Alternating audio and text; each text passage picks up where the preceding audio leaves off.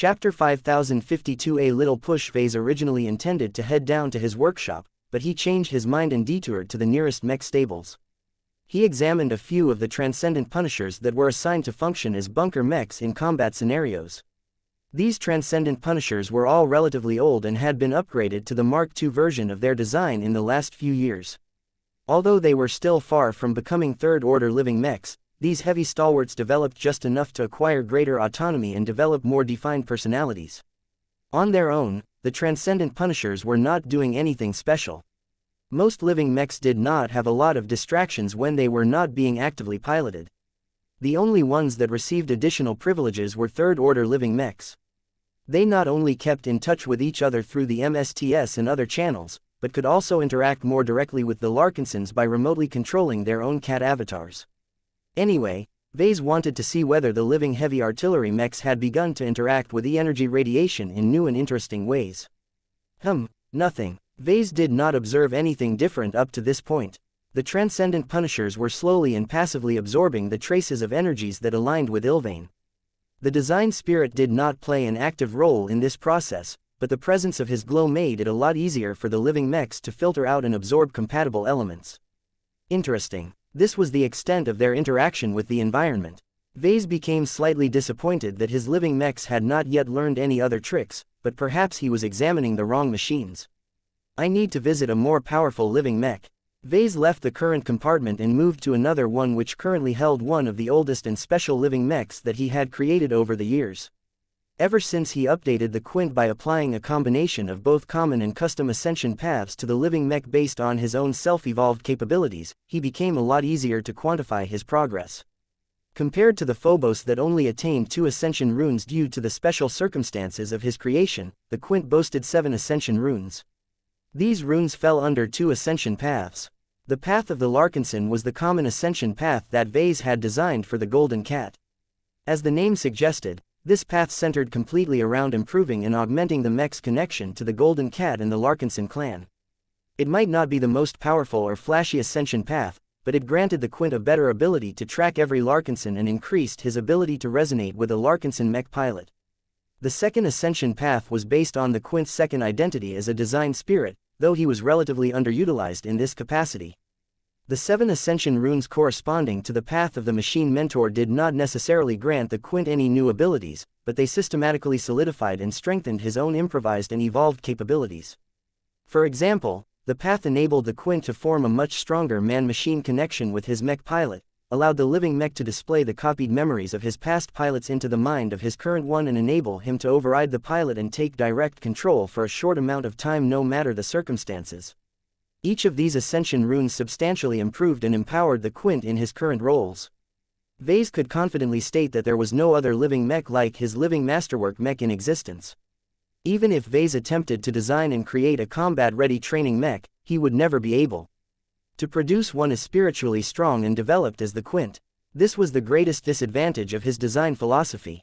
His living products could grow into formidable machines that could demonstrate strength and capabilities far beyond what he should be able to output at his current rank, but it took way too much time and nourishment to grow into another Quint, especially if the new machine started off as a second-order living mech.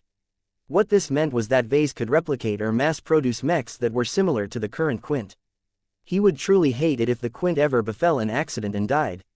The loss to the Larkinson clan would be incalculable even if the living mech was somehow able to transition into a pure design spirit like xianxia had once accomplished.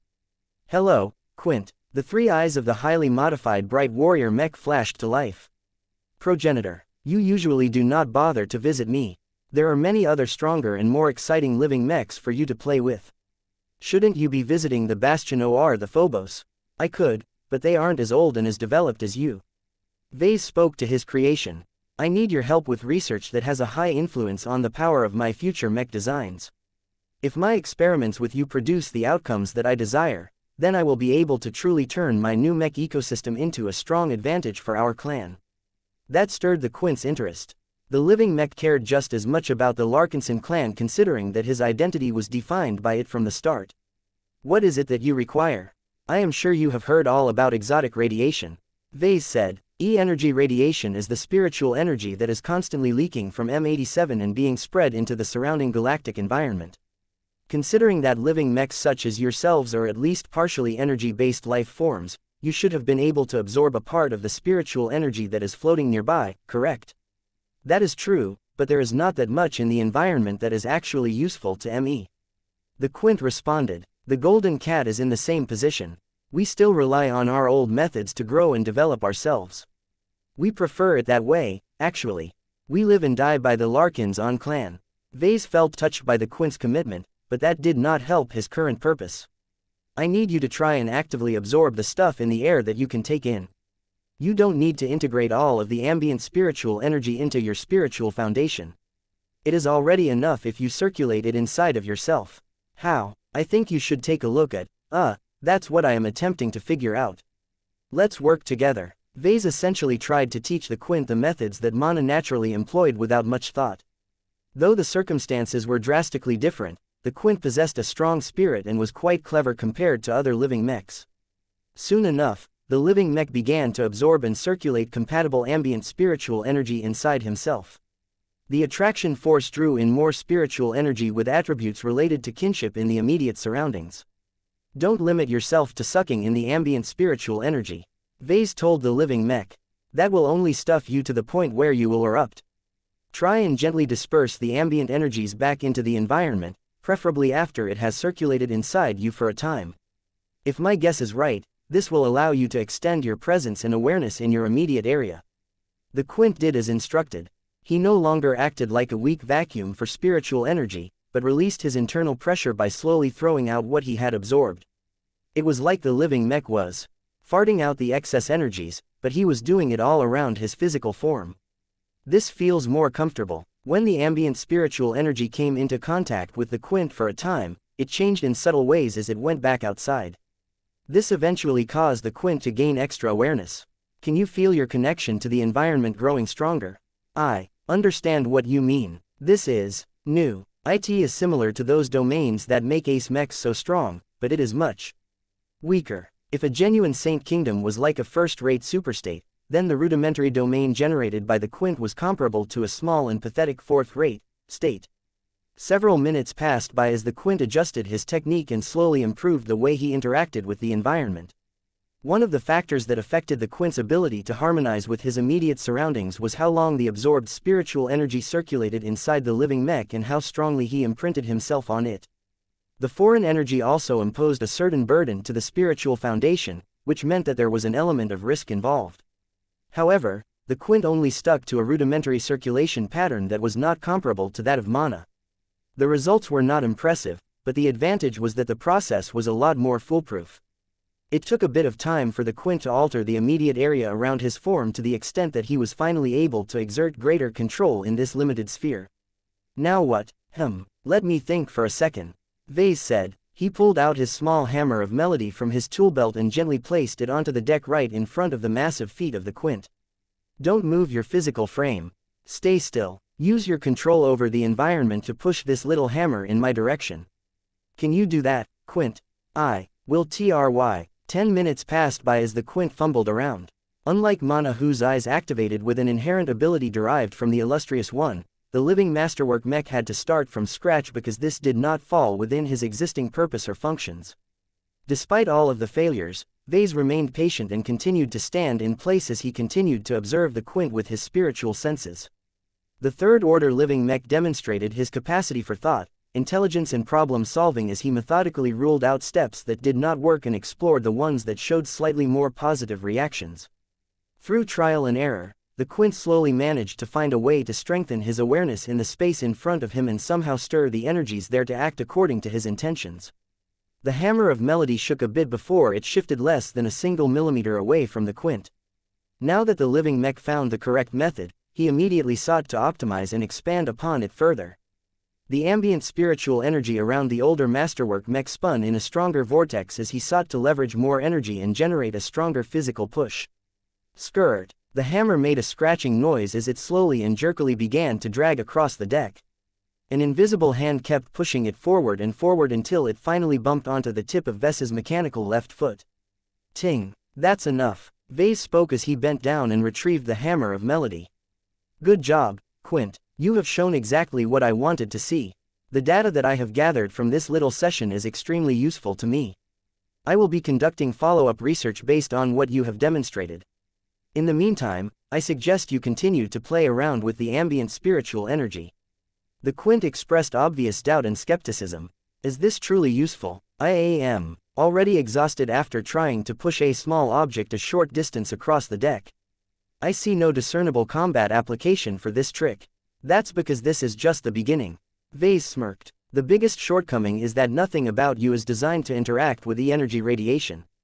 This will undoubtedly change once I design the right parts and apply the right modifications to your mech frame and spiritual foundation. I need to conduct further research, but I can already tell you that if I am able to succeed, living mechs such as yourself will acquire a much greater meaning in the future. Chapter 5053 The Eminence of Torment. The projection of a woman dressed in a black uniform stood in front of a gathering of leaders and military officers. She confidently described a summary of the findings that the Black Cats along with other friendly departments had managed to uncover after processing the intelligence gathered from the recently defeated Weednar raiding fleet. This is the leading alien figure that is in charge of the alien raiding fleets that are currently assaulting much of the human colonies in the Torald Middle Zone. A projected image appeared that showed a furred humanoid mammalian individual. Vase along with other leaders frowned at the appearance of the alien leader. Unlike most images of high-caste Orvans, the projected figure looked like he belonged in a hospital rather than a throne. The Orvan was over 4 meters tall and towered over his inferior Orvans, but he could have become even taller if he did not hunch over his back so much. The alien figure's fur was in an unhealthy shade of brown, and bore several patches that hinted at his less than healthy state. One of the most common ways to judge the status of an Orvan was to look at how much jewelry he or she adorned himself with. The one in the projected was definitely a notable big shot due to all of the necklaces, rings, bracers attached to his diseased body. Most impressive of all was his crown, though it did not look like any human creation. The headdress was made out of purple crystal that had been carved in a jagged and uneven shape. Despite the poor visual appearance of the Orvan leader, the figure nonetheless possessed an aura and demeanor that radiated absolute strength and authority. There was only one way that a high-caste Orvan could possess such an unquestionably superior posture. He's a Phase Lord, Vase stated with great certainty. After all, he was a Phase Lord as well of sorts. Organisms that managed to integrate phase water into their bodies acquired special characteristics that were quite easy to notice because of that reason. Phase water was an inherently powerful exotic that constantly warped the fabric space around it, so the body tissue of any organic creature had to undergo special transformations in order to resist these lethal effects. Due to adapting ritual derived from Orvan methods, his current state also shared a moderate resemblance to that of other Orvan Phase Lords. The strangest part was that the Orvan Phase Lord presented by Calabast clearly looked a lot worse than the images of other high-caste Orvans. The director of the Black Cats soon explained why this was the case.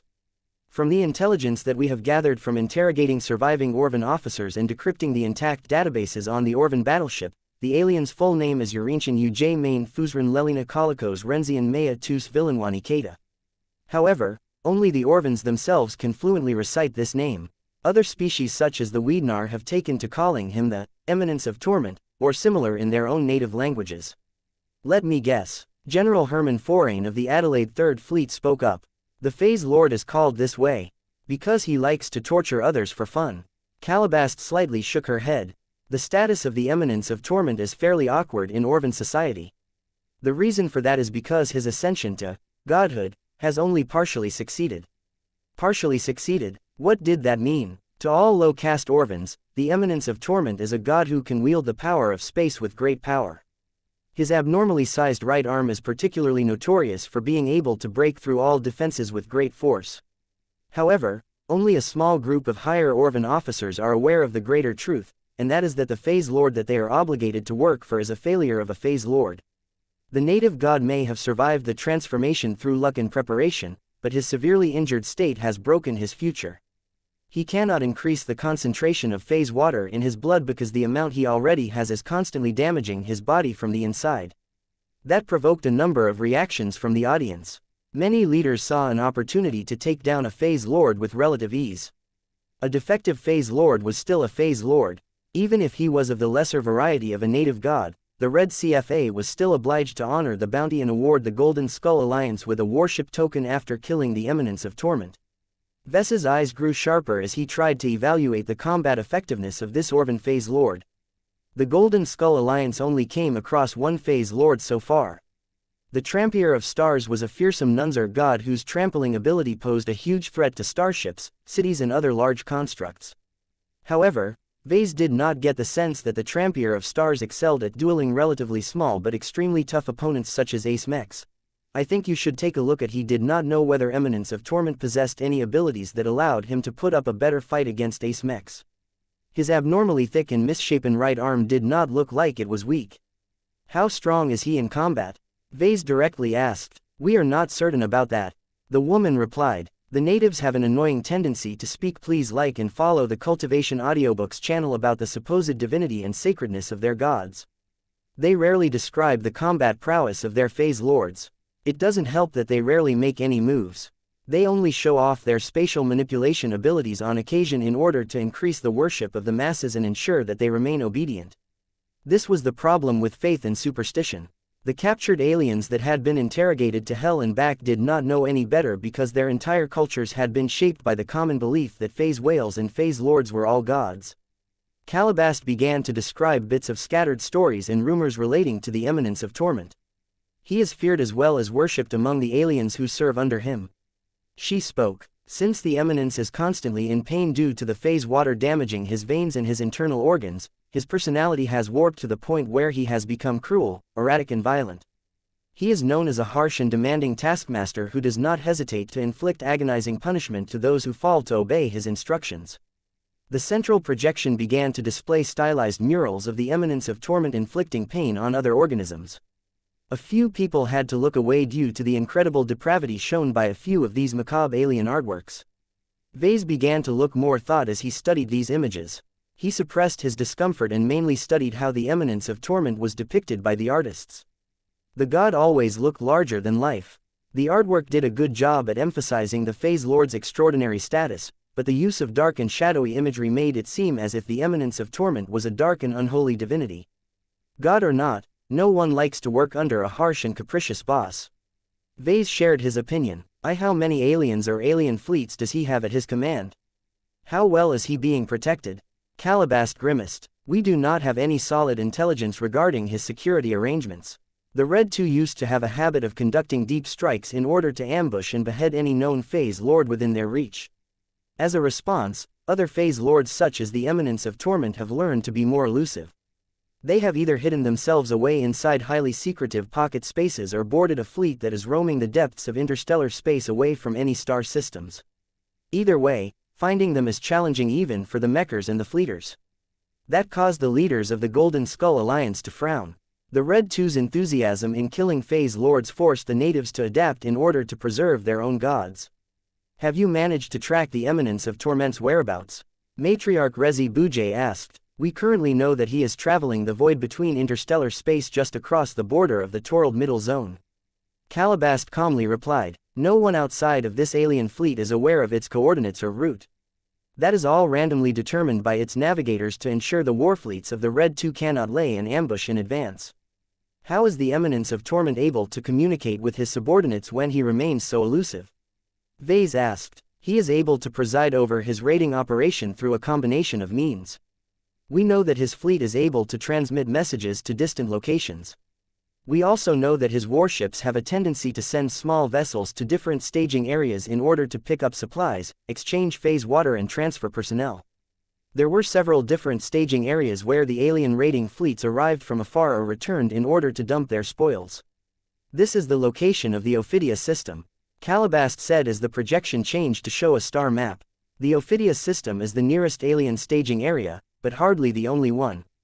It is currently frequented by dozens of fleets, though they are rarely present at the same time. In fact, it is quite empty most of the time. As long as we gather more intelligence and prepare specific counters to the various defenses set up by the aliens, it is possible to defeat the defending aliens and plunder whatever phase water and other valuable goods that have piled out in their warehouses. This triggered the interest of the leaders as well. If it turned out that it was too difficult to hunt down the Eminence of Torment, it was not a bad idea to settle for raiding an alien staging area instead. After all, the Ophidia system was completely static and unmoving. Even if the aliens stationed in this star system received advance warning of an impending human raid, they would never be able to evacuate all of their assets in time. The people gathered in the virtual conference room briefly discussed the viability of raiding the Ophidia system. Its defenses were fairly powerful but not too elaborate. They could be solved as long as the Golden Skull Alliance took the right steps. This staging area doesn't look too important, General Verl remarked. Destroying it won't stop the raids on the colonies of the Torald Middle Zone. At most, the attacks will slow down as the alien raiding fleets have to travel further in order to repair and resupply their warships. Marshal Ariadne Woden nodded in agreement. If we truly want to affect the strategic situation in this part of the Red Ocean, then we must find a way to track down the Eminence of Torment and take him down. From what we have learned, not all of the alien raiders are enthused about risking their lives to attack human space. They will likely grow scared and resist their orders with greater enthusiasm once they learn that their god has been slain. This was one of the reasons why the Red Fleet was so willing to hand out warship tokens. The strategic value of killing a Phase Lord was massive. The discussion continued after Calabast presented the information that they have learned so far. They argued whether they should raid the Ophidia system or wait for better opportunities. I believe it is better to set aside our unrealistic expectations of hunting down the Eminence Torment and settle for a more attainable goal of attacking the Ophidia system. Master Benedict Cortez shared his opinion.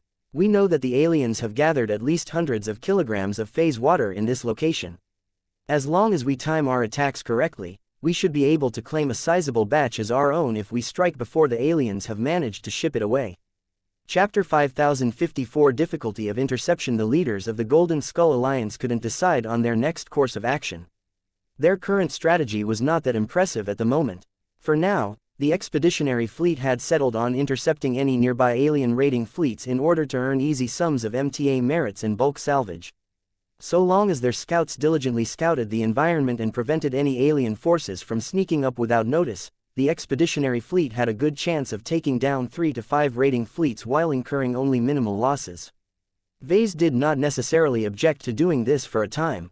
The Larkinson clan needed a lot of MTA merits to acquire high technologies and gain access to greater services that were necessary to form a small but fully fledged first-class fleet. However, what Vase desired even more was phase water. Many of his new and upcoming Larkinson mech design projects demanded the acquisition of a huge amount of phase water. Without thousands of kilograms of this highly desirable substance, there was no way for the Larkinson clan to fabricate all of the Storm Swords, Elephant projects, Transcendent Punisher Markils and other transphasic mechs needed to comprehensively upgrade the Larkinson army. What he needed was gigantic quantities of phase water, and the only way of obtaining what he and his clan required was to attack a more important alien target. Right now, that either meant attacking the Ophidia system or the Eminence of Torment. The former was a lot easier to accomplish, but it still entailed a relatively tough fight against large quantities of alien assets. The amount of phase water that the expeditionary fleet could obtain from this alien staging area would also be limited. Numerous interrogations already revealed that the aliens periodically shipped away all of the truly valuable goods. No, the real goal that Vase and his clan should be striving for was claiming the Eminence of Torment's bounty. Not only would the Golden Scullers gain the right to field a genuine warship, but they were bound to harvest much greater quantities of phase water. The Phase Lord's fleet was bound to accumulate a lot of phase water. This was because the staging area at the Ophidian system occasionally transferred batches of this vital substance to the Eminence of Torment rather than any important alien strongholds in the rear. Even if the so-called Torment fleet did not have a lot of readily available phase water on hand, the Golden Skull Alliance could always extract it from the Phase Lord's flesh. The Eminence of Torment's apparent body was only a condensed version of his true form. Just like the Trampier of Torment, his real body must be at least as large as a small starship. Even if the concentration of phase water in his enormous mass of flesh and blood did not exceed 0.1%, that still amounted to a huge quantity of phase water in absolute terms. Vase felt pained by the fact that the bodies of the phase whales that the expeditionary fleet defeated in the past ended up in the hands of the Mech Trade Association. Aberrant or not, any phase whale could easily contain thousands of kilograms of phase water on account of their substantial mass. The MTA merits he received for defeating the unclean whales and criminal whales paled in comparison to the profits earned by the Mechers. The Red 2 were the greatest scammers in the Red Ocean. No other organizations had become so proficient at robbing people of their spoils and making their victims feel grateful in the process. Vase narrowed his eyes. If the Golden Skull Alliance somehow managed to track down and intercept the Eminence of Torment, he did not believe the Red Two would be able to arrive quickly enough to claim the carcass for themselves. The rules and regulations surrounding the bounties did not state anything about needing to surrender the entire bodies to the Red Association or the Red Fleet. This was not always possible, as the carcass of a dead Phase Lord may be too big and heavy to ship back to human space in a short amount of time. The additional risks and troublesome logistics might also deter a lot of pioneering organizations from putting a lot of effort into hunting down the native gods. In short, this was a good opportunity to defeat a Phase Lord and carve up his exceptional body before the Red MTA arrived to steal away the best spoils. Vase met with Calabast in private in order to ask a few additional questions.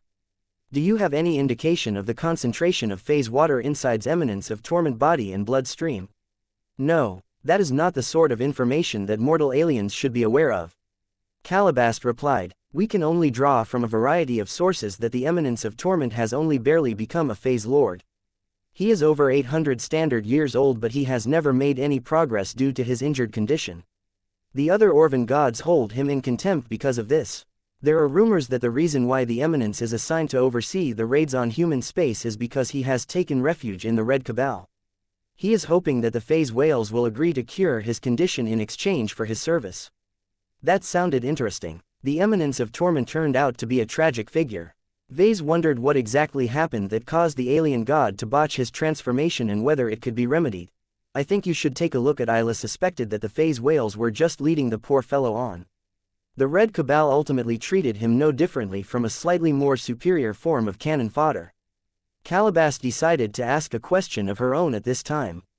Just out of curiosity, is our mutual friend Ilvain able to track down the Eminence of Torment's coordinates?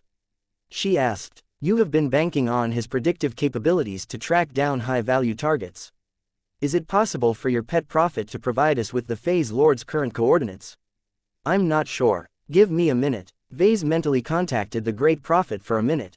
Once he obtained the answers he needed, he regained his focus but did not look too optimistic. Ilvain is powerful enough to predict the Torment Fleet's current coordinates, but it is much more difficult to predict its future trajectory. This is not that useful because by the time we reach this location, the alien fleet has already moved far away. We will have to invest a lot of time to make sequential predictions that slowly allow us to close the distance. That can take months or years. Calabast replied, not only that, but most of our starships are equipped with old-fashioned standard FTL drives. Only warp drives and superdrives are able to travel freely in the large void between stars.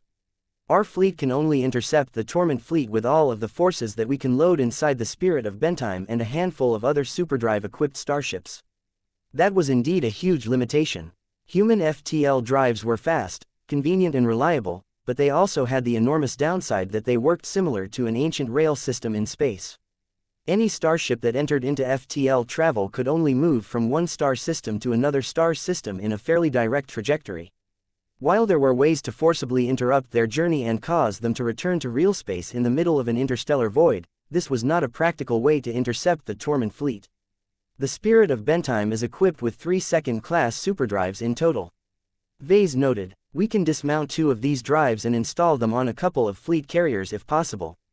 That will still limit us to bringing only a fraction of the amount of mechs at our disposal.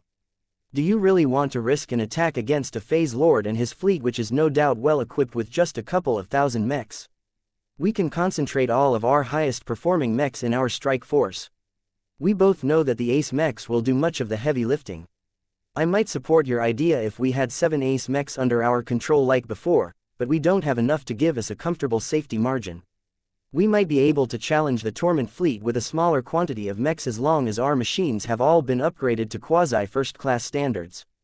Vase proposed. That may be possible, but how long will that take? Calabast retorted, currently, I see only 3 possible ways we can successfully intercept the Torment fleet. First, we do as you suggested and wait until we have built up an elite force of quasi-first-class mechs. Second, we find a way to acquire and install a large quantity of warp drives or superdrives onto our starships. Third, we learn from the example of the Gemini family and look for additional allies to bolster our numbers. I personally prefer the latter as that is the most expedient option. She was right. If Vase couldn't wait to complete the first or second options, he could settle for attracting a bunch of like-minded allies in order to gather enough superdrive-equipped carriers to catch up with and attack the Torment fleet with confidence. However, that entailed giving up a large proportion of the spoils. Vase did not want to be left with only a fraction of valuable Phase Lord body parts. Let's wait and collect more information, he told his spymaster. We can still refine our plans and come up with better options. Try and look beyond the obvious targets. There has to be a lot more than just the Ophidia system and the eminence of Torment. There are lots of occupied star systems beyond Torald's borders. We did manage to collect enough intelligence to give us a rough understanding of dozens of occupied star systems that are located deeper into alien space than the Ophidia system, but attacking them is not worthwhile. They are either occupied by relatively minor races that do not offer enough valuable plunder, or they are fortified to the point where our mech forces are bound to suffer serious casualties. Vase furrowed his brows in thought. Can you pass on the intelligence of those star systems? I would like to take a look at the information myself. All of those planets that have long been occupied by the indigenous aliens are bound to hold a lot of goods. He began to entertain ideas about targeting these star systems. So far, the indigenous aliens were enthusiastically raiding human colonies. Why not turn the tables against them and raid their own territories in retaliation? Who said that humanity had to remain on the defense? As long as his expeditionary fleet managed to catch the indigenous aliens off guard, it should definitely be possible to plunder an established alien planet and get away before any reinforcements arrived. Of course, Vase could not directly send the expeditionary fleet into alien space on a whim. The Golden Skull Alliance needed to follow a process and gather enough information to lower the risks of this operation. Vase clearly understood that a lot of his fleet's past successes had been due to good preparation and developing a thorough understanding of the opposition. It only took a single mistake to destroy the fleet and cause everyone who took part in an ill-fated adventure to lose their lives. Even so, Vase did not give up on looking for alternate and more lucrative raiding targets. This was the only way for his clan to quickly obtain lots of phase water. Vase smiled at Calabast. Ilvain is slowly growing stronger over time. He is gaining more and more nourishment from the environment just like all of our other design spirits. Who knows, he may be able to provide us with a prediction that may give us a golden opportunity to overtake the eminence of Torment. We just need time to grow. Chapter 5055 Rudimentary Results. Vase set his sights on the eminence of Torment. Killing this phase lord would kill multiple birds with a single stone. Not only would he be able to harvest a huge amount of phase water at once, but he would also be able to get his hands on a warship token. Although it was rather troublesome to determine the ownership of the warship token after a successful battle, that was a problem to worry about later. It was always better to secure it first before doing anything else. He issued a bunch of instructions to Calabast to make sure the black cats looked into the right phenomena. He already came up with a couple of interesting plans, but he needed more information to confirm his assumptions. After dealing with this matter, Vase turned his attention back to his current research. After discovering that the Quint was able to accelerate his own growth and produce a pseudo-domain, Vase had investigated this phenomenon even further. The Quint had taken the initiative to share his own discoveries and methods with the other third-order living mechs, and soon each machine with a decent amount of intelligence had begun to absorb ambient spiritual energy in different ways. The methods were all fairly crude and rudimentary, but this was already enough to excite and entertain the machines. For example, when Vase paid a visit to the Dark Zephyr, he saw that the expert light skirmisher had become surrounded by a weak cloud of energies attributed to wind and shadow. Anyone who strayed close to the expert mech would definitely feel as if they had entered an invisible storm that disoriented their senses and made them feel as if they had been blown into the wind. Vase stepped inside the expert mech's faint domain in order to directly experience what it was like. This is impressive, Dark Zephyr. How well are you able to push objects within your range? Before he knew it, Vase suddenly felt a moderate push against his body. Isla took a few steps back until the invisible wall weakened in strength. That is the best I can do. The living mech's artificial voice boomed in the hall. My strength does not lie in pushing items around. I think I can use the control that I have gained over my surroundings for much more useful purposes. I need more time to figure out what I can do together with Tusa. Vase nodded. It's a good idea to work together with Tusa. You are a mech after all. You are made to work together with an expert pilot. Have you tried to see whether he can leverage your domain to produce a good result? We have, but we did not know what we were doing. We were working against each other more than anything. We need to learn how to coordinate our actions first. I see. Well, do your best. I hope that you will be able to produce surprising results in our next battle against the aliens. You need to do your best to increase your ability to fight against strong warships. I don't want you to build up too much of a dependence on transphasic grenades. After Vase learned what he wanted to know from the Dark Zephyr, he returned to his private lab and began to summarize the information that he had gathered up to this point. Pure energy-based life forms are able to do this a lot easier than ones that still have corporeal bodies. Vase concluded, most design spirits and all companion spirits are able to absorb E-energy radiation with relatively few barriers, but those with physical bodies have to deal with extra complications. In order to test this finding, he tried to do this himself without relying on Blinky. The air started to grow sharper but also more lively as Vase consciously tried to attract ambient energies related to life and metal. He was only able to attract it inside his body, but trying to circulate it caused his flesh to feel pained and uncomfortable. It was like trying to navigate through a maze. Each time the small flow of energy bumped into a dead end or took a wrong turn for whatever reason, it started to produce problems. He only managed to produce a stable circulation when he followed the same pattern as the wuxia energy that had always been circulating inside his body. However, Vase felt like it wasn't doing anything special aside from granting him a bit more control over his immediate environment. I am doing something wrong, he guessed. He tried it out with Blinky as well. It had taken a lot of trial and error to feel out his inherent circulation path, but the effect was rather disappointing. His biggest problem was that Messier 87 did not propagate any spiritual attributes directly related to mechs. Sure, the ambient spiritual energy radiating from M87 did produce a lot of related attributes such as various varieties of metals and craftsmanship, but it appeared the aliens did not adopt mechs in large enough quantities to become a fixture in their galaxy.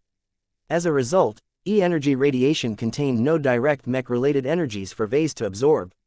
This is a problem, Vase frowned. While it was possible for red humanity to naturally produce a lot of mech-attributed spiritual energy as their society became more affected by exotic radiation, it would probably take years if not decades for this to happen. Fortunately, Vase happened to possess a cheat. Blinky no longer tried to absorb ambient spiritual energy directly, but instead devoured it into his stomach and rapidly converted all of the foreign energies into mech and life attributes. Although Blinky was unable to contain all of these newly produced energies, both Vase and his companion cat began to absorb a part of them and circulate them in their bodies. Both of their eyes lit up. It works. The efficiency was still awfully low, but both human and cat could feel that they were making progress. The only issue was that the growth was purely quantitative in nature.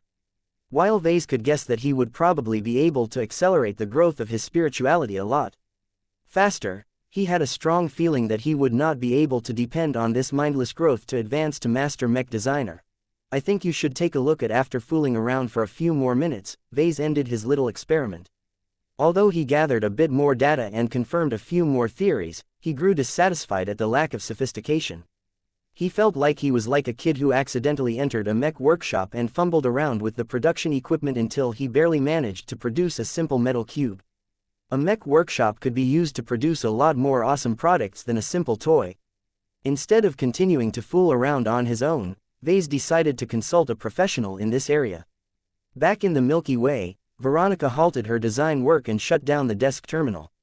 The cyborg cat jumped off the desk and floated away from the private workplace and began to navigate the corridors of the Throne of Light. The living divine artifact soon reached an armored hatch that was guarded by a pair of menacing soldiers. The cat phased through the hatch without getting stopped, as everyone knew that Veronica was allowed to travel anywhere inside the heavy cruiser. Veronica emerged in a compartment that looked like a cross between the interior of a traditional wooden temple and a carefully arranged garden. Incense burned from the walls while plants and flowers flourished in the natural environment. Insects crawled between the bushes while small birds chirped at each other. Water flowed from a tiny river while colorful fish swam beneath the surface. It all gave Vase a strong sense of life and vitality in a different variety than he was used to working with as a mech designer. While Vase attempted to combine life with mechs, his mother apparently stuck a lot closer to nature.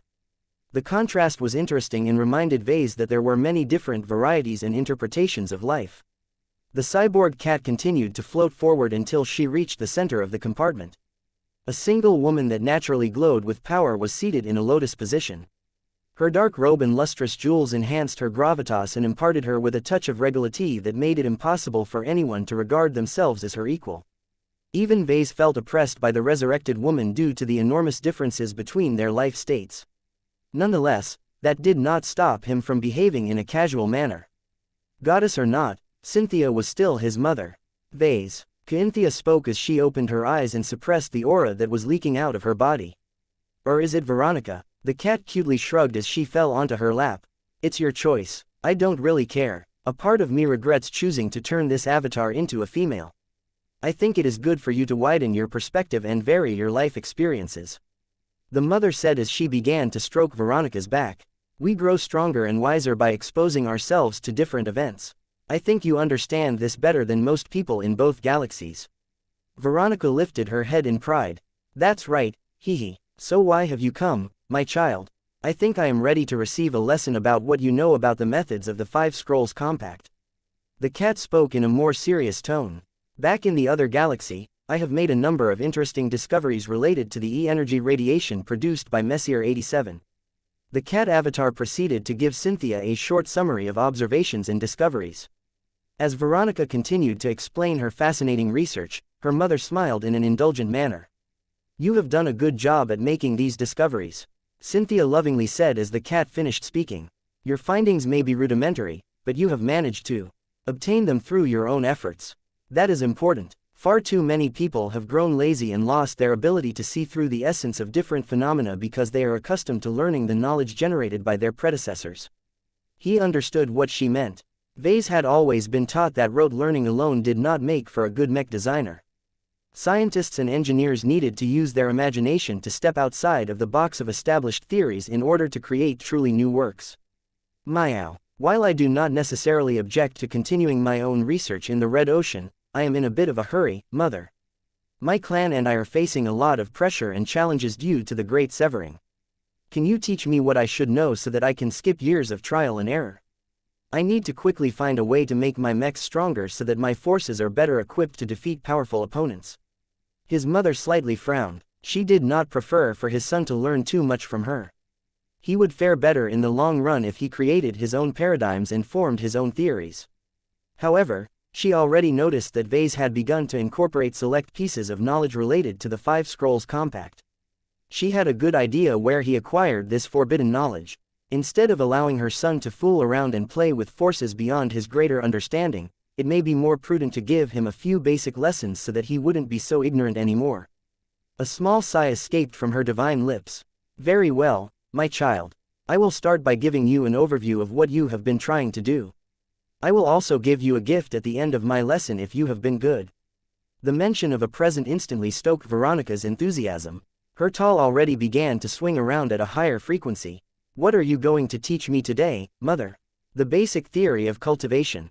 The powerful mother replied. Chapter 5056 Purpose of Cultivation. The Lady of the Night continued to sit in the middle other meditation room while she gently held Veronica on her lap. Though the resurrected woman did not like it that her child had chosen to dad her cat form with metal, she at least managed to do a decent job of making her exterior feel warm and filled with life. Veronica almost squinted and purred. Her silvery tail swished with contentment as she enjoyed a moment that she had never been able to experience for a long time. No matter how many setbacks and difficulties Vase experienced in the past, what mattered the most was that her mother had returned to life. That was worth almost everything. Cultivation. Her mother's ethereal and slightly echoing voice spoke. Cultivation is a large and all-encompassing subject. I can treat you like a novice and give you a shallow and simplified description of its meaning, but you are not a child anymore. You are a senior mech designer, and more besides. You have already touched the greater truths of our universe. I believe it is more appropriate to give you a more general and truthful overview from my own perspective. It is a story that not many leaders from the Five Scrolls Compact and related organizations want people to know. This is because the truth pierces through a great number of falsehoods that serve as their foundation. That sounded interesting. Veronica grew more and more eager to know what her mother had learned through her own lifetime. What is cultivation, exactly? The cyborg cat asked. Good question. I think the clearest way to understand the answer is to become aware of the goals that people pursue when they engage in cultivation. What is the goal and meaning of cultivation? To become more powerful. Veronica immediately replied. Cynthia smiled and scratched the cat behind the ears.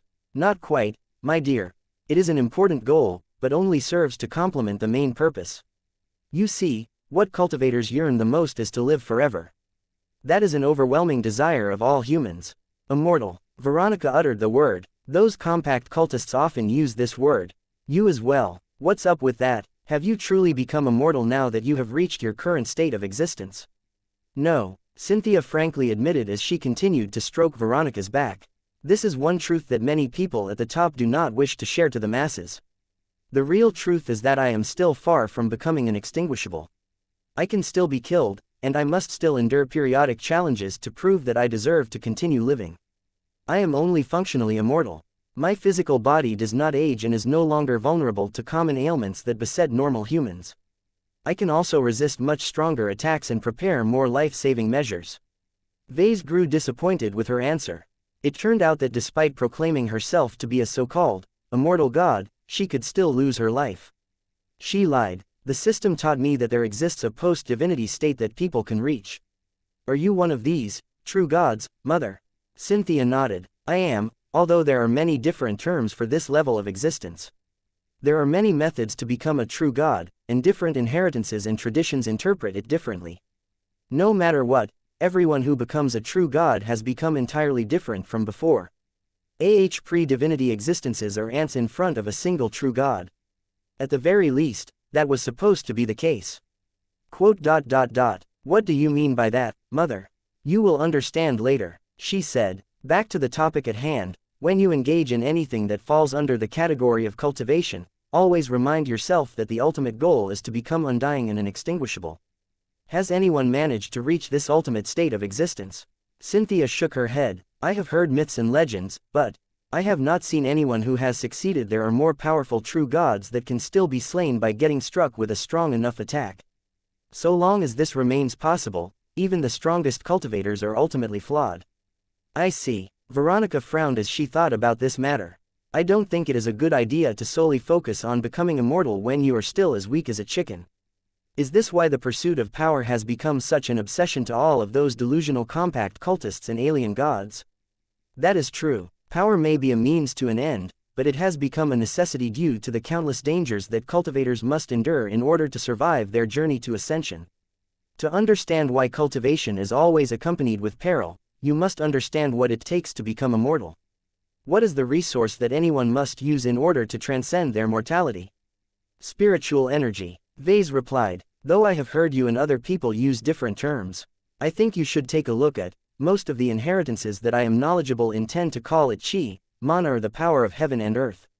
The mother explained. These words do not always translate well to modern human standard language as they are filled with deeper meanings in the languages they originate from. Cultivation is an ancient practice. It is older beyond your belief and it has emerged in many different cultures throughout many different time periods. Regardless of these differences, they are all united by their interaction to a common resource, which you call spiritual energy. Now think about this further. Where does spiritual energy come from? How is it produced? Veronica briefly paused in order to compose her answer.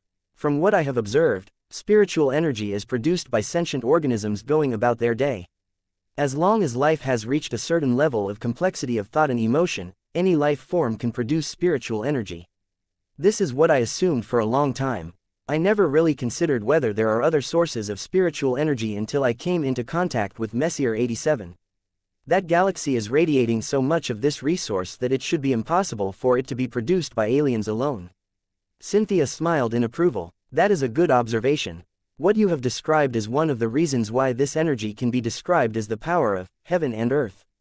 The earth portion can be interpreted as the spiritual energy produced by the weak and mortal organisms that typically but not always live on planets.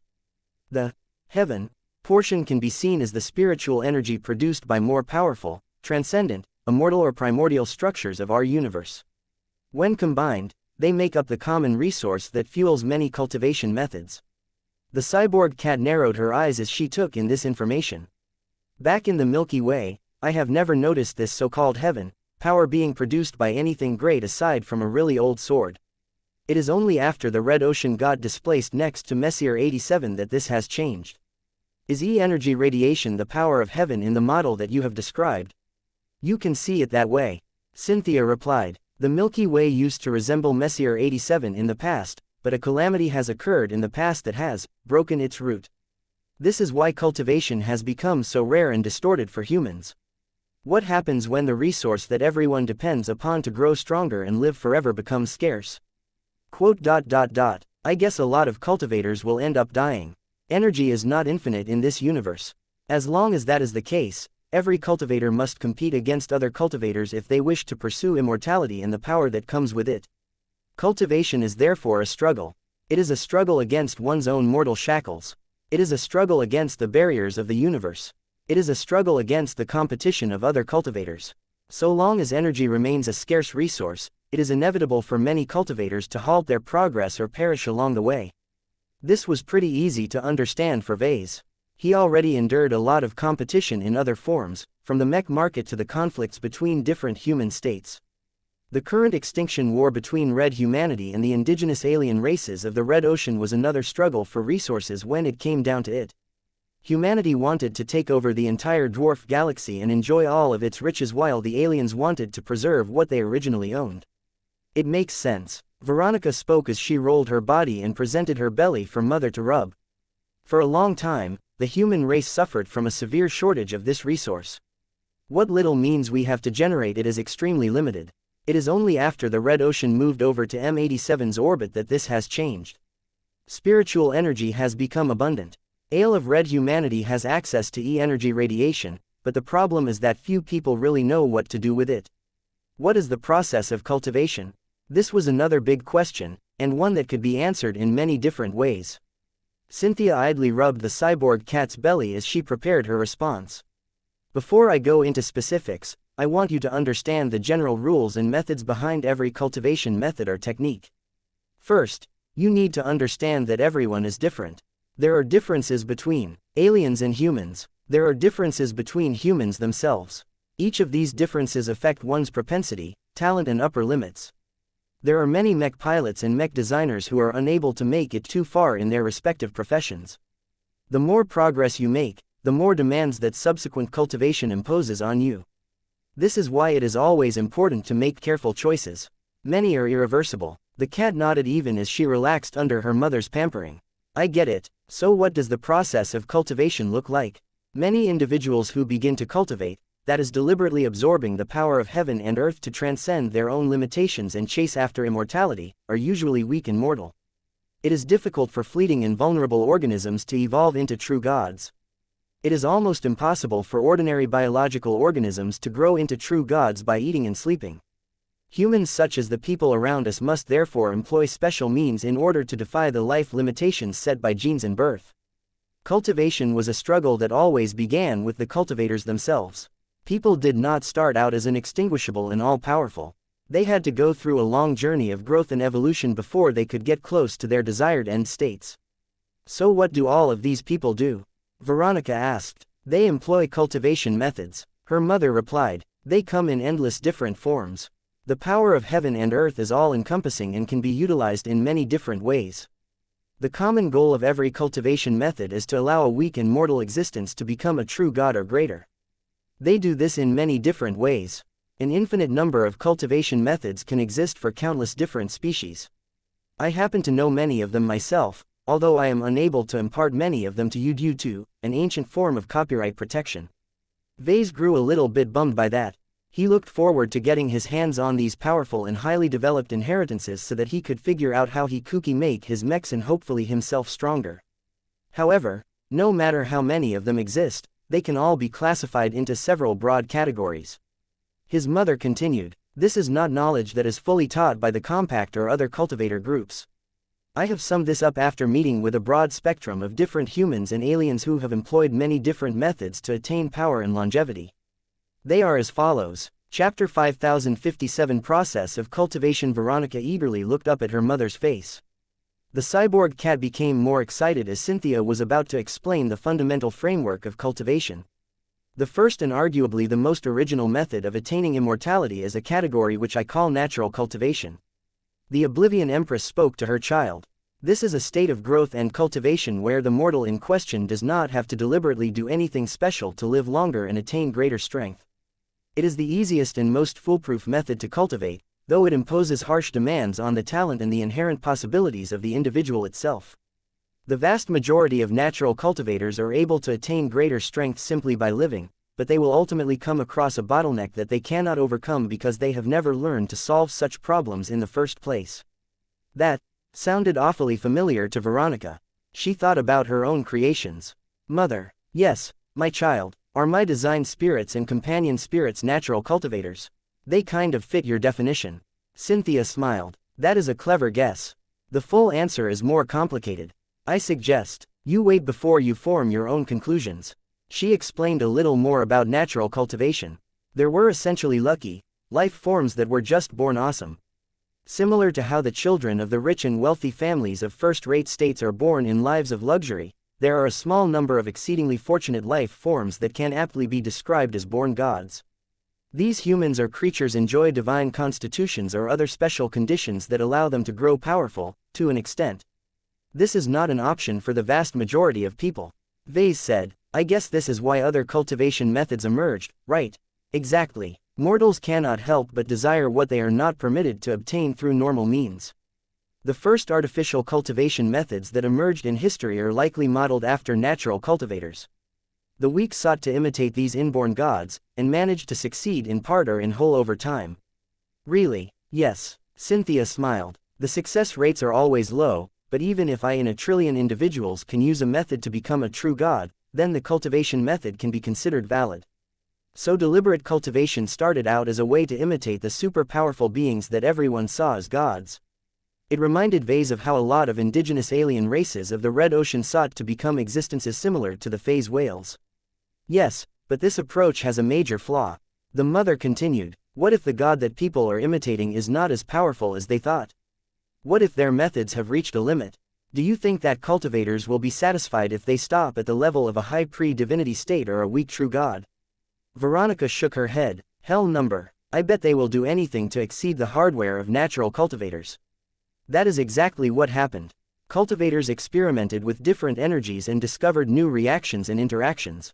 They eventually found out that natural cultivators are mostly able to grow stronger by deriving strength from the power of heaven and earth. As such, instead of trying to copy the cultivation approach of an alien life form that is never fully compatible with their own physiques, the ambitious cultivators cut off the middlemen and sought to attain power from more direct sources. This has led to the birth of chi cultivation. Chi cultivation sounded like a big deal. Vase guessed that this may be the most orthodox and mainstream form of cultivation. What distinguishes chi cultivation from other forms of cultivation? Veronica asked. As I have mentioned earlier, chi cultivation methods try to foster growth by absorbing certain elements of the power of heaven and earth. I am sure that you have discovered that the spiritual energy that you have always been playing around with is not uniform. It is split up into a potentially infinite variety of elements or attributes. Chi cultivators have sought to fuel themselves with the types of spiritual energy that they have access to, desire the most or feel compatible with. These can encompass fundamental forces of the universe such as gravity and electromagnetism. They can also encompass abstract concepts such as justice, love and civilization. They can even be more specific such as belief in the new Rubarth Empire or the affection for your own family. This is because all of them are fundamentally derived from the power of earth or the power of heaven. As long as the elemental chi for it exists, it can be used to power one's ascension to godhood. Veronica looked impressed. What her mother told her explained so much and matched with many of her previous observations. So this is the most orthodox form of cultivation? Veronica guessed. Yes, anyone can engage in chi cultivation. Spiritual energy is everywhere, and even a barren location such as the Milky Way can still produce limited quantities of it by relying on the power of earth.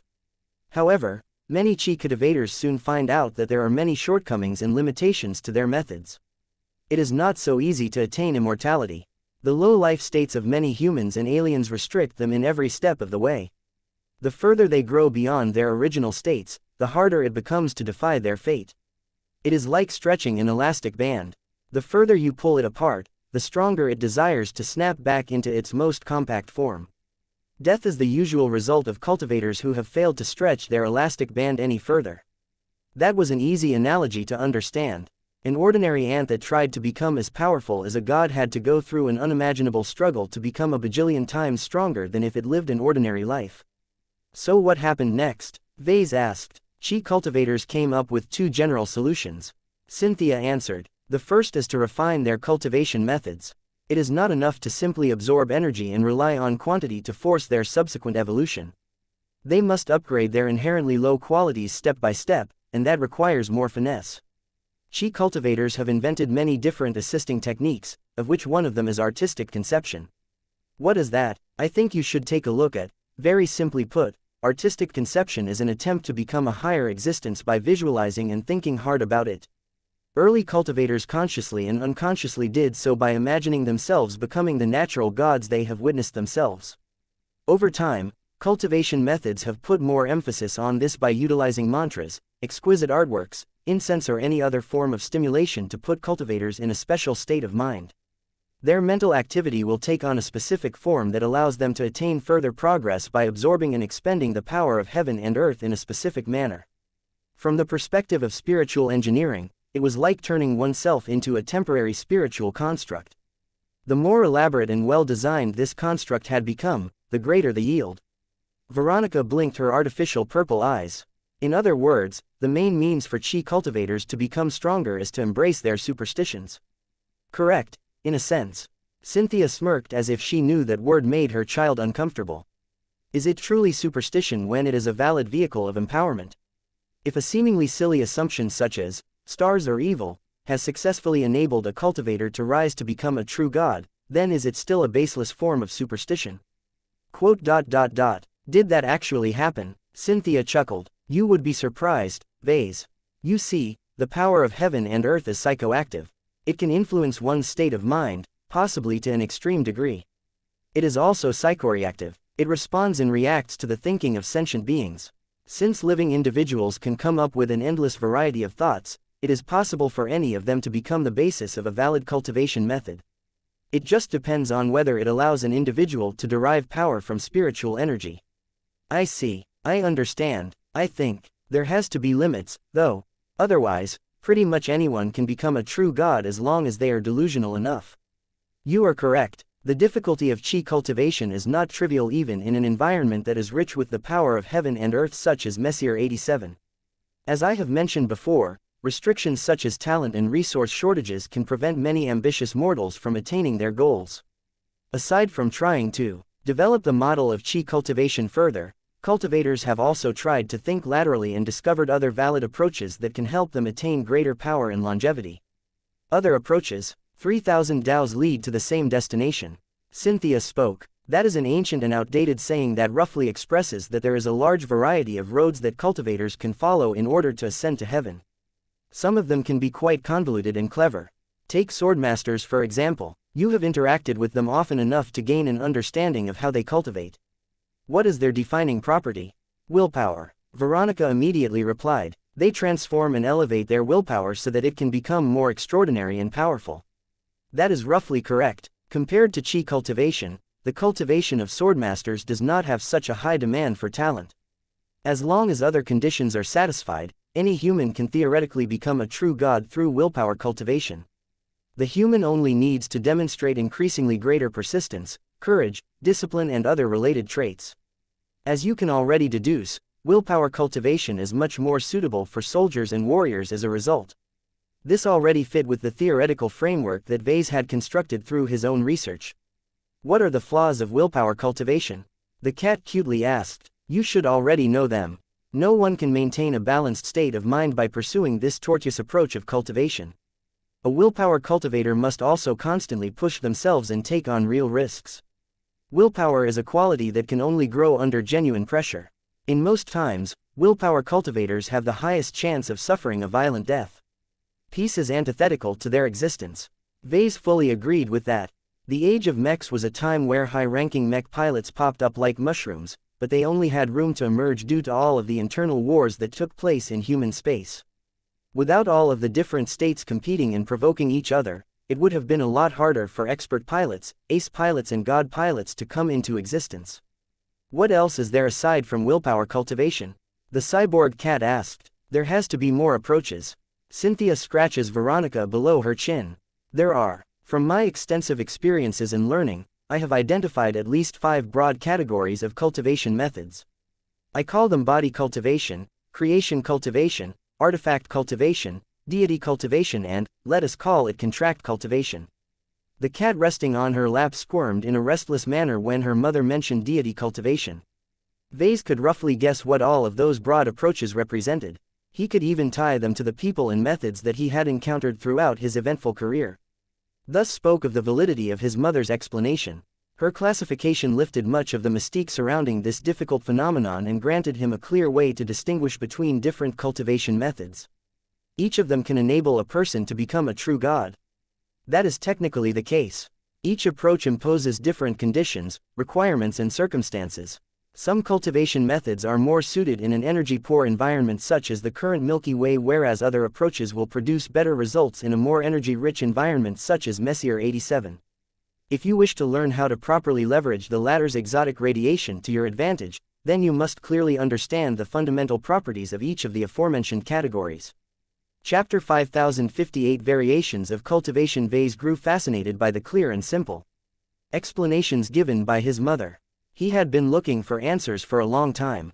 His mother had always played coy and continually told him that he shouldn't learn for her and instead try and figure out stuff himself. Fortunately, he managed to hoodwink her into giving him a basic introduction into cultivation. Even if this was relatively basic knowledge, it already helped him figure out better and more systematic ways to make his own product stronger. Creation cultivation should be of great interest to you, seeing as it closely fits with your profession. The Lady of the Night spoke to the avatar of her son. This form of cultivation emerged as an offshoot of chi cultivation. Those that have chosen to become producers have developed specific cultivation methods that allow them to derive growth through the act of creation. This can encompass many different activities, from producing items in a workshop to growing crops in a farm. It can also include the breeding of cattle and the administration of a city. As long as a cultivation method involves an explicit and deliberate component of production or expansion of a resource, it falls under this broad category of cultivation.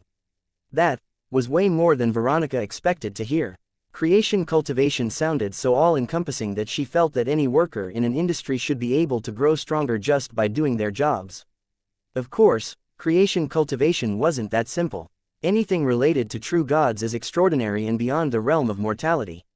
Cynthia emphasized. That means that if a creation cultivator wishes to reach this level, then he must constantly endeavor to produce more exceptional results. It is not enough for a blacksmith to produce 1,000,000 average nails. He must produce nails that are more powerful and exquisite than any mortal craftsman can make. This is also the main difficulty of this broad approach. A creation cultivator must develop and rely on their creativity, ingenuity and other related strengths to create new and exceptional works. That fully aligned with what Vase knew about mech designers such as himself.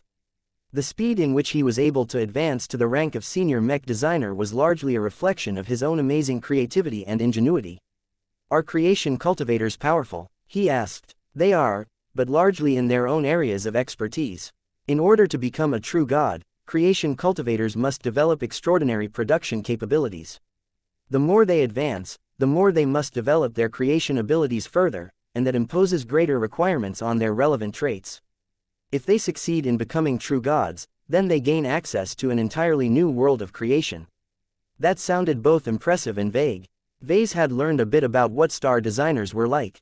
He looked forward to accessing this new world of creation, as his mother described. Cynthia moved on to the next cultivation category.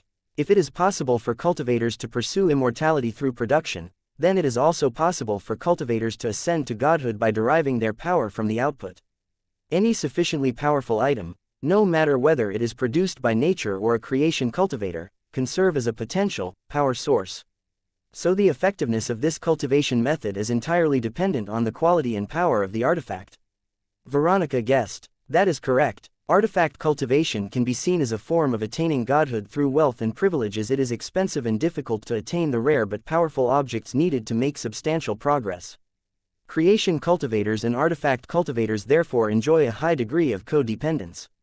Artifact cultivators must provide the resources needed to produce exceptional items or cover for their cost in other ways. Creation cultivators must satisfy the needs of their demanding clients. That happened to match the relationship between mech designers and mech pilots. One could not truly exist without the other. They both needed each other in order to thrive to the fullest. The mother moved on to explain the next approach to cultivation. Body cultivation is just as it describes. It is a means to become a true god by developing one's physical body to an extreme. Cynthia said, it is considered to be a diametrically opposite approach to chi cultivation. While the latter generally seeks to make a cultivator transcend his mortal body, body cultivation seeks to grow and exploit it to an extreme.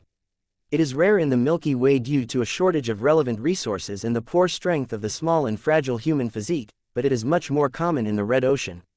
Because of phase water, Vase quickly realized, are you saying that phase whales and phase lords are body cultivators? Cynthia smiled and nodded. It may seem as if the methods of these aliens are unrelated to our own, but cultivation is as universal as the power of heaven and earth. Phase water is a special substance in many ways. It is a gateway into different dimensions as it can warp space itself. Another way to look at phase water from the perspective of cultivation is that it can grant access to normally inaccessible energies that can facilitate body cultivation. This does not have to be spiritual energy, but it may very well be. I am not too familiar with the cultivation methods of phase lords. I see. According to Cynthia's mode of body cultivation, it was a method of empowering the body to a divine state by nurturing it with powerful energies. Phase lords did not directly grow powerful by adding phase water to their bodies. They actually derived their power from using phase water to open portals to higher dimensions that were filled with special and more potent energies. Perhaps this was the biggest difficulty to getting started as a phase lord. All of those native aliens who failed and died in their attempts had not managed to tap into the right higher dimensions. Did this mean that Vase and Veronica had opened channels to those specific dimensions as well? Both of their bloodstreams contained phase water, after all. Perhaps even now, their bodies were growing larger and heavier as their physical bodies were constantly nurtured by higher dimensional energies. Veronica shifted in her mother's lap. Are the body cultivators of the Red Ocean strong? Cynthia shook her head. As I have said, I do not know much about them, but from what I am able to deduce, phase lords may very well possess the highest direct defense and durability against attacks. They should be extremely difficult to kill when confronted by the same level of opposition. That sounded troublesome. Vase had already set his sights on the imminence of torment, but if this Orvan phase lord could withstand the combined attacks of 3 powerful ace mechs, then this alien god would have plenty of opportunities to escape. Vase did not want the eminence of torment to warp away from the battlefield with ease like the trampier of stars. Body cultivators have their own difficulties, though. Cynthia said, they have formed the greatest dependence on specific resources to grow their bodies. The cultivation process can also be painful and life-threatening. Mistakes can easily result in undesirable mutations and escalating health problems. That did not sound good to Vase. He grew a lot less happy about stepping foot on the path of a phase lord. I think you should take a look at. Moving on, deity cultivation should also be a form of growth that you should be intimately familiar with. Cynthia grinned. It is usually reserved for true gods and beings that have already attained great strength. As its name suggests, this cultivation approach is a means of deriving spiritual energy and other useful resources from the worship of a large number of sentient beings. The greater the quantity of worshippers, the greater the supply of sustenance. The higher the strength of individual worshippers, the greater the quality of sustenance. Vase hated this form of cultivation, yet he also recognized that he had been taking advantage of it. Many of his design spirits essentially relied on this approach to grow more powerful. I guess this method has become fairly prevalent in the Milky Way due to the lack of the power of heaven, am I correct? He asked. Precisely. Even deity cultivation cannot easily elevate anyone into a true god. The principal resource is worshippers. This is a major restriction as many humans are alive in the Milky Way today, but the vast majority of them are astonishingly weak. The worship of stronger and higher beings is needed for a deity cultivator to transform into a true god, and that is challenging even in a more energy-rich environment. Strong beings that have aspirations to godhood do not easily worship other gods. Cynthia explained a bit more about the supposed gods that followed this cultivation approach. They did not sound like gods at all to Vase. They sounded more like leeches that stole the energies produced or absorbed by other hardworking sentients. It sounded no different from company bosses who grew fat and rich off the labor of ordinary workers. What are the downsides to this form of cultivation? Vase asked. There are many shortcomings to this particular approach. Aside from the limitations of worshippers, there is also the risk of getting affected by their collective beliefs. If a large group of faithful beings believe that a god is violent, then the deity cultivator will slowly develop more violent tendencies. This can be a double-edged sword, and has ultimately harmed many wuxia gods. That sounded about right. Vase had already recognized this mutual interaction between his design spirits and the mech pilots that supplied spiritual feedback. He decided to bring up another related topic. I think I came across faith energy once upon a time. Can you explain more? His mother shook her head. You are not ready to learn about the power of faith. This is an exclusive resource for true gods and higher beings. I will explain it to you on another day. That disappointed Vase a bit, but he already expected to hear this kind of answer. Faith energy was powerful, but it was also extremely dangerous to those that were not capable of harnessing its great might. There is one more type of cultivation. Veronica said instead. Yes, contract cultivation may not be the most elegant description that I can choose from, but it has a clear meaning. It is a form of cultivation by establishing an implicit or explicit contract with another powerful being. This contract spells out an exchange where the contract cultivator can obtain the power he needs in exchange for trading another resource. For example, a weak contract cultivator can worship a powerful deity cultivator. The former strengthens the latter through worship. The latter can reward the former by awarding small amounts of specific and higher quality energies. The cyborg cat immediately grew less enthused about this cultivation approach. That sounds pathetic. These contract cultivators are basically worshippers who pray to gods in the hopes of obtaining a handout, from what I can tell. Let me guess. These contracts are rarely fair and equitable. Cynthia patted Veronica's head. That is often the case. A large power balance exists between both sides of the contract. Exploitation is common, but contract cultivators will continue to sell their services at an enormous disadvantage, as this is the easiest form of cultivation. There is no real difficulty in praying. Even the weakest and most talentless human can become powerful through the blessing of a god, though he will probably require more energy to break his shackles. The rewards they receive are entirely dependent on the generosity and rules of the objects of their worship. All of these different approaches to cultivation made up the vast majority of methods that humans and aliens used to become more powerful. While there were doubtlessly a lot of other weird methods that did not fall into any of the boxes described by Cynthia, the framework of cultivation was impressively comprehensive while also remaining simple enough to remain close to the truth. Veronica rolled her body in her mother's lap. I think I understand now. There's just one problem. Where do mech designers and mech pilots fall under? They sound mostly like creation cultivators and artifact cultivators, but they encompass bits and pieces of other cultivation approaches. Cynthia already expected her child to bring up this issue. She smiled at the cyborg cat. That is because cultivation methods have become incredibly advanced nowadays. Countless generations of cultivators have continued to build upon the progress of their predecessors. It has become common to mix and match processes from different cultivation approaches in an attempt to make up for shortcomings and produce greater synergies. Do you understand? Developing a cultivation method is similar to designing a mech. You need to take different components and mix them together in a clever arrangement to draw the greatest possible performance out of the parts. That sounded remarkably easy, though Vase knew it was anything but simple. If mech designers and mech pilots are products of large inheritances, then they must have incorporated a lot of different processes. The cyborg cat remarked. That is correct. Can you guess which cultivation approaches these two relatively new and recent professions have borrowed from, my child? Chapter 5059 Mech Design Cultivation Method, Meow Meow Meow. Veronica squinted her eyes in pleasure as she ate chunks of delectable meat fortified with chips of unending alloy. As a cyborg cat, her diet became a little complex. She was somehow able to digest both organic and inorganic food. She did not strictly need to eat daily meals in order to survive, but it was good for her health and apparently her cultivation. Before this day, she did not really understand how living beings such as Lucky grew stronger by eating a lot of specific materials. Where was it all going?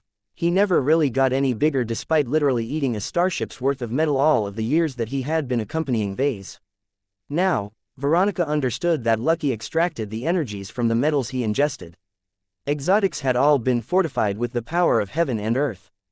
It took special processes to extract the spiritual energy that had been tightly intertwined into the structure of these special materials. Now that she was eating a meal that contained all manner of unusual ingredients, she could feel her own digestion system working to extract what little it could obtain from her food. Though the yield was awfully low due to various reasons, she was happy that she could promote her growth through the simple act of eating. She just became a little concerned about what would happen once she accumulated too many waste materials. Did she have to use the kitty litter box like Lucky? As Veronica filled up her stomach, Cynthia remained in the center of her peaceful meditation room. With the theory that Veronica had just obtained, she could already figure out why the chamber was set up in such a different fashion from the rest of the interior of the Throne of Light. The interior of the wooden meditation room had been arranged in a way to give her a more optimal environment that relaxed her psychological state and put her in a better mindset to cultivate according to a specific artistic conception. The prominent use of wood, the absence of cold and inorganic metals, the presence of flora as well as a little fauna along with the small river all conveyed a sense of nature. Veronica even had a feeling that the mediation room shared a close resemblance to a space important to her mother in her past. "Have you figured it out yet, my child?" The Empress of the Oblivion Empire spoke from her position at the center of the room. As the cyborg cat finished her bowl and licked it clean, she thought a little more before she presented her answer. "I think I have figured it out," Veronica said as she felt full and relaxed. "I will start with my own profession first as I am most familiar with its progression trajectory. It is clear that a mech designer is primarily a creation cultivator. He advances when he designs and possibly also makes mechs. The stronger and more ingenious the mech, the more progress he makes. A mech designer may be able to gain boosts through other methods, but they cannot replace the fundamental requirements of developing good mechs." Her mother nodded in approval.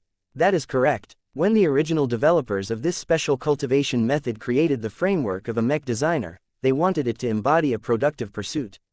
You see, most creation cultivation methods are auxiliary methods which can complement chi cultivation.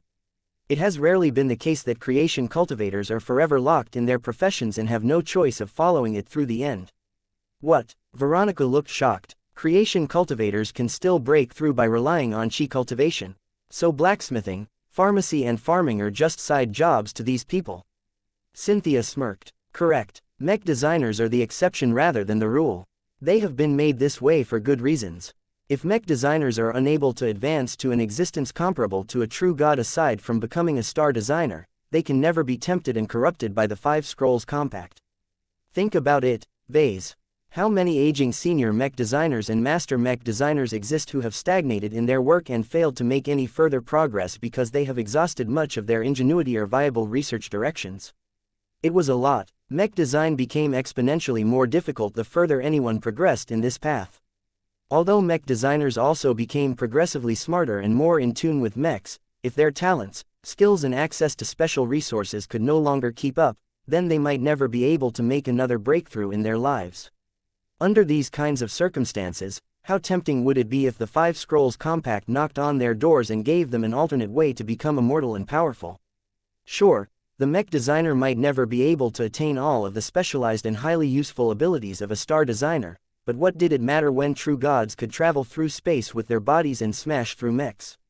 That is a clever measure, Veronica admitted. I guess it is truly for the better if mech designers can't switch midway or make up for their lack of progress in their main job by using another cultivation method. What else have you identified, Veronica? The cat paused for a few seconds before deciding to throw out her second guess. I think that there should be aspects of chi cultivation in mech design as well. When you gave me a description of artistic conception, I quickly thought of how design philosophies play an important role in keeping the work of mech designers like myself focused. I am doing my best to promote mutual growth in both mechs and mech pilots, and that strong and consistent mentality has helped with producing works that reflect this artistic conception. I think you should take a look at. Her mother nodded again. That is a good argument. As I have said before, creation cultivation is derived from chi cultivation, so the separation between the two is not too strong. Methods that work for the latter can also be applied to the former to a degree. Artistic conceptions are widely used in many cultivation methods because they work. They provide cultivators with a clear and consistent means to leverage the power of heaven and earth without producing too many deviations or accidents. The premise is that the cultivator can hold the correct artistic conception. She made it sound as if artistic conceptions were basically combinations between self-hypnosis and self-fulfilling prophecies. It was all in the mind. As long as a delusional individual thought really hard that he was a mythical phoenix, then he would eventually be able to absorb exotic radiation and mutate in a direction that would enable him to harness the power of fire. Of course, a method as simple as this was incredibly flawed and would never actually turn a would-be cultivator into a powerful true god. Sheer spiritual energy is highly responsive to the thoughts and emotions of an individual. Cynthia explained, the stronger the cultivator, the more that the energies around him will become affected. The chance of severe accidents will increase because of that. In order to prevent such a powerful being from going out of control and suffering from a phenomenon called cultivation deviation, he must always maintain strong control over his own mentality. Centering around a single and consistent artistic conception becomes a necessity. I see, Veronica said, I take it that certain artistic conceptions are superior to others. I would not necessarily say that, my child. Theoretically, any conception can be used to help a cultivator become a true god. It is just that the power, the abilities, the mental states and the bottlenecks are all different depending on the cultivation method and accompanying artistic conception. Cultivators can also switch or upgrade their artistic conceptions according to their needs. In general, the fundamental concepts of the universe such as time, gravity, matter and so on are too difficult to get started. Ordinary humans are far too removed from these abstract phenomena. It becomes necessary to start with a lower-level artistic conception and slowly build your qualifications before you can properly handle a higher-level artistic conception. That sounded similar to what Vase had done. He originally centered his mech designs around spiritual man-machine symbiosis, but eventually had an epiphany which caused him to redefine his work around the concept of mutual growth. Perhaps Vase might redefine his design philosophy again once he became a master mech designer or star designer. It all depended on whether his ambition required him to make any adjustments. His mother gave him a few more tips and warnings about the use of artistic conceptions. Improper use of this cultivation tool could easily lead to madness and death. What other cultivation approach has mech design incorporated? Cynthia asked. Well, Veronica hesitated for a moment. Given that mech designers tend to receive positive feedback when knowing that their works are widely used by the masses are strongly favored among strong mech pilots, I think there is an element of deity cultivation as well. Correct again. The earlier and more simpler forms of creation cultivation methods are mostly centered around the act of creating excellent products itself. What happens after these goods are made is not important. It is only later that more sophisticated cultivation methods have tied in the end users as a means to collect additional energy. As the users of a product become more satisfied, they generate strong positive feelings that contain a measure of power. It would be a waste not to harvest these energies. That explained a lot and fully confirmed with Ves's own theoretical frameworks. Mech designers who designed a lot of mechs but never really did anything to produce them never progressed as quickly as those who put real effort into selling actual copies of their work. There was one more cultivation approach to complete the cultivation model of mech design. Aside from those three approaches, I think that mech design also relies on contract cultivation to tie it all together. MMMH. Cynthia gazed at the cyborg cat with amusement. You know about the kingdom, right?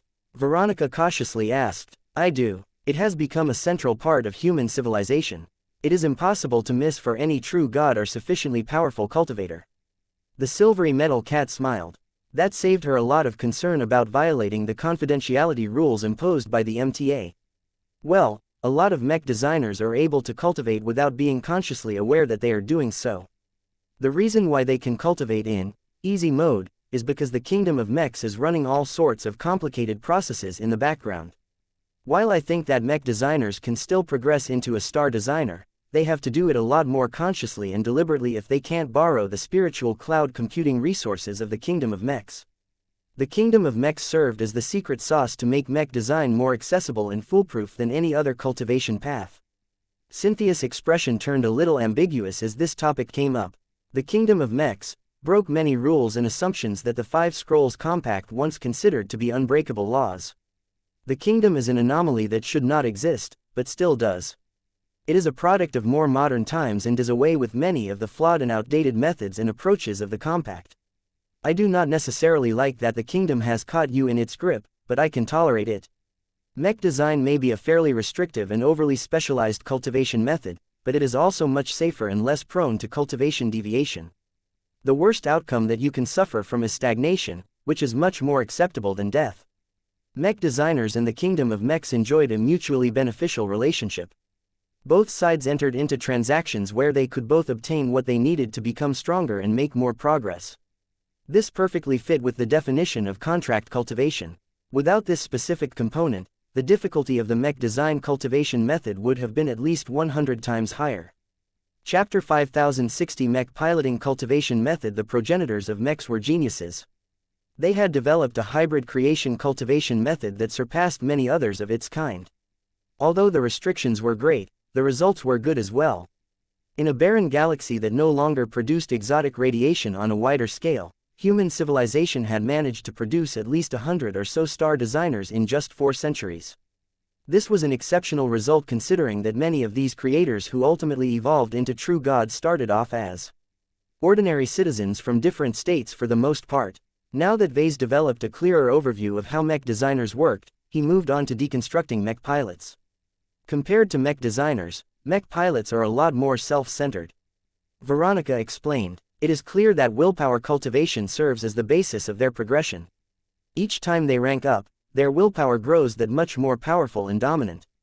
When they finally become a god pilot, they shed all chi, leaving behind only their own extraordinary will. Cynthia nodded. That is an adequate description. Since you have interacted with expert pilots and ace pilots enough times, you should know that they are strong and uncompromising cultivators. Do you know how willpower cultivation originally emerged? Since she asked this question to Vase, he should be able to come up with an answer with the information he received. Willpower cultivation tends to create the strongest delusions in people. The cyborg cat slowly replied. That sort of sounds like artistic conception, centered around mech pilots themselves. If my guess is correct, then their method of cultivation is essentially trying to become idealized versions of themselves. Cynthia raised her eyes in surprise. I see why you have become successful as a mech designer. It is this sort of thinking that you will need to understand the truth of QL and cultivation. You are correct. Willpower cultivation emerged as a specialized approach to the use of artistic conception. Martial cultivators have discovered that if they cultivate by visualizing themselves in a specific manner, they can activate their hidden potential and fortify a quality that is commonly regarded as willpower. Veronica nodded. Willpower has at least 2 advantages that make them suitable for combat. First, they are highly exclusionary and can easily resist external interference. Second, they can resonate with mechs, and other artifacts for that matter. Both of these aspects enable mech pilots and especially high-ranking ones to pose a huge threat against other cultivators of the same level. The Lady of the Night lowered her head. Can you make a guess who will win in a direct confrontation between myself and a god pilot? I'm not sure what advantages you have, but if all other factors are equal, then I would personally bet my money on a god pilot. Veronica honestly said, I don't have a good understanding of god pilots, but I can extrapolate based on what I have witnessed from ace pilots. Your methods may be more comprehensive and varied, but a god pilot must definitely be stronger in a direct confrontation. The fact that they can derive a lot of additional power from an artifact as strong as a god mech only multiplies their effective combat power. Unless your stolen crown gives you an advantage that I am not aware about, I don't see how you can win against a single god pilot. He may not be the best son for voting against his own mother, but Vase understood mechs and mech pilots all too well. They could fight against both warships and alien monstrosities. As long as their willpower was strong enough, they could overpower anything. Cynthia did not look insulted when she heard this response. She was pleased that Vase made a clear judgment based on facts rather than any biases or mistaken preconceptions. Mech piloting is an evolution of willpower cultivation and artifact cultivation taken to an extreme. By combining the absolute combat strengths of willpower with the strongest individual combat tool in the form of a large and elaborately designed mech, you can produce a result that has reached the ceiling of how much combat power you can evoke from a combat method. It is a masterpiece and an indescribable feat of brilliance. Compared to the original willpower cultivation methods that are mostly focused on punching enemies with the use of fists or cutting them with simple swords, the use of mechs as a force multiplier completely defeats other willpower cultivation methods. Does this mean that the MTA can essentially defeat you anytime it wants by sending out just 1 or 2 god pilots? Vase asked with a hint of concern. Cynthia chuckled. You should have more confidence in your mother. As you have mentioned earlier, Chi cultivators such as myself have access to more varied methods. Our direct combat strength is not as powerful, but we can create weapons, build up armies and alter the terrain to work in my favor. The Nixlin Gap is my territory and the Oblivion Empire is fully under my sway. These two advantages grant me the power to protect myself against most threats. Of course, it is better if I do not conflict with the Mech Trade Association. They have the numbers advantage. Perhaps this was why Cynthia worked so hard to promote her husband's own progression as a mech pilot. She would become a lot safer and more secure in her position if she finally had a god pilot of her own by her side. There should be more to mech piloting than willpower cultivation and artifact cultivation. Vase said, I think there is also an element of body cultivation in it. The mech-body merger process that ace pilots have to complete in order to ascend to a god pilot makes this pretty clear. The mother nodded. This is a common element in more sophisticated artifact cultivation methods. Once an artifact cultivator has evolved to a certain extent, he can begin to merge with the object that he has drawn strength from. If the cultivator succeeds, he can enjoy the combined advantages of both forms and benefit from new advantages that were previously absent. As powerful as this may be, adding body cultivation to the mech piloting cultivation method is not entirely positive. Can you tell me the greatest shortcoming of this addition? Vase already had a clear answer in this regard. What his mother just explained about all of the different cultivation approaches gave him a much clearer understanding of this problem. Body cultivation can often be difficult and dangerous. He said, if there was no need for mech pilots to merge with their own mechs close to the end, then the amount of god pilots flying around may easily be 10 times greater. They would be a lot weaker than the god pilots who successfully merged their bodies with god mechs, so it was not entirely clear whether this was the better variation. Cynthia held a strong opinion on this matter. You may think that adding a body cultivation requirement to mech piloting is an unnecessary luxury, but it is one of the key reasons why the rebellion against the Five Scrolls Compact succeeded. Compared to other willpower cultivators, god pilots are so strong that it is not inaccurate to call them the nemesis of chi practitioners. Can you tell me why this is the case? Veronica frowned a bit, which caused her to look remarkably cute. I think you should take a look at, is it, because their abnormally strong defenses against spiritual and material attacks make them far too difficult to harm? That is part of the answer. Cynthia replied, god pilots have no weaknesses that chi cultivators can exploit. The latter's methods may be more mysterious as they can directly harness the fundamental forces of the universe, but that means little to a god pilot who has merged with a god mech. So god pilots are the nemesis of other true gods. You can say that. Strong willpower can displace and void the power of heaven and earth, thereby stripping a chi cultivator of his domain and any other external manifestations of power.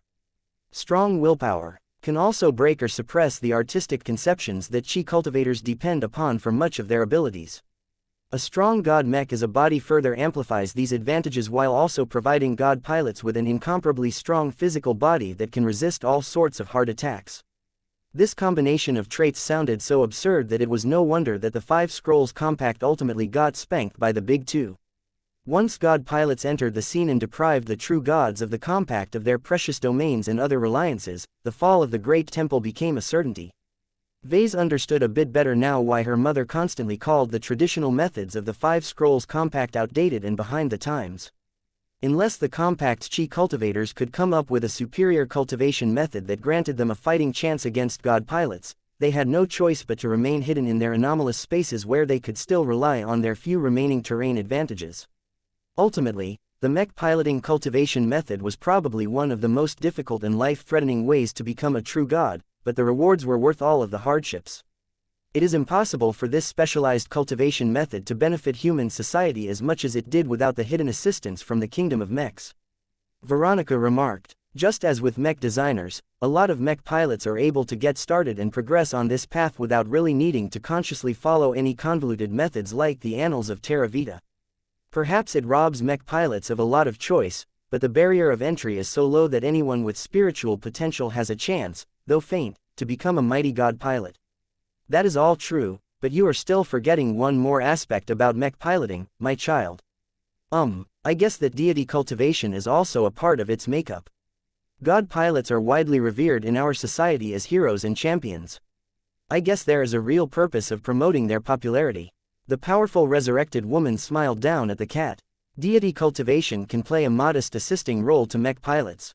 Willpower cultivators are highly resistant to both positive and negative external sources of power by nature, so they are highly inefficient at deriving power from the worship of others. This form of cultivation only becomes more prominent once they have become god pilots. Once they have attained the level of a true god, they can further their cultivation by harnessing the power of true faith. Although it is a double-edged sword, it is effective for them as well. Veronica widened her eyes. This explained a lot. She understood now why many god pilots chose to shift their allegiances to the MTA. By leaving their limited groups and becoming a guardian of human civilization as a whole, they would effectively be able to inspire faith across every living human. Since human civilization in the Milky Way alone was incomparably huge, that amounted to an immense amount of faith energy. Of course, as more god pilots came into being, the faith energy that ordinary people could supply would be further diluted. Maybe this was another reason why the progenitors of mechs added a body cultivation requirement for mech piloting. If god pilots did not have to go through the life-threatening mech-body merger process, then far too many weak god pilots would emerge that all demanded way too much faith energy in order to progress further. Vase also came up with another theory. Perhaps certain god pilots such as the Destroyer of Worlds decided to remain attached to the new Rubarth Empire because it was already large enough and could easily satisfy her demand for faith energy without needing to solicit worship from the other parts of human society. The Great Severing complicated the situation even further. Red humanity's exposure to exotic radiation likely changed the equation for every human true god stuck in the Red Ocean. Every star designer and god pilot had lost access to the enormous population of human worshippers in the Milky Way, but red humans all had the chance of becoming much more powerful on an individual basis. The potential for red humanity to supply an enormous amount of spiritual feedback and possibly faith energy was immense. However, the greatest challenge was to ensure that the population of red humans remained large enough in the following years and decades. If the aliens killed too many red humans, then the high-ranking mech pilots and mech designers would not be able to fare as well as before. Therefore, the Red MTA must be the most anxious among all of the human powers to defend red humanity's space. Chapter 5061 Mastering the Building Blocks of Cultivation. After Vase deconstructed the paths of a mech pilot and a mech designer with the help of the teachings of his mother, he felt as if he had fully pierced the truth of these two professions. He no longer held as many doubts and uncertainties towards these two special cultivation methods as before. The fog had lifted. Vase had the illusion that he had stepped outside of the box of mechs and taken a good look at it from the perspective of an outside observer. This provided him with many benefits. He not only understood a lot better what it took for mech pilots and mech designers to advance up the ranks, but he could also devise more specific solutions that could substantially promote their growth. He already had a powerful tool in his arsenal. Mother. Yes, baby. The cyborg cat's expression twitched when his mother referred to him as a baby. He was already a father himself. Just because he was currently occupying the form of a diminutive cat didn't mean he had regressed into a child. Ahem, I would like to ask how my companion spirits tie into this picture. From what I have observed, my companion spirits have somehow become just enough separated from their principles that they can easily follow other cultivation paths without too many restrictions. I mean, Kedis has somehow managed to become a swordmaster and a journeyman mech designer at the same time. I am pretty sure that is supposed to happen under normal circumstances. His mother directed a proud expression at the cyborg cat. While I do not entirely approve of your decision to conduct a dangerous procedure on yourself and others, I cannot deny your results. You have truly created a new and wonderful means to engage in multiple cultivation methods at the same time, including ones that ordinarily conflict with each other. The companion spirits that you are able to make are also much more talented in most forms of cultivation due to their immaterial forms. The 5 Scrolls Compact would literally allow every other human to master the secrets of your companion spirits. Compared to ordinary organisms, companion spirits share a closer resemblance to true gods, so they will experience fewer barriers in cultivation as they can mitigate the lack of talent. There's more to them than that. Veronica spoke. Back in the Red Ocean, I have noticed that every design spirit and companion spirit is inherently able to absorb and draw strength from the power of heaven and earth. They are all natural cultivators, am I correct? They don't need to learn or invent any specific cultivation methods. They can just grow stronger by following their natural instincts. Cynthia frowned a bit. That is, somewhat correct. I do not understand the nature of your created spirits too well. Remember what I have told you. Natural. Cultivation is convenient to those who have access to it, but it is rarely the best, strongest or most effective means to become a true god. My personal prediction is that it may be easy for companion spirits to grow stronger by relying solely on natural cultivation. It will also provide the least benefits and may not give them much hope of breaking past more challenging bottlenecks. It is always better for natural cultivators to take fate in their own hands and practice a more structural and better designed cultivation method. Veronica agreed with this sentiment. Nothing came for free. The good stuff always demanded a greater price. One will take that into account when I work on my own plans. Cynthia leaned back and relaxed her posture. She looked satisfied now that she had imparted Vase with a clear understanding of the high-level processes of cultivation. Since you are interested in helping your creations grow stronger by themselves through cultivation, I believe you may benefit from taking a look at existing examples. I can share a selection of different cultivation methods to you. Their quality may be mixed, but they are highly reliable and have proven their effectiveness for many generations. She waved her glowing arms, causing the air in front of her to stir and shake. The silvery cat sitting close by widened her eyes as she saw entire paper scrolls and books materialize into existence. This was an actual conversion of energy to matter without the use of any sophisticated technological products. Materialization may be an impossible feat to Vase, but it was a common ability for every true god. Once she created the scrolls and tomes out of thin air, Cynthia gently waved her hand, causing her brand new creations to drop in front of the avatar of her son. Feel free to examine these texts.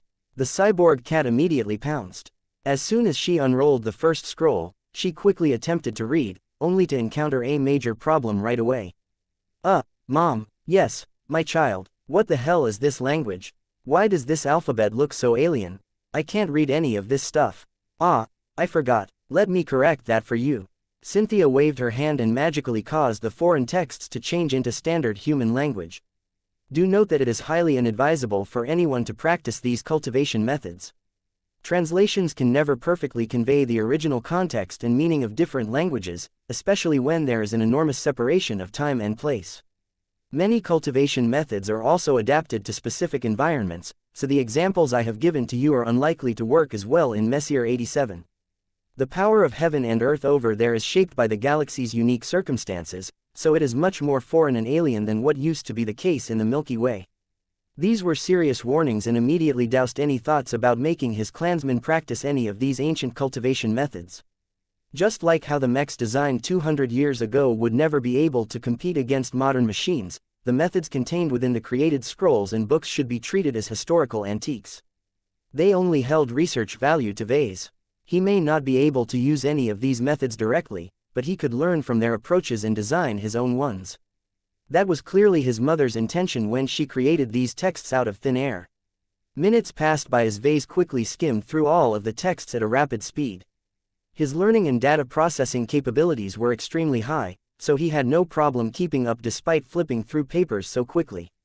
The cyborg cat's expression grew odder and odder. The concepts, methods and other demands mentioned in these texts evoked strong reactions from her. The sheer amount of superstitions and silly beliefs contained in these cultivation methods drove her to madness. I think you should take a look at. I see now why you hold them in so much contempt. Veronica spoke. Many of these cultivation methods either respect heaven as the ultimate authority or try to defy its restrictions at any cost.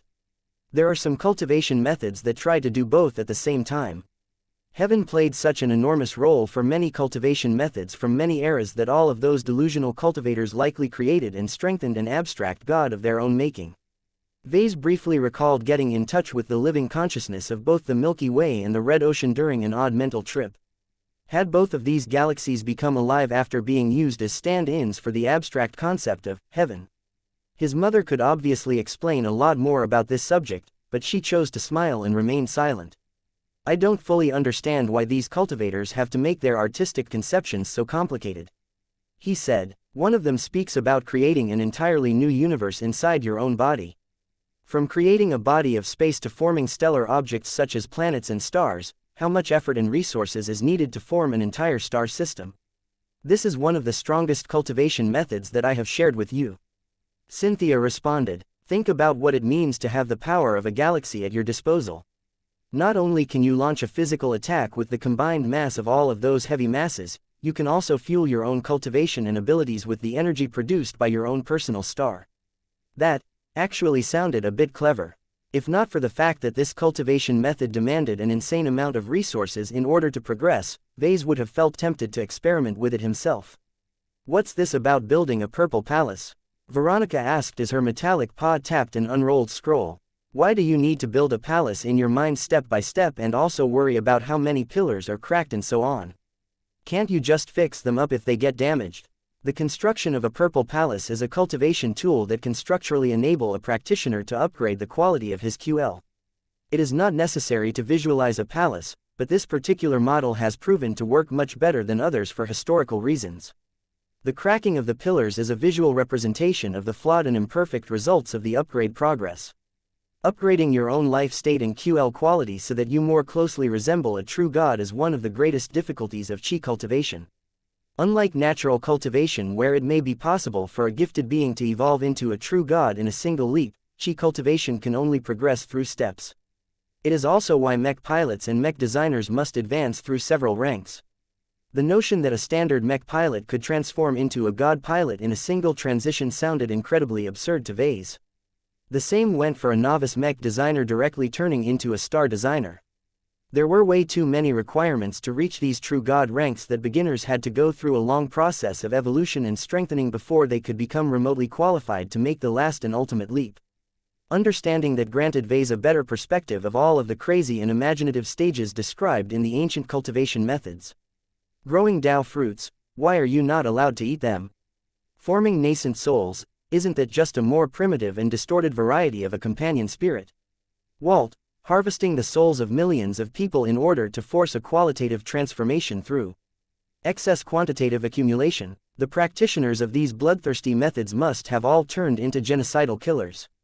Walt, worship the Heavenly Emperor in order to receive his blessing that can unlock further breakthroughs, isn't this just a disguised form of deity cultivation? What a scam! If Vase read through all of these texts without his mother's clear explanations, then he would have definitely taken them all at face value. He might even force his clansmen or their design spirits to practice these heavily flawed methods without demanding any changes. Yet now that Cynthia had opened his eyes, it had become impossible for Vase to have any confidence in their safety and effectiveness. Compared to other cultivators who cannot see the forest for the trees, you are in a much better position. I have taught you the purpose and the process of cultivation. I have explained the fundamental need for any method to draw power from an energy source. I have given you multiple different classifications of cultivation approaches that you can combine to produce superior results. I have even shown you examples of old but authentic cultivation methods that have worked in the past. You should have all of the building blocks you need to proceed on your own. You do not require any further assistance in your current research. His mother was right. While Cynthia clearly possessed a lot more secrets, it was not necessary for her to give him any more tutelage. He was a senior mech designer. He excelled at learning limited amounts of knowledge and applying what he knew to create fantastic works.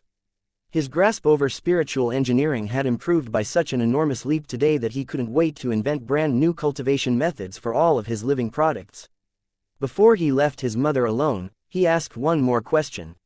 "You mentioned at the start that you would give me a gift. Where is it, mother?" "Ah, of course. Here you go, my child." One more scroll materialized before Veronica. This one looked fancier and more luxurious than the other ones. It signified that Cynthia considered the texts contained within to be a lot more valuable than the other ones. As the cyborg cat slowly used her feline body to unroll the scroll, he quickly noticed the enormous differences. "Did you create this cultivation method for me?" she asked. "I did. I cannot help but notice that your Blinky is not using his abilities to the utmost," the Oblivion Empress said with a loving smile. "If you wish to retain your leadership and keep your strengthening subordinates under your control, it is best if you can improve your strength more quickly. This cultivation method that I have created for you makes use of simple but reliable cultivation techniques to upgrade Blinky's devouring ability until he can match or surpass the capabilities of the entity you call the Unending One. When practiced to the end, your companion spirit can become a god that devour and break down every form of Qi. You can treat all of the power of heaven and earth as your food." That certainly sounded incredibly impressive.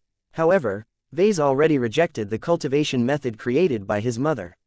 Not only did it neglect the other qualities of his companion spirit such as his crucial design network, it also came with an even greater fatal flaw. The central artistic conception used to form the basis of this chi cultivation method was the unending one.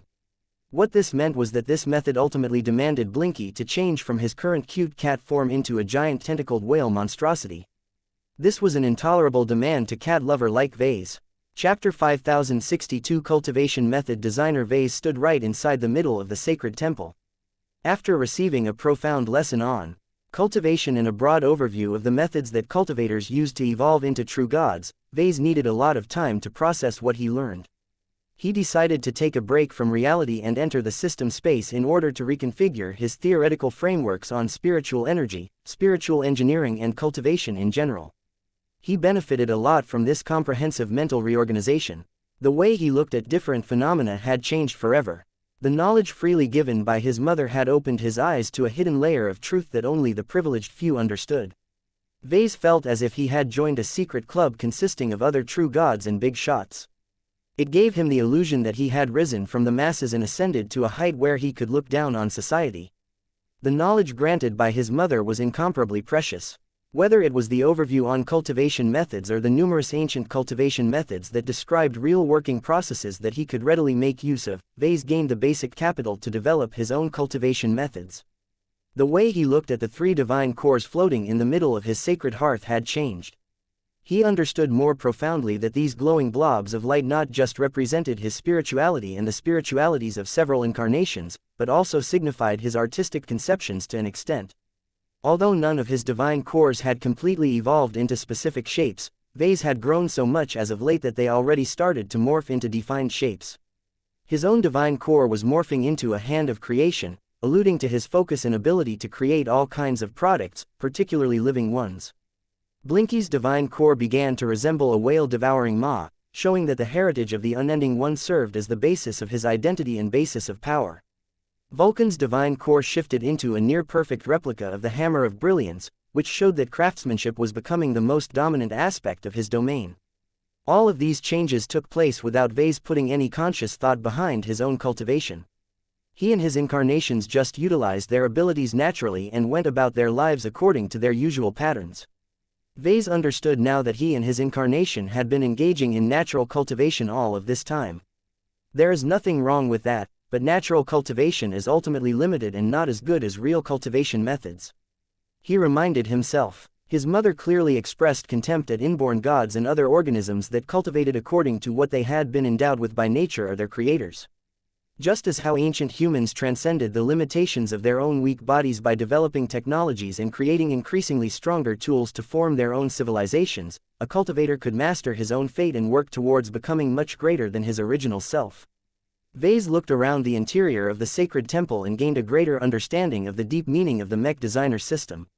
He used to wonder why the system randomly presented options related to different forms of cultivation after it had completed its lengthy upgrade. No more. According to the system, Mech design and cultivation are intertwined. They are one of the same. Vase felt extremely fortunate that he had chosen to go for spiritual ascension. This was the most suitable upgrade for him in the Age of Dawn. With Messier 87 continually flooding the red ocean dwarf galaxy with exotic radiation, the value of spiritual ascension had skyrocketed. This is my time. He had all of the ingredients necessary to excel in this new and dangerous age. He just needed to form a plan and properly chart out his spiritual ascension. He no longer found it acceptable for him to cultivate in a purely passive manner. Even if Blinky, Veronica and Vulcan could eventually grow stronger just by continuing to exist as they did in the past, Vase no longer wanted them to coast along. It was like recognizing that they were piloting first-generation mechs when Vase had just learned how to design fifth-generation mechs. How could he allow his incarnations to stick with weak and outdated methods when he could easily provide them with much better alternatives? The only issue now was that he needed to actually design them, and that was anything but simple. The example cultivation methods contained in the scrolls and books conjured up by his mother were all lengthy, abstruse and mysterious. There was an entire science behind cultivation. There was a great need for specific knowledge and rigor because cultivation had a lot of pitfalls. Any mistake may lead to permanent and irreparable changes. Vase frowned. There are many cases where cultivators do not have a second chance. They are all playing with their own lives. Once they have taken a wrong turn in their cultivation journey, they can never back up and choose the correct path. It took a lot of guts and an unwavering heart for cultivators to persist to the end. Those who did not want to risk their lives to evolve into true gods and obtain a huge amount of power and longevity were bound to make limited accomplishments. Vase recognized that there was a lot of danger in developing his own cultivation methods, but he did not want to remain weak in an environment where he needed to grow his capabilities as soon as possible. He decided to go through with his ambitious plan to expand his spiritual engineering activities to developing cultivation methods. However, he did not intend to go too deep down this rabbit hole. I am still a mech designer first and foremost. Vase reminded himself. My spiritual engineering activities must always facilitate my mech design work. If that isn't the case, then it is not worth my time. His mother explicitly told him that he had become locked in the mech designer trajectory. His design seed and design flame had become permanent fixtures of his spirituality. There was no way of removing it without inflicting permanent damage to his own divine core. Of course, Vase did not have any intentions to turn his back on mech design. His love for mechs remained strong and his ambitions remained unchanged. Creation cultivation suits me just fine. He grinned. I think you should take a look at as a human who grew up in a modern human third state in the age of mechs, his wants and needs differed a lot from his mother and other so-called cultivators. For example, his mother told him that the overwhelming desire for people to pursue cultivation was to live forever. Though he could certainly understand the appeal of becoming inextinguishable and undying, his own value system did not really put a lot of stock in this kind of benefit. What's the point of living forever? Life was precious because it was scarce. People such as his grandfather made the most of their natural life spans because their time was so short. What truly matters is not the ability to live forever, but to give your own life meaning. Living a few centuries longer certainly helped with building up a larger and more lasting legacy, but once Vase had achieved all of his life goals, he did not really feel that much of a desire to live any further. So long as his works benefited his society, so long as many people remembered his contributions and so long as his children and descendants thrived, there was no reason to stick around any longer. The future belonged to the generations to come. Perhaps his vision was a bit silly to other people, but Vase did not care for the opinions. He was a human and a mech designer. He intended to live as one from beginning to end. As for all of this nonsense about true gods, faith and immortality, Vase did not intend to reject these elements as they gradually entered his life, but he did not feel the need to obsess over them either. My goal of becoming a star designer is not to become immortal, but to design better mechs and other works. He affirmed to himself. This was his conviction and his heart. So long as he kept his original goals in mind, he would never go astray. He took a deep breath. Let's begin. His immediate priorities at the moment was to develop brand new cultivation methods tailored to himself, his clansmen, his design spirits and his living mechs. That should be enough for the time being. That sounded like a lot of work, but as long as his theoretical foundation became strong enough, it shouldn't be too difficult to develop both customized and specific cultivation methods for different end users. Once he completed this chore, he intended to go back to focusing on mech design and track everyone's progress in cultivation over time. This sort of stuff takes time to produce results. Vase just hoped that all of this cultivation stuff would strengthen his clan and his forces in time for the next big crisis. The native aliens of the Red Ocean were just getting started in their counterattack against Red humanity. The urgency of the times forced him to concentrate on the task at hand. Let's start with myself. I don't need to develop a cultivation method for myself as I am already working towards becoming a star designer. Vase had no dissatisfaction about the mech designer progression trajectory. His mother personally thought it was the best and most superior form of creation cultivation that she had ever witnessed in her extensive life. Although the mech design cultivation method came with a few downsides such as being bound to the existence of mechs and forming an inescapable dependence on the kingdom of mechs, the benefits were more than worthwhile. For example, he couldn't wait to become a star designer. Once he could fully direct his strong and varied creation abilities in many other fields, he would be able to produce a host of products that other types of true gods could only dream about despite their immense power. I am already doing all right. It's my incarnations that truly need better cultivation methods. He decided to start with Blinky. As a companion spirit, his nature was a lot simpler than his other incarnations, so he wouldn't have to juggle too many variables at the start. His mother had also given him a huge head start by gifting him a model cultivation method that was completely tailored for Blinky. Although Vase was not satisfied with exact processes and the end goal of this bespoke method, it at least gave him a clear blueprint of what a cultivation method for a companion spirit was supposed to look like. For example, his mother delineated Blinky's growth and evolution into several different stages. Each subsequent stage enabled Blinky to upgrade his inherent life state and energy quality by another step.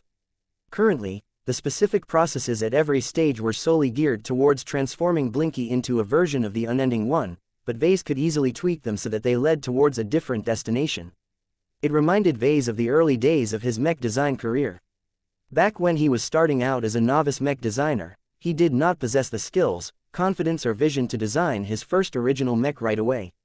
He had been forced to start with licensing an existing mech design so that he could modify it and develop new variants that granted slightly different advantages in combat. Vase felt that he could adopt a similar approach towards developing a new cultivation method to replace Blinky's inferior natural cultivation process. Let's see. What should I be aiming for instead? Every complete cultivation method charted a trajectory towards becoming a true god. There were many variations of true gods, and each of them came with their own advantages, shortcomings, requirements and taboos. With so many different options at his disposal, it became a little difficult for Vase to make up his mind for a while. Chapter 5063 Crazy Cultivation. As an engineer, Vase understood he needed to adopt a more systematic approach towards designing a new cultivation method for Blinky. Trying to pluck out random ideas from his mind or following the first impulses that came to mind rarely led to optimal results. If he wanted to do a proper job at this, then he needed to create a clear overview of his situation and his needs. Vase exited the sacred hearth and moved around in the courtyard of the sacred temple in order to put his thoughts in order. He activated a projected interface in order to list out the conditions he was working under at the moment. My main body and by extension Blinky are both operating in the Red Ocean, which is currently exposed to a modest degree of exotic radiation. I have no idea what to do with our particle radiation, but that is definitely not the case with E-energy radiation. Different from the Milky Way, so much ambient spiritual energy is becoming available that my companion spirit can endlessly gorge on Messier 87's output without exhausting its supply. The only limitation is Blinky's own limited capacity to digest and absorb spiritual energy. Vase recognized that these were extremely favorable circumstances compared to the conditions in the Milky Way. It was not necessary for Vase to stick to cultivation methods that were optimized for times of scarcity. The Red Ocean gained so much access to the power of heaven that it would be a waste if Blinky refrained from stuffing himself full of all of these free energies. Once Vase listed out his current conditions, he turned his attention to his goals for Blinky. As a mech designer, I am good at designing and making stuff, but that's it. I don't have any other inherent advantages. For example, I will still remain highly dependent on resources supplied by other parties. Vase recognized that this was an inherent shortcoming of the mech design cultivation method that had deliberately been left unaddressed. He speculated that the progenitors of mechs did not want mech designers to become too independent and self-sufficient. By making it so that mech designers all the way up to star designers became dependent on large and thriving populations of humans, this special brand of creation cultivators would never have any reason to undermine modern human societies. The same applied for mech pilots, who would not be able to obtain any mechs or have any reasons to fight for without remaining an upstanding member of human civilization. Although Vase understood that mech designers were set up this way for good reasons, that did not necessarily mean he had to play by the rules. Vase happened to possess a lot less trust in human society and its institutions. He had experienced so many betrayals and breakdowns throughout his career that he did not want to remain stuck in this corner. If the upcoming conflicts between Red humanity and the indigenous alien races of the Red Ocean and Messier 87 ever went sour, then Vase needed to make sure that he would be able to do well even if he was all by himself. I need strength and resources. He summed up. Blinky can cover both to an extent. His desire for strength was not that strong. He learned from his mother that all chi cultivators possessed a massive disadvantage in any confrontation against high-level mech pilots. Pure energy-based life forms such as companion spirits had it worse. Therefore, rather than trying so hard to strengthen Blinky only for him to end up as a mediocre fighter, it was better for him to nurture a bunch of his own subordinates into god pilots so that they could fight in his stead. His mother had already adopted this strategy, so there were clear merits to this approach. That said, he did not want to give up on any easy opportunities for Blinky to be able to defend himself against different threats. At the very least, his mother's cultivation method granted Blinky the option to evolve into a formidable threat against any other energy-based life forms. Vase wanted to retain this particular quality as much as possible while also expanding on his other capabilities. It was much more interesting for Vase to turn Blinky into a better helper for all of his productive activities. Blinky already played a useful role by supplying Vase with lots of spiritual energy. The only problem was that the Star Cat was only proficient in producing a single variation of spiritual energy, which severely constrained what Vase could make. Vase wanted Blinky to gain the ability to output spiritual energy with other attributes. Though he could already obtain a lot of different elements from different design spirits, he felt it was better to reduce his dependence on external parties. I also need to obtain a supply of physical materials. This was a lot more difficult to accomplish. A lot of the example cultivation methods that his mother granted him did not contain any word about conjuring up materials. They mostly focused on increasing the direct combat power or other mystical capabilities of the practitioner. None of them put a lot of emphasis, if at all, towards the production of resources. This reflected an overall tendency of cultivation that bothered him a lot. Many chi cultivation methods were incredibly selfish by nature. They only focused on strengthening the cultivator without describing any clear or obvious means of giving back to their society. This was much different for mech designers, who would never be able to make a lot of progress unless they explicitly made it their goal to benefit their own society. I can't repeat the mistakes of the past. In order for Blinky to complement his career as a mech designer and serve a useful function to society, Vase did not want his design spirit to focus solely on cultivating his devouring and absorption capabilities. Vase rejected the notion of turning Blinky into the unending one. Even if he could successfully modify the cultivation method provided by his mother so that Blinky retained his cute cat form, Vase still did not intend to pursue this path. What he actually wanted was to turn his companion spirit into a resource processor of sorts. If Blinky can devour a lot of ambient spiritual energy from the environment and convert it all into useful spiritual energy and physical materials, then I can truly maintain an independent existence. He could obtain all of the phase water he needed to produce his transphasic mechs and goods. He could generate all of the universal life energy that he needed to accelerate the growth of all of his spiritual products. Third parties would no longer hold as much leverage over him as before by restricting their supply of essential resources. The advantages to Vase were too many to count. He could not think of many reasons to reject this approach. The only problem is making it happen. He frowned. The greater the goals, the greater the requirements. I think you should take a look at cultivation methods had to follow the law of conservation of energy and other fundamental laws of nature as well. While it shouldn't be too challenging for Blinky to gain the capability to produce other spiritual energy attributes, making him spit out real physical materials such as peace stones and unending alloy was another story. As Vase went over the many problems associated with this incredibly difficult demand, he soon thought of a possible way to effectively satisfy his needs. He thought back on one of the most ridiculous cultivation methods shared by his mother. That stuff about opening up an entirely independent space inside your own body and slowly expanding it to form a landmass, a planet and star is pretty interesting. This was mostly a body cultivation method, much to Ves's surprise. While it contained a lot of elements of chi cultivation as well, the main purpose was to strengthen a human body so that it could ultimately harness the power of an entire internal universe. This was a cultivation method with extreme resource requirements, but also possessed an extremely high upper boundary.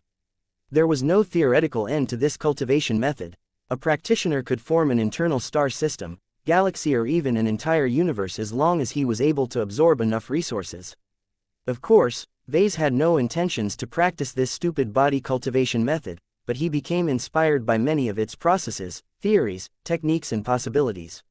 What if Blinky formed his own internal space through cultivation?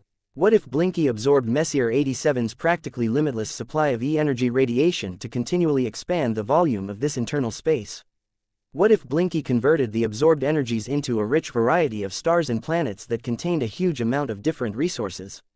It would be like having a galaxy like the Red Ocean or the Milky Way all for himself. His breath grew hotter as he became engrossed by all of the possibilities. Not only would Blinky be able to leverage the power of his own little universe, but he would also be able to grant Vase all of the resources he needed to construct his ultimate works. Of course, There were two huge problems with this ambitious plan. The first was that body cultivation methods were invalid for pure energy-based life forms. The second was that Blinky was only able to convert ambient spiritual energy into other forms of spiritual energy. Vase did not let these limitations stop him from pursuing this approach. His response to them was simple. Let's start with keeping it virtual for the time being. He determined. Blinky already excels at working with spiritual energy, so I need to maximize that advantage. If Vase let go of the demand to produce real physical materials, then the proposed cultivation method became a lot more viable. Instead of forcing Blinky to form a material universe inside his internal space, Vase would make his companion spirit form an imaginary universe.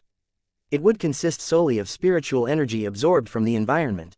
In fact, Blinky did not even have to process and digest E-energy radiation in order to use it as the building blocks for his imaginary universe. He could directly devour the ambient spiritual energy in the environment and automatically have it fall into the appropriate places. For example, an imaginary star could be made up of spiritual energies attributed towards fire, stars, heat, light and many other related elements. An imaginary planet would largely be made from earth, rock, metal and mass. Blinky could even selectively seed the imaginary planets with life by injecting them with life-attributed spiritual energy. Perhaps his companion spirit might be able to create entire ecosystems and civilizations of intelligent imaginary life forms. This was not the end. While Vase expected this ambitious cultivation method to remain entirely virtual at the pre-divinity stage, it was a different story once it entered the post-divinity stage. Once Blinky evolved into a true god, he would have the option of gradually transforming his entire internal universe into a material universe. After all, the conversion of energy to matter was an inherent capability of every true god. While it was impossible for this incredibly energy-hungry conversion process to transform an entire imaginary universe into a real one in a single instance, it should be more than sufficient to produce enough physical materials to meet Vase's daily needs. This is crazy. If Vase did not obtain the teachings of his mother, then he would have never dared to come up with such an insane-sounding cultivation method. Yet all of the theory he learned so far told him that it was absolutely viable as long as he configured the cultivation method correctly. The conditions were harsh. Not only did the practitioner need to possess a highly effective energy absorption ability, but it also demanded an incredibly energy-rich environment. Vase predicted that it would ultimately not be enough for him to remain in the Red Ocean anymore. If he wanted to meet his companion spirit's exponentially growing energy needs at the later stages and especially the post-divinity stage, then he needed to relocate to Messier 87 sooner or later. Otherwise, Blinky would never be able to absorb the humongous amounts of energy needed to convert. This is fine. Vase possessed enough confidence in his ability to be able to navigate this gigantic and incredible galaxy in the future. He just needed to advance to Star Designer and build an incredibly powerful fleet and mech force to accompany him in this epic journey. This is true spiritual ascension. Chapter 5064 First attempt. Creating a new cultivation method was not a simple matter. It was easy to write down different fantasies, but it was much harder to ensure they were sound, consistent and more importantly safe. The rich cultivation traditions of humanity encompassed many different theories that described what worked and what did not work as well. Vase did not have to start out from scratch. He possessed plenty of existing examples to build upon. It's just like designing a variant again. He reminded himself. He first needed to select his base model.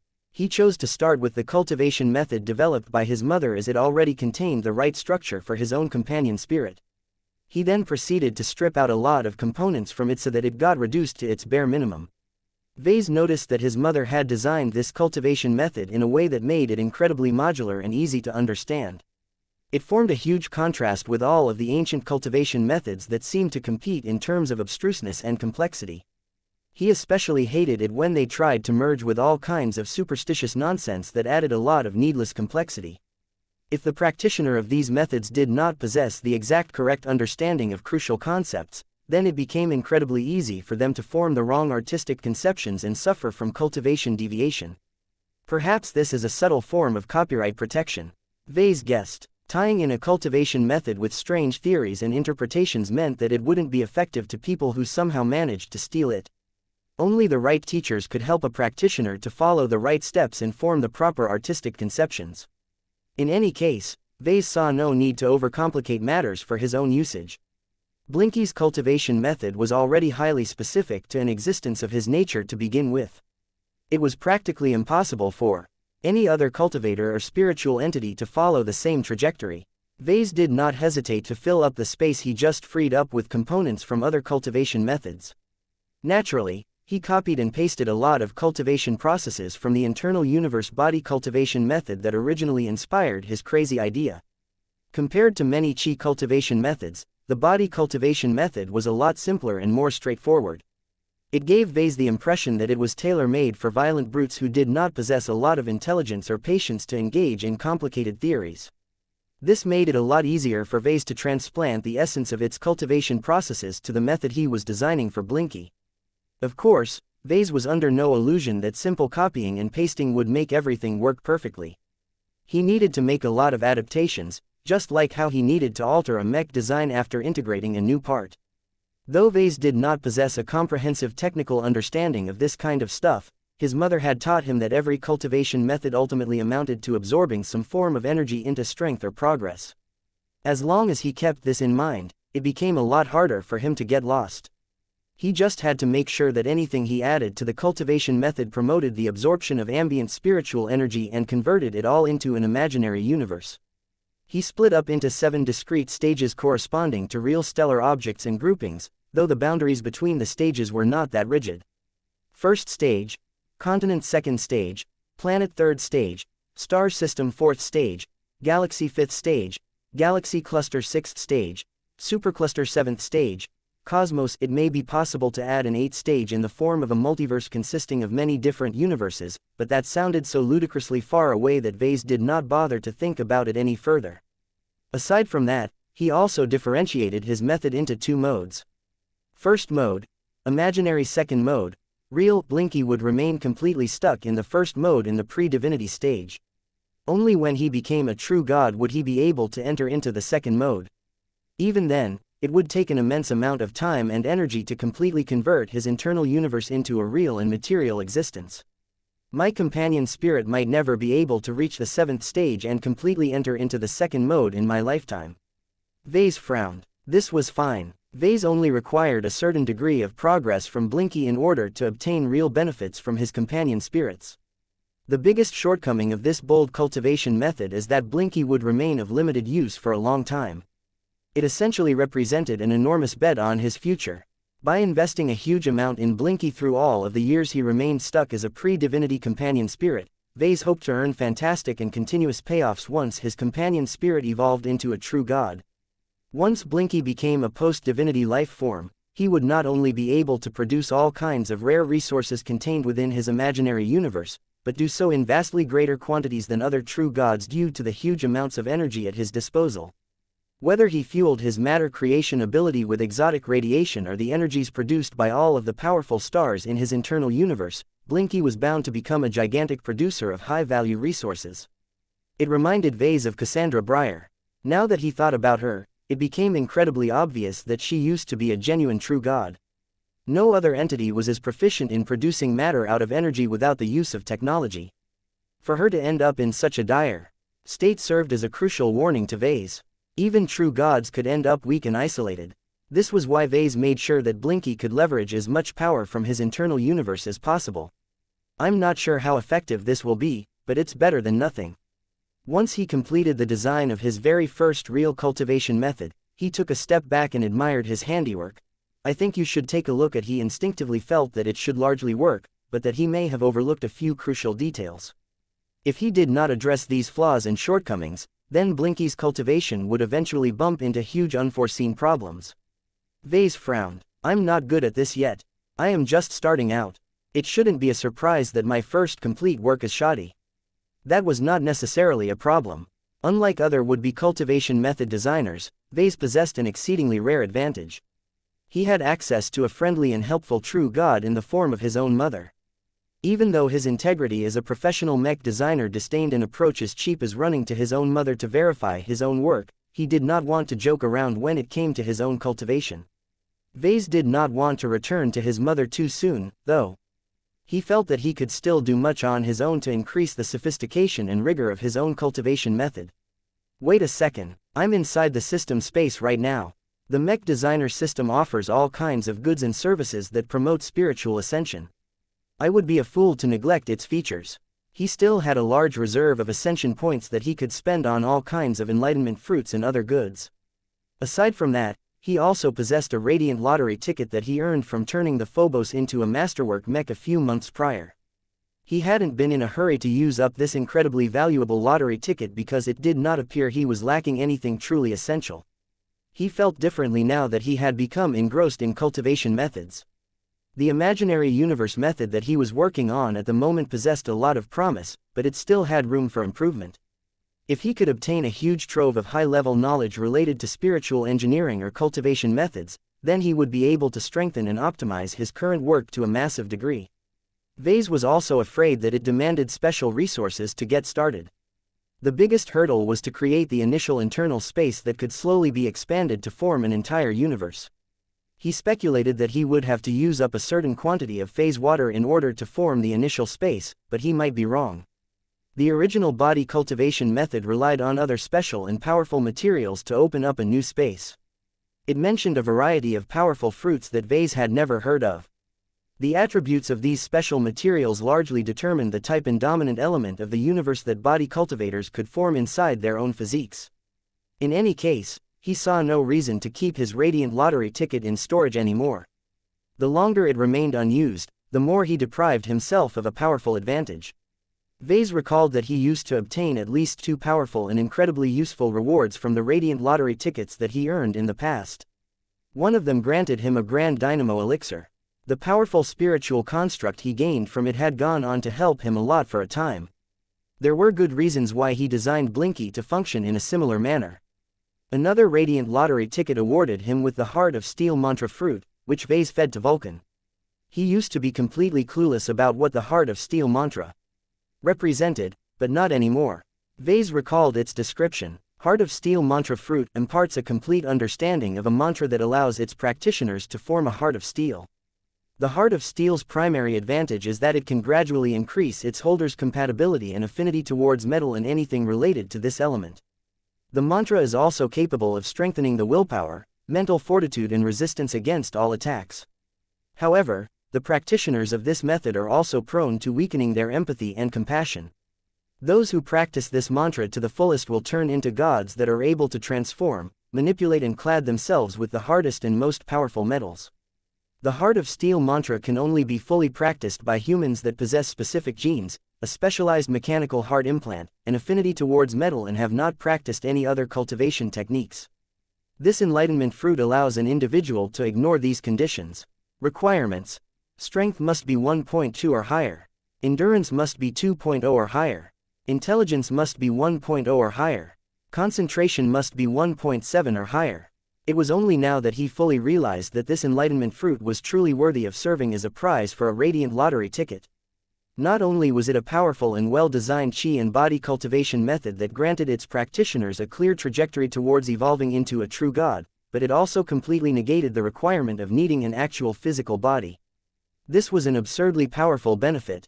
This was why Vulcan was successfully able to practice this cultivation method and form a heart of steel that gradually allowed him to control and nurture the small amount of high-grade metal energy in the external incarnation's possession. Vase briefly frowned. I will have to modify the Heart of Steel mantra as well. It doesn't contain any obvious deity cultivation elements, and it doesn't make use of Vulcan's inherent relationships with dwarves, mechs and craftsmanship. Vulcan was supposed to be a production-oriented spirit, not a steely dwarven warrior entity. If he wanted to obtain a powerful protector, then he would rather invest his resources into Venerable Joshua and do everything possible to elevate him into a god pilot. He could settle the many shortcomings of Vulcan's acquired cultivation method later. Vase was not in a hurry to fix it as the dwarven ancestral spirit was doing fine for the time being. He needed to spend time on much more immediate priorities, such as hunting down the eminence of torment and completing all of his new mech design projects. I should use up my radiant lottery ticket first. Vase was not sure he could exert enough influence on the system to steer it into giving him the right category of prizes. However, even if he ended up obtaining a completely different prize such as an enlightenment fruit related to mech design, he would still be happy with the outcome.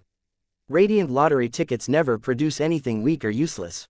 I can trust the system at least that much. If he truly needed to obtain additional knowledge or resources, he could always pay a visit down to the Tree of Possibilities or the Divine Bazaar and just exchange what he needed with his hard-earned ascension points.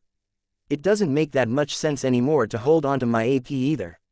Vase thought as he rubbed his hairless chin. I need to get a lot of stuff done now that the Age of Dawn has just begun.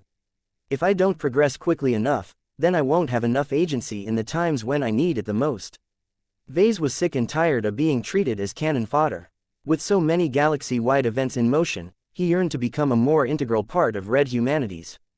Unfolding history. He had a strong feeling that mastering the ability to design cultivation methods had the potential to completely supercharge his rise to power. Once he enabled all of his living mechs to grow more effectively by taking advantage of the ubiquitous availability of exotic radiation, they should definitely be able to revolutionize the entire mech industry. Chapter 5065 Strength Tester. Not all universes were created equal. According to the body cultivation method that his mother originally showed to him, it was impossible to create an entirely new internal space in one's body just by wishing for it really hard. If imagination enabled any cultivator to become inextinguishable in all power, then the cosmos would have been crawling with trillions of true gods by this time. Everything had a price. Even cultivation could not escape this fundamental rule. Most life forms did not possess powerful minds and spirits from the start. Their mental and spiritual energies could not possibly support the creation of a construct as absurd as a miniature internal space. The creation of exceptionally powerful and reality-defying artistic conceptions imposed such high demands that cultivators needed to borrow external assistance. It was actually quite simple to understand. If the cultivator's own ability to manipulate the power of heaven and earth was not enough to produce the desired result, then he could leverage the condensed spiritual attributes of powerful objects in order to meet the massive energy demand. Vase thought it was no different from a mech pilot defeating a powerful opponent by hopping into the cockpit of a mech. The key here was that not every resource that was rich with high-quality energies fit a specific cultivation method. A cultivator trying to become the ultimate flame that could burn the heavens or whatever would likely not be able to gain as much if he obtained a chunk of exotic ice. Unless the cultivation method was sophisticated enough to deal with opposing or incompatible elements in an internally consistent manner, the use of inappropriate resources would only contaminate the practitioner's spirituality and ruin his artistic conception. Fortunately, the body cultivation method that Vase took a lot of inspiration from took all of this messy stuff into account.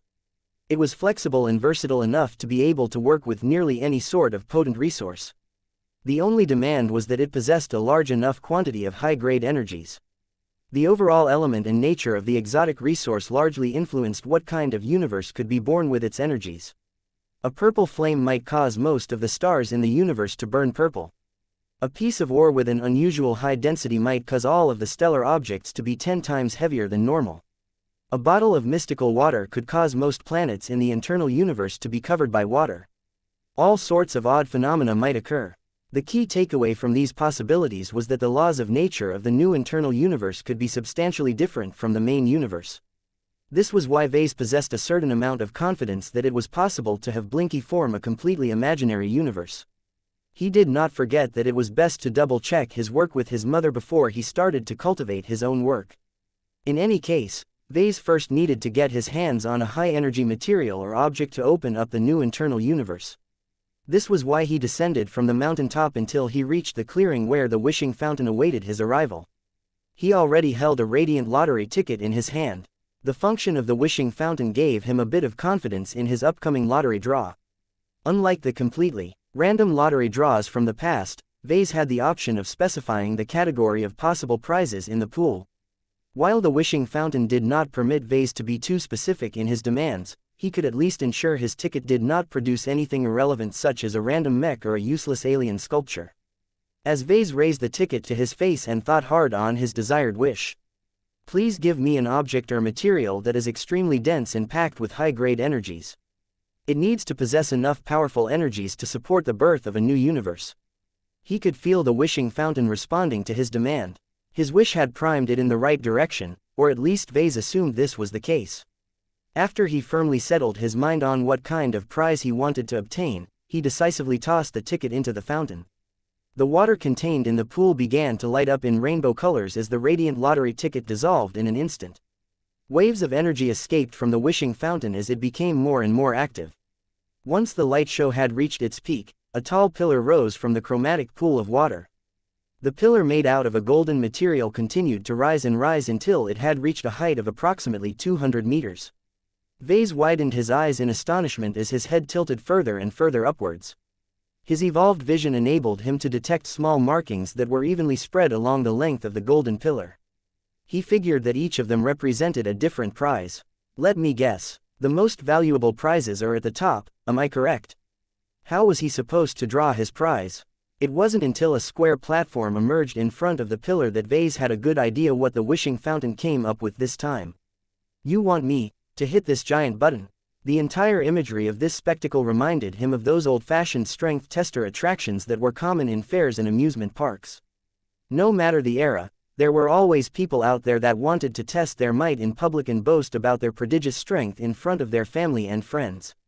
Vase looked confused. These gadgets were primarily a test of strength and skill. Chance had little to do with the results. It made little sense to use this to draw a specific prize. That is unless the best and most desirable prizes are situated at specific heights. Vase had no idea how much force he needed to deliver in order to make this strength tester reach a certain height. He could only judge according to his intuition. Right now, he could vaguely guess that his physical strength was far from enough to reach the top. I feel my limit should be around 160 to 180 meters. He vaguely guessed. Ever since his recent sublimation that somehow turned him into a phase lord, his physical strength had increased by a significant margin. Facewater shenanigans somehow increased the real size of his body by a modest margin, but kept his physical dimensions constant. In fact, Veronica had grown a lot larger and thicker than her original cat-sized form due to her substantially higher phase water concentration. It's not enough to have more strength. I also need to exert more control. Vase furrowed his brows. I think you should take a look at if he assumed that the strength scale of this golden pillar scaled with impact force on a linear basis, then there was a possibility that he could accurately nail the right prize. No, that's a bit too uncertain. I should look at groupings of possible prizes in order to make sure that I will at least win a useful consolation prize if I have missed the mark. Vase patiently studied the markings that were stacked on top of each other. They all resembled carvings that depicted all manner of strange and unusual objects.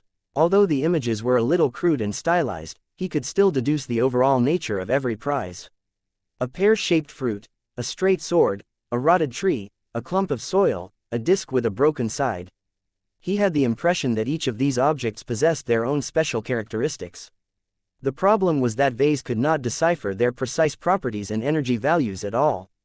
The markings on the pillar simply conveyed too little information for him to make any solid judgments. When Vase compared the bottom markings to the upper markings, he did notice a vague increase in quality. The objects at the top looked significantly more impressive and high class than the apparent pieces of junk at the bottom of the pillar.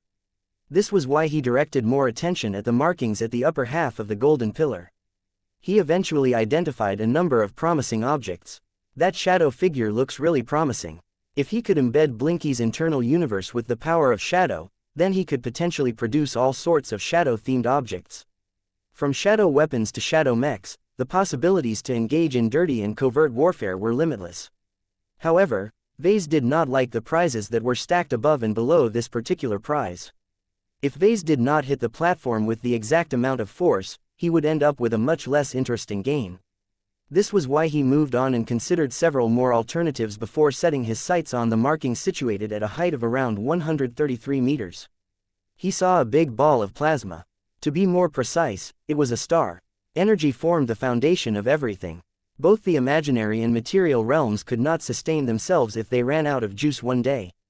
What better way to promote the growth of Blinky's internal universe and accelerate the conversion of energy to matter than to promote the growth of more energy sources? The best part about this prize was that the ones situated above and below this prize did not look too shabby either. Just above was a planet that bore a surprisingly large resemblance to old Earth. It conveyed a sense of mass and solidity that made it seem as if it could grow to an endless size. Just below lay an ancient stone obelisk that had apparently been used to regulate powerful energies. Its surface contained markings as well and depicted vague instances converting heat into electricity and using energy to form intangible walls and weapons. Vase actually found it difficult to decide which one he preferred the most. He had a strong feeling that each of them could give Blinky's internal universe a strong set of traits that conveyed distinct and useful advantages. The ball of plasma should increase the average energy level of my universe by a great extent. Everything Blinky can do will become more powerful as a result. Securing the book on energy manipulation will probably increase the versatility and applicability of spiritual energy in Blinky's imaginary universe. Obtaining a model of an Earth-like planet might allow the internal universe to contain a real physical landmass in advance. The only concern he had was that the prizes at this height were a bit weaker compared to the ones situated above. He shook his head. It doesn't matter if these prizes aren't as strong. What is important is that they impart the properties that I need. He no longer hesitated and drew out his hammer of brilliance. This was the only hammer-like object in his possession, and he had practiced swinging with it plenty of times in order to ensure he tapped people's heads with the flat end without crushing any skulls. Of course, trying to apply minimum force was substantially different from exerting a lot more strength. He took his time to make a number of practice swings. He adjusted his posture and tweaked his muscle exertion. It wasn't until the pillar started to shake a bit that Vase no longer stalled any further. All right, I'm starting. He slowly raised his hammer and held its grip with both of his hands. He waited for the right moment before he lowered the heirloom with a mighty but slightly constrained blow. Bang! A rainbow corona immediately lit up from the bottom and rapidly rose towards the sky. 30 meters, 60 meters, 90 meters. It was not until it reached 110 meters that the rainbow light show significantly lost speed as if it was affected by gravity. 120 meters, 125 meters, 130 meters. Come on. Vase grew intensely nervous at this time. If his strike had caused the rainbow shaft to end up just above or just below his target group, then he would regret this failure for the rest of his life. 131 meters, 132 meters, 133 meters, 134 meters. Vase widened his eyes as the markings at this height began to glow as well. Yes, although Vase did not obtain the prize he desired the most, he was more than happy with the one he ended up obtaining. A real obelisk that was twice as tall as his own height materialized next to the wishing fountain. Vase could immediately feel that the seemingly ancient relic contained a lot of power. It had been used to produce great results in the past, and had undergone profound changes as a result. All of the energies that used to be challenged by this obelisk in a distant age had altered its structure and properties forever. This gave Vase a much greater chance to enable Blinky to form a completely imaginary universe that could function properly despite the lack of physical matter in the early stages. Blinky also had a much higher chance of mastering new techniques that enabled the design spirit to produce spiritual energies of different elements. Chapter 5066 Eternal Love or Venk Obelisk Rank. Radiant. This stone obelisk is a central component of an ancient ritual chamber that has been used for great workings in the past. A powerful human astrologist called Urvenk has taken advantage of the materials and the formations of the ritual chamber to seed planets with life, alter the trajectory of moons and hasten the demise of stars. The Urvenk obelisk only comprises a part of the working mechanisms of the ritual chamber. The system's description of his prize was short and left out a lot of information that Vase really wanted to know. However, from what Vase could interpret from the description as well as his preliminary examinations of the obelisk, his lottery prize fully met his essential requirements. Even if this ancient obelisk was not a prize that was at the same level of the Grand Dynamo Elixir, it complemented the imaginary universe method extremely well. It could improve upon the internal rules and laws of the internal space by ensuring that spiritual energy could replicate the properties of matter. The Urvenk obelisk may even be able to increase the efficiency of the energy-to-matter conversion process. Of course, Vase needed to be able to harness the potential of this object, and he wasn't sure whether he could do so with his homebrew cultivation method. He spent a few more hours examining the obelisk. He tried to touch and manipulate in several ways. The obelisk channeled enormous amounts of energies once upon a time, and Vase could vaguely infer what happened by studying the traces and examining the transformed matter. Too much time had apparently passed for any imprint of this mysterious Urvenk to pass the test of time. Vase could only get a vague impression of this so-called astrologer from the techniques he employed and the characteristics of the remnant energies. Vase became convinced that Urvenk used to be a true god. This explained why one of his tools transformed so much and became so charged with power. Age may have caused it to erode and weaken to an extent, but the passing of time also caused its essential properties to become more settled and defined. Vase could do much with such an ancient relic.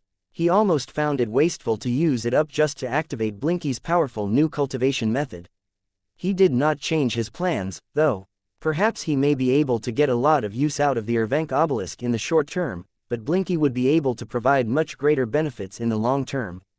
The sooner Blinky got started in the imaginary universe method, the less Vase had to wait to start earning profits from his companion spirit. Let's get this done as soon as possible. Vase used the information he gained from his examinations to modify and expand his self-created cultivation method. He wanted to ensure that the properties of the Ervenk obelisk would somehow be able to permeate the entire imaginary universe, thereby making it much easier to form more complex stellar objects and phenomena. Energy is everything in this universe. He grinned as he adjusted the parameters of his cultivation method according to his shallow understanding of cultivation and a lot of guesswork. The absence of matter should not be a reason to deny the formation of stars, planets, and even life that completely consists of different forms of spiritual energy. The line between energy and matter was a little blurred when it came to their spiritual variety. It was actually a lot easier for them to acquire opposing properties. This offered a lot of convenience to Vase as it became a lot easier to realize his ambitious vision. Once he completed his adjustments, he went over the entire cultivation method and concluded that he had done the best he could on his own. Vase did not have the experience or theoretical understanding to produce anything better at this time. Is this my limit, though? Vase recalled that he could obtain a lot of knowledge by ingesting the right enlightenment fruits. He became a lot more willing to spend big on fruits compared to the past. Not only was he and his clan in considerably greater peril than in the past, but he could also get a lot more use out of different cultivation methods. What he needed was more templates and components. The examples his mother gave him were not enough. He drooled at the thought of obtaining more sophisticated and multi-layered cultivation methods that contained plenty of inventive processes and techniques. Vase could deconstruct each of them and selectively make use of useful bits and pieces to construct all kinds of useful cultivation methods for his dependents. He already had a general idea on what he needed to learn. I should grab at least one chi cultivation method, one deity cultivation method, and one artifact cultivation method. He resolved. It would be helpful to pick up stuff related to contract cultivation and body cultivation as well, but it is not completely essential. Each of these methods should be as versatile and general as possible.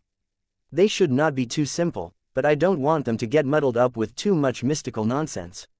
These were harsh demands. Vase did not expect to be able to obtain an ideal set of fruits. As Vase reached the tree of possibilities, he patiently examined all of the fruits that dangled from its branches. He spotted a few familiar ones that he saw in a different light given all of the changes that took place in his life. Quelmer Mid-Level Transphasic Weapon Principles Price, 850 Ascension Points imparts a comprehensive set of essential theories and design principles related to the most widespread transphasic weapon types mastered by a mid-level weapons engineer of the Quelmer race. The knowledge applies to weapons at every scale, from small arms to battleship armaments. I want this real bad.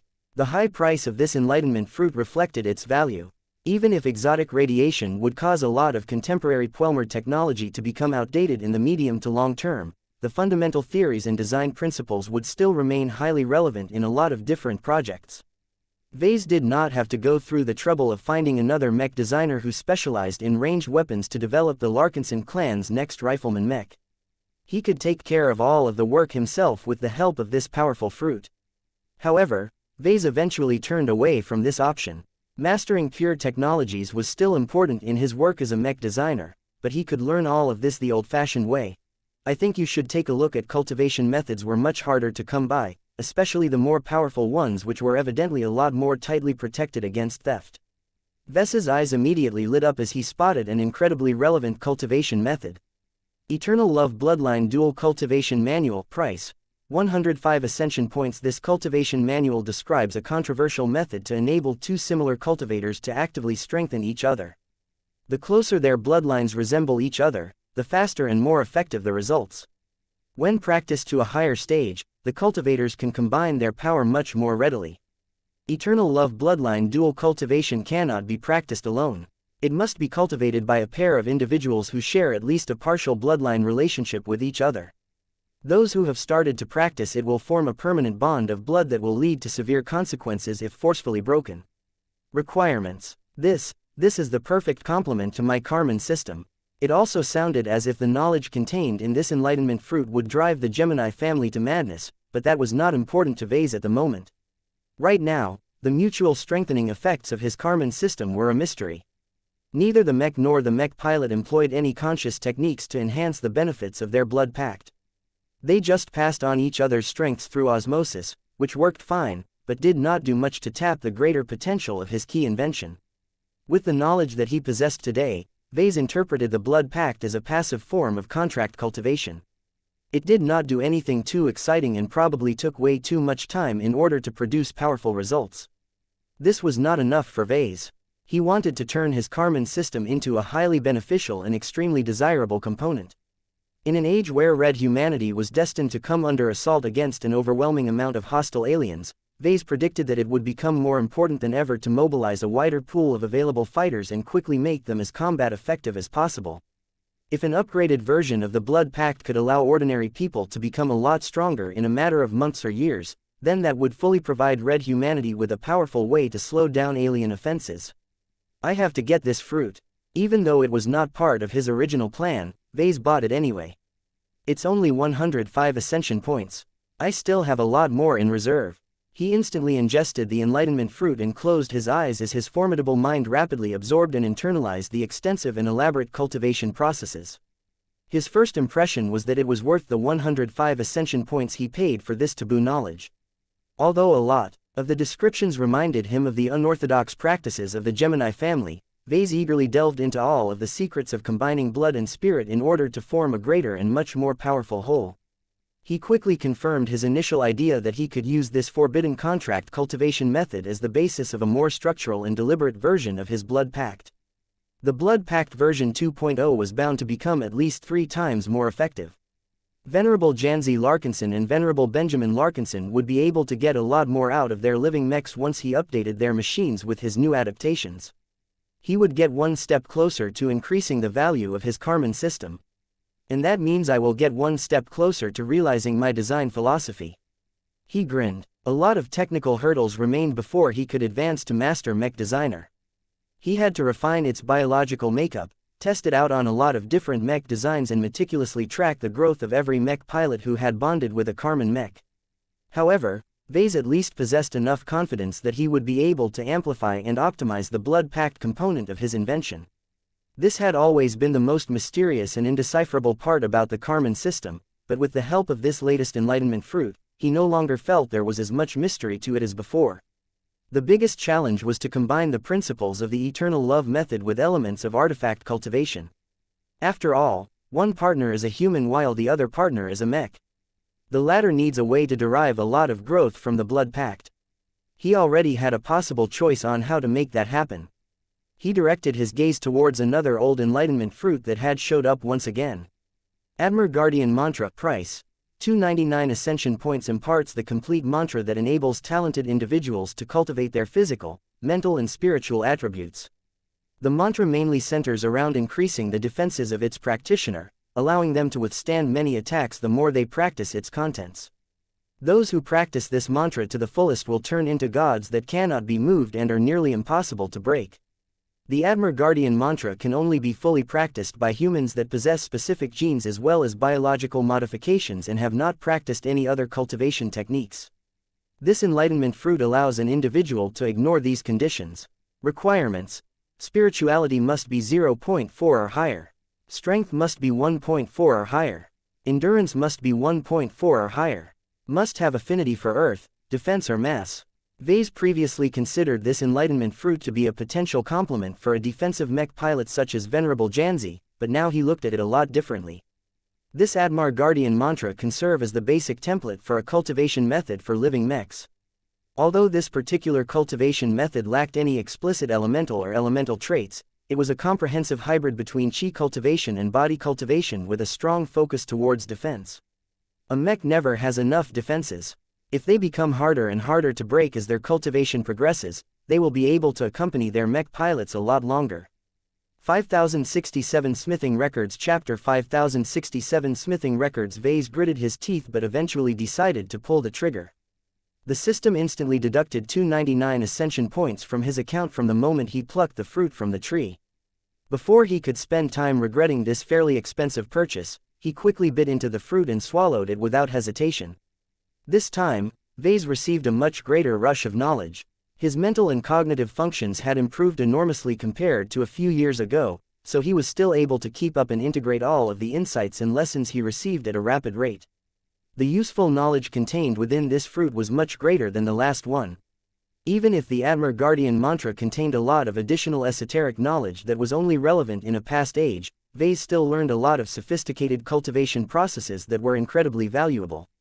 They combined chi cultivation and body cultivation elements in a single cohesive and synergistic cultivation framework. Many of them were either so advanced that Vase would never be able to deduce them himself or so ingenious that it could have only been invented through inspiration. As usual, Vase fully felt it had been worthwhile to spend 299 AP on this fruit. In fact, I've obtained a bargain this time. One man's trash is another man's treasure. The actual value of this fruit of mine surpasses its list price. The reasons why he felt this way were myriad. First, Vase gained a large quantity of high-quality building blocks and general cultivation knowledge. His understanding of what he came to call cultivation science had progressed enormously after learning so many new cultivation tricks. Second, the Admir Guardian mantra could serve as another useful template.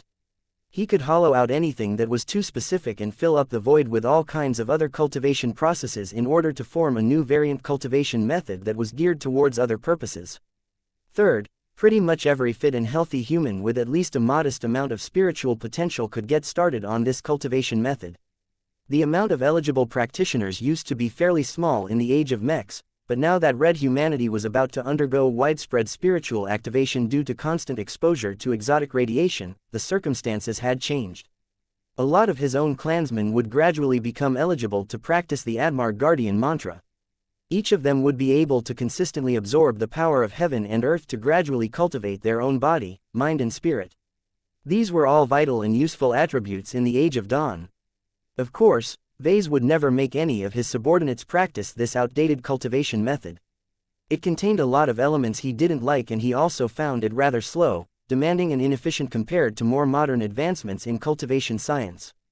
He intended to adapt and alter it so that he could invent a more appropriate cultivation method for all of his clansmen. The members of the Aduk family won't be the only ones in my network who can engage in deliberate cultivation anymore by the time I am done.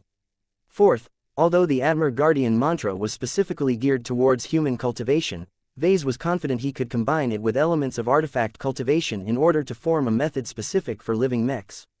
He might even go to his wife and propose to work together in order to incorporate her god-body method into his exclusive living mech cultivation method.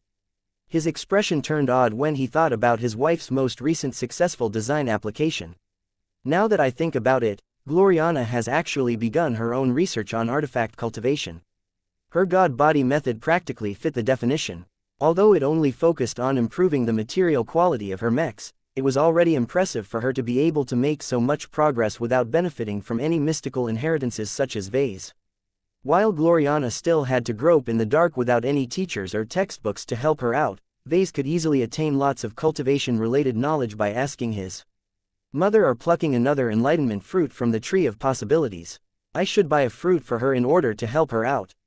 He decided. It was all well and good for her to keep figuring stuff out on her own, but her progress would fall too far behind if she had to keep researching and experimenting all by herself. Vase needed all of his mechs, but particularly the high-ranking ones, to become stronger a lot faster. Her own innovations could play a useful role in accelerating the rise of powerhouses in his clan. I should take care of my own needs first, though. He already spent 404 ascension points in a short amount of time, and he was far from done with his purchases. He needed more knowledge to boost his understanding of spiritual engineering and cultivation science further. I still need fruits related to deity cultivation and artifact cultivation. If I have enough points left, I should also make sure to grab a chi cultivation method that can tap into a lot of different elements. He quickly bumped into an incredibly attractive enlightenment fruit. Divine Blacksmith Records price. 975 ascension points imparts a large collection of related smithing recipes and techniques developed by a divine blacksmith.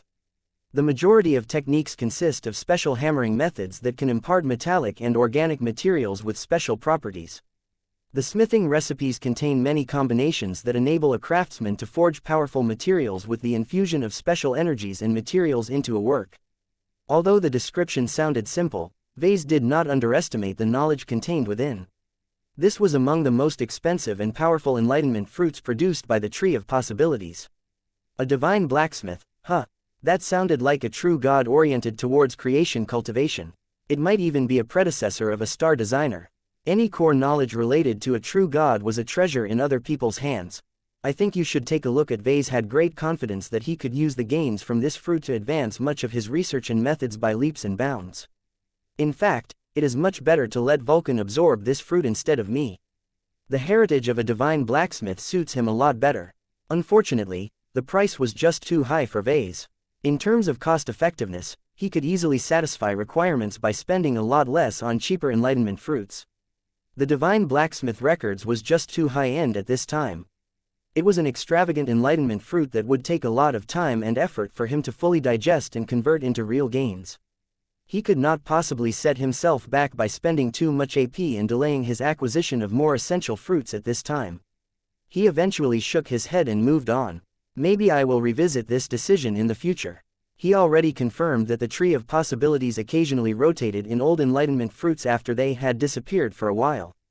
This meant that Vase always had the chance of plucking it in the future when he became more powerful and earned a lot more ascension points. Vase eventually settled for a more modest and economical artifact cultivation method. Kolika Sect Equipment Maintenance Sutra, price, 220 ascension points imparts a sutra as well as associated theories and techniques on the maintenance of personal weapons and equipment. The Kolika sect believes that equipment that is recently manufactured and unused in the circumstances they were made for cannot be relied upon. The battlefield is the forge and the attacks launched by the opposing force are the hammer strikes. Only after undergoing repeated combat refining will surviving pieces of equipment have the capital to turn into artifacts of greater power. The Kolika sect's unique sutra utilized by its blacksmiths is not only meant to facilitate the repair and restoration of damaged equipment, but can also increase their toughness and other properties through a combination of special methods. This is much more appropriate for my needs. Although it didn't sound nearly as comprehensive and high-level as the Divine Blacksmith records, the Kolika Sect Equipment Maintenance Sutra was a lot cheaper while also being highly relevant to his work. Sure, this enlightenment fruit did not sound like it had anything to do with mechs or living products, but Vase was sure he could adapt the principles of this so-called Kolika sect to his mechs and mech designs. It would be best to change it so that the mechs can apply a version of this sutra to themselves instead of letting the maintenance crews do this stuff. Vase determined. He could figure that out later. Vase took the time to study the other enlightenment fruits that sounded like they were also tied to artifact cultivation, but he did not like them due to various reasons. They were either too cheap, which gave him little confidence that they would satisfy all of his requirements, or they demanded too many ascension points while stuffing his head full of too much irrelevant knowledge. This one was just right. Vase plucked the fruit and tossed it into his mouth. Another burst of knowledge flooded into his mind. The quantity of theories and techniques was a lot, but a significant proportion of the input was made up of hard data that should ordinarily be stored in a database. Vase harvested a lot of gains from this fruit. Just as he expected, the knowledge was both highly relevant and multi-purpose. Not only did he gain the building blocks he needed to cobble up a much more functional and fitting artifact cultivation method for his living mechs, he also gained a much greater understanding of blacksmithing and manual craftsmanship processes. He especially gained a lot of competence in repairing damaged and broken mechs. He understood a lot more on how to preserve their valuable attributes while also imparting his machines with small improvements by imbuing the mechs with spiritual energy. The more damage the mech, the greater the room for mystical improvement. My chance of fabricating a masterwork mech should be even greater, especially if I upgrade an existing mech. The Kolika sect's survival of the fittest mentality towards equipment synergized well with his specialization towards living mechs. So long as his products managed to survive the battlefield and grow for numerous years, they would be able to grow into much more powerful versions of themselves. Vase smiled as he fully digested the knowledge contained in the latest fruit. He developed a much stronger desire to go back to his design lab and work on upgrading the Dark Zephyr and all of his other old expert mechs. These older machines had gone through so many serious battles and accumulated so much growth that he knew that he could unlock a lot of potential if he reconstructed their frames. However, all of that took a lot of time and effort. He needed to think carefully about whether to embark on any further design projects at this time. Let's get back to my search. He had 625 ascension points left. He was willing to spend a large chunk of it on 2 more fruits, but he needed to make sure he left a healthy reserve in order to pay the rent for the Vault of Eternity and rent extra time in the Workshop of Creation. Vase urgently needed a proper deity cultivation method.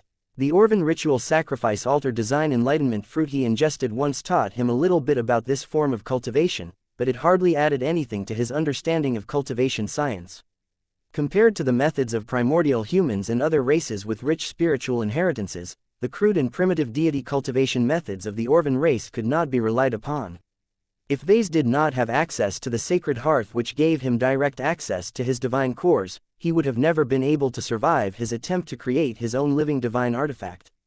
Now that he still had plenty of ascension points at his disposal, he became determined to do better. It took a while, but he eventually found a decent fruit. Chapter 5068 The Importance of Reciprocity. Vase did not like deity cultivation. The examples shown by his mother and the cultivation methods described by the numerous enlightenment fruits dangling from the tree of possibilities all emphasized the primary reason for his dislike. The relationships between the deity and its worshippers were too uneven.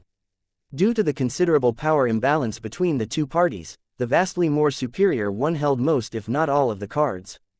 It was so easy for the deity to exploit its worshippers and demand them to give up much of what they possessed in value for a cultivator in exchange for paltry rewards.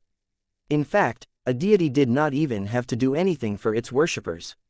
The supposed god could simply sit back and continue to absorb faith or spiritual feedback while leaving its subjects completely in the dust.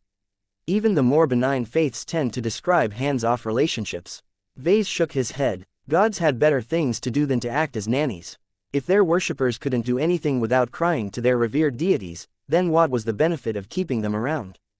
Besides, once gods started to attract a huge number of worshippers, it became unrealistic to attend to their spiritual needs in real time. Only the more benevolent and restricted gods might have reasons to do a decent job and respond to those who were truly in need, but even then they could never fully reciprocate all of the gains they received from their body of worshippers. Inequality is baked into the fabric of deity cultivation. Vase concluded, no god can solve any problem, nor should they. People should ideally live their own lives without the meddling of nefarious or capricious gods. Deity cultivation became intertwined with all kinds of messy beliefs and assumptions. The ethical problems and propensity for abuse were so enormous that Vase had to resist the urge to torch it from existence in its entirety. This is a cancer upon all of humanity and other races for that matter. His strong secularist ideology caused him to discount all of the positive benefits that deity cultivation could exert on a society. Instead, he fixated on all of the possible abuses and expressed serious contempt towards anyone who used this method of cultivation to get ahead. Even his mother did not escape his sights. From what little Vase had seen from the Oblivion Empire, it gathered large amounts of desperate people who sought to break past their limitations. They somehow believed that the Lady of the Night could give them what they wanted. Though his mother had selectively blessed numerous lucky individuals including a notable quantity of mech pilots, the vast majority of her worshippers obtained little to nothing from their goddess. Cynthia did not even bother to dress up the fact that she was exploiting her lowly minions. All of those gullible and foolish people who fought against the Abyss Empire and more terrible monsters on her behalf worked hard to gain her recognition and blessing, only to perish while fighting for another individual's cause. Vase did not want to follow the example set by his mother. He understood that she was a product of her environment and that she had internalized an entirely different set of values that were incompatible to contemporary human society. His design philosophy centered around the concept of mutual growth for good reasons. He had been raised as a modern citizen of a modest civic state. Not only that, but he had also inherited the values and principles of a mech designer.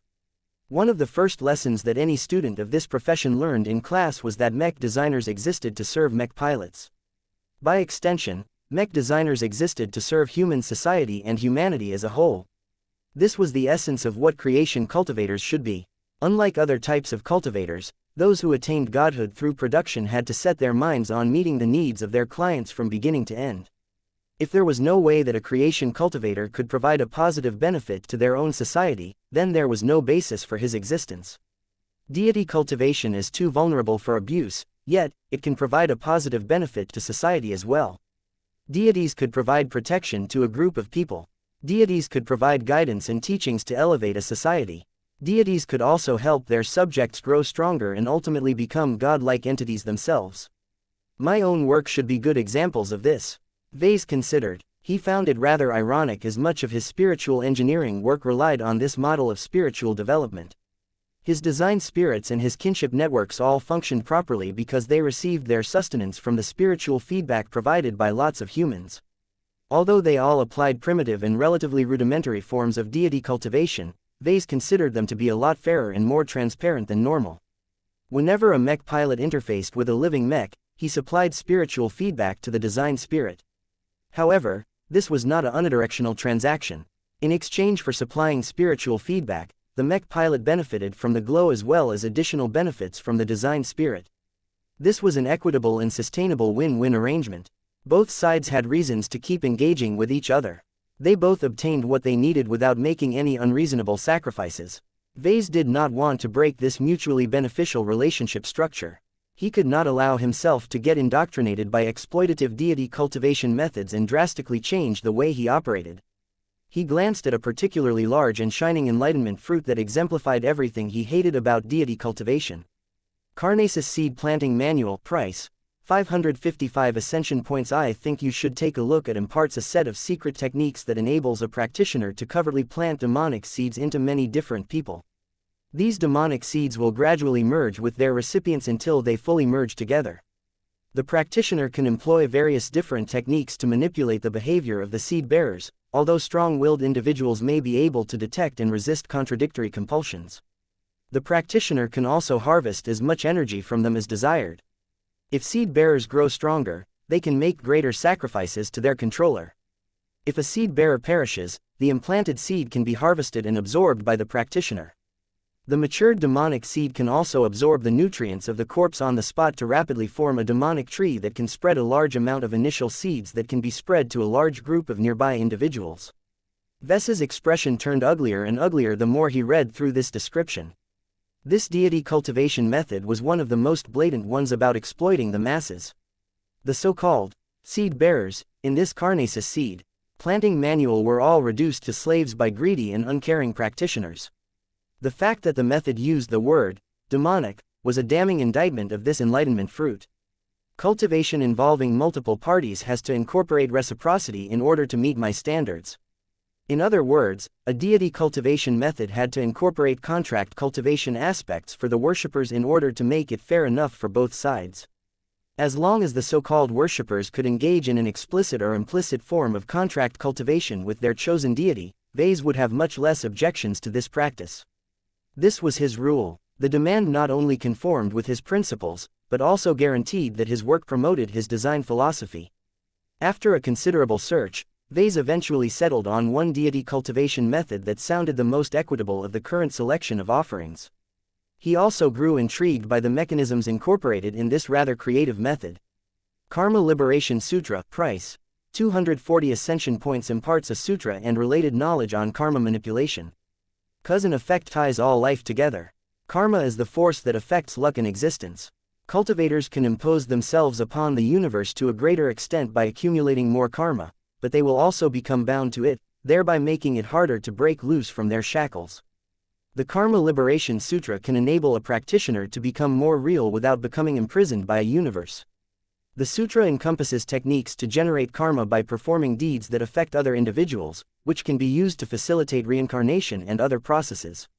It also contains techniques to offset, transfer and resolve karma in order to liberate the practitioner from remaining indebted. It's a bit vague, but I have a good feeling about this one. Vase spoke as he stared at the orange enlightenment fruit. It gave the most positive and benevolent impression out of other comparable fruits. Its description might be a little vague and inadequate in many areas, but it conveyed an explicit sense of fairness, reciprocity, restraint and punishment. This was the template that he sought to define every deity cultivation method for his design spirits and other comparable products.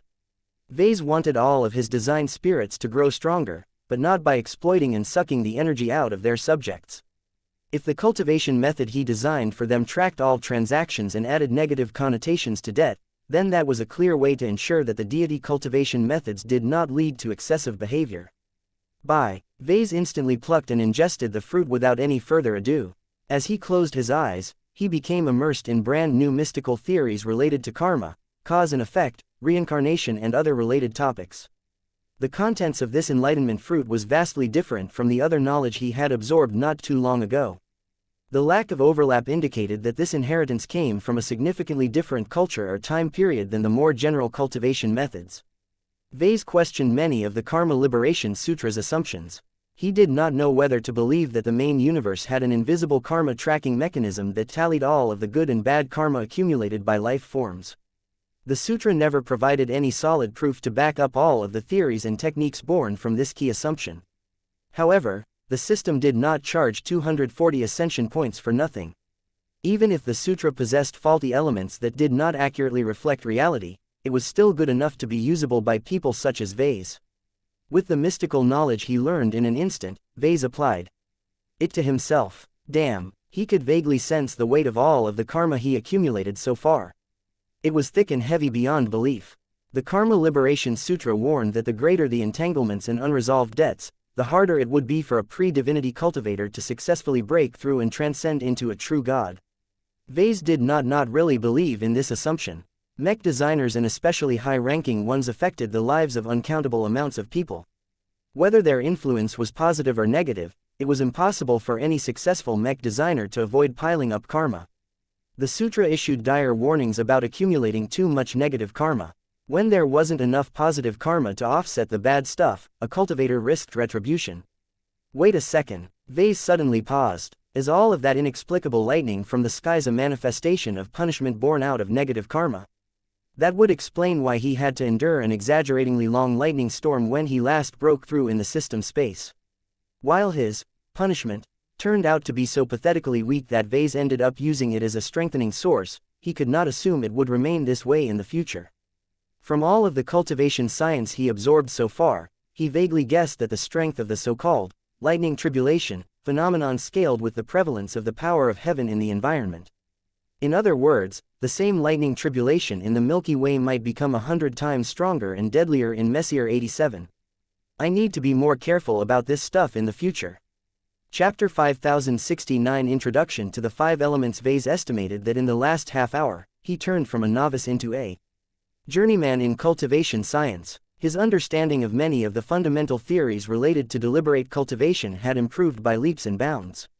He managed to overcome one of his greatest shortcomings and blind spots in record time merely by ingesting a series of enlightenment fruits. He felt a lot more confident about his ability to survive the coming troubles of the Age of Dawn. Now that he along with the rest of red humanity was stuck in a dwarf galaxy that became flooded with exotic radiation, any relevant knowledge on how to make the most out of E-energy radiation became incomparably precious. His head happened to be stuffed with precious secrets on how to leverage spiritual energy in all kinds of fantastic and powerful ways. His spiritual engineering capabilities had undergone an explosive rebirth. No longer did he have to rely on shaky and incomplete homebrew theoretical frameworks to develop his products. He could rely on much more mature and detailed theories to form deeper interactions with more promising phenomena. Vase already secured the essentials he needed to upgrade all of his design spirits, his companion spirits, his living mechs and a lot of other powerful works. He quickly checked his remaining balance. I still have 385 ascension points at my disposal. This granted him room to obtain one more decent enlightenment fruit. Although he already obtained all of the basics, Vase wanted to obtain an extra package of theories related to harnessing different spiritual attributes. The cultivation methods that he obtained from the Tree of Possibilities did not go in depth in this particular direction. They were all fixated on other concepts and goals to spare any room for superfluous elements.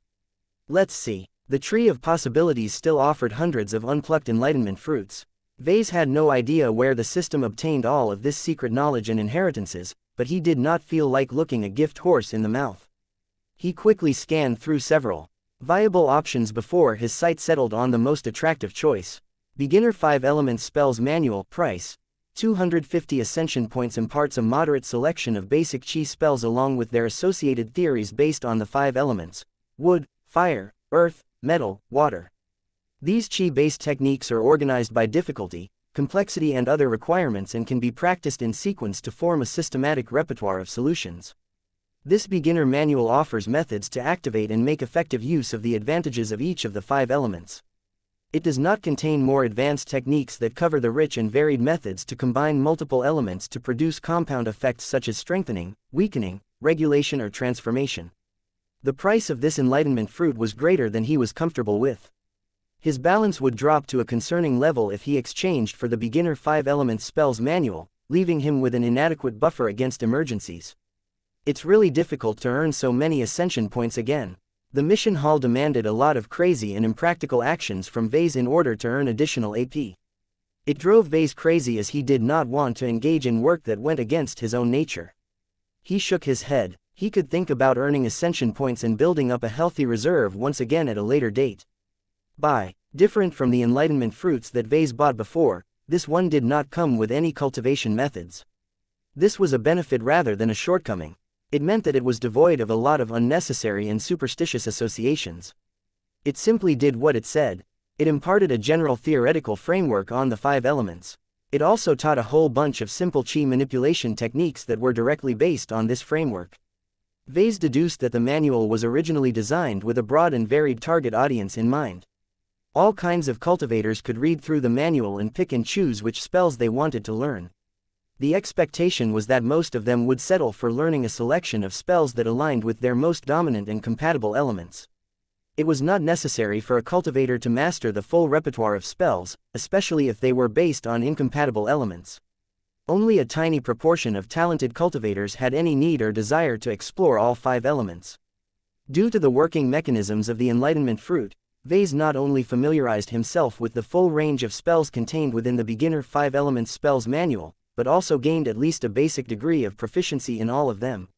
He felt he could manipulate his own spiritual energy as well as the ambient spiritual energy around him to produce all kinds of interesting effects.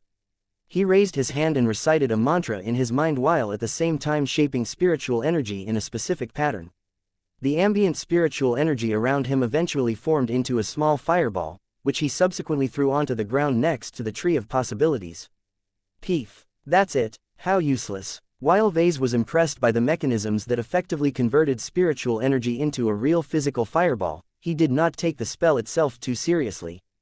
If he wanted to cause harm, he was better off materializing the Amastendira and pulling the trigger on his target. Humans are tool users. My technological products can easily outdo any of the spells that I have learned. Vase tried out a few other spells in order to confirm how powerful they were under the current circumstances. He managed to levitate his hammer of melody above his palm, but couldn't lift anything heavier. He managed to condense the moisture in the air into enough drops of water to quench his thirst. From this day onwards, I can rightfully regard myself as a spiritual sorcerer. Of course, this was just a useless flight of fancy. Why the hell would Vase waste his time on these useless magic tricks? Human civilization was primarily based around technology, and its development in this area vastly exceeded the results produced by primitive and outdated spells. What he truly valued was acquiring the foundational theories and the underlying mechanisms of all of these spells. The 5 elements no longer sounded as mysterious and inscrutable to him as before. I kind of understand now why the sacred scrolls come in 5 different editions. I think you should take a look at each element possessed a lot of versatility and potential, and that was when they were used by themselves. Once combined, they could produce vastly greater results. A lot of new elements and effects could be produced by combining the 5 elements in different ways. It was a pity that the fruit did not go into detail in these more advanced theories. I probably won't be able to afford it anyway, he muttered. He took a brief look at his remaining balance and winced. Damn, there is only 135 AP left. That was a pathetic sum compared to what he had before. Under normal circumstances, Vase could only earn a single ascension point per completed mech design. He would have to work for a long time in order to break past the 1000 AP barrier again. I need to go on another mission spree if I want to buy another batch of enlightenment fruits. He frowned. He had almost completely exhausted this opportunity to take advantage of the system and quickly absorb a huge amount of rare and valuable knowledge. It would probably take a long time before he could do this again. Still, he felt really good about his choices today. Each of the enlightenment fruits he plucked from the tree of possibilities had been worth the ascension points he spent on them and more. Now that his head was filled with multiple different theoretical frameworks related to cultivation science, Vase became more eager than ever to formulate his own cultivation methods. When he looked back at the imaginary universe method he derived for Blinky, he gained a completely different impression of his own work. It was as if he had graduated from a third-class mech designer to a second-class mech designer all of a sudden.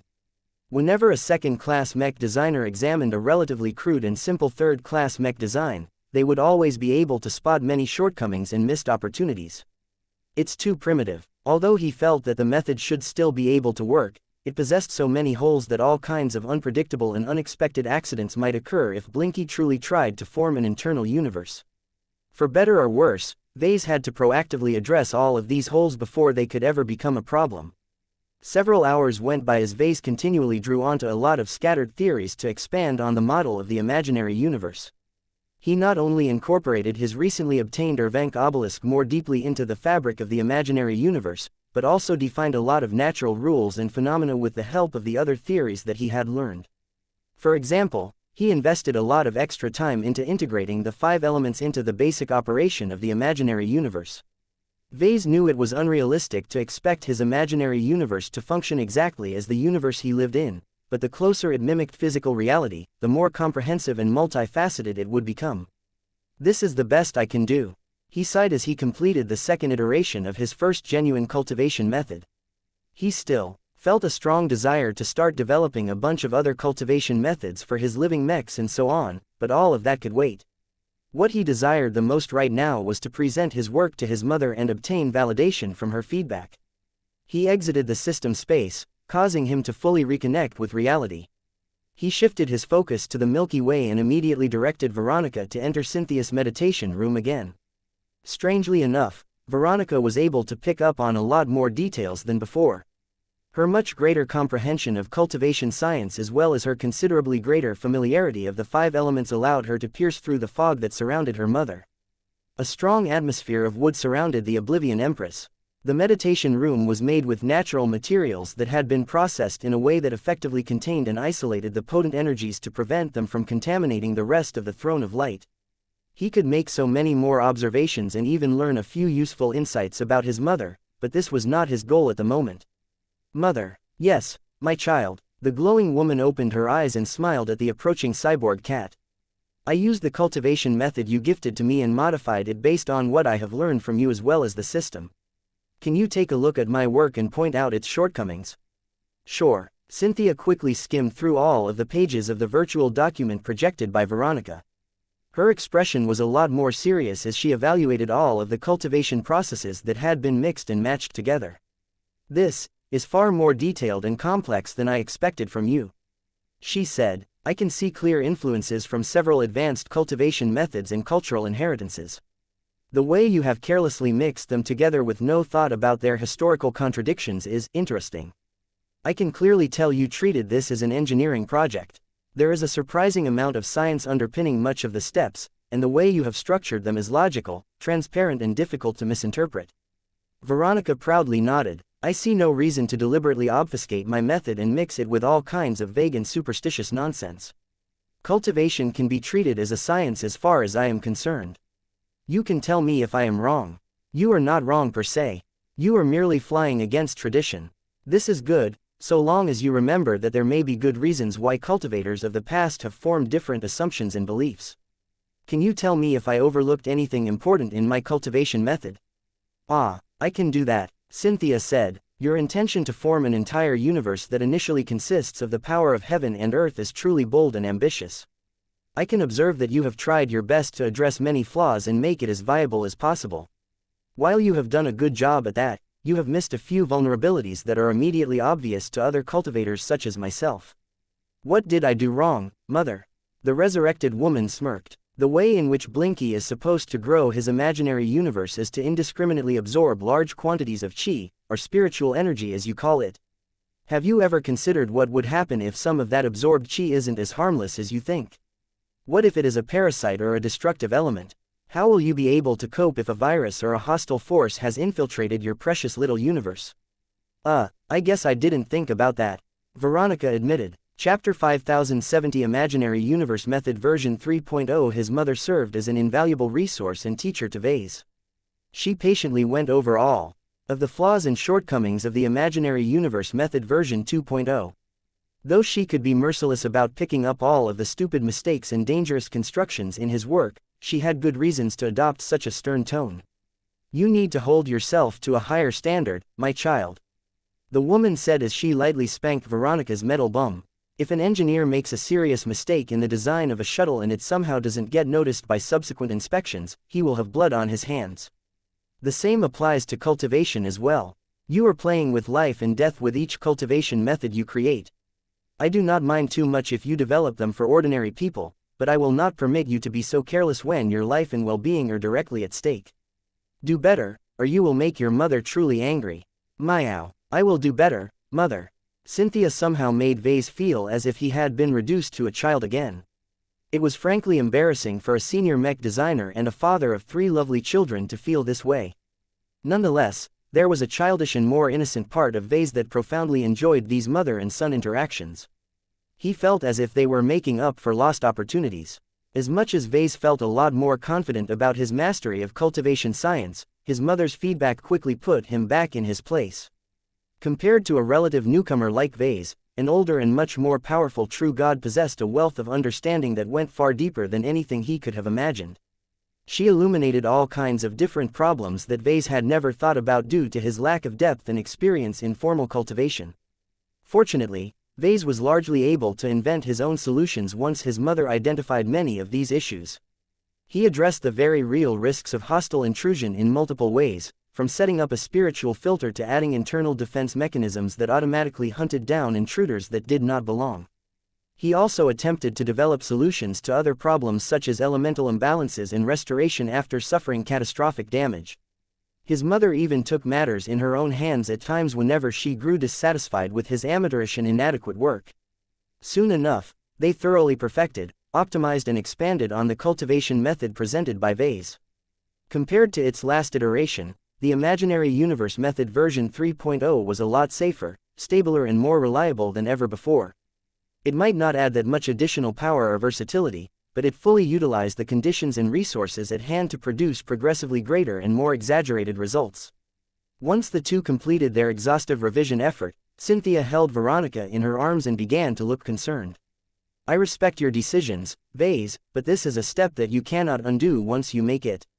Once your companion spirit creates his own new and constantly expanding universe, it is nearly impossible to change to another cultivation method. The only way Blinky can proceed from that point onwards is to modify and expand on his current method, but there are clear limits to how much he can deviate from his original direction." Veronica let out a sigh as she relaxed in her mother's arms. "I have already spent a lot of time thinking about this and I am sure about my decision. I am happy with this configuration.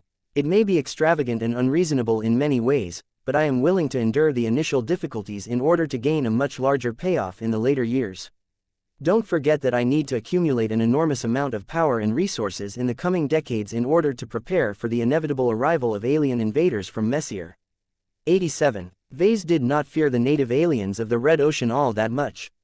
Even if the closure of the Greater Beander Gate caused Red humanity to become incredibly outnumbered all of a sudden, the Red 2 still possessed a lot of effective combat power. The Red Association and the Red Fleet would definitely do all of the heavy lifting when it came to defending Red humanity's space. What Vase truly worried about was whether the Red 2 still possessed the qualifications to resist the extragalactic invaders from M87 a few decades later. Vase needed to be ready to either give the Red 2 assistance to prevent Red humanity from going extinct. Alternatively, he might have to build a powerful enough fleet to run the hell away from the Red Ocean before he and his clan could get hunted down by unimaginably powerful alien invaders. His mother still had issues with Blinky's cultivation choices. "Your Imaginary Universe method is a pure chi cultivation method," she stated. "Yes, that's right, I tried to keep it as contained as possible." "What's the problem?" Veronica asked. "You can easily incorporate deity cultivation in your Imaginary Universe method. It will not detract too much from the existing processes. Whether you make it so that Blinky derives energy from getting worshipped by your fellow clansmen or the native spiritual life forms that will come to inhabit his internal universe, you can still implement solutions that can speed up his cultivation." Veronica knew what his mother was talking about. That did not mean the cyborg cat had to agree with her elder. No, I am not going to entangle Blinky with this kind of stuff. Deity cultivation is all well and good, but I don't want Blinky to become overdependent on other people. This may be my only incarnation that can remain fully self-sufficient. He can do well in any location with enough concentrations of ambient spiritual energy. I don't want Blinky's development to become warped by the biases and preconceptions of third parties. The greatest danger and shortcoming of deity cultivation was that the god in question could get contaminated by the ideas and emotions of his own worshippers. This was the inevitable consequence of deriving a great amount of growth and cultivation process by absorbing spiritual energy from other living sources. In contrast, ambient spiritual energy was a lot more neutral and less opinionated due to the fact that it was mostly unknown background radiation. I already have Vulcan if I want to derive growth from deity cultivation. Veronica added, he is pretty popular among dwarves. I am sure that I can develop a highly suitable deity cultivation method for him that will give full play to his own unique conditions.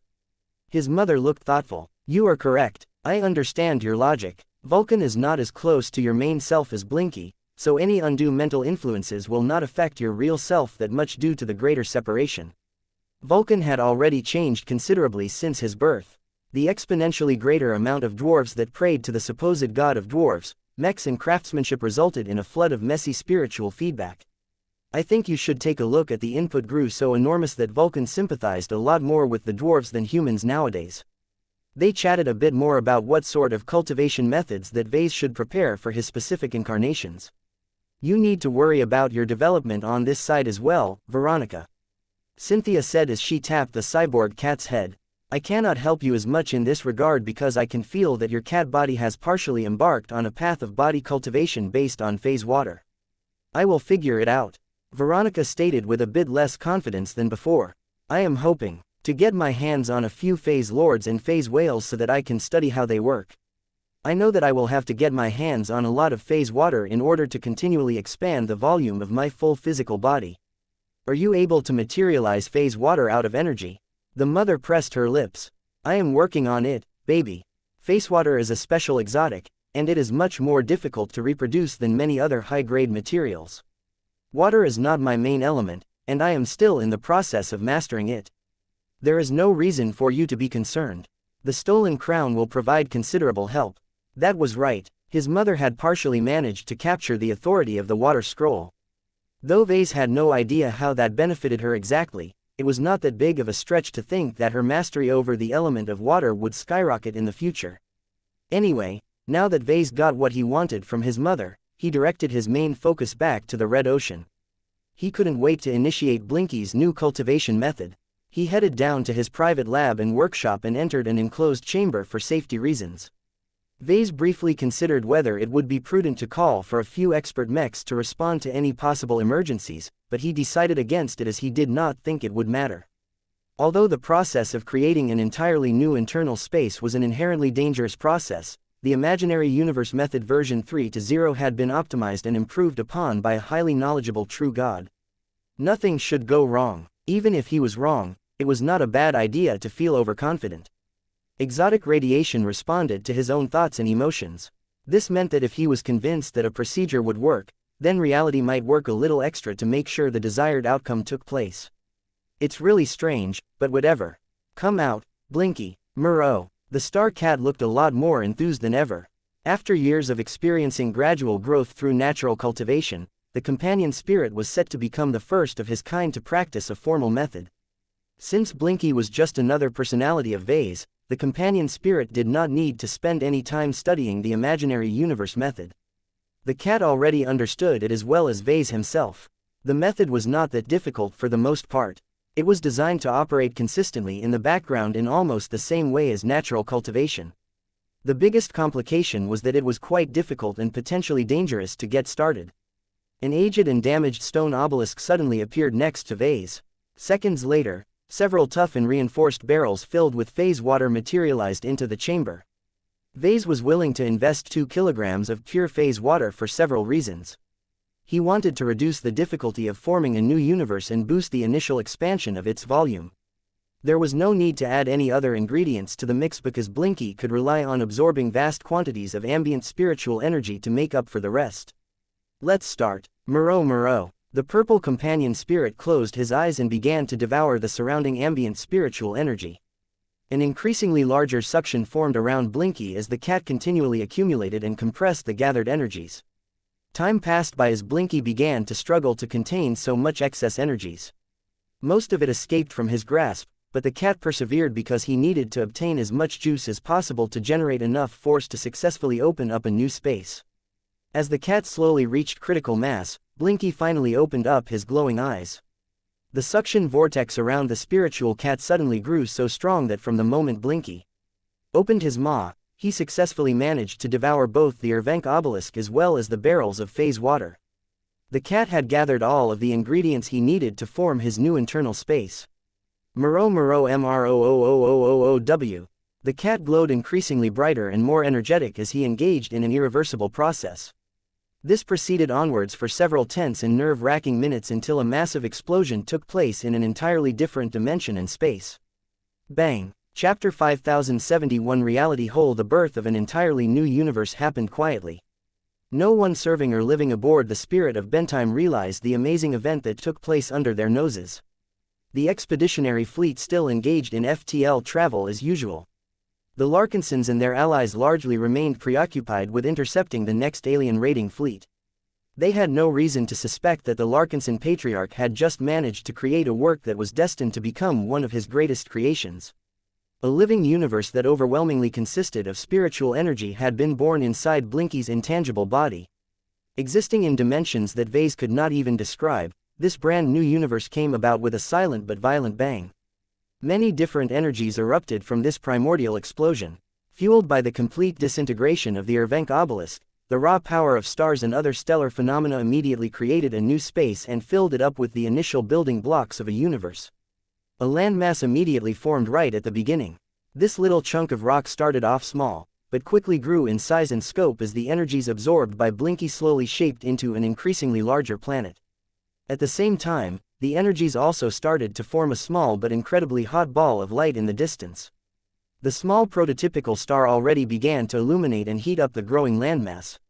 More important than the creation of a new planet and star was the expansion of the internal universe itself. With the help of the expenditure of 2 kilograms of phase water, the eruption of power also expanded the diameter of the newly born space far beyond what it was supposed to for a newly established internal space. It was not unusual for cultivation methods to create internal spaces that boasted a diameter of only a few hundred meters or a dozen kilometers. While this sounded like a respectable amount of space at the start, these volumes amounted to nothing when the goal was to form a complete planet or star system. The amount of volume required to form such exaggeratingly large stellar objects was astounding. The downsides of forming a small internal space were myriad. Their lack of size and mass made them fragile and vulnerable to external shocks. Their lack of volume also meant that they couldn't store that much energy. The poorer starting conditions meant that the cultivator had to expend a lot more effort to expand the volume of his internal space. Yet because of the combination of special resources and the influx of a lot of spiritual energy, the foundation of the imaginary universe started off on a considerably stronger footing. In fact, the conversion from an originally physical universe to a space that was overwhelmingly made up of pure energy massively decreased the resource requirements needed to grow and expand the setting. Vase did not have to worry about needing to absorb a lot of materials to build up Blinky's internal universe. However, the price for that was that it would become a lot harder and more energy intensive to convert all of the imaginary stuff into physical matter in the future. This was okay. As the initial growth spurt of Blinky's new internal space started to slow down and reach a more stable if somewhat glacial pacing, Vase began to test and evaluate what he could do with this new feature. A permanent energy vortex formed around Blinky. It was as if the star cat pricked a hole through the reality of the main universe. This hole acted like a drain that constantly caused all of the ambient spiritual energy to fall through and end up in a completely new universe. Moreau Moreau, I know. Try and see if you can increase your cultivation speed. The companion spirit began to exert himself. By following a specific cultivation method, Blinky was able to widen the diameter reality hole while at the same time raise the strength of the suction force. The devouring organ derived from the unending one played a crucial role in this regard.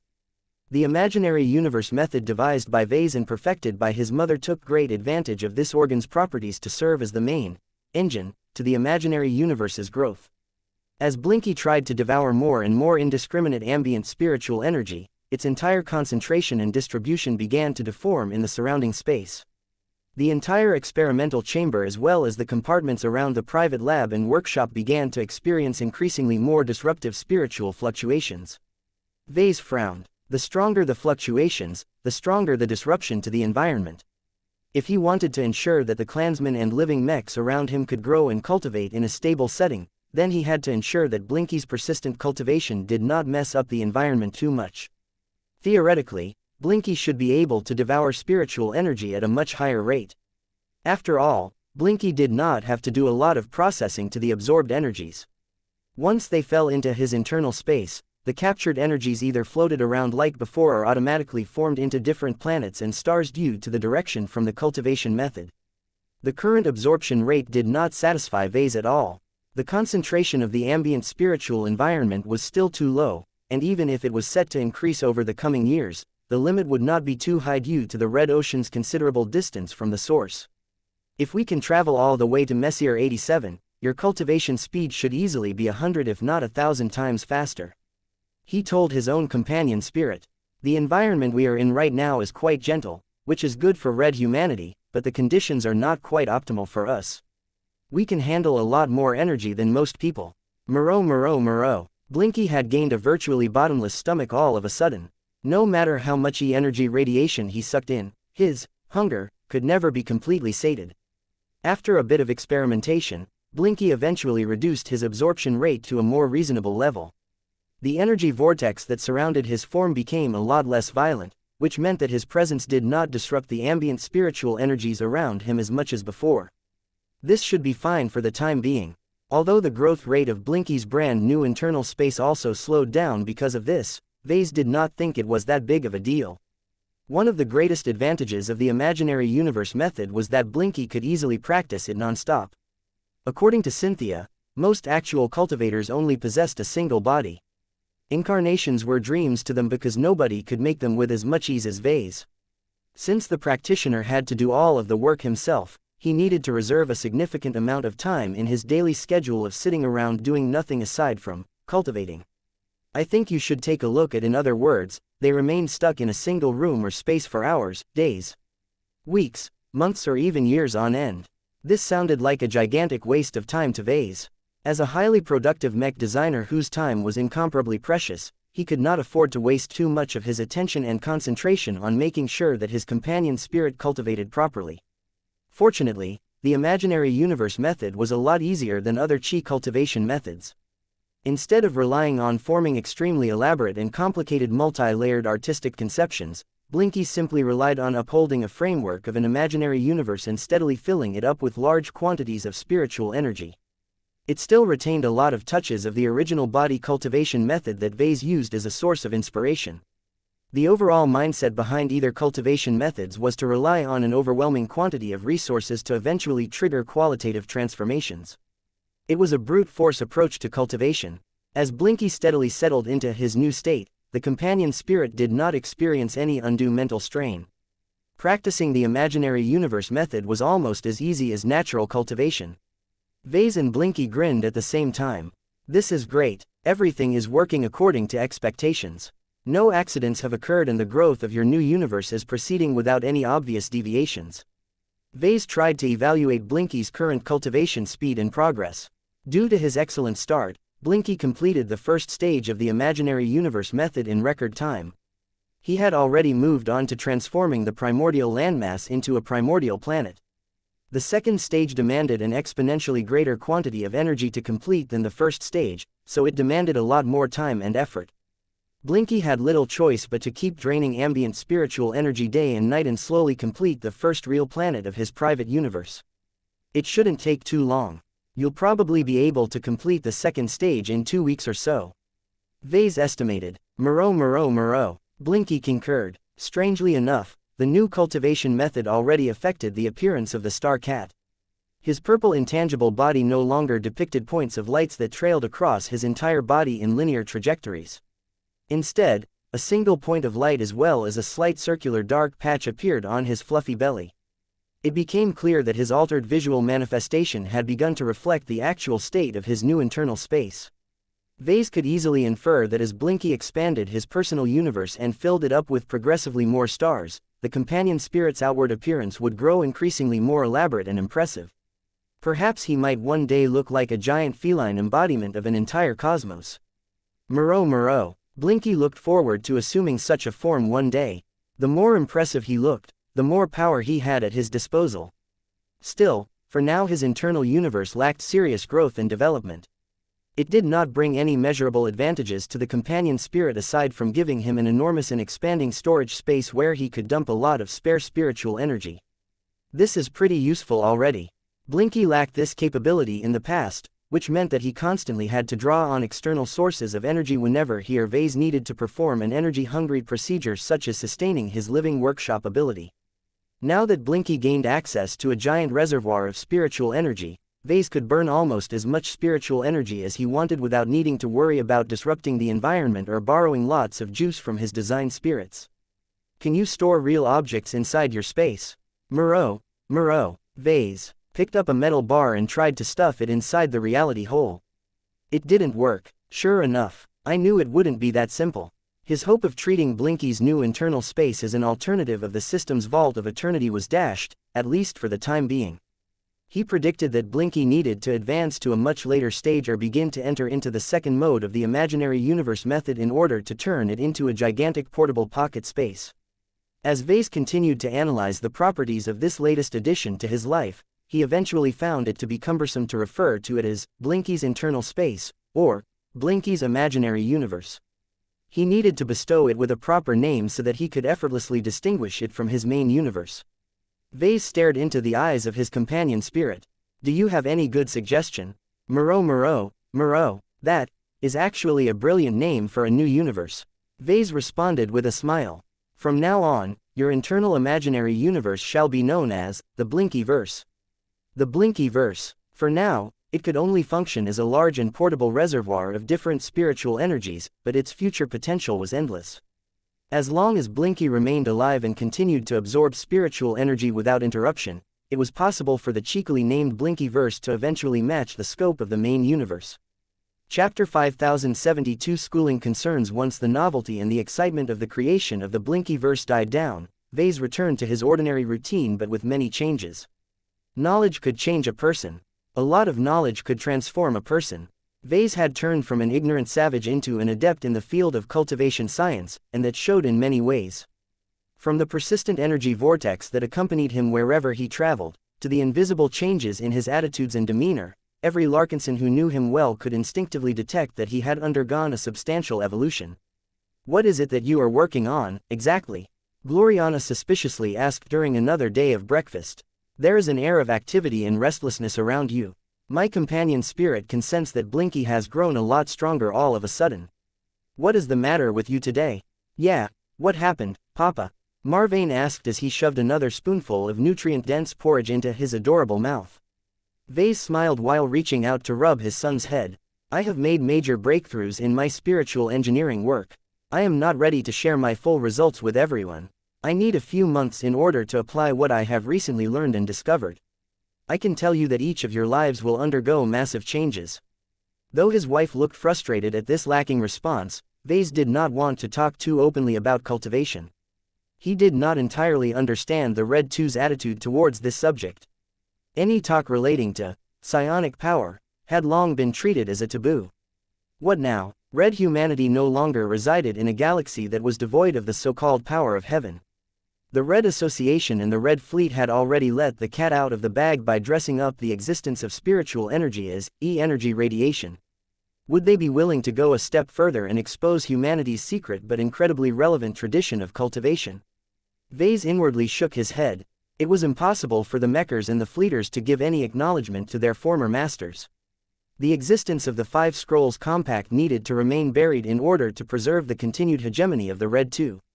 As Vase finished his breakfast, he started to consider his busy schedule for the next month. He had a lot of work on his plate. Not only did he have to spend a lot of hours on progressing his various design projects, but he also had to develop a lot of new cultivation methods for different recipients. His children, His clansmen, his companion spirits and his design spirits all possessed different properties and could not practice the exact same cultivation method. Vase had to develop several cultivation methods in order to meet the needs of each major category. In the case of people he cared about the most, such as his 3 children, he wanted to formulate customized cultivation methods for each of them to ensure they developed a lot faster than their peers. Only his children deserved to practice the best methods. If not for the fact that the imaginary universe method required the presence of a devouring organ as well as powerful starting ingredients, Vase would have encouraged his children's companion spirits to practice it as well. After all, why stop with one internal universe when his family could grow several more at the same time? It might even be possible to connect them all together and form a shared multiverse. This was all fantasy, of course. Cultivation could make a lot of different dreams come true, but the requirements to realize the more outlandish stuff were too much for him to bear. Once it was time for his children to start their respective tutoring sessions, Gloriana walked up to Vase in concern. "Don't try to act mysterious. Tell me what is happening," she softly demanded. "I can tell you are keeping a huge secret from me again." Vase sighed and placed his arms on both of her shoulders. "I would love to share my work with you, but there is little point in notifying you when I don't have much to show at the moment. Give me a month and I will be able to give you a proper heads up by presenting you with actual results. Don't be in a hurry to complete the Bloodripper project and the Green Axe project. I will try my best to apply my latest gains to those 2 expert mech projects." That caused Gloriana to frown deeper. "I will trust you, for now. I expect you to be a lot more forthcoming when you finally feel ready to share your latest breakthrough. Hey, prepare for your mind to be blown. All of our lives and all of our mechs are about to take off once I have verified my latest conjectures."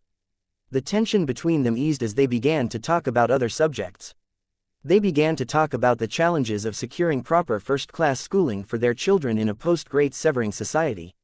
Many virtual schools had become inaccessible or defunct, leading to a considerable increase in demand to the remaining educational institutions in the Red Ocean. The Ural Tavik clan is primarily based in the Omter Republic in the Milky Way. Gloriana reminded Vase. Lord Pyrian Ural Tavik has lost access to much of his backing. He only has what little his clan has transferred to him after he lost his first fleet and got rescued by us.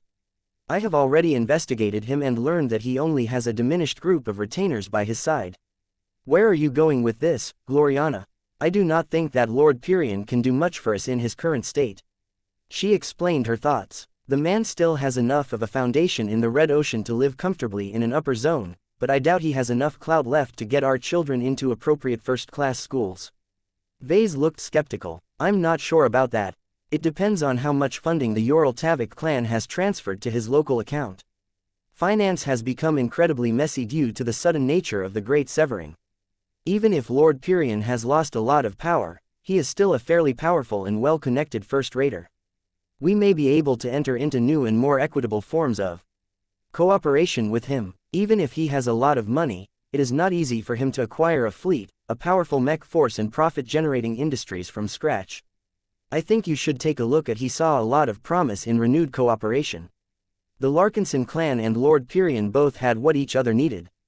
Vase just needed to order the Black Cats to investigate this potential business partner a bit further. Well, whatever you have planned for Lord Pyrian, our children still need better schooling. Can't you use your new connections with the Terrans to enroll them into virtual schools based in the Terran Alliance?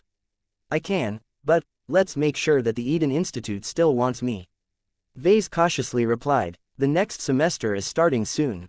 Once I have proven my teaching ability and earned my place in this university, I might be able to ask a few favors from the school administration. Then you better make sure you do a good job. We still have other options, honey. It might not necessarily be a good idea to educate all of our children in the Terran style. The conference organized by the survivalist faction was scheduled to start soon as well. Vase had heard little from his contacts, but he could clearly guess that its importance had become a lot greater than before. He still needed to hurry up and complete a few new works in order to show off his latest and most promising innovations. As long as he proved his value in this new age and attracted enough support, it should be easy for him to ask a few favors from his survivalist buddies. Once Vase assuaged his wife's concerns, they split up and started their respective work. Gloriana had already completed a lot of preliminary work on Ark's new high-tier expert mech. The Jupiter project was meant to become one of the strongest if not strongest powerhouse mech of the Larkinson clan in the years to come.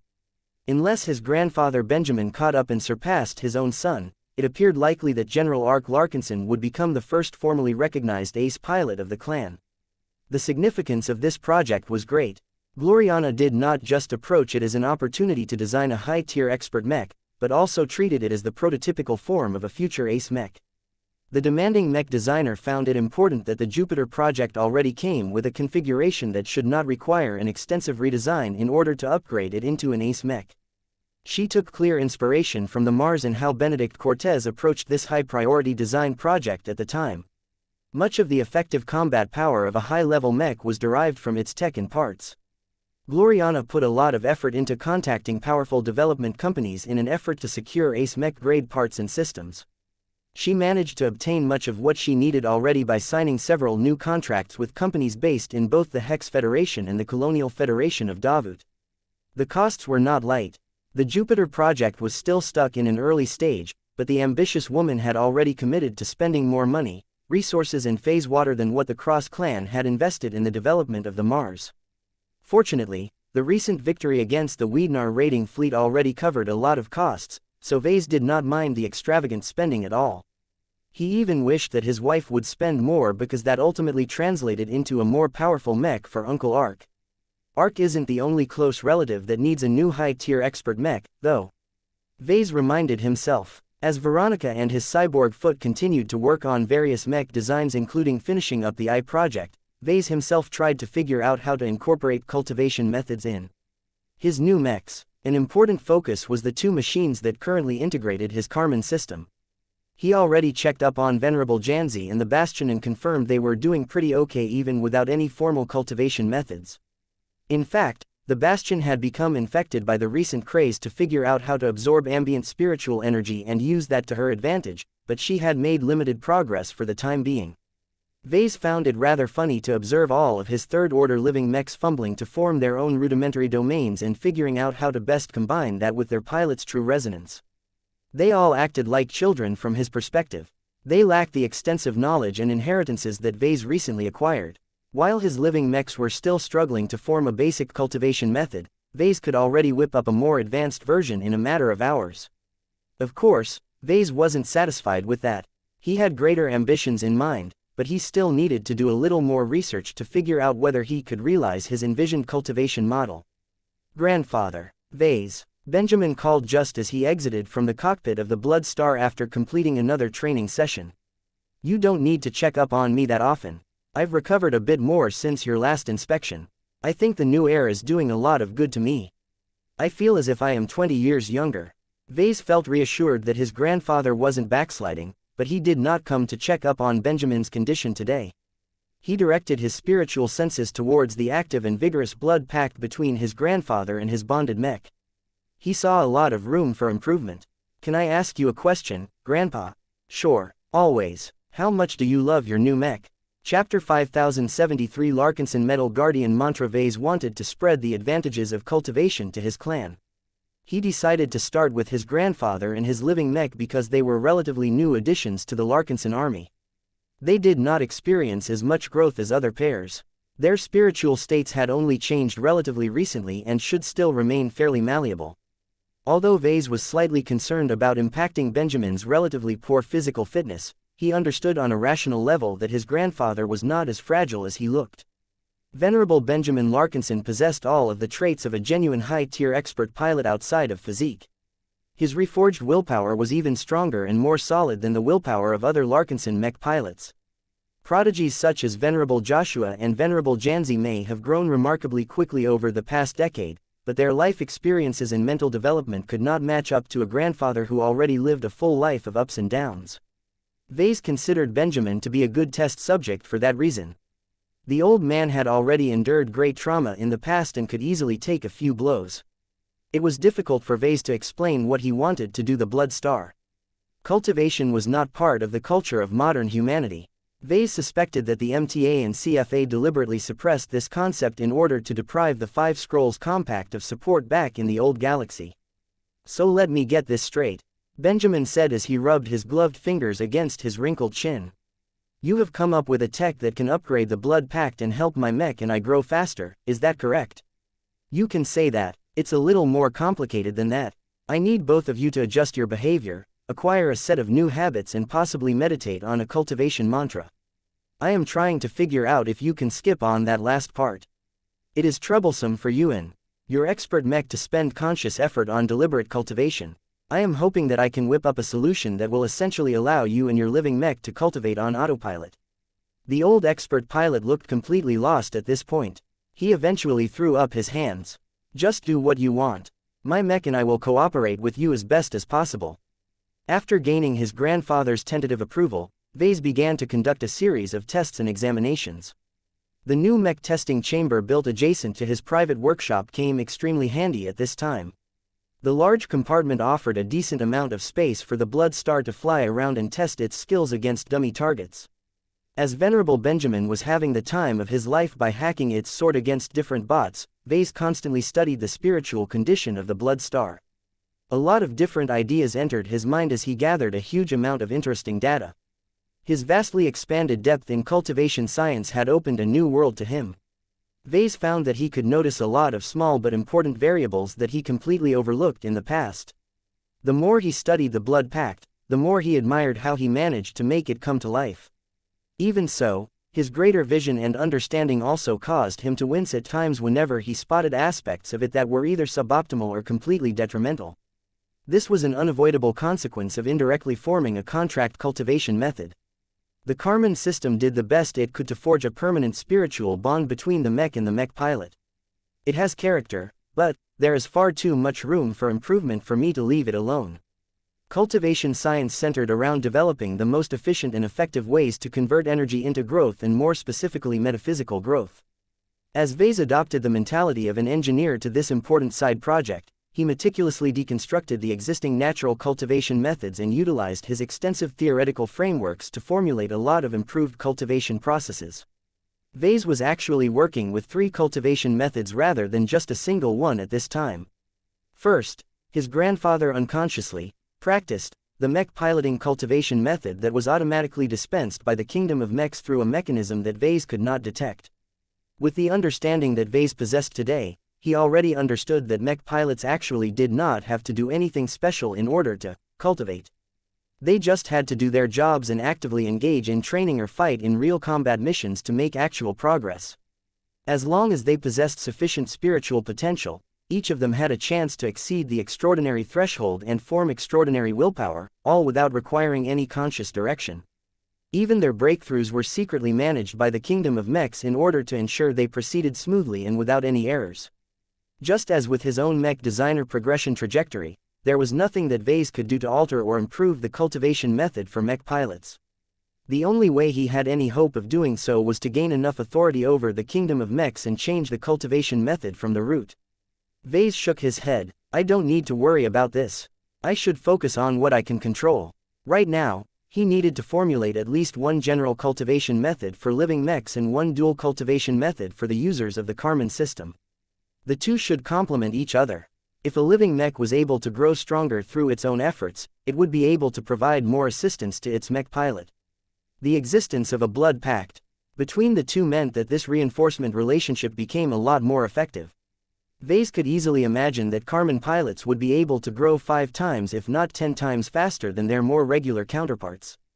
Of course, the premise of sustaining this rapid growth was whether the Karman mech could continue to grow fast enough on its own to provide a lot of cultivation assistance to its bonded pilot. In the video games that Vase used to play in the past on occasion, this was a process called power leveling. I think you should take a look at the most crucial part about making power leveling work was to create a sufficiently large difference of power between the mech and mech pilot. Reality was not a video game, and it was not entirely necessary for a Karman mech to be a lot stronger than its mech pilot. They just had to remain within a reasonable range of power in order to benefit each other.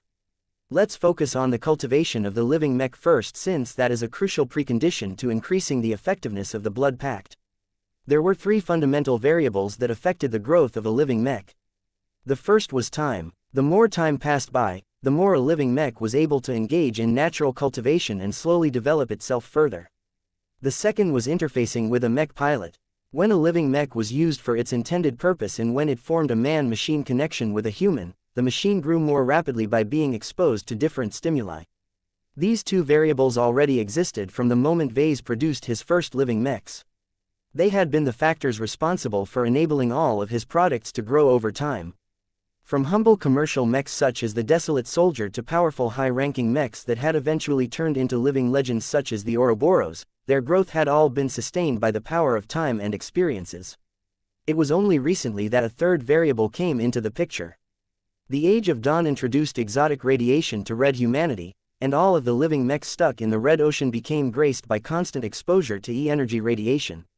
Even if living mechs did nothing at all, their very nature as sentient life forms caused them to passively absorb ambient spiritual energies that aligned with their own domains. Vase focused on this phenomenon in particular. His goal was to supercharge this natural process by implementing a lot of highly effective artificial cultivation processes. He immediately pulled up a copy of the Admir Guardian mantra and began to alter its cultivation steps in an attempt to make it suitable for living mechs. He had to hollow it out quite a bit as much of it was specifically directed towards strengthening organic human bodies. This pretty wiped out the body cultivation aspects from the mantra, but that was fine as living mechs almost never improved the physical defenses of their bodies on their own in the past. Unless they incorporated smart metal or turned into an ace mech, living machines had to rely on humans to manually upgrade their physical defenses. Can I do better, though? It was too impractical to incorporate Gloriana's God-body method as it was too high-end and imposed a lot of difficult requirements. What Vase needed to formulate was a more general and accessible body cultivation method that was suitable for every living mech. He quickly swept through all of the cultivation knowledge that he had recently acquired and paused when he touched upon the fundamental theories of the 5 elements. Metal. Mechs are products of metal. This is a great starting point. That was not all. He also drew from a lot of theories and processes of the Kolika sect Equipment Maintenance Sutra to figure out how to strengthen the structure and the spiritual foundation of mechs in more esoteric ways. The biggest challenge to adapting the cultivation processes of the Equipment Maintenance Sutra was to make it less dependent on external repairs. Vase had to employ his full creativity and thinking power at times in order to develop brand new solutions that combine traits from multiple different cultivation inheritances. Several days passed by as Vase obsessed over this work. He continually examined the performance of not only the Blood Star, but also several other notable machines such as the Quint. The old stalwart provided Vase with a surprising amount of useful feedback. The Quint had already figured out a lot of stuff on its own and possessed a greater sensitivity towards the changes induced by different cultivation processes. With the active assistance from his living mechs, Vase eventually completed the first iteration of the Larkinson Metal Guardian mantra. When third-order living mechs such as the Blood Star and the Quint began to practice this rather complicated cultivation method, they began to form small energy vortexes in their immediate surroundings. This was a clear sign that their energy absorption efficiency had skyrocketed. It's working. Vase exulted. Unlike Blinky, who was absorbing a lot of ambient spiritual energies regardless of their properties, the living mechs that tentatively learned this new cultivation method only stuck to absorbing metal energies and a bit of life energies. This meant that practicing the new method generated less disturbances. Even so, Vase could already tell that the Larkinson Metal Guardian mantra was at least 7 times as effective in terms of cultivation speed when compared to the previous state. Not only that, but the new cultivation method exclusive for the living mechs of the Larkinson mechs also used up the captured energies a lot more efficiently. Many different aspects of the living mechs became steadily more fortified without generating as much waste as before. Vase could vaguely tell that both the Quint and the Blood Star were experiencing minute physical reinforcement, which was a highly desirable phenomenon that was previously exclusive to Ace mechs and God mechs. The physical strengthening effects share a certain resemblance to the effects of willpower baptism. This was exactly what Vase wanted to see. Instead of relying on the extraordinary willpower of a rare ace pilot, his new cultivation method relied purely on the ubiquitous supply of ambient spiritual energy attributed towards the metal element in order to fuel the physical growth of his living mechs. Vase could scarcely foresee how much stronger all of his third-order living mechs would become once they practiced his new Larkinson Metal Guardian mantra. However, his work was far from done. He still had to solve a greater challenge. I need to turn this into an instinctive cultivation method for all of my second-order living mechs. Chapter 5074 Cultivation fit. The spread of the initial version of the Larkinson Metal Guardian mantra triggered a small shockwave in the small community of the Anima Order. Every third-order living mech of the Larkinson clan got caught up in the new cultivation craze. It took a while for many mechs to get started in this wonderful new method that enabled them to efficiently absorb ambient spiritual energy and convert it into their own strength. Not all mechs possessed as much savvy for cultivation as the Quint, but each of them were already partial energy life forms in a sense. Even the slowest of them could get started with the help of their inherent sensitivity towards spiritual energy. Many mech pilots who had spent years with their own machines became surprised when their battle partners suddenly started to absorb a lot more energy radiation than usual. "What are you doing, Everchanger?" Venerable Joshua asked as he was about to prepare for another patrol session over at the Dragon's Den. "I am cultivating." "Cultivating? Yes. Our progenitor just came up with a new training regime that allows living mechs such as myself to absorb a part of the energies flying through space. Let me explain how that can make me stronger." As the third-order living mechs all began to experience the benefits of cultivation, Vase spent a bit of time on inspecting and recording data. Each individual cultivator was different. Every living mech possessed different properties. When they all practiced the same Larkinson Metal Guardian mantra, they attained mixed results. Larger and more solid machines such as the Bastion and the Blood Star produced higher than average results. Vase did not think that was because they were his most recent third-order living mechs.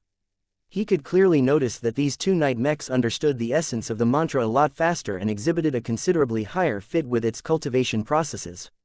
It makes sense that defensive mechs get along well with a defense-oriented cultivation method. That did not mean that all of the more fragile and offensive mechs such as the Dark Zephyr and the Amaranto gained little benefits. On an absolute level, these machines were already quite tough and heavy by themselves. It was just that their domains, attributes and roles did not align so well with the Larkinson Metal Guardian mantra.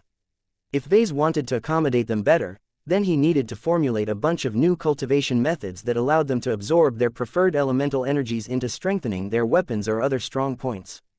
It's not that easy to design these alternative cultivation methods. Vase frowned when he understood the current problem. He had too many commitments on his name to spare too much time on devising more specialized cultivation methods. Even if he assigned a lot of mech design work to Veronica and his cyborg leg, he still needed to do a lot of work himself in order to keep up with his busy schedule. Besides, there was lots of other work that he couldn't leave to his backup brain and his incarnation. Vase was pretty sure the Eden Institute would never tolerate him giving a lecture to its students through his detached cyborg leg. What if I create an android body to go with my leg? He suddenly wondered. That actually sounded like a decent idea.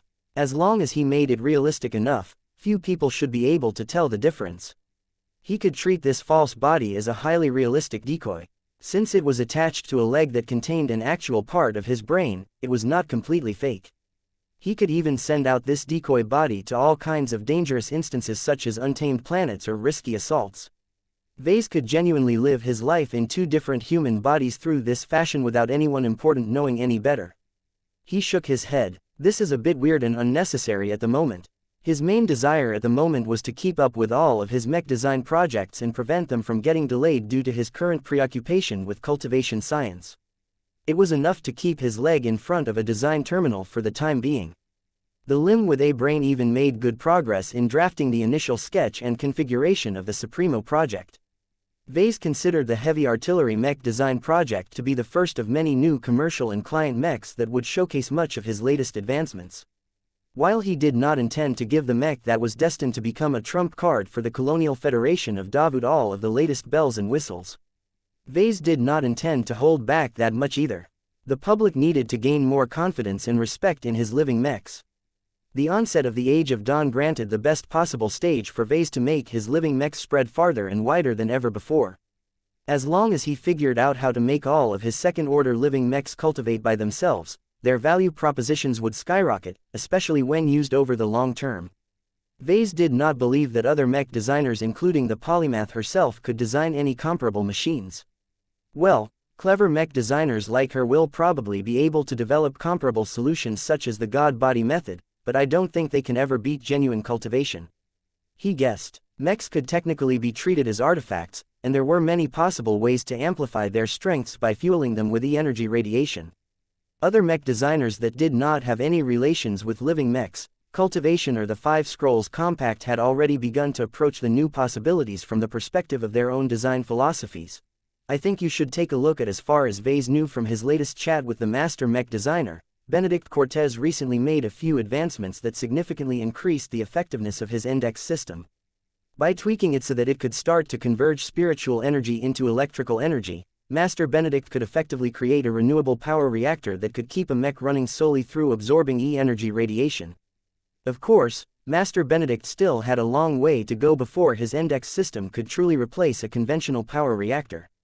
The absorption efficiency and the energy output of his most recent attempts were still woefully inadequate. Examples like these nonetheless showed that every good mech designer was making progress. Vase could not afford to grow complacent and assume that his living mechs would be able to squeeze out every other competitor out of the mech market. Let's focus on developing a few iconic bestsellers first. Vase had been in the business long enough to know that it only took a few standout mech models to elevate the brand of the Living Mech Corporation. Excellent products such as the Valkyrie Redeemer, the Ferocious Piranha and the Pacifier built up a lot of brand awareness and positive word of mouth. It became a lot easier for the LMC to sell its lesser-known and less popular products as a consequence. It had been years since his mech company last published a mech model that truly excited the public. Even if the Supremo project would only remain an exclusive product of Davut, as long as it performed well enough, it would generate a lot of reputation for its chief designer, just like the Valkyrie Redeemer had once accomplished. He just needed to complete it first. Working together with Master Decimus Horst lifted a lot of heavy work off his hands, but that did not mean he could remain absent either. There were still a lot of design elements that he needed to take care of himself in order to ensure that the Supremo project properly reflected his design style and design philosophy. In any case, Vase quickly worked to improve his newly developed Larkinson Metal Guardian mantra cultivation method based on the data he collected over the past few days.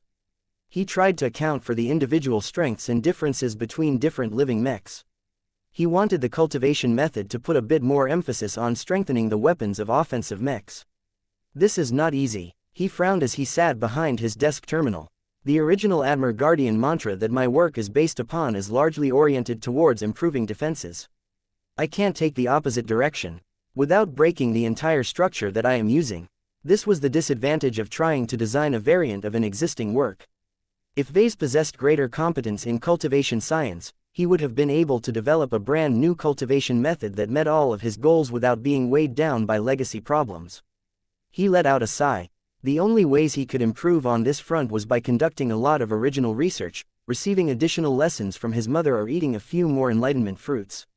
Only the last option was practical for Vase, but the issue was that he had already spent almost all of his ascension points.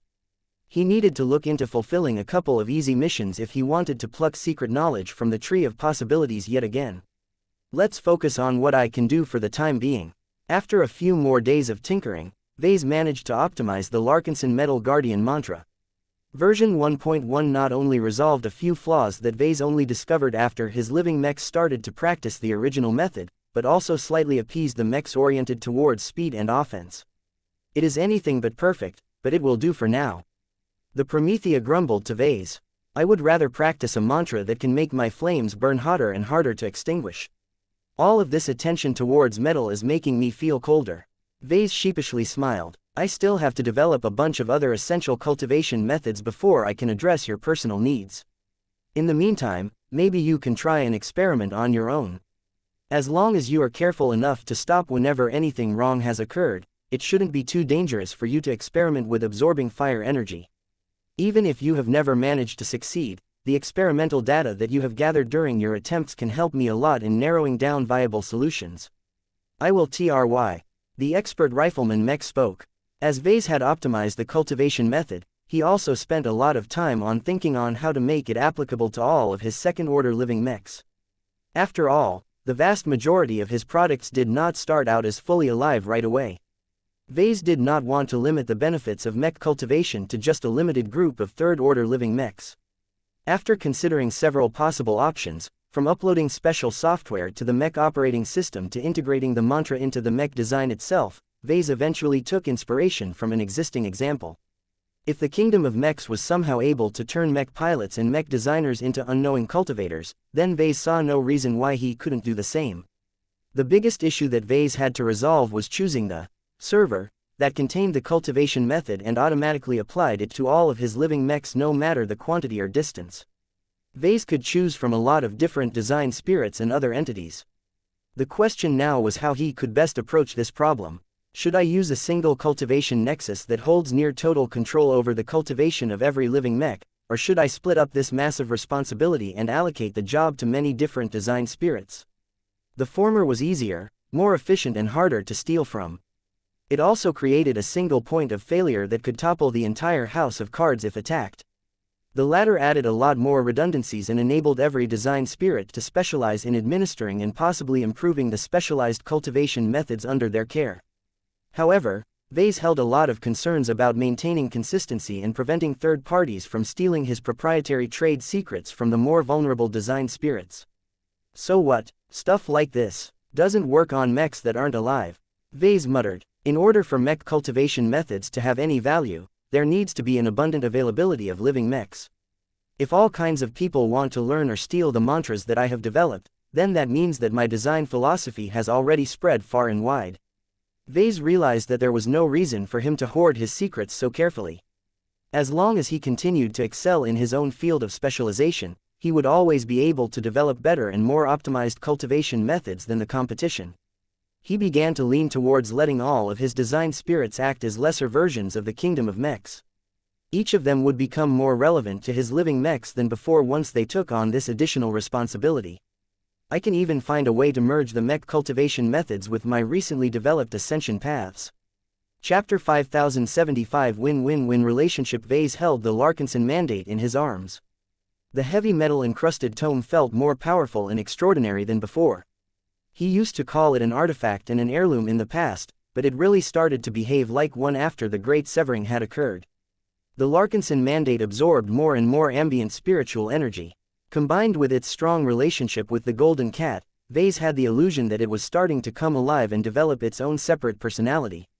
He looked forward to seeing what would result from this, but today he had a different goal in mind. Goldie, I need to discuss an important matter with you. It concerns your job as a design spirit. Nya, the compartment suddenly became a lot brighter as a shining spiritual cat emerged from the book. The warmth radiating from Goldie had grown even stronger than before, signifying that she had made a lot of progress as of late. Vase was aware that all of the design spirits had been attempting to develop their own cultivation methods. They made limited progress so far. Ignorant of real cultivation science, their experiments amounted to little but amplifying the effects of their existing natural cultivation methods by proactively absorbing ambient spiritual energy in greater quantities. Simply increasing the input was not enough to produce truly superior cultivation results. The processes in between had to be completely reinvented in order to exceed the limited potential of primitive and rudimentary natural cultivation. Nya nya nya, Goldie complained as she flew circles around her creator. Vase chuckled in a good-natured manner as he reached out and caught the playful cat. I know. I intend to work on your own needs as well. Your importance is considerable in my future plans. I just need to solve our more immediate problems first before I can work on more ambitious projects. Nya nya. Blinky appeared from Vess's head and pounced on Goldie. Murrow. The two spiritual cats wrestled with each other for a bit. Surprisingly enough, Blinky managed to hold his own by virtue of his new internal universe. Even if his Blinky-verse had not yet completed the second stage of its evolution, it was already large and formidable enough to lend a lot of additional energy and strength to the companion spirit. Nya. The Golden Cat had no chance of defeating Blinky after the latter had gotten started on his powerful new cultivation method. Not only did the companion spirit gain access to a huge energy reservoir, but his ability to devour different energies including that of Goldie had improved as well. It became hard for Goldie to harness the power of heaven and form a pseudo-domain when Blinky kept sucking away her energies all of the time. Vase felt encouraged by this result. Despite practicing a different method from the one originally envisioned by his mother, Blinky still possessed the ability to defend himself against other energy-based life forms. The more Blinky cultivated the imaginary universe method, the greater the amplification to his effective combat power. It was a pity that neither Blinky nor his Blinky-verse were good at causing material harm. Vase needed to rely on other forms of protection in order to defend himself against physical threats. Vase did not feel overly concerned about this. All of the mechs around him were no joke these days. It should be impossible for enemies to get past so many layers of defense. Once Goldie and Blinky grew tired of wrestling with each other, Vase proceeded to brief the design spirit of his intentions. The cat looked intrigued. Nya nya nya. Vase nodded. Yes, I intend to use you to administer the cultivation method for all of our Larkinson clansmen as well. You can treat this initial attempt as a trial balloon. As long as you are successfully able to make the Bright Warriors and other mechs under your supervision cultivate this new mantra, I am confident I can apply the same approach for our clansmen. Nya, I need you to cooperate with me on this. I will need to apply a few delicate changes to you. I also need to give you a crash course on this mantra. Vase worked together with the Golden Cat to grant her the capability to act as a miniature kingdom of mechs. It was impossible for Vase to replicate the full power of the real deal, but it was not necessary for him to go that far. He just wanted to imitate the kingdom's capacity to induce subconscious cultivation to its clients. The exact mechanics required to make this happen was quite complicated. Vase lacked the advanced theories and understanding to satisfy every essential requirement, but he only needed to ask his mother a few poignant questions in order to find solutions to the trickiest problems. In order to develop a viable way for his second-order living mechs to cultivate on autopilot, Vase had to simplify the Larkinson Metal Guardian mantra to a great extent. He removed and simplified a lot of the more active and demanding cultivation processes.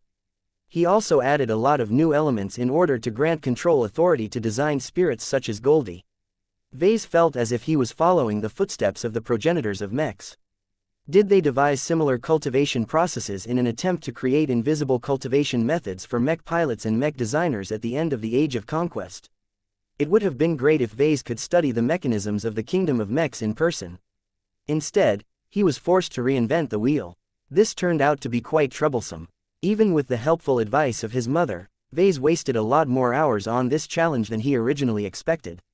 I think you should take a look at yet once Vase and Goldie managed to get this new mode of cultivation to work, the results became gratifying.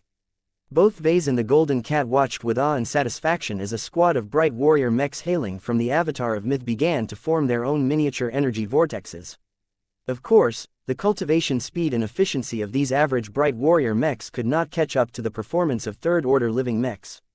Second-order living mechs actually possessed enough intelligence and sentience to practice a simple cultivation method on their own, but the chances of accidents and deviations were too great.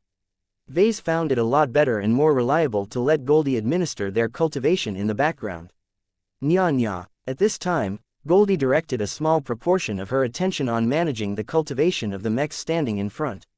Even if the lesser, Larkinson Metal Guardian mantra was not as effective as the original version, Vase could still foresee that it would take a lot less time for the second-order living mechs to promote to third-order living mechs. Along the way, all of these relatively ordinary machines that were destined not to receive too much care due to a lack of design capacity could finally take matters into their own hands. Instead of waiting for their human owners to manually upgrade their frames, the living mechs could count on cultivation to gradually strengthen their properties over time. It was the ideal way to handle large quantities of standard mechs.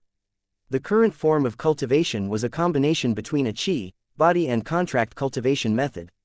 The contract cultivation aspect played a crucial role to the second-order living mechs as it encompassed the mechanisms responsible for allowing Goldie to automate their cultivation. To put it in more general terms, the living mechs remained highly dependent on design spirit while they practiced this lesser cultivation method. Vase had even applied deliberate changes to the lesser Larkinson Metal Guardian mantra to make it a lot harder or impossible to progress without the active participation of a design spirit. The Golden Cat also possessed the capacity to hasten a subject's cultivation progress by donating her own spiritual energy. This would not only enable a second-order living mechs to evolve faster, but also deepen its relationship and alignment with the Golden Cat. Vase had implemented key cultivation processes of the Karma Liberation Sutra in order to keep better track of this kind of stuff. In effect, at the same time the Golden Cat administered the cultivation of associated second-order living mechs, she also engaged in a form of deity cultivation. This was killing multiple birds with a single stone. Both sides benefited greatly from this mutual relationship. Goldie had already noticed how much more spiritual feedback she received from the bright warrior mechs that were cultivating under her direct supervision. It's brilliant, isn't it? Vase grinned. Nya nya nya. The golden cat jumped onto Vase and nuzzled his cheek with her warm and loving head. Ha ha ha, since this test has progressed so well, let's start spreading this out to the other mechs under your care. Another operation is coming up very soon, so our mechs could all use a boost. NYA. From now on, his second-order living mechs no longer had to remain stuck this way unless they experienced legendary journeys. Even if the living mechs and their assigned mech pilots never entered into real combat, the process of automated cultivation would ensure that the former would eventually be able to evolve on their own. The effectiveness of the Lesser Larkinson Metal Guardian cultivation mantra and similar mech cultivation methods depended heavily on a number of key variables. The strength of the design spirit played a factor. Those who were stronger and had access to a lot of spiritual feedback could spend a lot more effort into accelerating the cultivation of second-order living mechs. The concentration of ambient spiritual energy also affected the cultivation speed to a large degree. If a living mech ever had the fortune or misfortune to enter Messier 87, it would probably take weeks or days for a fresh machine to evolve into a third-order living mech.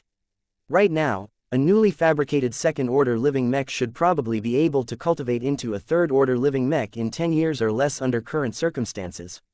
His living mechs should be able to jump to third order a lot sooner in practice as they experienced a lot of growth through regular and intensive use. In fact, many of the living mechs fielded by the Larkinson army had already served for 5 years or longer. Each of them had already progressed so much that adding cultivation should enable them to reach third order within a matter of months. The Larkinson clan was about to welcome a lot of new third-order living mechs this year. This was a fantastic development. Third-order living mechs cooperated a lot better with their mech pilots, enabling them to avoid lethal attacks more frequently and allowing them to defeat their opponents with greater ease. More importantly than that, third-order living mechs accelerated the spiritual development of their mech pilots. This meant that the latter had a higher likelihood of breaking through to the rank of expert candidate or expert pilot. Finally, stronger and more intelligent living mechs also provided a lot more spiritual feedback of higher quality to design spirits. The Golden Cat, the Illustrious One, Helena and many more spirits would be able to harvest a lot of valuable gains through deity cultivation once a lot of third-order living mechs started to appear. Once any living mech model entered into mass production and started to get sold by the millions, the associated design spirits were bound to earn extravagant rewards for the services they rendered. More importantly, none of the parties involved in these processes suffered any setbacks. The mech pilot and the design spirit benefited in their own ways, ensuring that each of them had every reason to maintain their win-win-win relationship. Vase felt excited beyond belief as he imagined all of these implications. His design flame burned brighter as he felt that all of the time and ascension points he spent on this work was about far more mutual growth than he had ever accomplished with his previous works. Chapter 5076 Next target. With the completion of a mech cultivation method that was effective for second-order living mechs, Vase quickly worked to apply it to all of his other living mechs. That effectively meant that he had to install the cultivation method to all of their attached design spirits. Vase had to repeat many of the same actions he performed on Goldie on the likes of the Solemn Guardian, Zygra, Lufa and many other design spirits. He gained a lot of proficiency with each successful installation attempt, enabling him to work faster and avoid time-consuming detours. Soon enough, every design spirit could begin to administer the Lesser Larkinson Metal Guardian mantra to the second-order living mechs under their supervision. A new issue came up even as the automatic cultivation method began to spread across the expeditionary fleet and beyond. Why are you insisting that we restrict this new feature to the living mechs in use by our clan? Helena asked after Veronica had loaded the new cultivation method in her spiritual body. Our mother and I are connected to millions of living mechs in the service of the Hex army. Many of them can become a lot more powerful in a relatively short amount of time if we begin to assist in their cultivation. The cyborg cat shook her head. Let's not get too hasty here. This is an experimental new feature. While I believe enough in my work to apply it to the mechs of our clan right away, it is not proper to introduce a powerful new feature that drastically changes the functionality of a product that we have already sold to my customers and clients. Stuff like this needs to undergo a lot more testing before it is acceptable to roll it out to the masses. The Daughter of Death did not look convinced. You just want to keep your own clan ahead of others. What's wrong with that? Veronica shrugged. I know that there are benefits to spreading out my latest advancements, but I would much prefer it if our clan can maintain its competitive edge. Besides, my work isn't actually complete. I need to develop variations of the Lesser Larkinson Metal Guardian mantra. As you can tell by its lengthy name, it is currently limited to the Larkinson clan and largely focused on defense by leveraging the metal element. I need to develop more fitting methods for every broad category of mech model first. It is rather stupid for light skirmishers and riflemen mech to primarily focus on investing their energies into strengthening their paltry armor, which is their weakest trait. It is much more efficient to amplify their existing advantages. That said, increasing the defenses of relatively fragile mechs was not entirely useless. The modestly greater capacity to resist damage might save their lives and the lives of their mech pilots one day. Can we at least extend your latest benefits to the mechs in the possession of the Hexers? Helena requested. I am sure it would make your wife ecstatic. Veronica shook his head. My wife can wait a little longer. I am not going to change my mind on this issue. It just so happened that the expeditionary fleet was close to engaging in another battle against a raiding fleet. The military leaders and planners of the Golden Skull Alliance had chosen their next target carefully based on external sources of information as well as first-hand intelligence gathered by scouts. Once Vase settled the matter of installing the lesser mantra to all of his design spirits and making sure to keep it within the clan, he attended a briefing organized by Director Calabast and General Verl. The Red 2 has pledged to multiply their rewards by up to 3 times to render an alien raiding fleet ineffective before it can successfully raid a human colony. General Verl explained to everybody. This is an attractive incentive, but the difficulty of cornering an enemy fleet while it is engaging in warp travel is not small. We think it is worth it for us to make the attempt. The central projection briefly showed the target star system. It displayed several symbols and lines that denoted the location of a vulnerable colony and the estimated trajectory of an incoming alien fleet in warp. Calabast pointed at the fleet that was presumably in transit. I won't elaborate too much on why it is so difficult to intercept a fleet that is traveling faster than light in real space. There are ways to interrupt or catch up to this fleet. Just like before, we hope to covertly send out the Phobos and hope that he can catch up with the alien fleet while also remaining as unnoticeable as possible through complicated maneuvering. The chances of success were not too high and the possibility that the Phobos would remain undetected throughout this ordeal were not hopeful. However, as long as the Phobos successfully managed to get close and match pace with the hostile fleet in warp, it could begin to sabotage the warp drives of the alien warships, thereby making them vulnerable to interception. How high are the odds of success in your estimation? Vase curiously asked. 33%. Calabast responded. 15%. General Verl replied. Clearly, the two were not of the same mind. Those are fairly low odds. What if the Phobos fails? Calabast smirked. Then we can still proceed as long as the Phobos has room for maneuver. Our expert stealth mech should have a good chance of sneaking up to the raiding fleet when it is in the process of attacking the colony on the surface of the nearby planet. So long as the alien warships are all stuck in stable orbit, it is not as challenging to get close to them.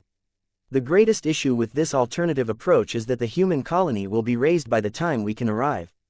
The Larkinsons look more regretful by the fact that they would be missing out on the huge bonuses than actually saving the lives of all of those trapped colonists. Tragedies took place across the new frontier every day. The Larkinsons did not have the capacity to care for each awful incident. They could only pay attention to what was happening around them. Their agency was too limited to give them the luxury to care about the bigger picture.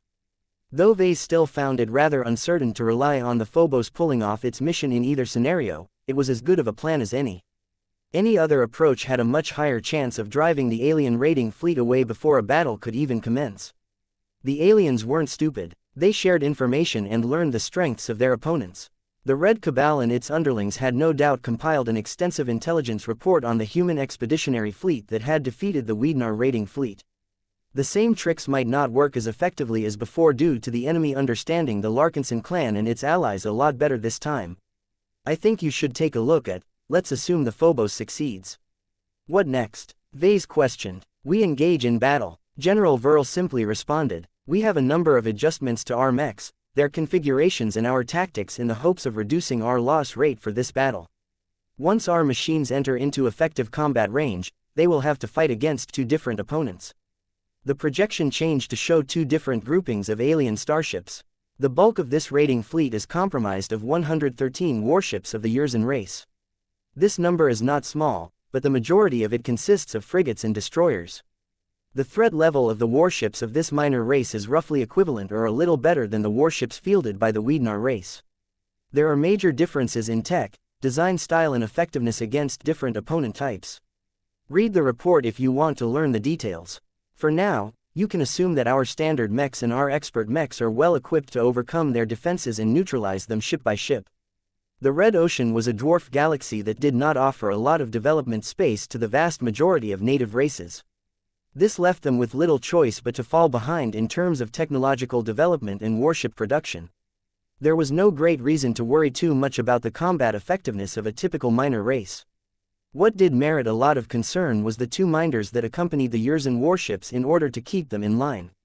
Vase immediately recognized the iconic egg-shaped starships of a certain diminutive race. Those are Puelmer warships. That is correct. General Verl grimly nodded. There are two of them, and they are officially classified as heavy cruisers according to the rules set by our civilization. Don't underestimate them, though. The Puelmers have mastered conventional technology the most in the Red Ocean, and their warships can inflict a lot of damage for their sizes. The general design approach and ship doctrine of the Puelmer race favored the construction of smaller but considerably higher quality warships. Despite the fact that the Puelmers rarely constructed battleships, each of their sub-capital heavy cruisers had the potential to pack as much firepower as a ship that was twice or thrice as massive. How powerful are these Puelmer heavy cruisers compared to the Orvan battleship that we last defeated? From the information that we have gathered, these Puelmer heavy cruisers are considerably more modern, although they have presumably missed out on the latest waves of upgrades that comprise of stolen human tech. Their defenses shouldn't be as resilient due to their limited volume, but their firepower can closely match that of the Orvan battleship, at least of the first few hours. Different images of the Puelmer warships in question appeared on the central projection. They each gave the Larkinsons a better look and feel of these alien vessels. If the Golden Skull Alliance had to fight a single Puelmer heavy cruiser, then Vase had little reasons to feel concerned. The combined might of three different ace mechs should be more than enough to keep the alien vessel contained and grind down her defenses. Yet this was not the case. There were two Puelmer warships, and both of them should easily be able to support each other in good time. What sort of weapon arsenal do these warships have? They have three main weapon systems that can inflict considerable damage to our assets when they can fully exert their firepower. General Verl answered. Their primary transphasic positron cannon batteries have fairly long range and are known to be highly accurate. They also have a limited number of missile launchers that can let loose potentially devastating missiles and torpedoes. They also boast a large array of secondary laser cannon batteries that are known to be even more precise at long range, and can fire at considerably faster rates. They can easily shred hundreds if not thousands of mechs. Vase was feeling less certain about whether it was a good idea to confront this raiding fleet. Then how do you intend to contain both of them? He asked. We are hoping that the Phobos can sabotage their power reactors and other critical systems. The smaller sizes of the Puelmer warships means that it is considerably easier to reduce their combat effectiveness by tampering with their parts. Calabast said. General Verl nodded in agreement. If we are lucky enough to weaken them considerably, then we can engage this pair of partially crippled Puelmer warships without as many concerns. In the best-case scenario, the Macharia Excelsia, the Jeddah Sandovar and the Royal Jeem can handle both of them without requiring any assistance. In the more likelier scenarios, our forces may need to take action as well. We think it is best to hit one or both of these warships with battle formation attacks. That intrigued Vase a lot. I can see the logic in that. Assuming that the formations of Valkyrie mechs can get close enough without getting shredded apart, their death energy waves should be able to threaten the Puelmer crew members considerably. If it was possible to roll up these two threatening warships in a single go, then the rest of the alien raiding fleet should be a lot easier to roll up afterwards. The Puelmers might see us coming, sir. We cannot pin all of our hopes on this stratagem. General Verl emphasized. One of the trickier aspects about this race is that they are highly adept with technology. They like to constantly upgrade and modify their individual homeships and mount all sorts of odd and unusual advanced tech into them. This makes them a lot more valuable from a salvage and research standpoint. The chances are high that we may be able to get our hands on the Puelmer version of high technology if we can capture their two heavy cruisers in reasonably intact conditions. Defeating them will also earn us a considerably greater sum of MTA merits. This was different from capturing the Orvan battleship last time. That old vessel contained little truly valuable tech and materials that she was ultimately not that rewarding to conquer. The Puelmers on the other hand put a lot more effort into keeping all of their existing warships up to date. The two Puelmer heavy cruisers definitely posed a greater threat than usual for that reason, but the gains that the Golden Skull Alliance could make from them were much greater as well. Vase saw real hope of getting his hands on actual alien high technology this time. Chapter 5077 Puelmer R&D. The upcoming interception mission was of great importance to the Golden Skull Alliance. The previous victory against the Wiednar raiding fleet demonstrated that the expanded pioneering alliance possessed the capacity to fight against alien forces and earn a considerable amount of profit in the process. While Vase and numerous other leaders yearned to hunt down a phase lord and get their hands on a warship token, there was no way for them to track down an elusive alien warlord like the Eminence of Torment for the time being. Targeting the Yurzan raiding fleet was a step up as it was accompanied by a pair of Puelmer heavy cruisers. Every major alien race of the Red Ocean possessed their own strong points. Even a relatively mediocre alien race like the Orvans managed to climb on top of many others and carve a solid place in their own dwarf galaxy. The Puelmers were perhaps the most secularist among the 13 major races. These odd-looking ball-like aliens possessed drastically different mindsets and behavioral patterns than many other races. Their lack of culture, their high propensity towards resentment and their strong preference to rely on strong technology to overcome their physical weaknesses caused them to embrace pure technology a lot more than other races. The Puelmers not only had a reputation for mastering the most advanced conventional technologies among the major alien races, but also took charge of assimilating stolen human tech. The Red Cabal and its growing coalition could never have resisted the MTA and CFA's warfleets so well if not for the abnormally high learning ability of the Puelmer race. The high technological aptitude of the Puelmers stood out so much that it did not really matter that few of them even showed deference to the native gods.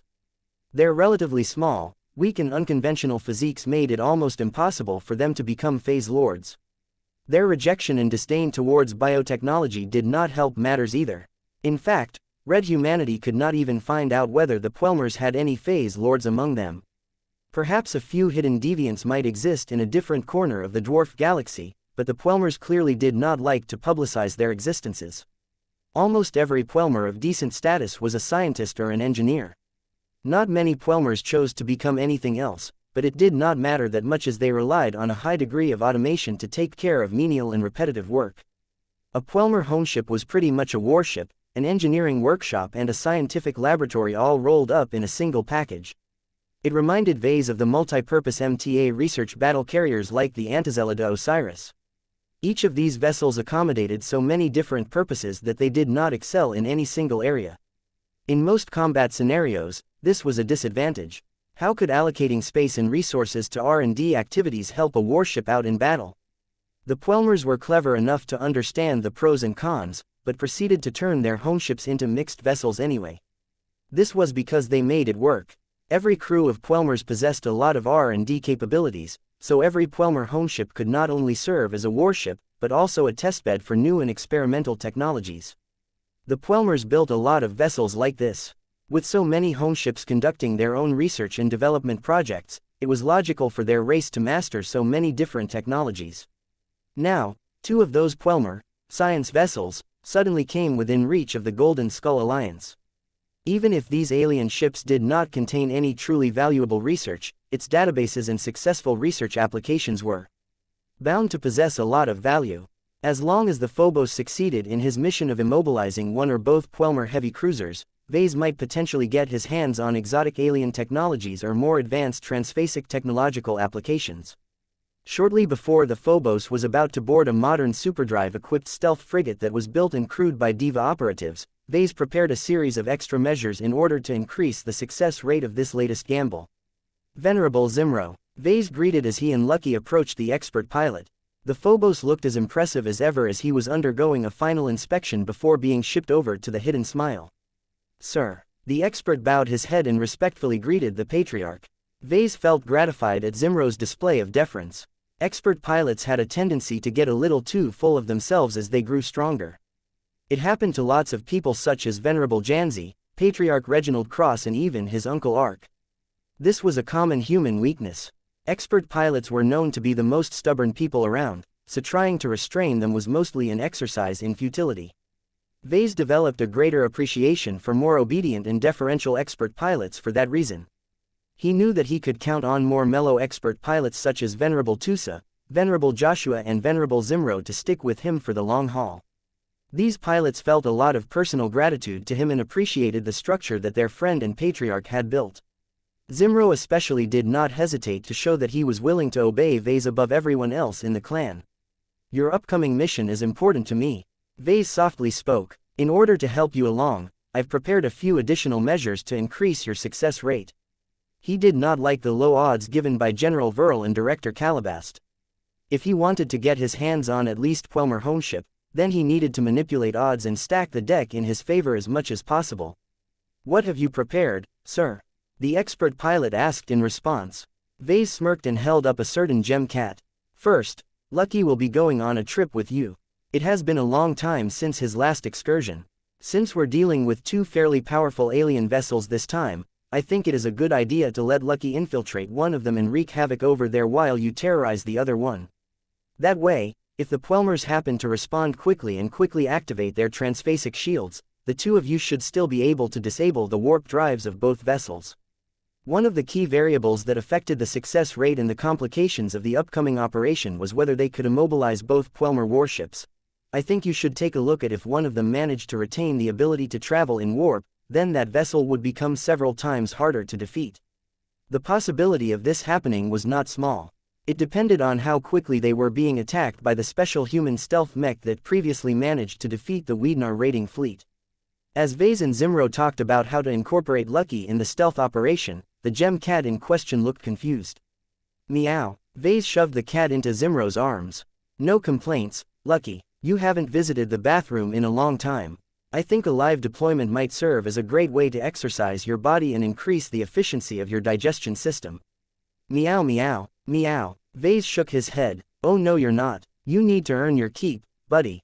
If you can't do that by doing the job you are supposed to perform, then you can only fall back on your side gig as our secret agent. Meow. The lazy cat clearly did not enjoy the prospect of getting dumped onto a hostile warship that was filled with enemies. What was worse was that Lucky could not count on any nearby friendlies in an infiltration mission like this. He would have to fend for himself aboard an enemy starship for an extended period of time, or eject himself into open space and drift in the dark for many days unless he managed to get picked up by the Phobos or the Hidden Smile. Vase frowned. Don't complain. I have even prepared a gift for you in order to increase your odds of remaining hidden. He turned around and grabbed a floating container before opening it up to reveal an updated version of a cat-shaped infiltrator suit. Looks familiar, doesn't it? I've taken the liberty of upgrading your misfortune harness. The Mark 6 edition retains its miniature stealth generator, but I've upgraded its second-class stealth materials with first-class equivalents. I have also upgraded all of the electronic systems, so its communications, scanning, data storage, hacking and decryption systems have undergone massive improvements while occupying less space. I have already spoken to the Diva virtual security experts to prepare a hacking suite that is specifically programmed to hack into Puelmer computer systems.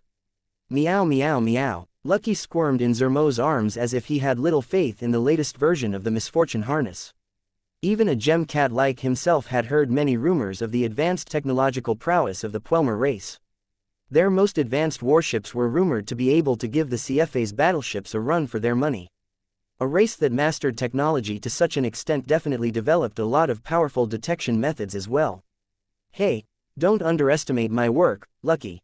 I've taken advantage of the unending alloy layer of your equipment to increase its stealth capabilities in a more metaphysical fashion.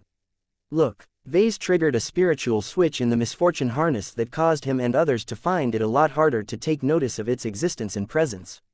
This was rather odd as the misfortune harness was definitely a piece of equipment that people would not be able to miss. Its appearance was just too odd and exotic. Meow, that feels familiar, Venerable Zimro said as he tried to feel out the cat's suit with his force of will. Vase smirked. I have studied how the path of the hidden stalker causes your Phobos to become a lot less noticeable through metaphysical means. While I have no way of copying the ascension runes responsible for making it work, I have learned a lot about spiritual engineering and especially how to take advantage of E-energy radiation. I worked together with Kalo to replicate simplified versions of some of its more obvious mechanisms. The result is that this misfortune harness has obtained a part of the power of the hidden stalker. It can maintain this state for quite a while by slowly using up the shadow energy that it has already drawn from the environment. Hiss! A ghostly chameleon slowly morphed into view. No one knew whether the design spirit had showed earlier because his camouflaging ability was so good that he could perfectly blend into the environment. Venerable Zimro smiled and reached out to caress the spiritual manifestation of the spiritual chameleon. Both of us will depend on you to keep hidden from the Puelmers. Hiss hiss. It was essential for Larkinson Mech pilots to develop good relationships with the design spirits they cooperated with. Venerable Zimro clearly managed to develop an accord with Kalo. The ghost chameleon soon retreated and blended into the background.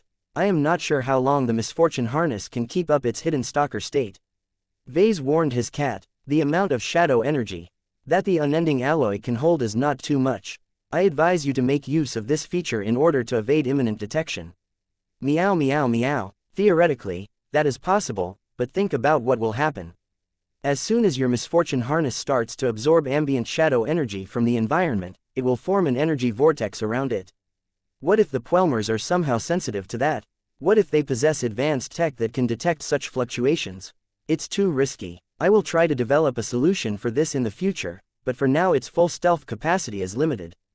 Meow. Chapter 5078 Mech and Mech pilot relationships. Aside from upgrading Lucky's equipment, Vase had also prepared a handful of quick upgrades and additions to the Phobos. He quickly briefed Venerable Zimro on the new toys that he would get to play with on his upcoming deployment. A few pieces of equipment that Vase prepared for this mission sounded rather dubious to the expert pilot, but they were better than nothing. Good luck, Zimro, Vase said as he reached out and patted the expert pilot's shoulder. Just do your best, but prioritize your continued safety above everything else. It is not essential for you to catch up with the Yurzan raiding fleet while it is still en route. At most, we'll corner it after it has stopped in orbit of a planet. The former intelligence operative firmly shook his head. The Phobos and I will not let that happen if we can help it. An entire human colony is at risk. If we cannot stop this fleet in time, the Yurzans and the Puelmers will slaughter the colonists who haven't been able to evacuate. I am aware that saving the lives of these colonists is not a part of our core mission, but I want to try and save them all. Our humanity is important. It keeps us sane and connected to our fellow humans. If we start disregarding the lives of others, we risk losing control. The man sounded similar to a few other people that Vase talked to, but Zimro had personal experience in this matter. The times he spent while remaining exiled from his state and stuck in the Nixian Gap had tested his integrity. He could have easily degenerated into a heartless pirate if he did not maintain his original values. His honor and integrity was his strength. It was highly unusual for stealth mech pilots to possess so much decency, and Vase did not wish to suppress these character traits in the name of expediency. However, that did not mean he was obliged to follow suit. The lives of our clansmen come first. Don't forget that, Zimro. He reminded the other man. We are not that powerful, and we can only bear a limited amount of responsibility. Situations will arise today and in the future where we may fail to save humans from destruction. Don't beat yourself up to it. Get stronger instead. The more powerful you become, the more you can challenge the aliens that pose an existential threat to all of red humanity. As long as you are able to increase your resonance strength and learn how to hide your presence a lot better, we can use you and your expert mech to break open the defenses of more heavily defended alien fleets and strongholds. We can stop the alien offensives before they have time to ravage human space. His words had a good effect on the expert pilot. Zimro Belson's fighting intent rose higher as he thought of how much more he could do when he and his expert mech grew stronger. The Phobos had already proven his capacity to complete vital missions that other mechs would never be able to fulfill. Even strong ace mechs such as the Jetta Sandovar and the Macharia Excelsia had little hope of disabling the warp drives of alien warships because they were far too easy to detect from a distance. So long as the aliens noticed any human mech or starship on approach, they would instantly raise their defenses and implement countermeasures. Fortunately, red humanity had begun to equip their carrier vessels with warp drives and superdrives at an increasing rate. The only problem was that the supply of phase water was still too constrained to give every vessel the ability to engage in warp travel. Once the Hidden Smile quietly separated from the main fleet and traveled to the mission location in advance, Vase knew he only had a limited amount of time to push through any upgrades in the short term. The good news was that he had already managed to deploy the most critical upgrades to his mech legions. The spread of both the Lesser and Greater Larkinson Metal Guardian mantra had caused every living mech in the clan to become invigorated. So many energy vortices appeared on every carrier and ship that the simultaneous cultivation of over 10,000 Larkinson mechs significantly disrupted the pattern of ambient spiritual energy around their fleet. The availability of metal energy had become particularly problematic due to the sheer quantity of mechs sucking it away from the environment. Vase did not foresee this problem at the start. It was quite detrimental to the collective cultivation of his living mechs if they all fought to grab the same shared resource. It became even more important for him to diversify the cultivation methods for mechs and have them focus on absorbing other available energies instead. It's not that easy, however. He frowned. The current cultivation method retained a high defensive focus due to being based on the Admir Guardian mantra. If he wanted to implement more drastic changes, then he needed to start a long process of trial and error. The only other way for him to resolve this problem was to acquire a lot of relevant cultivation knowledge, but that was not possible in the short term. Vase had little choice but to set this matter aside and focus on completing other useful research. He decided to go back to developing a viable dual cultivation method for his Karman mechs and their bonded pilots. Even though his clan only featured 2 Karman mechs at the moment, both of them possessed a lot of importance to Vase. The Bastion was the most powerful defensive mech of the Larkinson, while the Blood Star literally kept his grandfather alive. Their potential was also great, especially once they derived greater benefits from the Blood Pact. In order to speed up the development of the 2 Karman mechs and their pilots, Vase especially exchanged the Eternal Love Dual Cultivation Manual from the system. Much of the contents of this enlightenment fruit were unorthodox. Vase would rather never know about all of the extreme measures the cultivators of this method were willing to embrace in order to attain greater strength. I think you should take a look at still. As long as Vase set aside the aspects that he objected to and focused solely on the more functional knowledge of this cultivation method, he managed to find a surprising amount of parallels with his own work. Just like the Blood Pact, the Eternal Love method depended heavily on the power of blood and affection. Blood bonded the 2 cultivators together on a physical level. Affection ensured the 2 parties were able to synchronize with each other on a mental and spiritual level. A dual cultivation method did not have to satisfy the former requirement in order to become effective. However, whoever came up with the Eternal Love method discovered that there were additional ways to increase the effectiveness of dual cultivation if the 2 practitioners shared the same blood. Bloodline was a big deal in the cultivation scene. There was lots of stuff that people of the same family could share with each other. The Eternal Love method sought to increase the yield of dual cultivation by bringing the 2 parties a lot closer together than normal. The downside was that the consequences of breaking up a relationship became a lot more serious, but as long as the practitioners remained together, they could develop an unprecedented degree of shared power. It reminded Vase a lot of the Gemini family's so-called destiny teams. He even suspected that the founders and ancestors of the Geminis based their unorthodox family practices around the Eternal Love dual cultivation method in the past. Whether this was true or not, the examples set by the Gemini family clearly proved that the overall concept was sound. Vase just needed to translate a dual cultivation method that was originally designed for a pair of humans into a form that was suitable between a human and a mech. The work was not particularly difficult, but he had to spend a lot of effort and thinking power into developing altered cultivation processes. The key property that binds the 2 practitioners of the original method together is love. Vase determined while stroking his hairless chin. Should I preserve this aspect in my modified dual cultivation method, or is it better to change it to a different emotion? Vase decided to interview the only 2 pilots bonded with a Karman mech in order to make up his mind. I don't love the Bastion like that. Venerable Janzi shook her head. I am already married with a man. It is not appropriate to share the same kind of affection towards anyone else, particularly a mech.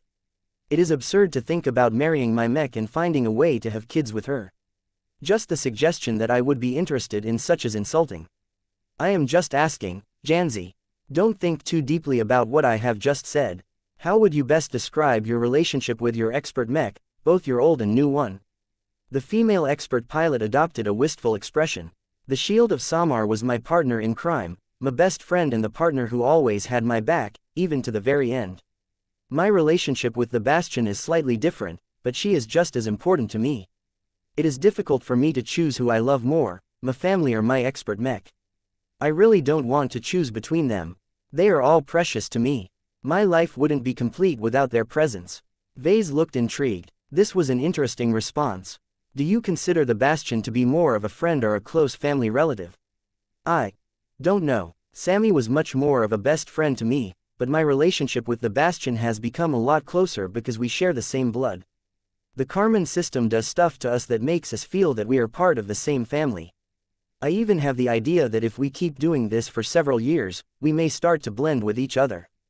It will become a lot harder to distinguish between me and my expert mech.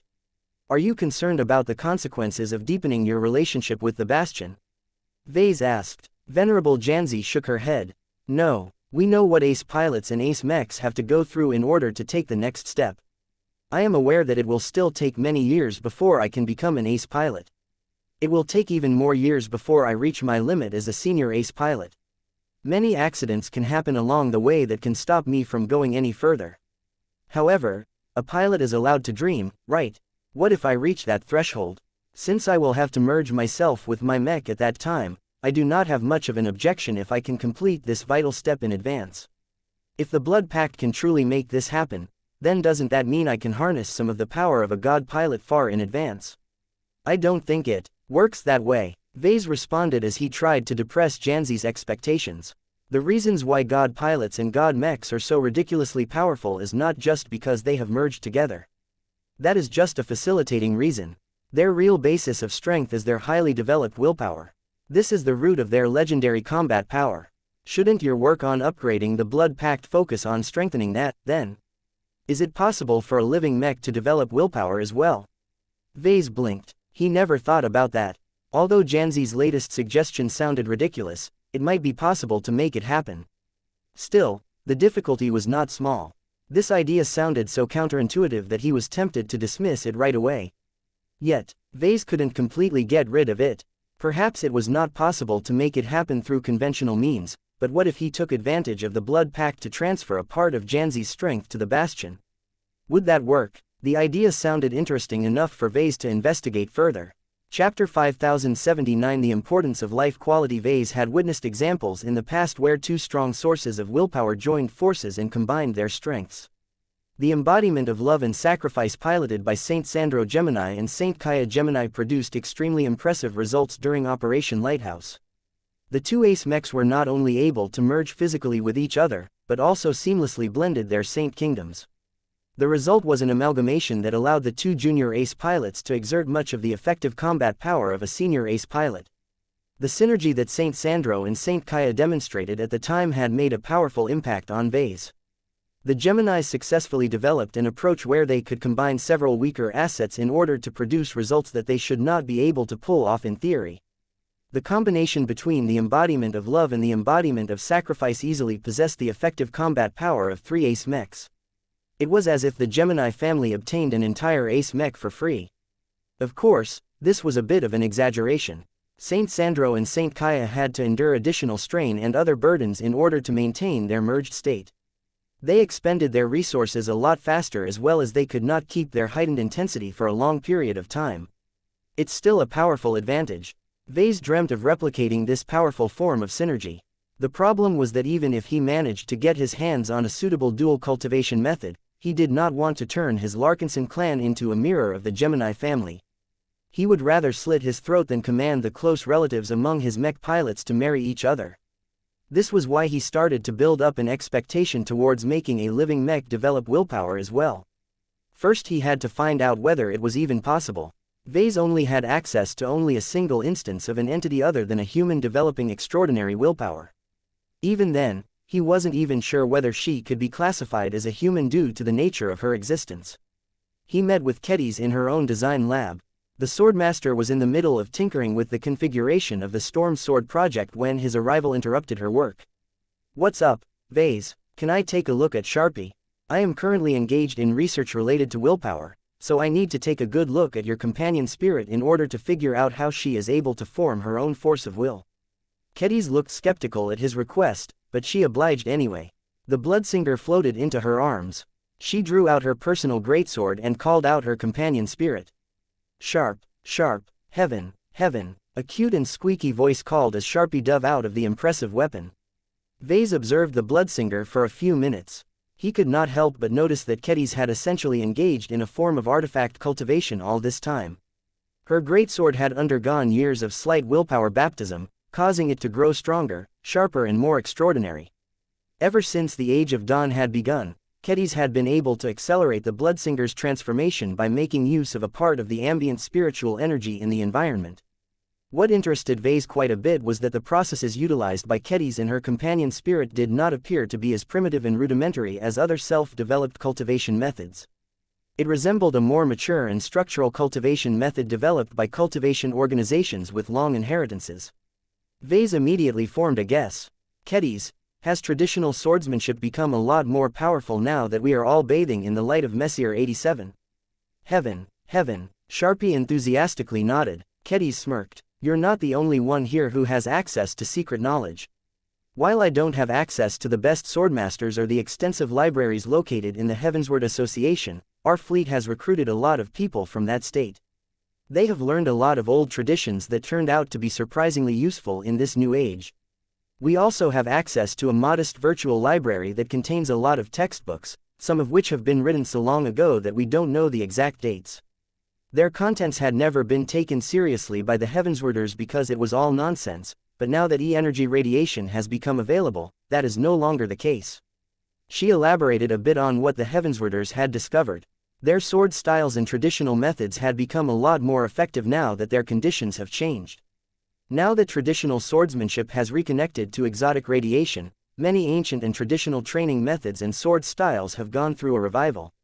Our swordsmen and swordswomen are progressing faster than before, and it has also become a lot easier for them to execute extraordinary sword techniques.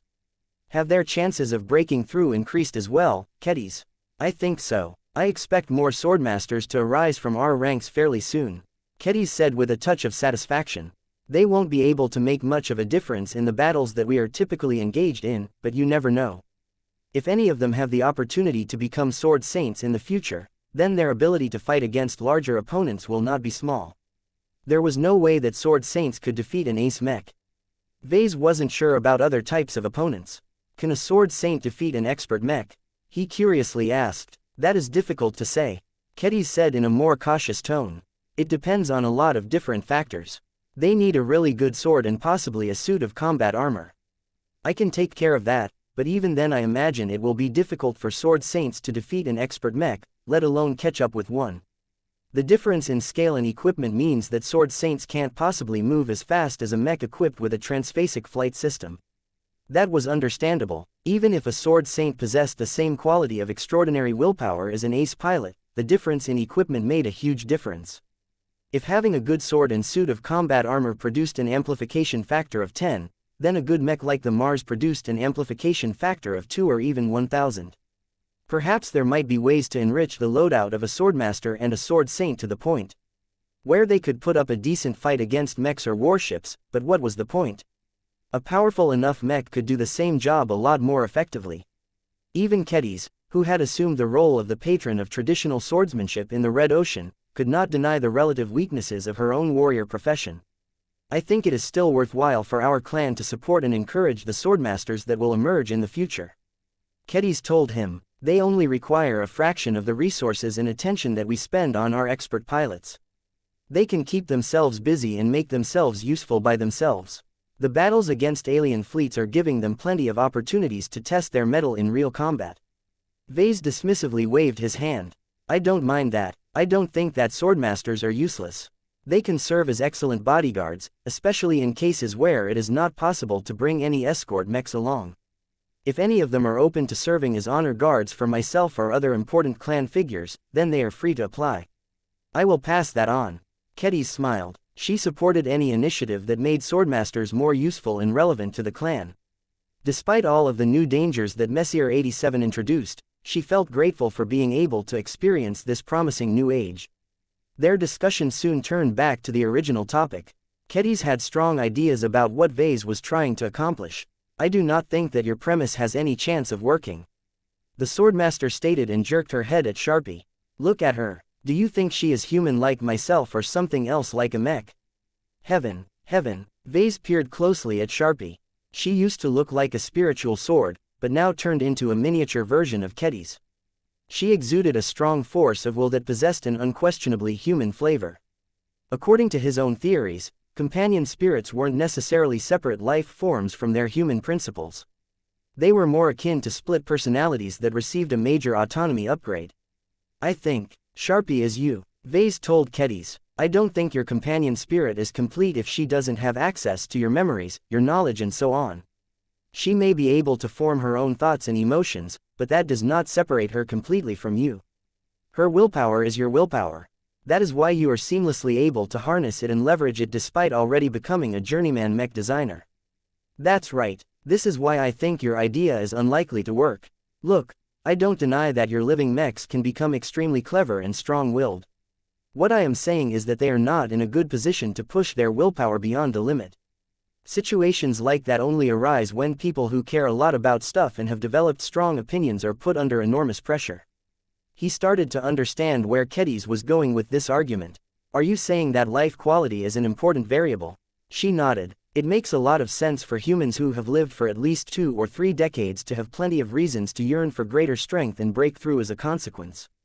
How old are our mechs? Most of them are only 7 years or younger. They are like children compared to us. Even if they grow older, will they truly be able to develop the depth of life and the complexity of relationships to have something to fight for on their own? I'm not too sure about that. They just aren't as complete as humans in these areas. What if they borrow the help from their mech pilots? Vase suggested. What if they can leverage the extraordinary willpower of their pilots to facilitate their own breakthroughs? Kedis firmly shook her head. That will never work. The strength of someone's willpower is a reflection of that person's desire to obtain the power to change his or her destiny. Putting too much stock in a partner is a sign of weakness. It is counterproductive to expect a living mech to produce strong willpower when it is depending so much on the pilot. Sharp, her companion spirit echoed. I see. I think you are right. It is highly unlikely for living mechs to become willpower cultivators themselves. Vase regretfully concluded. They are similar to clones in that sense. They can pass off as humans on the surface, but they possess severe deficiencies that make them inferior. Vase had no choice but to drop this radical idea. It was too impractical to work under the present circumstances. He might have reason to revisit it if he had access to better resources and more extensive knowledge, but that sounded unlikely. Just as he was about to say goodbye and leave, Kedis made one more suggestion. Wait, Vase, she called. Have you ever thought about finding ways to leverage the companion spirits of our expert pilots? She gripped the bloodsinger again and sent Sharpie back inside. The sword exuded a lot more power and sharpness now that it was reinforced by a companion spirit. Now that Venerable Dice and all of our other expert pilots have their own companion spirits, they have been looking into ways to make them useful in combat. The pilots have produced limited results, but I think they can do a lot better if they have a little more help from someone who knows what he is doing. Why don't you try and expand upon that instead? His eyes suddenly lit up. You're right, why didn't I think of that sooner? He immediately thought of an iconic example of how a companion spirit could massively amplify the combat effectiveness of a mech. The Destroyer of Worlds could not have become the most destructive god pilot without the help of Emma. Chapter 5080 Redlands, Hehehe. Marvane swam in a colorful tropical-themed swimming pool. A few brightly colored yellow toy ducks surrounded him from multiple directions and teasingly led him along the shallowest portion of the pool. Quack quack quack, quack quack, I got you, Marvane said as he made a small leap and managed to catch the smallest and cutest little duck. Further away, Aurelia, who wore a frilly pink bathing suit, swam forward while being followed by an army of wet but enthusiastic cats. Her companion spirit Mana floated just in front of the soaking felines and continually encouraged them to persist. Mew mew mew, moo-ah, yowie yow. Meanwhile, Andraste, who wore a plainer black bathing suit, was climbing the stairway that led to the highest diving board. Yet before she could go any further, a certain Rubarthan sentinel cat jumped in front of her and made warning noises. Meow, meow, ah, come on, Clixie. I'm a tough girl, I can handle this height. Meow, Clixie swiped the air with her claws in an intimidating fashion. The red-headed girl's face drooped.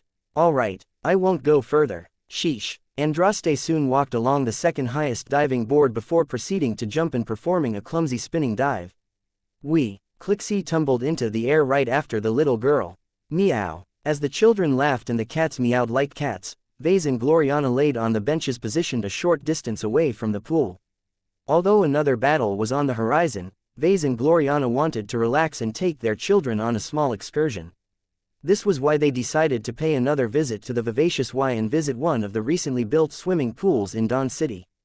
Of course, even if they had taken their children out to enjoy a day of fun, the two mech designers couldn't get rid of their workaholic tendencies. Each of them sat in front of projected design suites and calmly tinkered with their own mech designs. Vase was in the process of finalizing the I project. It should have been completed weeks or months ago, but all of the recent changes in circumstances compelled him to rethink his work a bit and incorporate a few new additions. The commercial marksman mech still retained its basic premise. Its connection to Vulcan granted the mech pilot a better understanding of the target's weak points, key components and other useful technical information. What changed was how extensively the I project provided detailed information. It no longer gave its mech pilots a few obvious nudges. Instead, it was capable of supplying rich information, as much as the mech pilots were willing and able to absorb. The more Vulcan familiarized himself with a particular mech model, starship class or alien tech base, the greater the details that he was able to provide. The delivery mechanisms were also important. Previously, the I project was only able to impart information directly into the mech pilot's mind through the man-machine connection. While Vase still retained this delivery method as it was fast and efficient, he also added an option to enable the I project to translate its own findings into a digital format. This was a considerable expansion in functionality. This effectively meant that the I project could serve as an observer or a scout for a larger mech unit. Even adding a single copy of this rifleman mech was enough to grant an entire mech force fairly detailed information about the technical strengths and weaknesses of their opponents. If that was not enough, Vase also imparted the I project with its own cultivation method. Given the worsening prospects of red humanity, Vase chose to stop holding back a bit and expanded the functionality of the I project. He developed a simplified edition of the Lesser Larkinson Guardian mantra with the intention of pairing it with a commercial mech that he expected to sell quite well in the following years. The Minor Larkinson Metal Guardian mantra was not as fast and efficient as the Lesser edition. Its lower intensity meant that it was stabler and easier, making it a lot less strenuous for design spirits to manage the cultivation of so many living mechs. Vase also tweaked the deity cultivation component of this simplified mantra to favor his design spirits a little more. Every living mech that cultivated the Minor Larkinson Metal Guardian mantra supplied up to 50% more spiritual feedback to any connected design spirits than the other editions. This would definitely slow down the cultivation progress of the I project and his future commercial mech models even further, but Vase knew the importance of differentiation.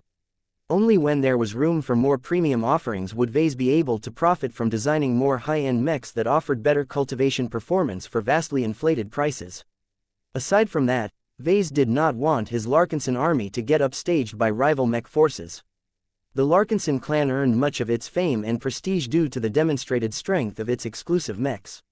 If hundreds of other mech forces were able to smash alien fleets with just as much ease as the Larkinson army, then the latter would no longer be able to earn as much renown anymore. As Vase put the finishing touches on his cultivation-enhanced I project, Gloriana briefly uttered a small sound of surprise. "What is it, honey?" Dulo Voikin and Juliet Stamaros have just completed their first live testing sessions of their recently completed Woodpecker project. The performance of their work has slightly exceeded their expectations. Let me pass on the footage they just uploaded to our internal database. A new projection appeared that showed several gunmetal gray Lancer mechs charging towards a thick and suspended plate of salvaged transphasic hull plating. The mechs shared a decent resemblance to the Transcendent Chargers, but featured a more modern and slightly flexible construction. Their acceleration was respectable but not too noteworthy among their mech archetype. This was because Dulo and Juliet solely treated the Woodpecker project as a second-class mech. The only aspect that did not fit the pattern was its weapon. Each Lancer mech held exceptionally long blast lances that were tipped with red. The bulbous appearance of these lance tips made it clear that they were anything but typical. As the Lancer mechs accelerated closer, they eventually thrust their lances against the thick metal plate with great force. Normally, the suspended hull plating should be too thick for the Lancer mechs to do anything more than drill a small hole on the surface, but the actual outcome was much different this time. The lance not only pierced deeper into the salvaged starship plating, but its red tip also exploded almost instantly afterwards, causing it to generate an internal rupture that left behind a decently sized crater. The other mechs that arrived in sequence repeated this action and drove their red-tipped lances into the same point, causing this section to become increasingly thinner and more fragile. By the time the last Lancer mech drove its weapon into the expanded weak point, the metal plating had been completely breached. "That isn't all, Vase," Gloriana said. Once the new Lancer mechs completed their initial charges, they pulled out a second red-tipped lance from their backs and extended it to their full lengths. The mechs then proceeded to test their capabilities against a transphasic energy shield. When they drove their lances against the shield, they inflicted a combination of kinetic and explosive damage. Each time the Lancer mech struck, they inflicted damage far surpassing the normal attacks of any standard mech.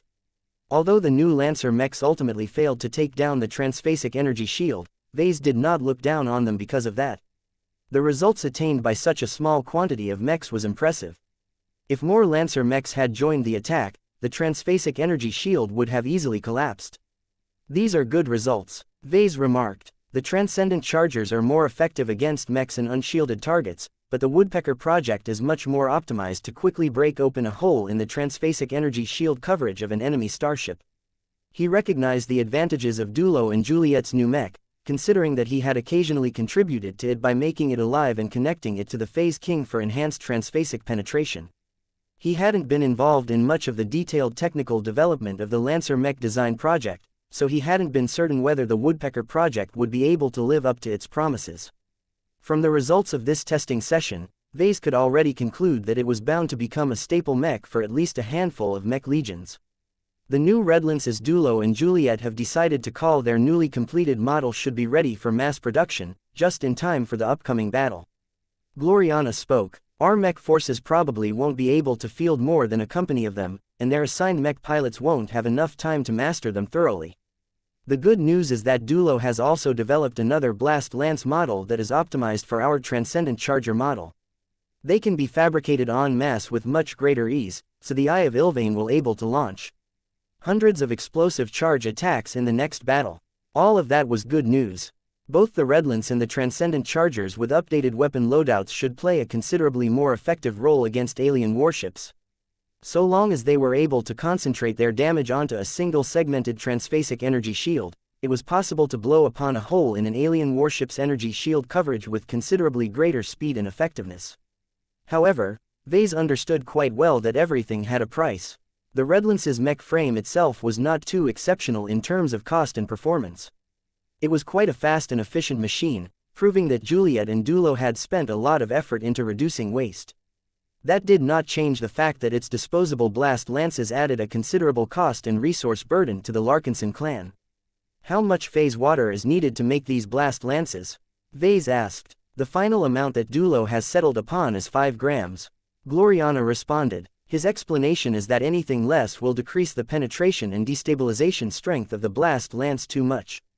It will take a considerably greater quantity to breach the transphasic defenses of a starship, which is not desirable. More phase water is always better, but the diminishing returns from this point onwards make it increasingly less economical. The current quantity happens to be a decent compromise between penetration power and cost effectiveness." Vase couldn't help but wince when he heard that each blast lance required 5 grams of phase water in order to produce. A few grams did not sound like much, but when Vase thought about how a squad of Redlances or Transcendent Chargers could typically carry 4 of these weapons each, the total expenditure could easily exceed several kilograms of phase water. What was worse was that these transphasic weapons were not enduring weapons such as energy rifles or swords. They were more akin to transphasic grenades that had been attached to the end of long poles. Each time a mech used up a blast lance, that was 5 grams of phase water down the drain. A single relatively short engagement could easily cause the Larkinson army to lose 5 kilograms of phase water. If the Larkinsons were unable to claim at least that much phase water from the spoils, then that meant that they had suffered a considerable loss. "We shouldn't use these extravagant transphasic blast lances on every occasion," Vase said with a frown. "Has Dulo Voikin designed a non-transphasic version of his blast lance?" "He did," Gloriana answered. "Their performance is considerably worse, but should still be powerful enough to down most mechs and alien starfighters with a single direct hit." That mollified Vase a bit. "That is good. I need to make another pass on their design before it enters into mass production. I can't allow the new living mechs to enter into service without a cultivation mantra." Chapter 5081 Blackwing Vase grew a little more concerned at how much phase water the Larkinson clan was using up now that transphasic blast lances entered into production. The previous battle did not yield a substantial amount of this substance as the Weednar raiding fleet was not that important to the alien community. The expeditionary fleet needed to strike a much larger and better protected target in order to earn a much greater yield of phase water. Even then, the forces of the Golden Skull Alliance needed to secure all of the vaults and storehouses that held all of the containers filled with pure phase water. If this did not happen quickly enough, then the vindictive aliens could easily ruin their stash out of spite. The Yurzan Raiden fleet that was next on the Golden Skull Alliance's hit list probably did not offer that much phase water either, so Vase needed to look elsewhere in order to solve this escalating problem. We need to raid a serious alien stronghold after we have concluded this operation. Vase determined. There was nothing wrong with earning sums of MTA merits and lots of decent salvage by defeating a few more alien raiding fleets, but he set out to do a lot more when he initially conceived of the Trailblazer expedition. Vase still yearned to hunt down the eminence of Torment. He occasionally met with Director Calabast in order to discuss the ongoing search effort. Her black cats had already begun to collect intelligence on the state of alien-occupied star systems just over the border of the Torald Middle Zone, but they had yet to find the key piece of information that could result in a breakthrough. In any case, Vase had to make a careful decision on how many blast lances the Spirit of Bentime should produce in the face of dwindling phase water supplies. Phase water was needed for all kinds of purposes. The design department used up a decent quantity of phase water. Multiple mech designers including Vase occasionally needed to use it up in order to conduct their research and advance the development of a transphasic mech design. The Larkinson Biotech Institute and the T Institute both used up small amounts of phase water in their own research projects. While it was not necessary for all of these institutions and departments to expend so much phase water every month, Vase understood that it was necessary in order for his clan to make faster progress. An organization with greater ambitions had to master the uses of both E-energy radiation and phase water in order to thrive in this new and much more dangerous age. It was not enough for the Larkinsons to excel in either of these areas. True greatness could only be attained if they could unlock the greater potential of these exceptional sources of power. Still, now that the phase water reserves of the Larkinson clan continued to drain at an unsustainable rate, Vase could no longer blindly authorize any further reckless forms of phase water spending. He struggled to make up his mind on how many blast lances the Larkinson clan should produce. Each of them were quite powerful, and having more of them at hand would probably hasten the defeat of alien fleets. They were especially handy to have if the expeditionary fleet ended up in a fight that was a lot tougher than the Golden Skullers were comfortable with. Once all of the high-ranking mechs became occupied, the standard mech units could only rely on a limited number of options to take down large quantities of warships without suffering too many losses in the process. Vase eventually made a decision based on various factors. 5 kilograms of phase water should be enough to last us a while. Vase told Dulo Voikin, that should be enough to produce 5,000 transphasic blast lances or a little less if there is a bit of waste. That disappointed Dulo a bit. 5,000 blast lances is a lot, but with hundreds of Lancer mechs at our disposal, 1,000 or so can easily be used up in a typical battle. It will not take long for the supply to run out if we keep fighting in the deep frontier. Vase sighed, I know, but we still need to reserve a lot of phase water for future needs. We at least need to save up a healthy reserve to produce copies of upcoming quasi-first-class mech models such as the Storm Sword and the Transcendent Punisher Mark III. Don't worry, I don't intend to allow our reserves to dwindle for too long. If our upcoming plans bear fruit, we should be able to get our hands on a lot more phase water. We can afford to produce thousands of more transphasic blast lances. Until then, our Lancer mechs should try to use their regular lances whenever possible. Dulo Voikin shook his head in disappointment. That may be somewhat acceptable to the Transcendent Charger as it is designed to make use of regular lances to begin with, but the Redlance is expressly designed to work with transphasic blast lances. The design spirit that you foisted on it becomes useless when there is no transphasic equipment to act upon. I know that. I think it is best for us to limit the production of the Redlance for the time being since they are so dependent on this luxurious weapon system. We can monitor their performance in real battles and increase production at a later date when it has proven its worth. Vase considered the Redlance and the associated transphasic blast lance to be useful stopgap solutions in the current situation. They were just like the transphasic hammer-wielding mechs fielded by the Bujay family. They granted the Larkinson clan a much faster means of wearing down the transphasic shields of alien warships. However, once the Larkinson army began to adopt quasi-first-class transphasic mechs on a wider scale, the Redlands would probably lose a lot of relevance. That did not stop Dulo Voikin from designing an upgraded quasi-first-class variant of the Redlands with even more ridiculous performance, but that was a concern for the future. With that taken care of, Vase turned his attention back to his main preoccupation at this time. Companion spirits added a lot of strength and versatility to those who were lucky to have them at this time. The way that Vase created them caused them to function as energy-based life forms for the most part. This meant that their addition to a person's life automatically increased their spiritual development by a substantial degree. It could enable people without any notable advantages in this area to obtain spiritual potential. Those who already possessed spiritual potential could strengthen and activate this essential quality further. The introduction of exotic radiation did not diminish the value of companion spirits. It increased their worth even further as each of them were inherent natural cultivators. They were all able to absorb ambient spiritual energies and digest them in a way that furthered their growth. Companion spirits were also capable of developing special abilities that were mostly based on the talents or inclinations of their human anchors. Nida, for example, obtained a canine companion spirit with an exceptionally sensitive nose. Vase could think of many more examples where companion spirits had bettered the lives of many people, but there was one group of human professionals that had the possibility of making even greater use of them than normal. How can expert pilots make the most out of their companion spirits? How does this addition make their lives better? Vase had not spent enough time to study this particular relationship. Is it possible for companion spirits to engage in willpower cultivation when they are already tied to expert pilots? This was an important question. When he thought about Emma, he could clearly sense that any extraordinary willpower attached to her form came from Divine Irene Mox herself. This showed that even a god pilot as powerful as the Destroyer of Worlds did not need a second source of willpower in order to amplify her effective combat power. When Vase studied the footage of the Ragnarok in action, he could vaguely perceive that Emma's main role was to amplify the main attacks of the god Mech. Divine Irene Mox did not appear to utilize Emma in any other capacity, but that might be because the public footage never showed off the god Mech in other combat scenarios.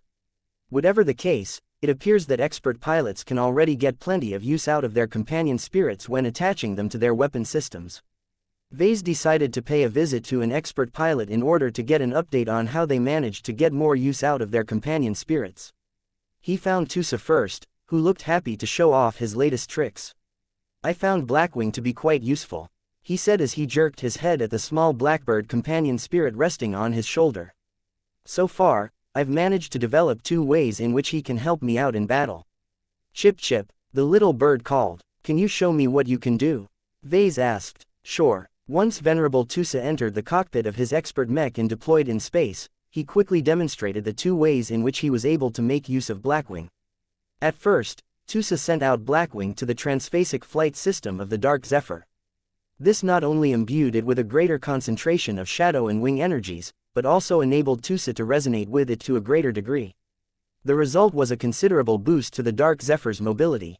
Compared to the expert light skirmisher's regular performance, the Dark Zephyr empowered by Blackwing not only became faster and more agile while maneuvering in space, but also became a little more elusive and harder to notice.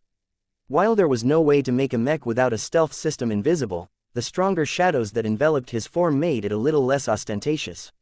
"Interesting," Vase muttered as he studied the data readouts of the Dark Zephyr's current display of power. Once Venerable Tusa was done with his first show, he shifted Blackwing over to one of the living expert mech's knives. "Is it possible for you to impart the power of Blackwing in both of your expert mech's weapons?" Vase asked. "No, I only have one Blackwing, and I can't split him up," Tusa replied. This caused the Dark Zephyr to become a bit uneven, but Tusa did not mind it. When the expert light skirmisher began to spin around and launch flurry after flurry of knife attacks in the middle of space, the deadly dance immediately fascinated Vase. Unlike many other Larkinson mech pilots, Venerable Tusa was one of the few who had actually obtained a cultivation inheritance before any of his peers. The shadow dance dagger style that he had learned a long time ago became even more entrancing and deadly in this new age. The shadow dances of the past could not come close to matching the charm of the current display. This was because Venerable Tusa actively evoked the shadow energies around him, causing the immediate environment to turn into a shadowy storm that not only helped to confuse the perception of his enemies, but also empowered all of the Dark Zephyr's knife attacks with greater power and penetration. Tusa managed to do all of this without the use of transphasic weapons or armor. In fact, the Dark Zephyr was still reflected of Ves's older design approach. The expert light skirmisher was still mainly clad with unending alloy and wielded a pair of unending alloy weapons. In particular, the knife that carried the presence of Blackwing looked and felt as if it could slip through tough defenses with almost as much ease as a transphasic weapon. Vase took in all of this and began to get a greater understanding on how companion spirits could enhance the performance of a mech. He identified many possible variables that could help expert pilots get more use out of their companion spirits, but Vase fixated on one in particular. An effective cultivation method or extraordinary weapon style can make a huge difference. Chapter 5082 New Appreciation for Prime Mechs. Venerable Tusa arguably piloted the weakest expert mech of the Larkinson army. That did not discourage him at all. Instead, his lack of contributions in the last few battles spurred him on to work harder to develop ways to exceed his limitations. This was how expert pilots were like. Fortunately for Tusa, he made a lot of progress. He not only discovered that the Shadow Dance dagger style became a lot more effective with the addition of exotic radiation, but also found that his companion spirit could complement his actions. Blackwing was an extension of himself. Imbuing him into a specific mech part enabled Tusa to resonate with it a lot more than before. This was a trick that every expert pilot with a companion spirit had come to learn, but that was only a shallow method. What truly enabled Tusa to draw out Blackwing's potential was when he performed a shadow dance. The sight of the Dark Zephyr dancing in shadows was a show in itself. The expert light skirmisher's display of agility, finesse and charm seemed to conquer the power of heaven around the machine and cause the immediate area to become engulfed in a storm of shadow. Vase could see that Venerable Tusa and his Dark Zephyr had actually come closest to forming a pseudo-domain akin to the Saint Kingdom of their betters. By the time Venerable Tusa ended his demonstration and brought his expert mech back to his berth, the expert pilot looked proud. "What do you think, Vase? These new tricks of yours are certainly impressive, though they don't appear to be too relevant in battles against warships." "I am still working on that angle," Tusa replied. "I have been working hard to develop a way for me to bypass the transphasic energy shields of enemy warships, but this is way harder and more complicated than anything else I have worked on. I am not even sure that I can pull it off at the expert pilot stage." That sounded like an incredibly useful ability to have. However, Vase did not dare to get his hopes up. The likelihood that Tusa would succeed was far too small.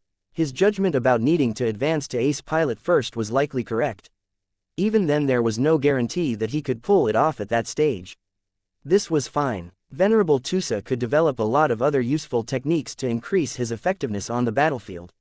His current attainments showed that he had derived a lot of use out of the knowledge he learned from the Enlightenment Fruit. He did not stop at mastering what he already learned. The expert pilot also displayed his ability to adapt and innovate by figuring out how to adapt his methods to mech combat and how to integrate Blackwing into his combat approach. Blackwing is kind of like a co-pilot in that sense. Venerable Tusa told Vase, "My companion spirit can carry a part of my power and has a mind of his own. He can allow me to put a lot of focus on a specific part of my mech and help me utilize it a lot better, especially in highly stressful moments when I cannot afford to get distracted." He continued to explain how the addition of Blackwing made a positive difference in his fighting style. "Thank you for explaining that," Vase said as he took in all of the information. "I think you will be able to do just fine. It is clear that the Shadow Dance holds greater potential. As long as you continue to explore and improve upon it, I think that you'll be able to make use of Blackwing in more powerful ways. For example, it may be possible for you to launch Blackwing at your enemies." That immediately caused Venerable Tusa to come up with a new idea. "Now that you mention it, I have never tried to attach Blackwing to the Dark Zephyr's transphasic grenades before. I should try it out next and see whether I can find a way to pass them through a transphasic energy shield. It will be a lot easier to bypass defenses with a small grenade as opposed to a full-sized mech." Once Vase concluded his meeting with Venerable Tusa, he met with a few other expert pilots such as Venerable Davia Stark and Venerable Brutus Woden in order to see how they integrated their companion spirits in their own combat routines. Their methods were fairly effective but also rudimentary. Each of them regularly sparred against each other, so they shared a lot of knowledge with each other. However, it became clear that Venerable Tusa Billingsley Larkinson and Venerable Isabel Coden had taken a step ahead of the rest. The knowledge granted by their enlightenment fruits enabled them to harness E-energy radiation and other spiritual phenomena such as their companion spirits a lot more effectively than their peers. Other expert pilots such as Venerable Joshua had little choice but to figure everything out from scratch. Vase drew a number of conclusions from his latest investigation. First, our expert pilots and other mech pilots for that matter urgently need a cultivation method. Over time, they must also be able to learn applied cultivation techniques that are specific to their choice of weapons. It was impossible for Vase to buy enlightenment fruits for so many mech pilots. He needed to find a more cost-efficient way to increase the capabilities of so many soldiers. Vase already had a few ideas on how to make that happen, but he wouldn't be able to realize any of them in the short term. He focused on what he could do in a smaller time frame. After studying the interaction between companion spirits and expert mechs, Vase felt he figured out a way to increase their synergy. I can design a weapon or modify the mech so that it can specifically accommodate the companion spirit. It would be similar to how Sharpie empowered the Bloodsinger. If Vase designed a new weapon or modified an existing one that was already being used to an expert mech, he could make it so that they overpowered to a degree never seen before. How can I do this? Vase quickly frowned. He instinctively judged that he could make any piece of equipment more compatible with a companion spirit, but that it would work a lot better with prime materials. This was also why the Dark Zephyr was one of the few expert mechs that experienced the greatest boost after the Great Severing. Other mechs that incorporated significant amounts of unending alloy such as the First Sword and the Everchanger also enhanced the extraordinary abilities of their expert pilots.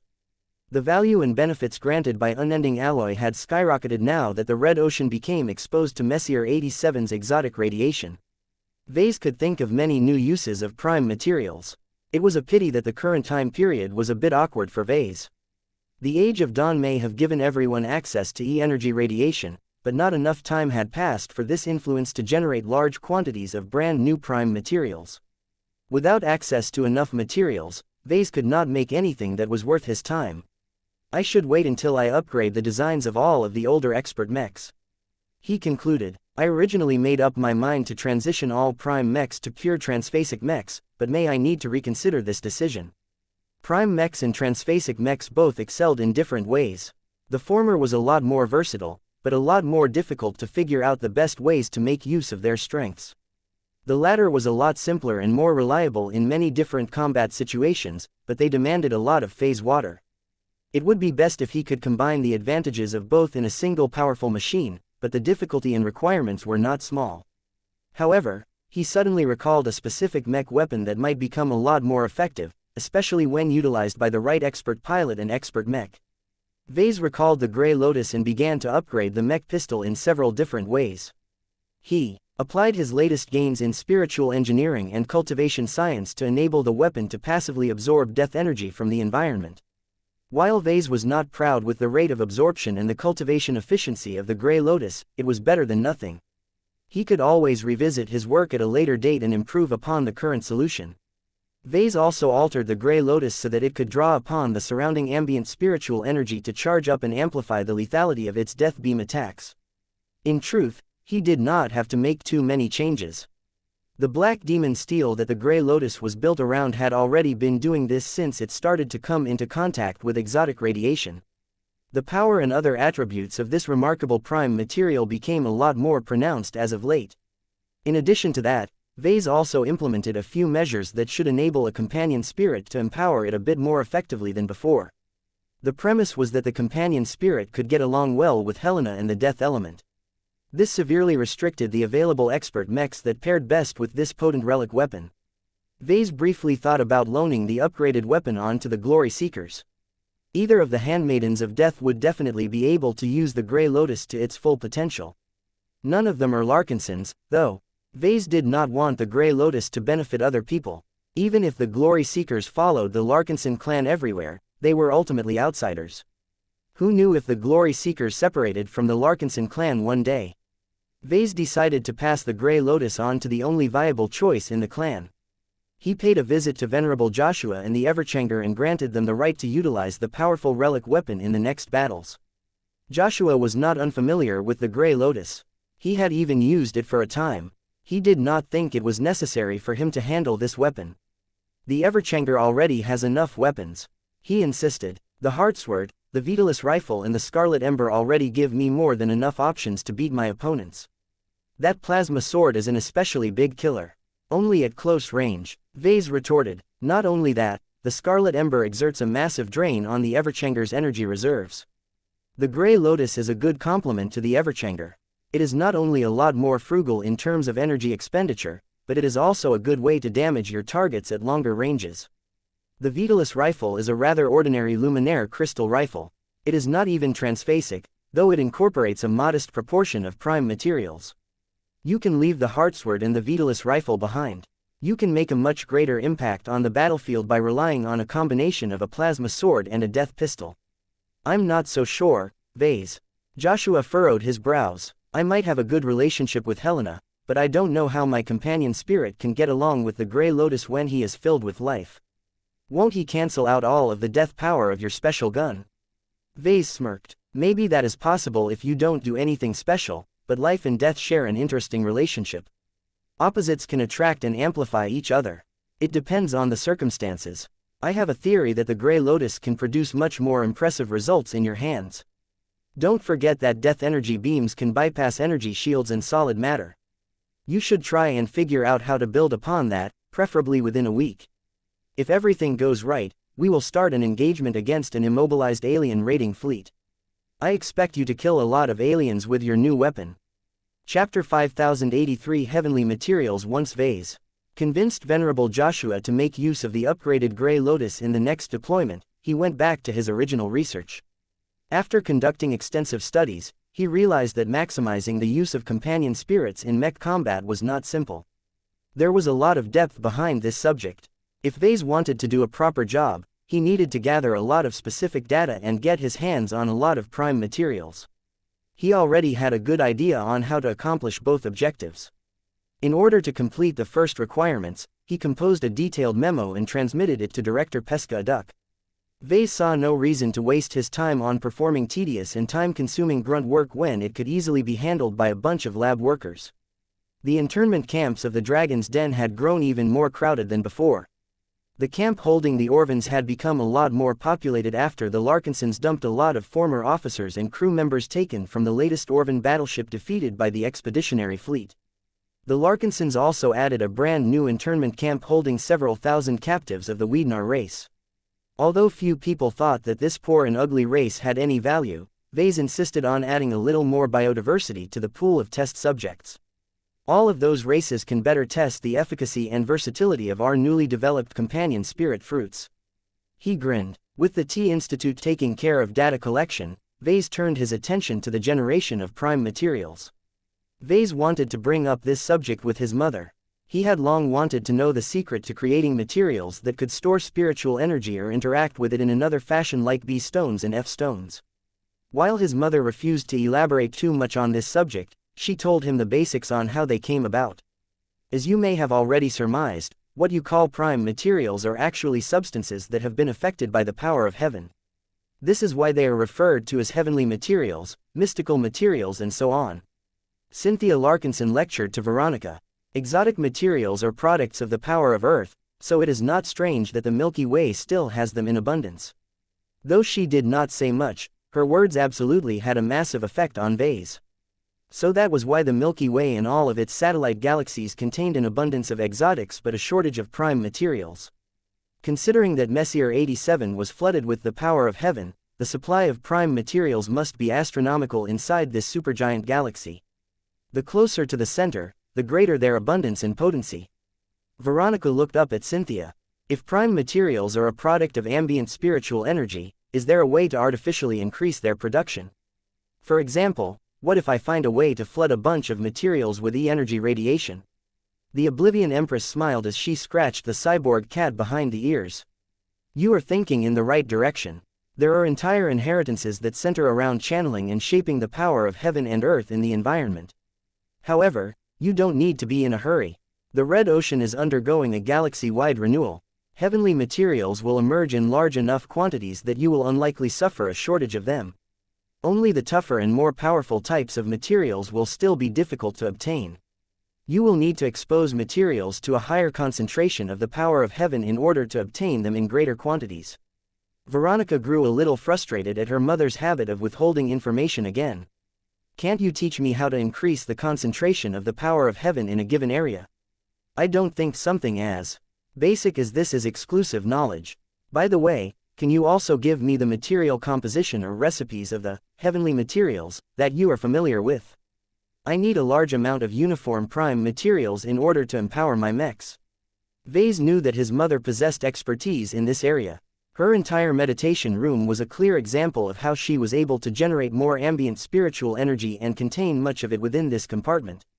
Cynthia held her silence for a few seconds before she relented to an extent. I suppose I can teach you the basics.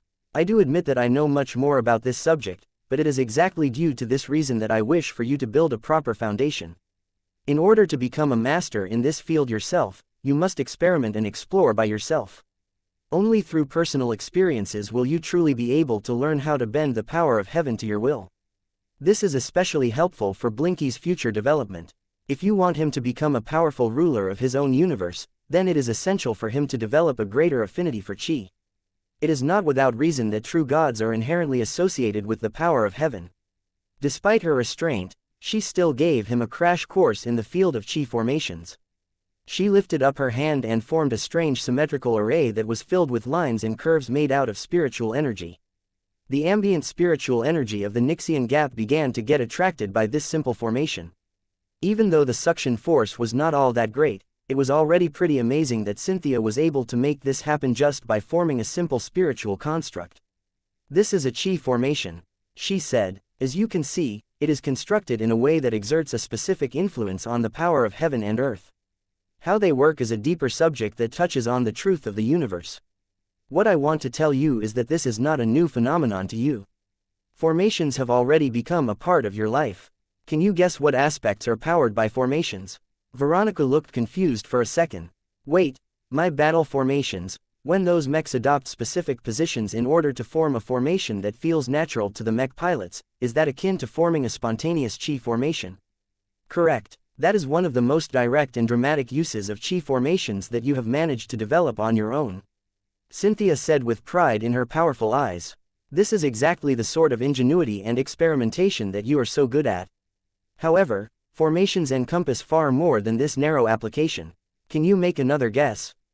Your mechs. Do you think that mechs can gain life and acquire other attributes that are difficult to explain through technological means just by infusing them with Qi? She asked. Now that you mention it, every material object or artifact that is empowered by Qi can be called an artifact.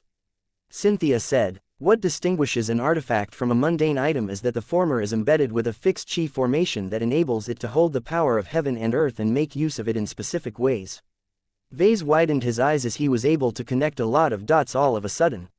If that is the case, then that would explain the nature of mechs, totems and other empowered objects. He gasped. Mechs are essentially mass-produced artifacts. Mech designers like myself never truly realized this because the design seed, which is formed by the kingdom of mechs, automated all of the complicated processes in the background. If it didn't exist, then people like myself would have to learn the theories and methods ourselves so that we manually form and shape a specific spiritual foundation. For our products, the mech designer profession centered around designing mechs that were unwittingly imbued with Qi formations. This was what made mech designers special. A mech designer such as Ketty's was able to increase the sharpness of the swords that she designed because her design seed likely acted as an automated processor that did all of the heavy lifting. Vase felt as if he had discovered yet another profound truth about mech design. Qi formations are the root of creation cultivation. Cynthia explained with a smile. Creators became viable cultivators when they discovered that they could not only affix Qi formations into the objects that they personally designed and produced, but also enabled them to become more familiar with the forces that make up the universe. The more they excel in their craft, the greater their understanding of these forces. This means that they can imbue their works with stronger and more elaborate Qi formations and more. Once they are able to master one of these forces, they have fulfilled the qualifications to become a true god. That was rather astounding. Vase gained a deeper understanding of the nature of creation cultivation and how it all tied to these so-called Qi formations. Every spiritual construct was a permanent Qi formation in a sense. This made a lot more obvious how creation cultivation originally started out as an offshoot of chi cultivation. An artistic conception could be considered another variety of chi formation. It was fixed in the mind of the cultivator himself and served as the nucleus of his own extraordinary strength. As Vase continued to form a lot of conclusions based on new associations, his mother revealed the truth about heavenly materials. There are materials that happen to respond particularly well to the power heaven. What is actually happening is that their molecules and internal structures are set up in such a fashion that they have accidentally formed into natural formations. She said, ancient cultivators have developed entire disciplines based around their observations of these naturally occurring phenomena. They have even taken it a step further and developed new materials and alloys in order to produce artificial formations that are considerably stronger or produce effects that do not occur in nature. This is how unending alloy originally came about. What his mother taught him might not be a ready-made recipe on how Vase could reproduce a version of unending alloy in his own fleet, but it was so much better. Now that Vase understood the fundamental theory on heavenly materials, he could theoretically develop all kinds of different spiritually reactive materials from scratch. Cynthia gently stroked Veronica's back. The power of heaven and earth is different in every galaxy. I have explained to you before why that is the case. It may not be possible for you to reproduce a useful material such as unending alloy in the red ocean. However, as long as the power of heaven is abundant enough, the emergence of heavenly materials is a given. If you wish to obtain them faster, then you must find them and speed up the growth of their natural formations. Every material responds differently to each element, so if you can match heavenly materials with the right elements, you can develop methods to purposely expose them to a higher concentration of elemental energy. The cyborg cat's eyes glowed brighter. This was an effective method to produce prime materials. While Vase understood that it was not easy to complete all of the aforementioned steps, he was confident that he would be able to solve every problem in time. He already had a few ideas on how he could overcome a couple of challenges with ease. As a senior mech designer, he already formed a lot of tools that could perform specific functions. Engineers excelled at combining different tools in order to produce more complex results. While it would still take a lot of time before Vase could obtain a batch of heavenly materials, he should at least be able to get his hands on them a lot sooner than the general public. Chapter 5084 Production of Prime Materials. Vase came up with several different possible methods to accelerate the formation of prime materials. As long as he was able to develop an effective process that could produce a stable and regular output of spiritually reactive materials, his plans to develop more prime mechs could successfully be brought forward. In order to set his latest scheme in motion, he took another trip to the Dragon's Den and paid a visit to the Tea Institute. There was a research group under the institute that specifically conducted research on how to create prime materials. To be honest, it accomplished almost nothing over the years. It was only after the Great Severing took place that the idle researchers suddenly became a lot busier. They had largely spent their time on identifying and cataloging all of the materials that displayed any sort of reaction to E-energy radiation. Their investigations along with the vast body of data that was constantly being updated on the galactic net enabled the research group to form a vast database of interesting entries. The researchers had even procured substantial quantities of materials that were all showing gradual transformations under the influence of exotic radiation. This pleased Vase. The prior preparations made by the research group saved a lot of work on his end. The key is to increase the concentration of ambient spiritual energy in the storage compartments where these materials are held. Vase determined, it is best to match specific materials to specific elemental energies. Just like the black demon steel that played an important role in making the Grey Lotus so effective, there were a lot of varieties of heavenly materials that were highly attuned to only specific spiritual energy attributes. It was not quite clear which materials were attuned to specific elements. Not enough time had passed for the ongoing transformations to reach an advanced stage where their natural chi formations locked in specific elemental energies. It doesn't matter too much for the time being. Vase determined, so long as there is a way to increase the concentration of ambient spiritual energy in this storage compartment, the nature of these emerging prime materials will slowly become clear. Vase did not master the method of creating a chi formation that could naturally attract a lot of spiritual energy. He had tried to reproduce the seemingly mathematical array of lines and circles that Cynthia briefly demonstrated to him before, but his attempts all ended in failure. Vase understood at that time that he was approaching his work from the wrong direction. Instead of trying to imitate his mother and try to master a new discipline from scratch, he would be better off if he adapted his existing work and understanding instead. As a mech designer, Vase was most proficient in designing and making mechs that could fulfill specific purposes. He decided to call over the Everchanger. Venerable Joshua spent a lot more time in and around the dragon's den these days. His talent and specializations made him a lot more suitable to calm, befriend and placate the mutated beasts that were all beginning to grow stronger through natural cultivation.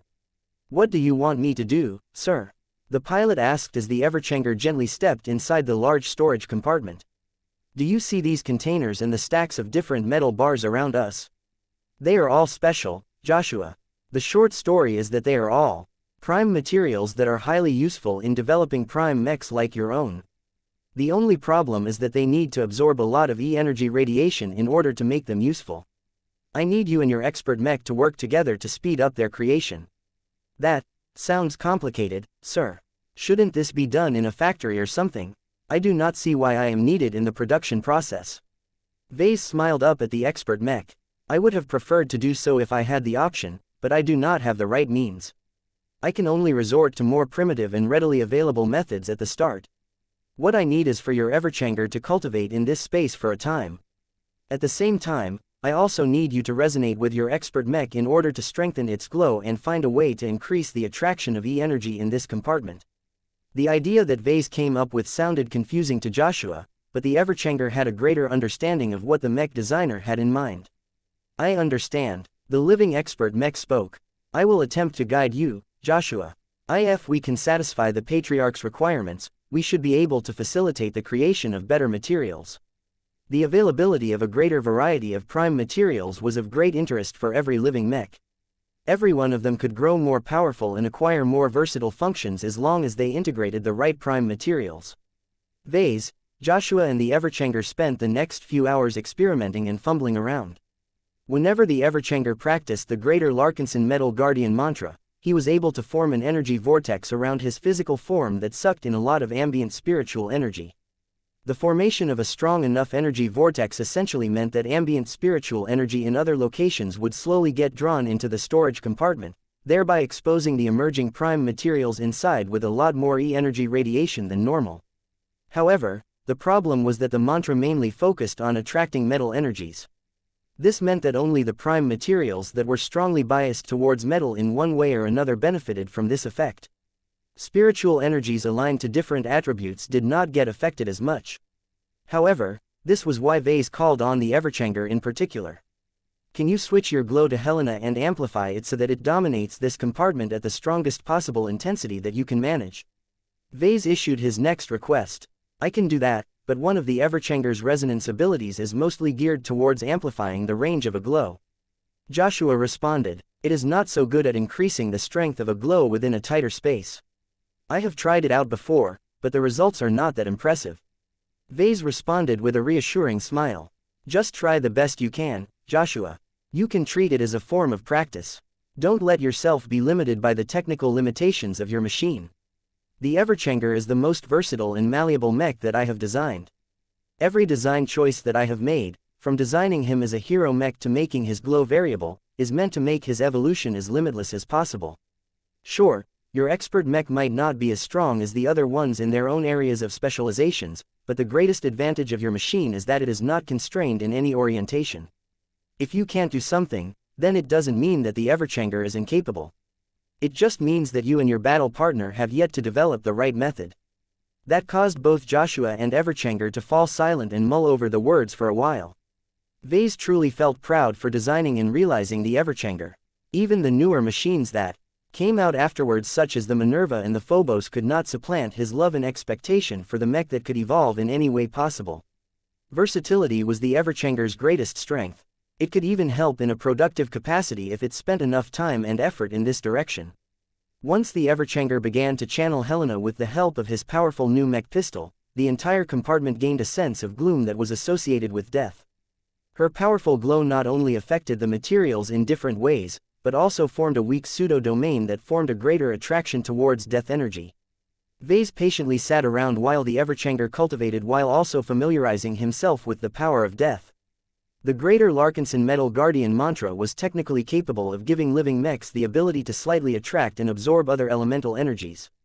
Now, the Everchanger took advantage of that property by trying to move as much death energy in the environment as possible.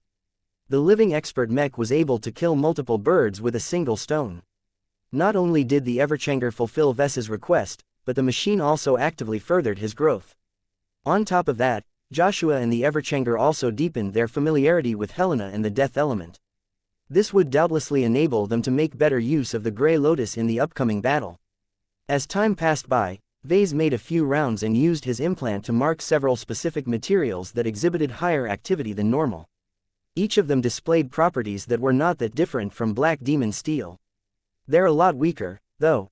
Vase furrowed his brows. This shouldn't be much of a surprise. Most naturally occurring exotics were pretty much treated like junk because their properties were not that impressive. Heavenly materials should share a similar hierarchy. There were a lot of crappy materials and only a few good ones. Perhaps in the future Vase could figure out how to make artificial prime alloys that were a lot more powerful than the sum of their individual ingredients, but that was a lot of work. I need to get a specialist in materials science in order to do a good job at this. Vase determined. Professional work should be left to the professionals. Vase did not share a passion in materials science. If not for the fact that prime materials played such an important role in his core work activities, he wouldn't be willing to spend so much in this storage compartment in the first place. Once Joshua and the Everchanger spent a decent amount of time on increasing the effective concentration of death energy in the immediate area, Vase waved his hand to signal that they could stop their efforts. That is enough for today. I know that the two of you can't spend all day over here. You are free to return to your regular schedule. All right, Joshua said. Do I have to come back in my next work shift? Vase nodded. I will need you to repeat your actions many more times until the prime materials that are biased towards death have completed their transformations. Once that happens, I don't need your help anymore, at least for this specific purpose. Truly, if my ideas are correct, I can use the new prime materials to create totems that can essentially do what you have done without requiring your personal intervention. This was his goal. Vase wanted to create extremely effective totems of Helena to form entire spaces that attracted lots of death energy. Just like the ancient statue of the Unending One that was made out of unending alloy that the Larkinsons once encountered, totems made out of prime materials were much more effective than their ordinary counterparts. As long as Vase placed another batch of compatible materials in their presence, he would be able to speed up the formation of more heavenly materials. Vase could subsequently use the newly transformed materials to produce more totems of Helena. This would multiply the production rate of heavenly materials even further and progressively enable him to obtain so much of what he needed that he would never suffer a shortage again. Of course, Vase recognized that any attempts to mass-produce specific prime materials depended a lot on the availability of enough space and the supply of sufficient quantities of specific raw materials. It would become increasingly less practical for his clan to produce large quantities of prime materials within the expeditionary fleet. The only way for his clan to expand production on an industrial scale was to move the bulk of the operations to planets. Vase could instruct the Davut branch to buy a large patch of land and build a large-scale production facility according to his specifications. Since the Davut system was a trade hub, it shouldn't be a problem for the branch to procure large quantities of suitable raw materials. This meant that the Larkinson clan could theoretically produce as many prime materials as it wanted. I'm sure that other people can figure out their own ways to produce these kinds of materials, but my method works best for me. The production costs are low and the process doesn't require any human intervention. Chapter 5085 Grades of Prime Materials. Since phase water and prime materials would probably become the two key materials that would allow humanity to elevate their tech to a new height of power, gaining access to them became incredibly vital. Vase aspired to empower his clan with both transphasic mechs and prime mechs. Either types of mechs were powerful in their own ways. They granted the Larkinson clan and the rest of humanity for that matter hope of defeating the numerically superior native aliens of the Red Ocean. He even believed that mastery of both phase water and prime materials may be the only hope for Red humanity to resist the arrival of hostile and overwhelmingly powerful aliens from Messier 87. Although this little experiment did not immediately produce a readily usable batch of prime materials, Vase still saw a lot of hope in the initial results. He not only noticed that a lot of materials in the storage compartment had sped up their transformation while under the influence of the Everchanger's glow, but that they began to form into more energetic and stronger variations. Vase discovered that higher concentrations of ambient spiritual energy promoted the formation of higher grades of prime materials. These versions of materials did not show up when exposed to regular concentrations of exotic radiation. I see. His mother had once said that as the power of heaven became more abundant, the available heavenly materials became stronger and more mysterious. This meant that it was incredibly useful for the Larkinson clan to persist in this artificial production process. Even when enough years had passed for E-energy radiation to complete the transformation of all susceptible metals and other substances, it was still possible to produce higher grades of prime materials through artificial means. All of this had massive implications to Vase in all of his future work. Though almost no one else around him could understand what he had become preoccupied with, it didn't matter. He was determined to prove the strength of prime materials and prime mechs to everyone in the clan in time. With the success of this latest experiment, Vase met with the members of the relevant research group and instructed them on what they must do for the following weeks and months. They had to supervise the Everchanger while the living mech was cultivating inside the storage compartment and keep track of the ongoing transformations of all materials. Vase suspected that certain prime materials would never emerge unless the concentration of ambient spiritual energy had grown high enough, so he also instructed the research group to collect many different samples of other materials and stuff them all in the storage compartment. Just because they have not shown any reaction in the past doesn't mean that they will continue to remain inert. It may be that the current level of exotic radiation has not yet exceeded a minimum threshold. He argued. Once he established the new processes, he returned to the spirit of Bentheim with a lot of expectations in his mind. He understood that passively exposing random goods to higher concentrations of exotic radiation was only a simple method of producing prime materials. He would need to do a lot more in order to produce a more advanced prime material such as unending alloy. However, Vase still needed to learn how to walk before he could learn how to run. It was much easier to secure an abundant supply of ordinary prime materials before he could think about getting his hands on stronger and more potent prime alloys. As he settled back in his flagship, he took stock of his current progress. His cyborg leg and Veronica may have made a bit of progress on a number of his ongoing design projects, but he had yet to find a systematic way to upgrade his Carmen mechs by improving their blood pact. He also failed to come up with any solid solutions to help all of the mech pilots make more effective use of their companion spirits if they had any. Only Venerable Tusa Billingsley Larkinson and Venerable Isabel Coden made substantial progress in this area. It's okay. While Vase would have preferred to get all of this done before the expeditionary fleet started its next operation against a hostile alien fleet, it was not a big deal to postpone this research for later. Vase still had to take care of a lot of different affairs. The starting date of the Survivalist Conference had moved closer. It would not take long before a ship of the MTA would come and rapidly ferry him to a central location where he would get in touch with a lot of survivalists. He already made plenty of preparations for that. This was the best opportunity for him to form new connections and increase his value to the faction. Aside from that, the new school semester has just commenced. Many children throughout the Red Ocean and the Milky Way for that matter had gone back to school. None of his classes started on the opening day, but he would have to start his first lectures over the course of the week. It may even be possible that a scheduling conflict might occur. If the anticipated battle against the Yurzan raiding fleet happened during the same time he was supposed to stand in front of a virtual classroom, then that would be incredibly awkward for Vase. Fortunately, the Eden Institute of Business and Technology had been generous enough to offer allowances to professors who became engaged in vital and patriotic duties such as defending human space from aliens. Vase could apply for leave and have his students come back another day, though they would probably hate him for disrupting their busy study schedules.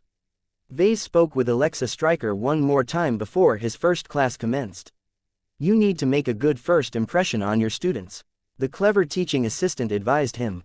"They have all decided to enroll in your classes for different reasons, but you can expect many of them to hold doubts over your teaching qualifications and the relevance of your knowledge. If you cannot win them over in their first class with you, then they will continue to remain disengaged throughout the rest of the semester. That will negatively affect their grades and subsequently your teaching evaluation." Vase nodded while maintaining a serious expression. "I am cognizant of how shaky my position is at the moment. I have no intention of failing in my first formal teaching job. Can you confirm that the specific living mechs and other designated objects will be present in and around the classrooms? The dean approved most of your plans." Alexa responded with a smile.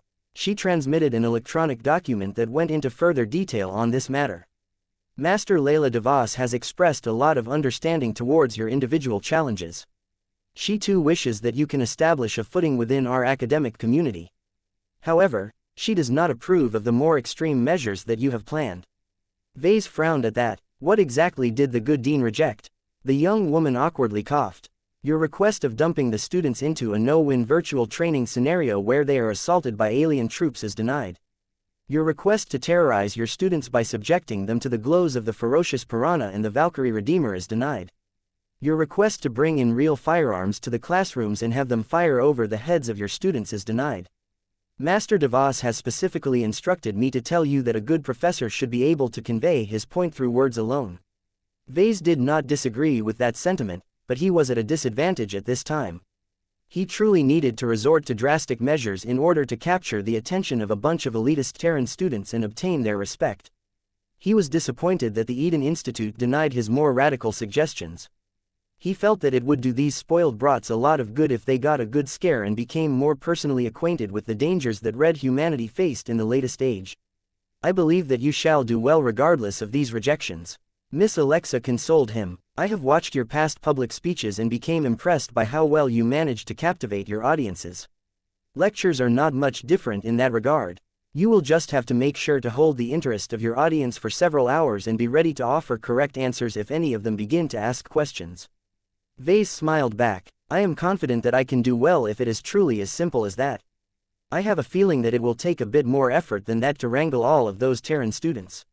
You will do fine. They talked a bit more about other related matters. It had taken a long time for the Department of Humanoid Mech Design to approve of the expansive syllabi for all of his courses.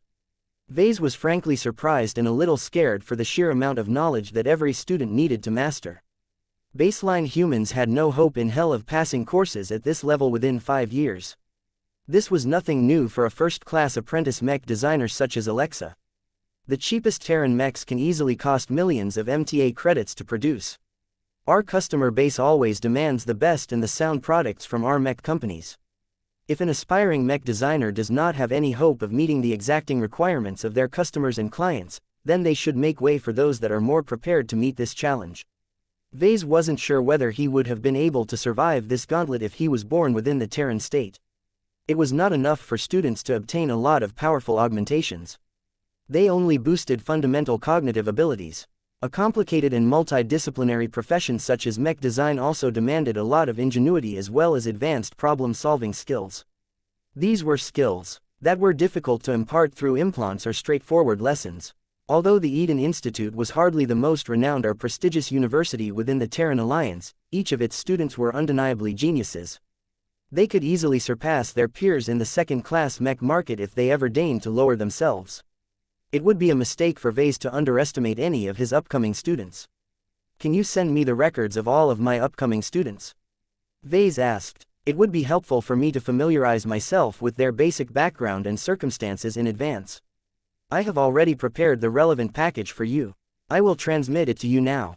Alexa immediately obliged. I advise you not to put too much stock in the materials. Just as how the students may underestimate you based on your background description, you may do the same when you read what is written about them. It is better to reserve your judgment and learn which of your students are more promising when you are teaching them in person. You're right, Alexa. I would probably make this mistake if you hadn't warned me about the dangers of developing a bias. That said, I took the liberty to mark a dozen names that may be of great interest to you. These students have either attained better results than almost everyone else or possess traits that may cause them to be more receptive to your lessons. I have met many of them in person in one capacity or another, and I have become impressed with their qualities. That sounded useful. Is it normal for the professors of Terran universities to forge deeper contacts with their students? Vase curiously asked. Alexa grinned. It is completely normal, Professor Larkinson. It is a universal phenomenon that is not limited to Terran institutions.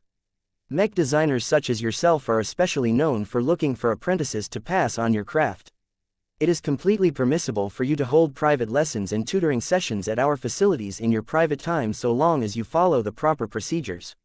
Chapter 5086 3 Classifications of Materials. Stop, Vase. Your explanation has become too convoluted. Gloriana spoke as she sat next to her husband on the couch in the living room. According to you, prime materials are equivalent to heavenly materials, but is that truly the case?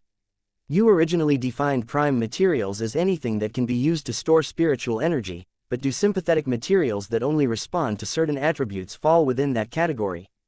Vase looked stumped for a moment. Aside from that, what is exotic radiation can produce a so-called heavenly material that can't be used by expert pilots to generate prime resonance? As far as I recall, B-stones are spiritually reactive in that they can block spiritual energy, but that same properly also causes them to be unable to produce any sort of prime resonance. Isn't it a misnomer to call it a prime material in that case?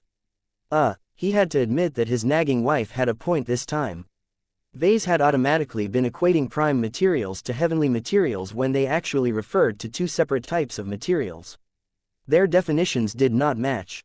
Have you taken a look at the MTA's database as of late? I highly recommend you to visit it again. The Mechers have recently updated the official industry standards to account for the emergence of materials transformed by constant exposure to E-energy radiation. Vase did what she suggested. He called up a projection and visited the Red Association's internal portal and immediately sought out the page that explained all of the latest updates. He immediately grew surprised and a little fascinated in how much the Mechers chose to reveal. According to their general explanation, all forms of matter could be classified in many different ways. One of the fundamental distinctions that people could make was the overall energy state of matter. Previously, humanity only needed to put different materials in two broad boxes. Matter could be mundane such as carbon or iron. Matter could also be exotic such as iridescent mercury or phase water. Yet now that the red ocean became exposed to exotic radiation originating from Messier 87, a new category had to be made to classify the materials that emerged through unprecedented circumstances. The Red 2 decided to redefine their entire materials science framework in order to take the latest changes into account. All matter could now be divided in three broad categories. Low-energy materials could be produced without any influence of exotic radiation at all. They were the most basic forms of matter of the universe and could be found pretty much everywhere. Medium-energy materials emerged in environments with at least a small amount of exotic radiation. They were called exotic materials in full, but most people had long taken to shorten it by using the term exotics as a convenient shorthand. The Red 2 claimed that the Milky Way had always produced E-energy radiation, but not at a level where it disrupted people's lives. Humanity and most natives from the Milky Way and the Red Ocean had evolved in a medium-energy environment. Their biologies or their tech had become accustomed to taking advantage of the medium-energy materials formed in this kind of placid but mildly energetic galactic environment. Times had changed. Now that red humanity had entered a high-energy environment, it became inevitable that a powerful galaxy like Messier 87 triggered the formation of so-called high-energy materials. This new classification of materials had the potential to possess even more powerful properties that could massively strengthen the performance of mechs and starships. Certain high-energy materials could be produced at the current levels of E-energy radiation. However, just like Vase, the excellent research groups of the Red 2 had already managed to find ways to concentrate E-energy radiation under controlled environments, thereby breeding a host of even more energetic materials, all of which possessed even stronger properties. In order to make a distinction between exotic materials that could be produced in a medium-energy environment and the newer class of materials that could only be produced in a high-energy environment, the latter received a separate name. Hypermaterials, or hypers for short. Vase uttered, "I guess that works." He had the vague suspicion that the Red 2 had always known about the existence of heavenly materials. They just didn't use a term that was obviously steeped in religion, superstition and a heritage that they desperately wanted to bury. This was why they probably found a similar enough word in the form of hyper. It was short, it provided a lot of clarity. It also conveyed an Easter egg to those in the know, such as Vase, that this was meant to be the new standard term for heavenly materials. Vase most certainly received this message. Personally, he felt that it was a good choice. Now that you have learned about hypers, how do you define prime materials? Gloriana asked after she had given him enough time to take in the new information. Vase spent a few more seconds on rearranging his theoretical framework on matter. Everything made a lot more sense now that he was able to put every form of matter in three broad categories. According to the Red 2's latest model on matter, the prime materials that I have been working on should probably exist as a subcategory of hypermaterials. My own definition for prime materials is any form of matter that can store spiritual energy. I can further subdivide them into sympathetic materials that can only store specific attributes of materials and more broader cache materials that can store any type of spiritual energy. His wife frowned again. You have invented several new terms in a short amount of time. Can you clarify what you mean by your new classifications?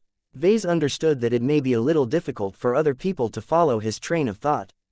Take unending alloy for example. He said, with the knowledge that I possess today, I can treat it as a hypermaterial, as it is only possible to make it in a high-energy environment or raw materials that emerged from one. At the same time, it is also a prime material as it can be used to make a prime mech. Furthermore, I can classify it as a cache material because it can store any attribute of spiritual energy without any discrimination. The new terms that Vase used could be used to form a hierarchy of classifications and subclassifications of materials. What Vase truly desired was prime materials. Any prime material could play a huge role in his works. Even if he did not have a mech at hand that could make good use of a specific prime material, he could always design a new mech that made the best use of available resources. His wife quickly picked up on what Vase tried to convey with his new words. The single example was enough for her to comprehend his newly revised theoretical model.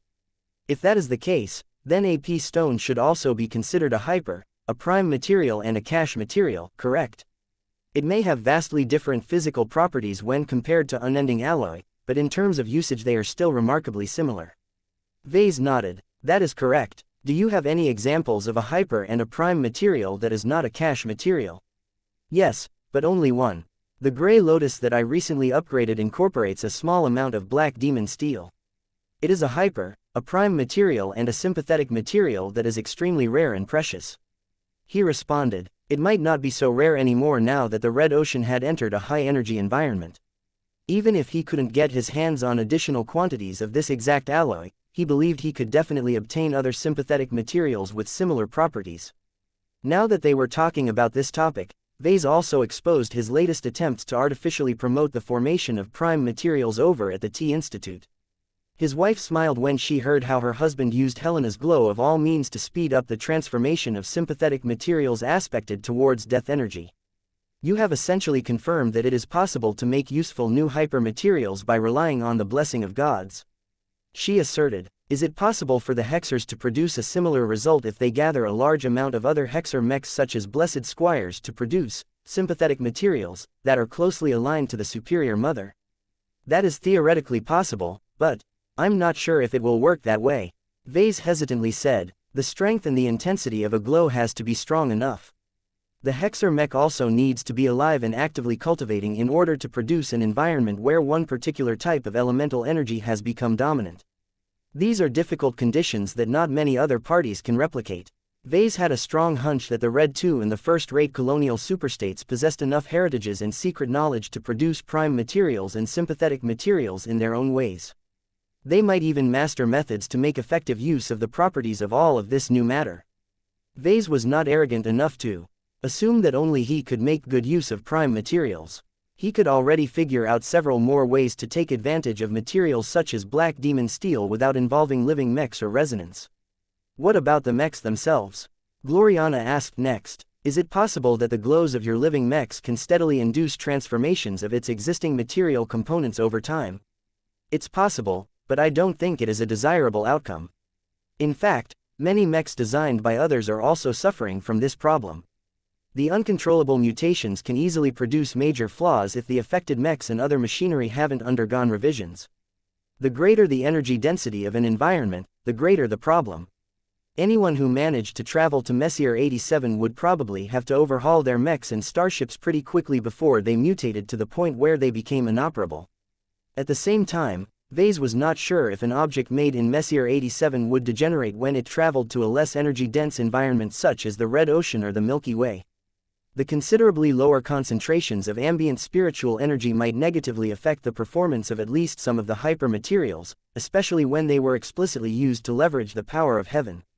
In fact, it might not even be necessary to travel to an entirely different galaxy to rob certain hypermaterials of much of their potency. It was enough to drain much of the ambient spiritual energy in a specific area to cripple the functioning of machines that relied heavily on E-energy radiation. Blinky was able to do this to a limited extent, but his current cultivation stage was not high enough to produce an energy vacuum on a typical battlefield. Vase believed that his companion spirit might one day grow powerful enough to make that happen. Perhaps Blinky might be able to do it when he grows as strong as Emma at her current state one day.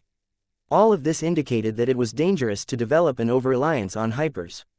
Exotics still had their place in Red Humanity's society.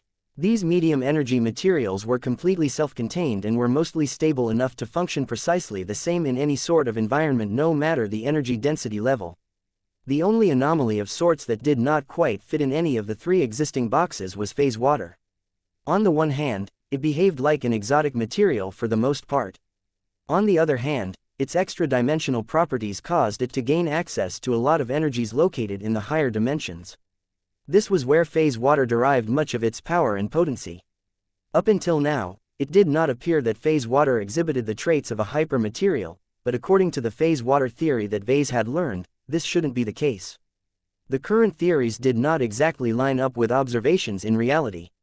This meant that Vase and the people who wrote all of the textbooks did not understand phase water as well as they thought. What was phase water, exactly? Chapter 5087 The potential of hypermaterials. The Red 2's recent discloses related to hypermaterials generated a lot of discussion and speculation. The broad community of Red Humanity still looked up to the Red Association and the Red Fleet, so they accepted the explanation easily enough. What most people working in the academic and industrial sectors wanted to know was how they could make use of these new hypers to their advantage.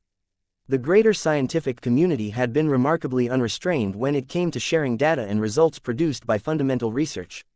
This enabled much of Red Humanity to quickly get a basic grip on the mutating materials phenomenon. However, their generosity quickly came to an end. As soon as research delved into the possible applications of any discovered hypermaterials, none of the states, companies or research institutions were stupid. They all recognized that research on how to take advantage of the properties of hypers was the next big trend. Any useful and actionable knowledge could be used to fulfill goals that were previously unattainable. For example, a Mech company could release a new Mech model that utilized a new hyper to increase its acceleration by 50%. Sales of a Mech that moved a lot faster than anything else without costing too much more could easily become a new market leader. A state like Davut that managed to discover an effective method to turn a hyper into a highly destructive warhead could start a war that could quickly overwhelm the defenses of Karlach in a matter of months. All of these possible scenarios and more drove many people to frantically engage in their own priority research into hypers. Vase was no different in that sense. An amazing relic weapon such as the Grey Lotus simply couldn't be made without access to a specific sub-classification of hypermaterials. He previously assumed that it was impossible to obtain similar resources unless he paid a lot of ascension points to redeem them from the Mech designer system. Now that he discovered that exotic radiation changed this equation all of a sudden, he too had become obsessed with this latest trend. Different from many other people, Vase already possessed a decent understanding of how he could make effective use of certain hypers. The only constraint was that it would probably take a while for the T-Institute to produce the first batch of prime materials. Vase couldn't wait to ramp up production and get his hands on a lot of cache materials and sympathetic materials. More specifically, Vase was already thinking about designing a super deluxe variant of the Valkyrie Redeemer. He already had plans to design a similar upgraded variant for the Penitent Sisters and maybe the Glory Seekers. He wanted it to become a quasi-first-class mech as well as a transphasic mech in order to maximize its combat power. If he was able to turn it into a prime mech as well with the use of a sympathetic material that paired well with its design spirit, then the upgraded Valkyrie mech would likely be able to reach a whole other level of power. At the very least, Vase anticipated that such a Valkyrie mech would be able to produce much more powerful battle formation attacks. He could think of other ways to exploit the support and amplification provided by sympathetic materials that possessed similar properties to Black Demon Steel. The other mech designers of the Larkinson clan had already come up with their own possible ideas. For example, Ketty saw a lot of promise in them. She had been working with unending alloy swords for years, so she possessed a head start in this field just like Vase. As you know, resonating exotics are commonly used in expert mechs in order to generate true resonance. She explained to him during a collaborative design session centered around the Storm Sword project. They can make swordmasters a lot more powerful, but nothing at the level of the Heavensward. Even the best and most luxurious use of resonating exotics can only enable a swordmaster to damage a typical mech. Defense is much more problematic as a sword doesn't offer enough room to produce an effective resonating shield. The total mass of a typical sword designed to be wielded by humans was only a fraction of that of a full-sized mech. One of the reasons why expert pilots were so unquestionably strong was because their gigantic mechs could accommodate many kilograms of powerful resonating exotics. Vase already had an inkling what his former student was getting at. Are you suggesting that the power imbalance between swordmasters and expert pilots might shrink with the introduction of hypers? The woman looked a bit uncertain. I am not completely sure. The Heavensward Association's past records describe legendary weapons that can enable its wielder to amplify all techniques by borrowing the power of heaven and earth. From what we have been able to deduce, this means that the swords of the past were able to derive a massive boost from E-energy radiation. There are tales that the Heavenswarders previously considered to be fantasies, but are now seen as a lot more realistic. The right swords can enable swordmasters to fly through space and chop entire starships in half. What, really? Although Vase had a lot of expectations towards hyper-materials, that did not necessarily mean that he believed that he could buy into the assumption that a warrior like Kedis was able to chop a starship like the Spirit of Bentime in half by herself. I think we should not dismiss these possibilities too quickly, Vase. I believe it is possible to recreate these feats as long as I can get my hands on the right hyper-materials. The descriptions of swords at the time suggest that swordmasters don't necessarily rely on their own strength anymore. Their willpower instead allows them to take over the energy within a certain range and use that to execute all sorts of amazing techniques. It is similar to leveraging the Saint Kingdom of an ace mech, except the domain field is no longer a pure expression of the ace pilot's astounding willpower. Vase couldn't help but nod when he heard that. Her descriptions fell in line with his own theories. It was difficult to estimate how powerful a swordmaster could become. There were too many variables at play. The point that Kedis was trying to make was that the upper limit could be incredibly high. I'm aware that swordmasters cannot necessarily catch up to expert pilots because expert mechs can also take advantage of hyper-materials. Kedis said in a more subdued tone. It may even be the case that the differences in power will grow even more. A mech can easily fit a lot more hyper-materials than a sword.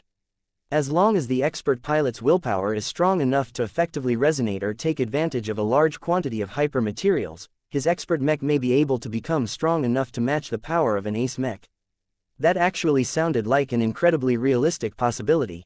As long as we have enough hyper-materials in our possession, we can indeed increase the combat effectiveness of all of our expert mechs to ludicrous heights, but there are still a few caveats. Vase stated, ace mechs won't stay at the same power level either. They will also go through a ridiculous amplification of power once they begin to incorporate hypers as well. They might not be able to match the ridiculous combat power of today's god mechs, but they should be able to come awfully close. This meant that the difference in power between an expert mech and an ace mech would not shrink at all. The opposite would happen instead. Ace mechs would become so domineering that they should easily be able to crush expert mechs like stepping on ants. What else is on your mind, Vase? From what I can observe, many hyper-materials are powerful because they can enable their users to leverage a lot of the ambient spiritual energy in the environment. He said, what if it disappears? What if there is nothing left in the surroundings for hypers to act upon? Any swordmaster who is fighting in space by relying on a sword alone will not only lose the capital to participate in a serious battle, but also lose the ability to maneuver effectively in a vacuum. Is it even possible to do that? Kedis skeptically asked. Aside from the phase whales teleporting you to an entirely different galaxy, I don't think you can repel spiritual energy from an area to the extent of creating an energy vacuum. The Red 2 have clearly stated that E-energy radiation cannot be blocked or hindered by anything. The densest exotics and the most powerful transphasic energy shields have completely failed to keep it out. Maybe god mechs can do this due to their absolute control over their god kingdoms, but they aren't exactly common in this dwarf galaxy. She was right for the most part. Trying to keep ambient spiritual energy away from a massive battlefield was as difficult as trying to obtain an accurate count of all of the grains of sand on a terrestrial planet. Kedis did not possess as much information as Vase, though. Even she probably wasn't aware of Blinky's amazing future potential now that he had started to cultivate the imaginary universe method. So long as Blinky became a true god or close enough to one, Vase believed that his companion spirit should easily be able to deprive a part of a battlefield of all ambient spiritual energy. By that time, all mechs and starships in the affected area would immediately degenerate back to their pre-Age of Dawn power levels. Vase had an entirely insightful discussion with Kedis. Both of them could be regarded as partial inheritors of separate but related cultivation inheritances. While Vase possessed a vastly greater knowledge base on general cultivation sciences, Kedis mastered willpower cultivation to a much greater extent. Not only that, Kedis also happened to know a bit about forging swords with hyper-materials that could produce highly effective amplification for swordmasters. If you can supply enough hypers to me, I can use that to forge much more powerful bladed weapons for all of our expert mechs. Kedis offered. Just think about it, Vase.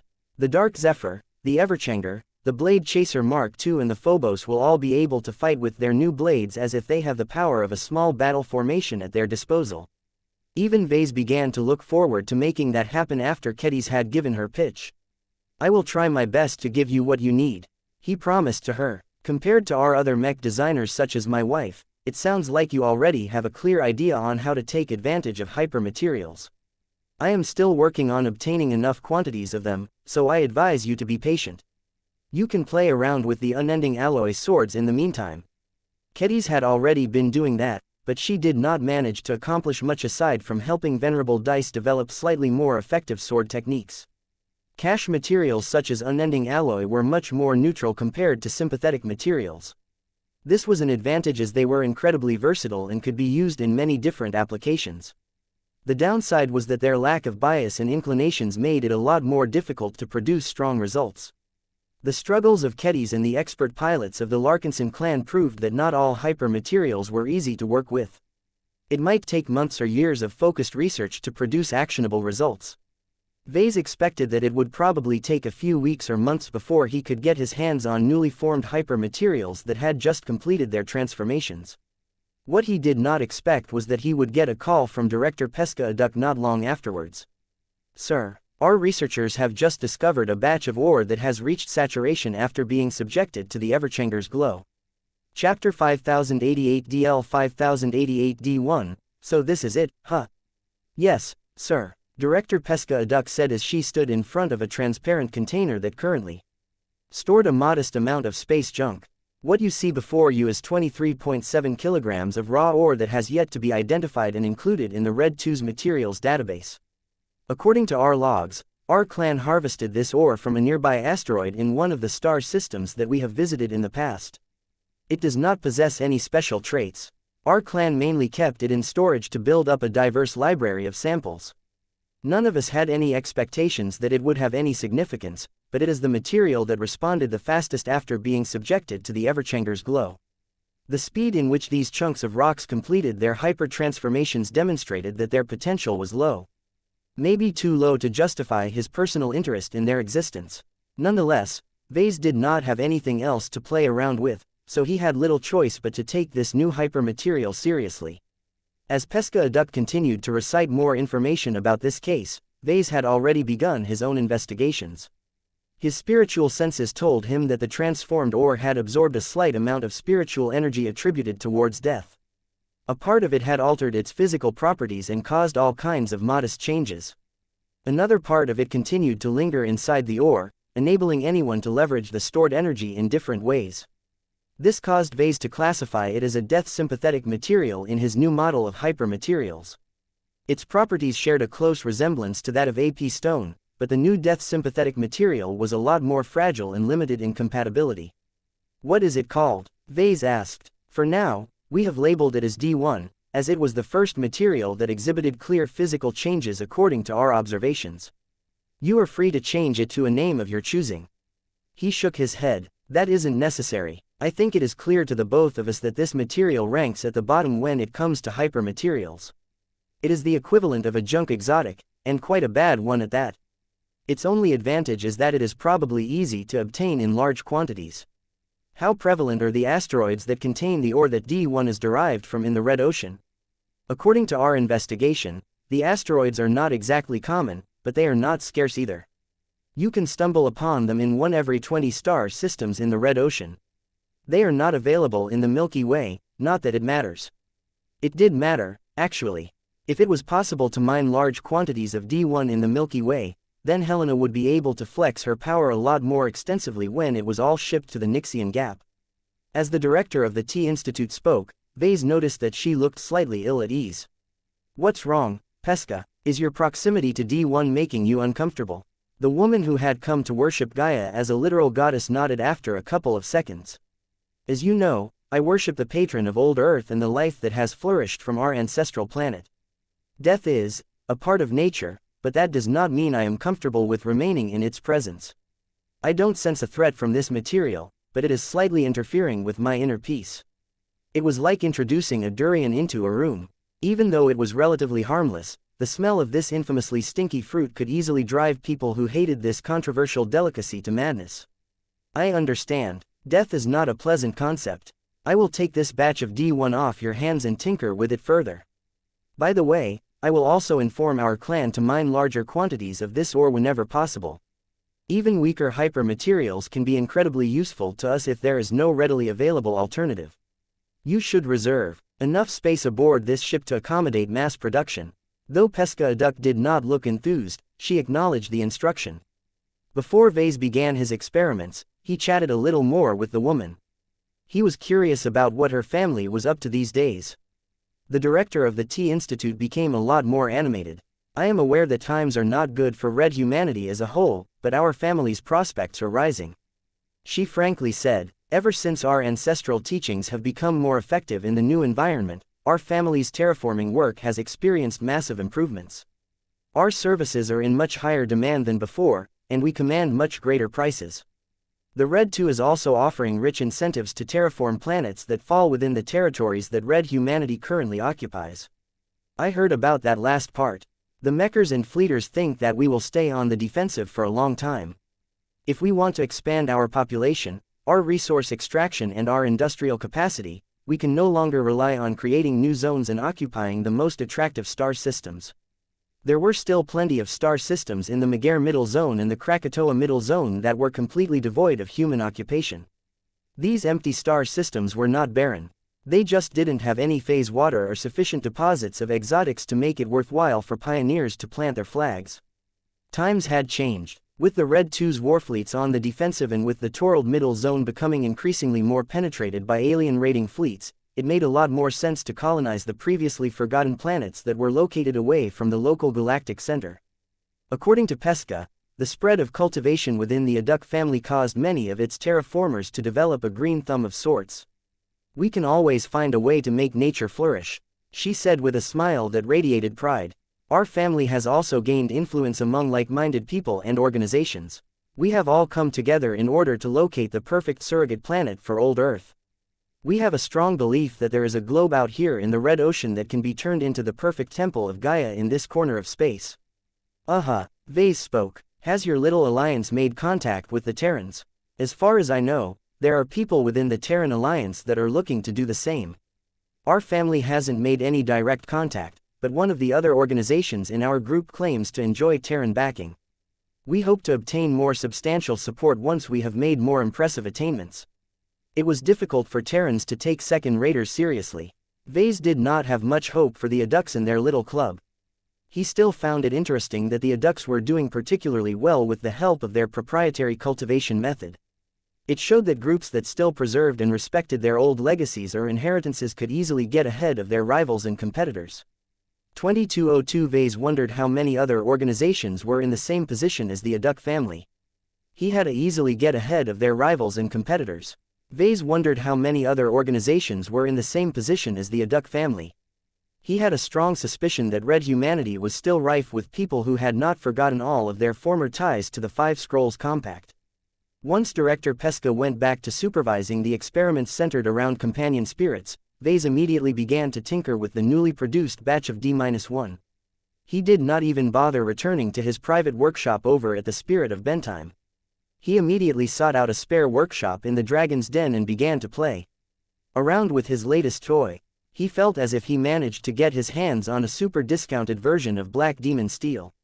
If not for the fact that it could not possibly withstand the rigors of mech combat, he would have felt tempted to integrate it into an existing mech, perhaps one of the Valkyrie expert mechs of the Glory Seekers. His initial experiments confirmed that D1 indeed possessed at least some of the properties of a prime material. It could store a small quantity of death energy. Vase even tried to make more precise measurements. After a bit of experimentation, he estimated that 1 kilogram of D1 could store approximately 0.00003 Vase.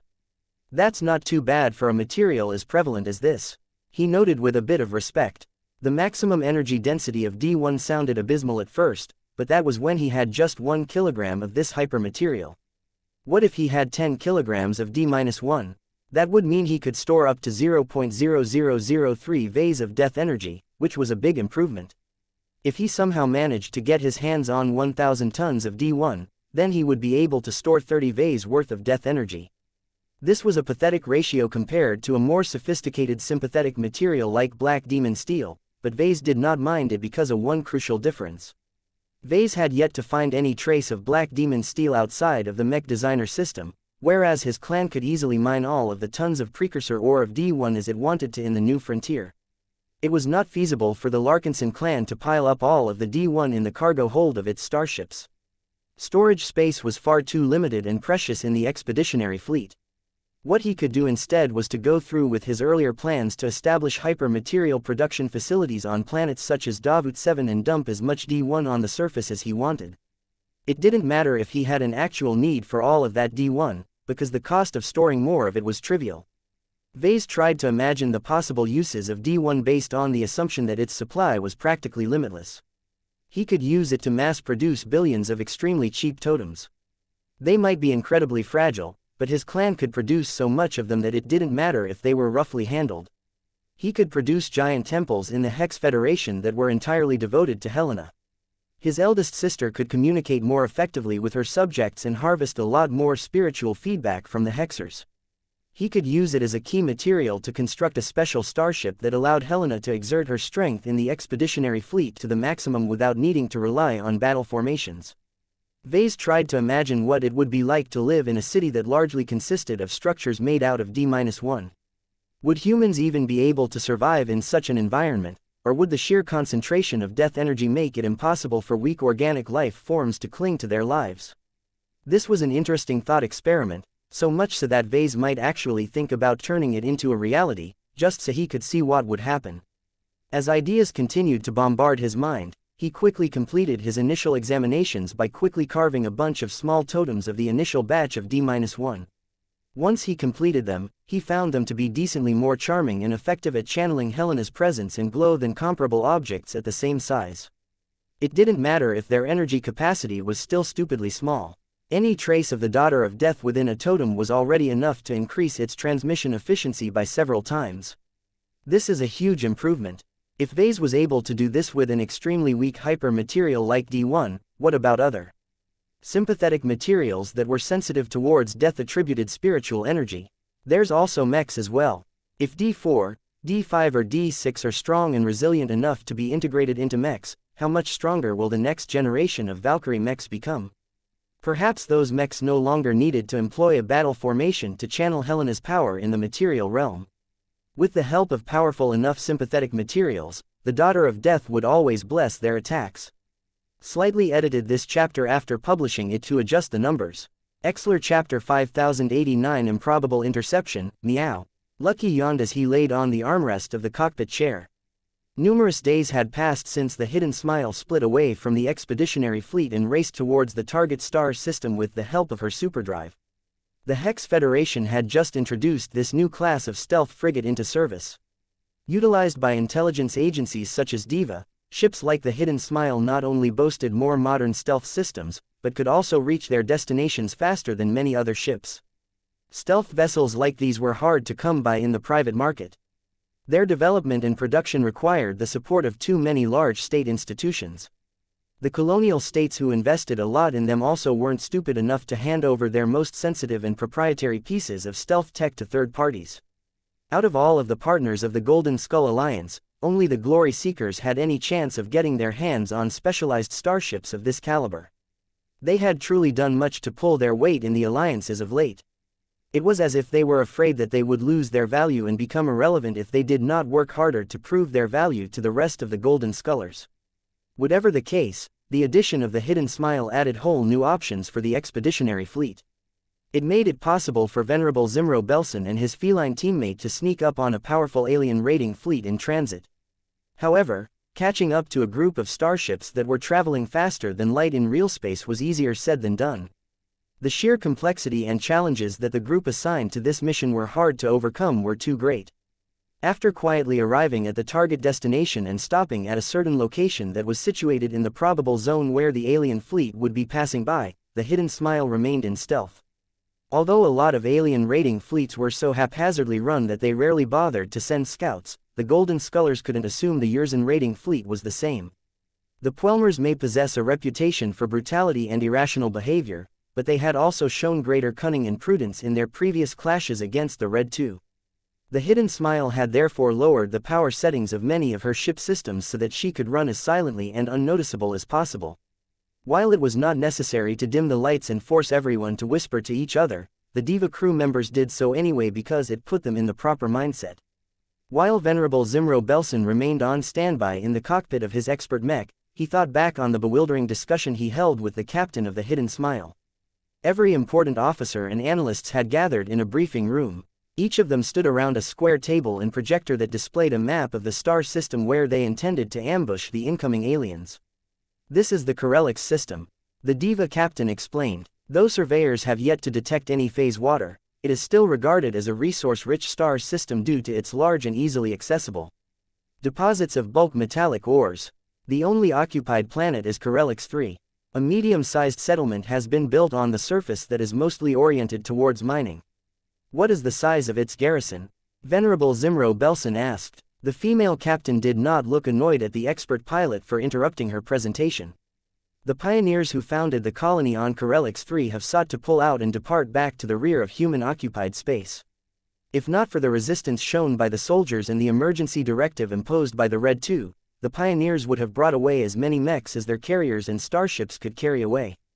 As it is, the pioneers have agreed to a deal where they have surrendered all of their colonial properties to the Red Association in exchange for the right to take away a third of their mechs and all of their starships. That caused Zimro to raise his eyebrows. What of the remaining troops? Many of them have volunteered to stay and defend Corellix 3 to the end in order to protect their friends and families who aren't able to evacuate from the vulnerable colony. They also chose to stay because of other reasons such as upholding their honor and doing their duty. It also helps that the Red Association has promised to reward them and grant them greater privileges once the Mechers have sent a relief force to fortify the star system into a border stronghold. Zimro smiled when he heard that. I see. They have made a difficult choice, but their cause is just and honorable. I hope that they will be rewarded for their commitment to their service. As an expert pilot, Zimro fully understood the sentiments of those mech pilots. While they were all humans who possessed a real fear towards death, it was unacceptable for them to cut and run when so many colonists depended on their protection. Such a stain on their records would haunt them for the rest of their careers. It would be a lot less likely for any of the cowardly mech pilots to make any breakthroughs in the future.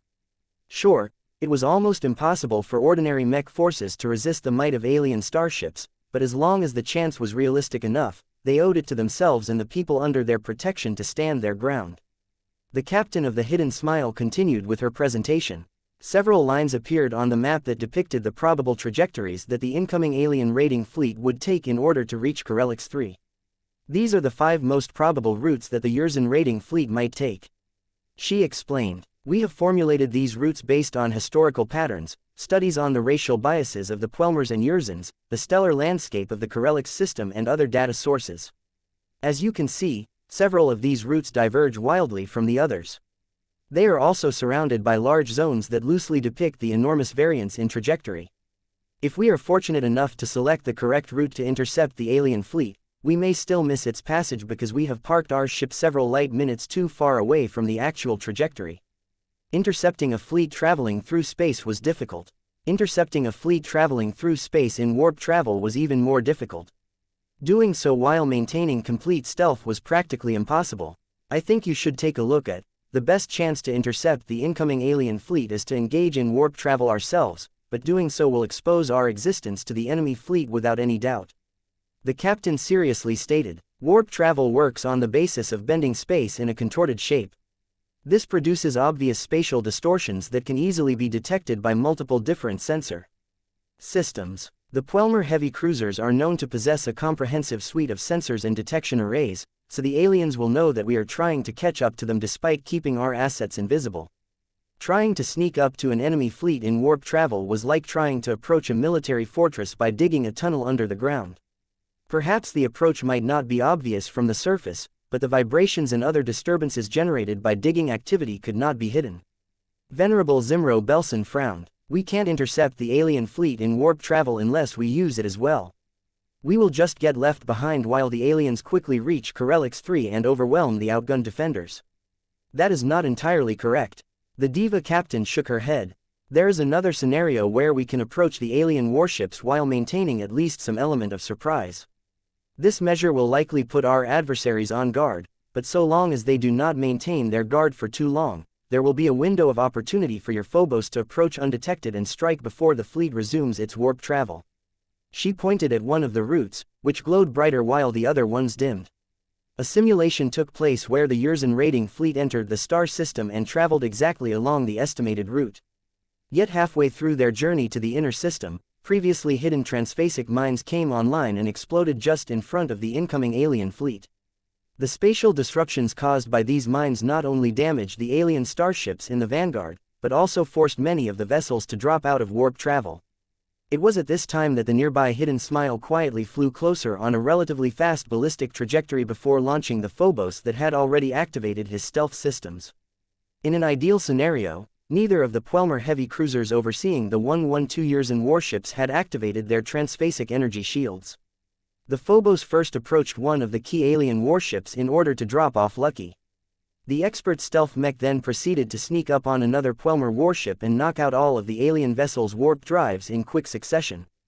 Zimro frowned. Is it realistic to expect the Puelmer warships to keep their transphasic energy shields down when they have just stumbled on a minefield? We do not know. This is why the success rate of this operation is not high to begin with. If you find yourself unable to sabotage either of the Puelmer warships, then we recommend that you attempt to disable the warp drives of the largest Yurzan vessels that you can affect.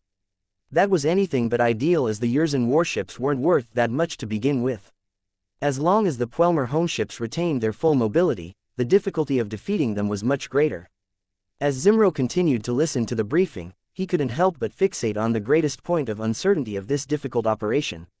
All of this sounds good, but we won't be able to do any of this if we cannot select the right route and plant your transphasic mines at just the right coordinates.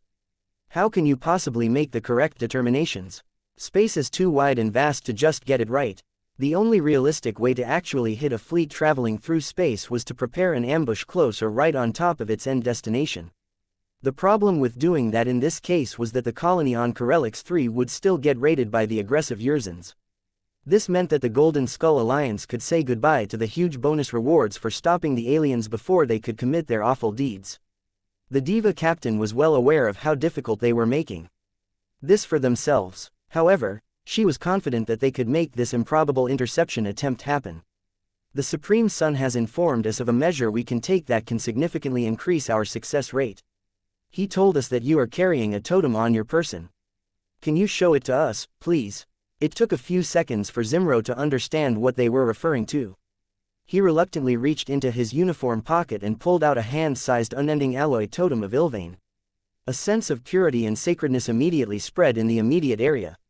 The Diva captain's eyes lit up as she beheld this small icon. Venerable Belson, please commune with the Great Prophet. We sincerely request his guidance. Which of the 5 routes will the alien fleet traverse? Which coordinates should we plant our mines? And what ballistic trajectory should the Hidden Smile take in order to ready for a swift but unnoticeable approach? The expert pilot couldn't believe that all of these serious and professional Diva operatives were willing to gamble on the success of this entire operation by listening to the predictions of a prophet. A male prophet at that. Chapter 5099 Uncertainty. It was common sense in space to never travel in straight lines. This was especially the case in times of war and conflict. Any human fleet that traversed through alien-occupied space would always be vigilant about getting ambushed en route. If the aliens collected enough information about the coordinates and the direction of travel of a human fleet, then it was possible to prepare an ambush along the way. The best way to prevent this from happening was to vary the direction of travel from time to time. By deviating from the most mathematically optimal route and taking a few short detours, the chances of slamming into ambushes dropped dramatically. This was a habit that had already been ingrained into many well-run human fleets. The same applied for the aliens. Even if the aliens did not think it was likely for adversaries to prepare an ambush for their fleet, it was still prudent to make regular course changes, just to prevent them from flying straight into a field of mines. The operation that the Hidden Smile had just commenced should have little to no chance of successfully working. Predicting the right route and coordinates of the incoming Xianxia raiding fleet should be as difficult as finding a needle in a planet-sized haystack. Venerable Zimro Belson had a better chance winning a lottery than to make the correct predictions. Yet that was exactly what they had just done. When Zermo communed with Ilvain and recited the set of coordinates supplied by the design spirit, the Diva operatives proceeded into motion as if the information they obtained was infallible. This was ridiculous. It was not as if Venerable Zimro doubted Ilvain's ability to make accurate predictions. The successful performance of the Transcendent Punishers and the Transcendent Chargers among other Ilvainan mechs showed that the design spirit possessed real prediction skills. However, Zimro still found it rather difficult to believe that Ilvain could foresee enemy movements so far in advance while still providing accurate coordinates. Trying to predict the correct route and coordinates among so many different possible choices was mind-bogglingly difficult. Most fleets did not just vary their trajectories on the horizontal plane.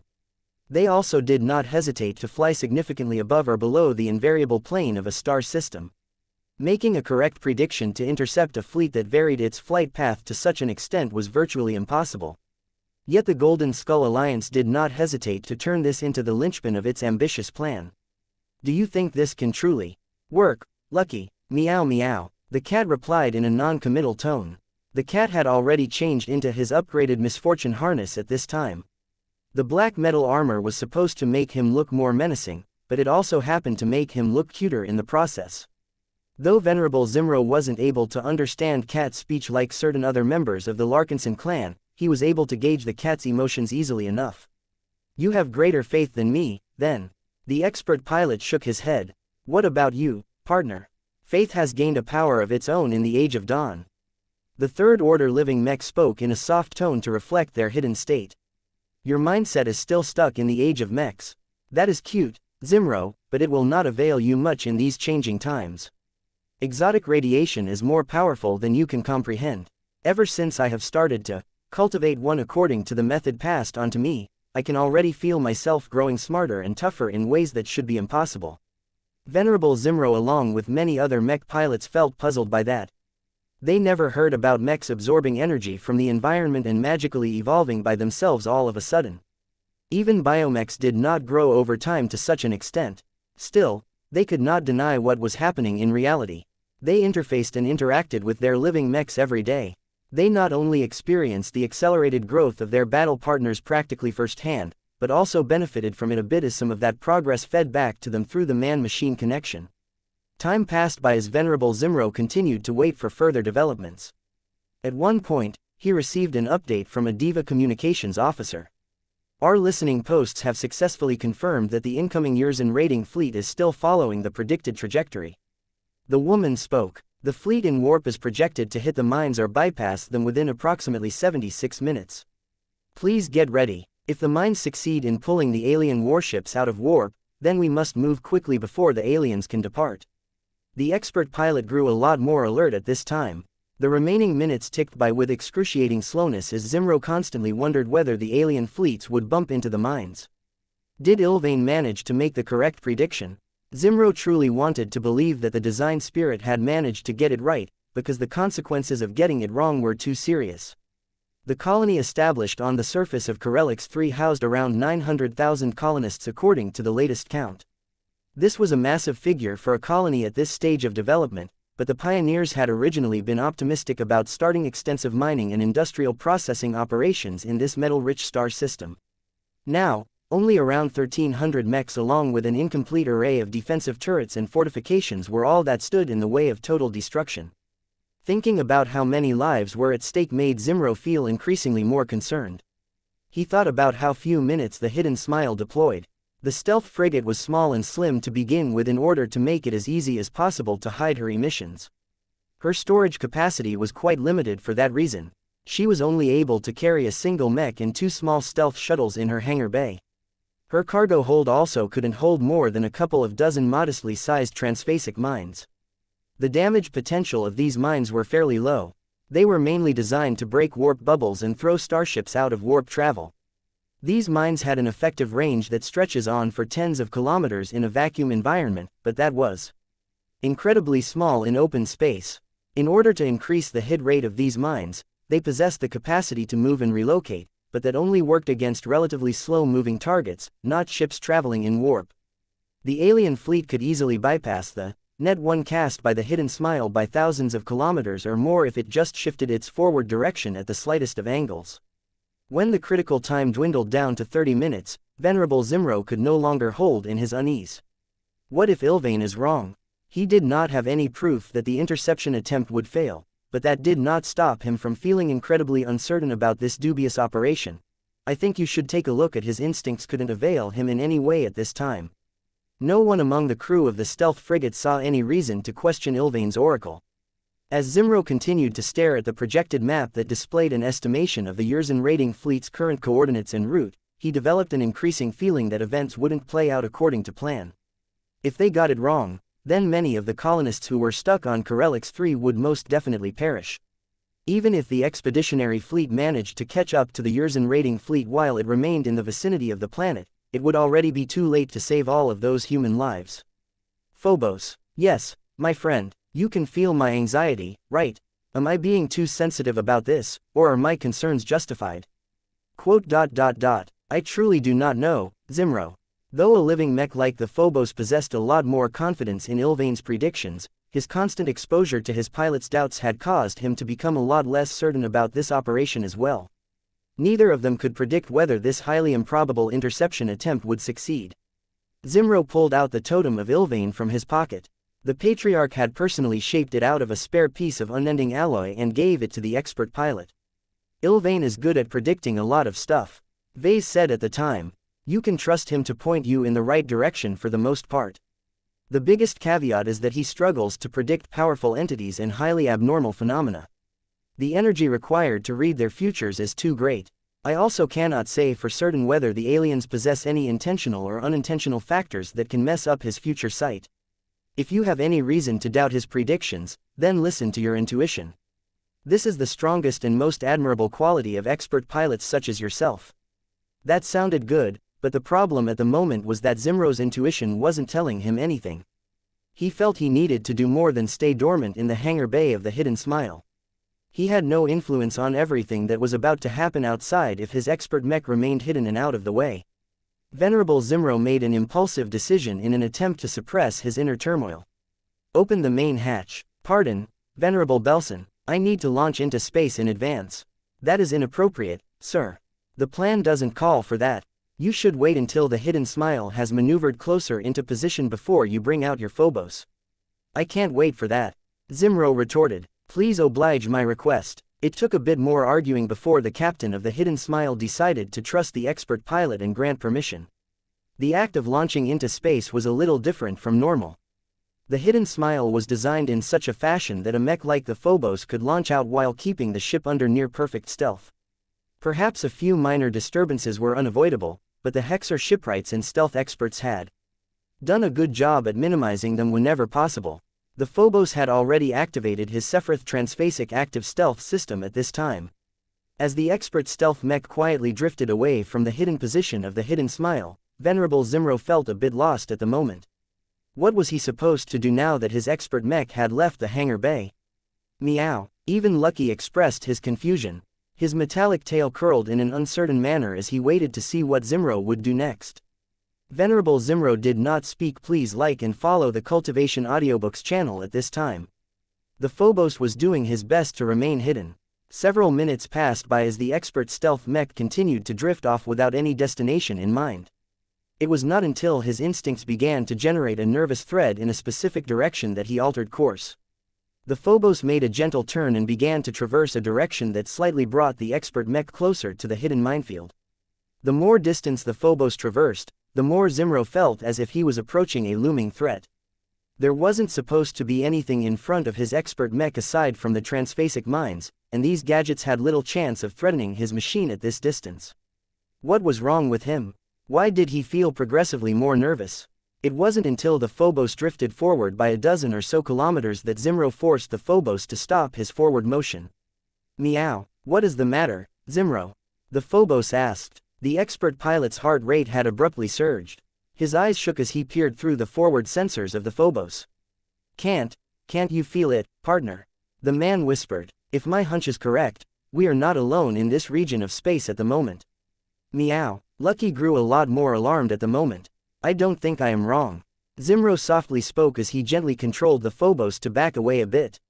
In fact, the more I stare at this empty patch of space, the more I think my worries are justified.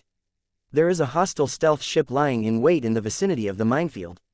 This was a bold statement, especially when Zimro could not provide any solid proof to back up this explosive assertion. If his improbable prediction was correct, then the aliens may have arrived in this star system a lot sooner than the humans thought. Chapter 5091. Acting on a hunch, Venerable Zimro Belson may have made an explosive discovery.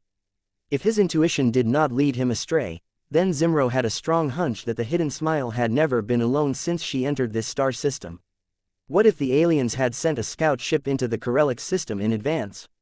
What if that scout vessel possessed stealth capabilities? What if this hidden ship not only managed to track the Hidden Smile's movements, but quietly followed the Hexer-built stealth frigate from a distance? It sounded too ludicrous to be true, but Venerable Zimro couldn't think of any other way why a hostile alien ship in stealth just happened to be drifting in this specific area of the Corelix system.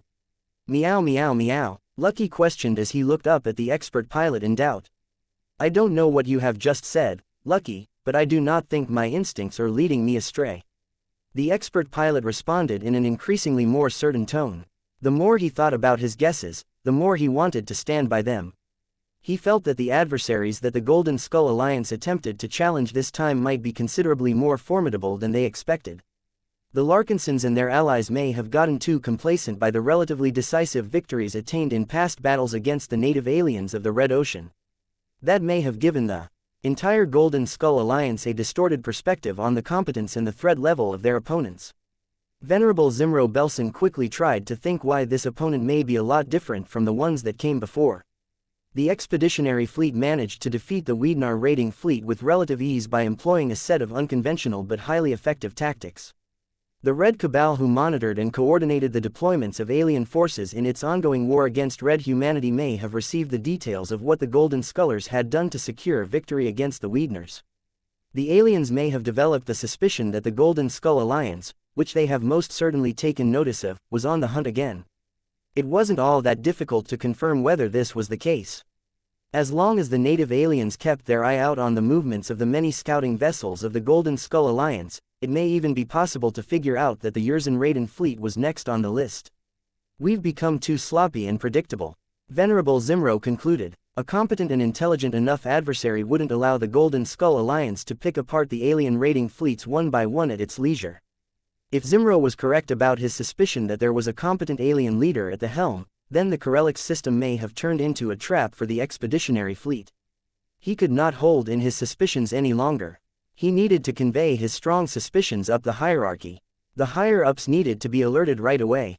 This problem was that it was not so easy for a stealth mech to talk to others. An open transmission in space would definitely get picked up by an alien stealth vessel that was lingering in the neighborhood. Even a tight beam transmission that should theoretically keep the Phobos and the Hidden Smile as undetected as possible could still expose the expert mech to the hidden enemy. Meow meow, Lucky said as he noticed Zimro's dilemma. I think I get what you have just said. Let me try. Kalo, can you do us a favor? The Phobos churned a bit before a ghostly chameleon abruptly landed on top of Lucky's body without warning. Meow, hiss. As Lucky started to make indignant noises about getting jumped from behind, all of a sudden, Zimro gently reached out and touched the back of the energy manifestation. Kalo, you can contact the Patriarch, right? Can you serve as my messenger and pass on my warning? I truly think the clan needs to know about my hunches. Hiss. The design spirit did as Zimro requested. It took a lot sooner than the expert pilot thought for the clan to make contact with his expert mech. Kalo disappeared as an entirely different energy manifestation appeared into place. Zimro looked incredibly surprised when a realistic image of the clan patriarch himself appeared inside the cockpit. He was pretty sure that Vess's current appearance was not a projection. His expert mech was currently operating under full stealth, which meant that the Phobos was not supposed to be able to receive incoming electronic transmissions. How are you able to connect with the Phobos, sir? The energy manifestation of Vase smirked. This is only a small trick. What you might not know is that every time I make a masterwork mech, I subconsciously impart a piece of myself into the machine. Not many mech designers can do this, but one can directly with my masterwork mechs and even channel a part of my power through this wonderful connection, especially after the great severing has occurred. What if the Phobos is not a masterwork mech? Then I would just continue to use Kalo as a communication channel. Design spirits are quite convenient in that sense. I think you should take a look.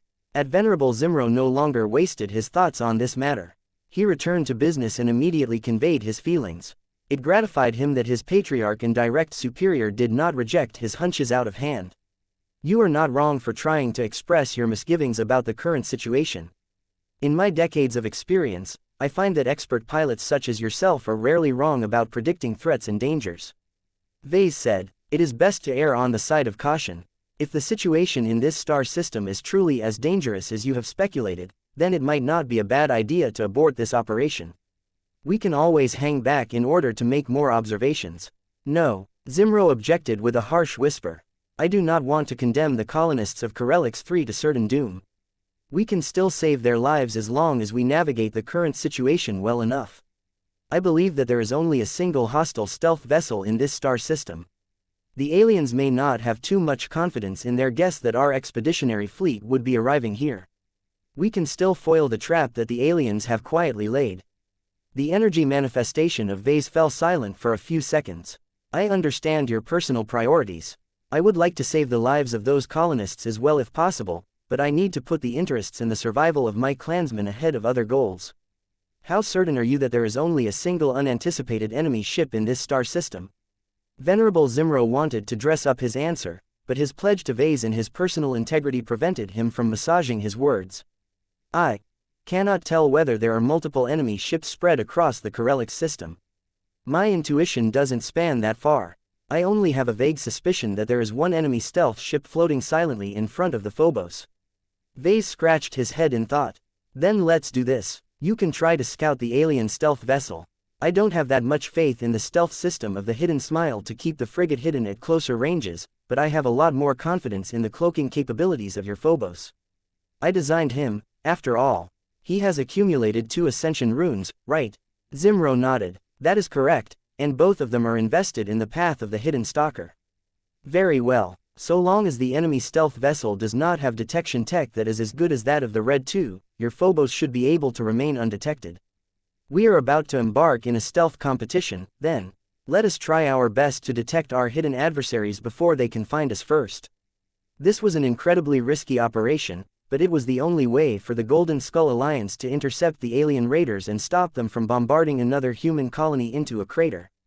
Time was running out. If the Yurzan raiding fleet still maintained its expected trajectory and speed, then it would be hitting the minefield pretty soon. The Phobos needed to find the hidden enemy ship and deal with her in a fashion before it was too late. The expert mech silently accelerated forward again. Venerable Zimro felt a much greater sense of urgency than before. The stakes were too high, and he could not live with himself if he failed to foil whatever the aliens had in mind in this star system. Due to this haste, the Phobos was accelerating forward at a dangerous rate. No matter how well his designers had made the machine as quiet as possible, it was impossible to suppress every minor fluctuation. This caused Zimro to subtly resonate more intensely with his battle partner. He might not share a blood pact with his machine, but his strong sense of purpose along with the implicit approval of the Phobos caused them to work a lot better than during their regular training sessions. The manifestation of Vase briefly glanced down at the console and saw that Zimro's resonance strength had spiked to a new record. This showed once again that expert pilots progressed the fastest when there were real consequences to their actions. The Phobos began to slow down and even accelerate in reverse. I feel it is becoming increasingly more dangerous for my expert mech to continue forward at a higher pace. The expert pilot spoke. The enemy must be nearby if my intuition hasn't steered me wrong. I don't know the precise location. It will take too much time to conduct a careful search. I know, Vase said. Let's work together, then. The detection methods of the Phobos are pretty good, but I'm not sure they will be effective here, especially when they have to remain entirely passive. Then how should we locate the hidden enemy? Should I activate the Geist system and send out the fiends? Vase shook his head. That won't be necessary. I will connect my companion spirit with the Phobos. He is pretty sensitive and he can sense energies and detect signs of life from a respectable distance. Proceed forward. The invisible Phobos accelerated forward yet again, but this time Blinky had partially descended on the powerful machine and was using all of the senses he could marshal to detect anything unusual. The Phobos changed his direction upwards and to the left along the way. Though Venerable Zimro felt increasingly tenser as if he was about to fly into the maw of a gigantic beast, he suppressed his fears and continued to pilot his machine forward. Stop, Vase commanded. The stealthed expert mech stopped accelerating and only slightly tried to arrest his current forward momentum. The machine tried to do this as gently as possible because even Venerable Zimro could tell there was a hidden enemy starship within a kilometer from his machine. This was awfully close when it came to space operations. Ves's expression turned a lot graver this time. Your hunches did not lead you astray this time, Zimro. I can feel them. There are dozens of living organisms serving aboard an unusual starship that is clearly under active stealth. The closer your expert mech drifts to their coordinates, the clearer I can sense their lives. It is truly amazing that you have been able to lead us to them without possessing any solid proof or traces. Though Zimro felt proud for receiving validation from the person he looked up to the most, he still had a mission to complete. I am ready to deploy my friends on this hidden starship, he said with a sharper edge in his tone. Can you give me an estimation of her size and the species who built her? I will be able to coordinate the actions of my fiends more effectively if I know what style of alien vessel that we are supposed to sabotage this time. This request caused Vase to look troubled again. Sir, I heard you, Zimro. While I find it hard to believe what my senses are telling me, the species that are crewing the ship that is hiding in front of us is a little more special this time. If my judgment is correct, they are part of a major alien race of the Red Ocean that our clan has yet to meet. That caused Zimro to feel even less at ease with this situation. Which race? The Archi, known as the sneakiest turtle-like aliens of the Red Ocean. Chapter 5092. The Archi of the 13 major races of the Red Ocean, the Archi occupied a rather unusual position in this fairly exclusive club. Their population was not as high as that of the Orvans or the Nunsers, but their individual strength did not even get close to a powerful species like the phase whales.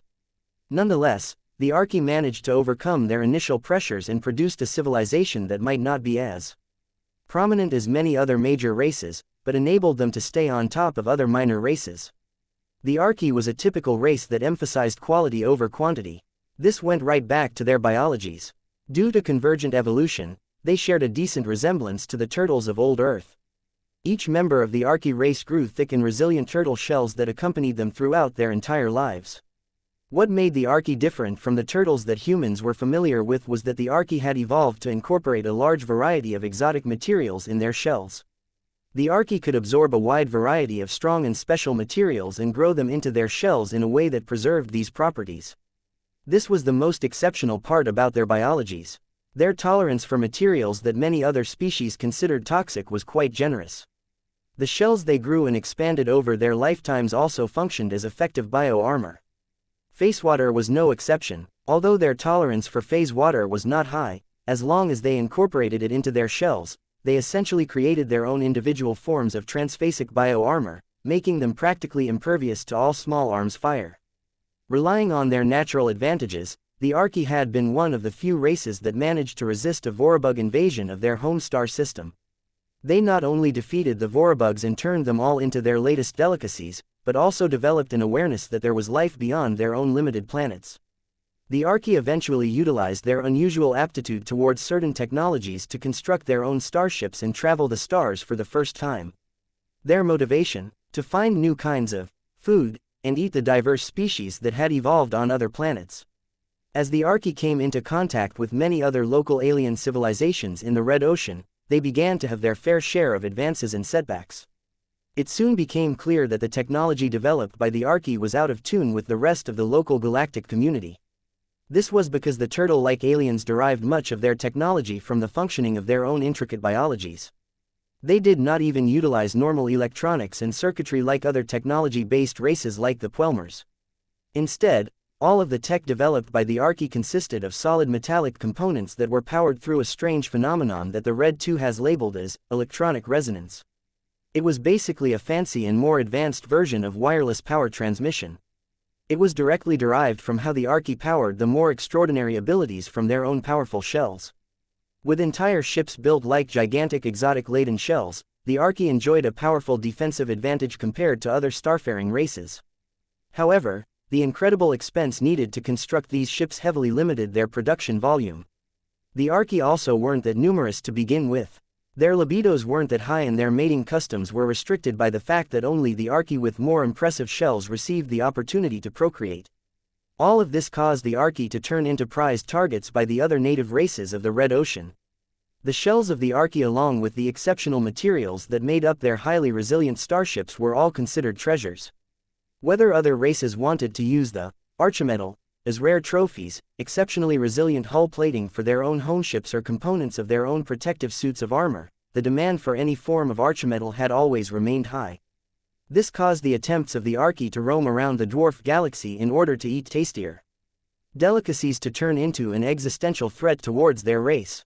In order to prevent their flashy and highly attractive shells and their incredibly valuable archeships from triggering the greed of other races and attract endless aggression, the Archie had been forced to turn their formidable technological prowess into avoiding conflict whenever possible. This caused the turtle-like aliens to produce many breakthroughs in the field of stealth technology. Once the Archie began to integrate their own brand of stealth systems into their normally flashy archeships, the race no longer endured as many attacks as before. The aliens that had previously been regarded as prey now found themselves regaining the initiative. After all, as long as no one discovered their presence in a star system, the Archie always retained the choice to go into action or sneak away without anyone's notice. This stabilized this curious race to an extent. Their population no longer declined, but did not grow quickly either. This was because their material requirements were far in excess of other races. Their high demand for resources was their greatest limitation as a race and as a civilization. The Archie resembled the races of the Milky Way a lot more than the Red Ocean in that sense. Their archeships required large quantities of higher grades of tough exotic materials. A relatively small dwarf galaxy could never supply too many of them, and many of the star systems with richer deposits were already firmly occupied by the other major alien races. Facewater also limited their expansion. The Archie apparently did not utilize transphasic energy shield generators. They instead preferred to integrate phase water directly into their archimetal-clad home ships, which produced formidable defensive results but also demanded much higher quantities of phase water. I think you should take a look at. Interestingly enough, the Archie also produced phase lords among their ranks. The problem with these phase lords was that they diverted a lot of phase water towards the expansion and strengthening of their turtle-like shells. As these phase lords grew stronger, the phase water needed to expand and reconfigure their expanded shells grew at an astronomical rate. This was why it was practically unheard of for Archie phase lords to grow past a certain threshold and turn into a greater phase lord. The Archie did not really possess a lot of enthusiasm towards becoming phase lords. They had little motivation to worship the phase whales as their gods because in their odd alien minds, any species that did not grow strong and beautiful shells were unworthy of their devotion. Even the few Archie that chose to become phase lords primarily did so because they wanted to employ greater spatial manipulation abilities to strengthen and vivify their prized shells even further. This was also the only reason why the Archie phase lords ended up in leadership positions. It was not because they possessed great personal strength or managed to live a lot longer than the already impressive 700 to 1200 year lifespan of most members of the Archie race. The Archie phase lords primarily managed to win the respect and obedience of the other Archie because their turtle-like shells were a lot larger, stronger and more dazzling in appearance. These days, the Archie could no longer drift around the Red Ocean under complete stealth and ambush different aliens in order to satisfy their endless cravings for delicacies. The Red Cabal had mobilized every native alien race to defend their common home galaxy. The vaunted stealth capabilities of the archeships did not prevent the Red Cabal from tracking down the leaders of the Archie civilization. Whatever happened during these discussions eventually caused the Archie to realize that their collective survival was at stake. The Archie had begun to contribute to the collective effort to stop subsequent human incursions and drive these aggressive extragalactic visitors away from the Red Ocean. The troublesome part about them was that the Archi acted so secretly that no one understood the scope of their operations in the hot zones. Ordinary detection tech wasn't strong enough to expose the presence of stealthy archships. If the Archi ever launched an ambush, they usually made so many preparations that their opponents did not even have time to transmit their distress in many cases. Only the Mechers and the Fleeters possessed the means to restrain the Archi, but even they did not record that much information about this elusive and stealthy alien race. Vase never expected that his expeditionary fleet would bump into the Archi at this junction. Perhaps he should have. All of the major alien races except for the Vorabugs had risen up against humanity's encroachment of their native galaxy.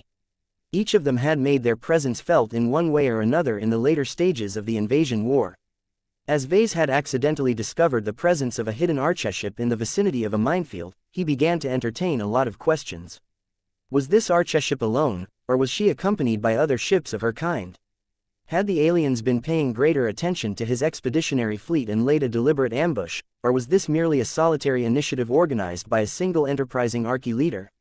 What measures did the Archi in hiding prepare to turn the tables against the Golden Skull Alliance in the Corelix system? Vase desired the answers to all of these important questions, but there wasn't enough time or information to satisfy his curiosity. Time was short and the original sabotage attack against the incoming Yerzan raiding fleet was supposed to start very soon. The entry of the Archi into this star system is completely unforeseen and may have far-reaching effects on our plans. The energy manifestation of Vase told Venerable Zimro. While it is safest to pull back and forget about the Corelix system, this is a rare and unique opportunity to capture a rare but extremely valuable Archi homeship. Are you up to the task of crippling this hidden threat? You need to do this quickly without the benefit of understanding the layout and tech of this strange vessel. Archships worked a lot differently than the conventional homeships of the native aliens. Vase was not even sure whether the Archi utilized traditional warp drives. They have invented their own ones based on archimetal that was not only entirely solid, but also impervious to light damage. We have little choice. Venerable Zimro spoke with a tone of urgency. I will not allow these alien turtles to get in the way of saving the lives of the colonists of Corelix 3. However, you have a point. We don't have enough time to learn the architecture and the technological principles of the hidden archship. A few minutes isn't enough for me to cripple the archship while at the same time catch up to the Pelmer heavy cruisers that will drop out of warp soon enough. Our only choice is to rely on our cat to complete this crucial job. Meow. Lucky rose up from his lazy posture on the armrest and looked a lot more alarmed when he heard this latest suggestion. There was no way he wanted to infiltrate a completely new and unknown alien ship.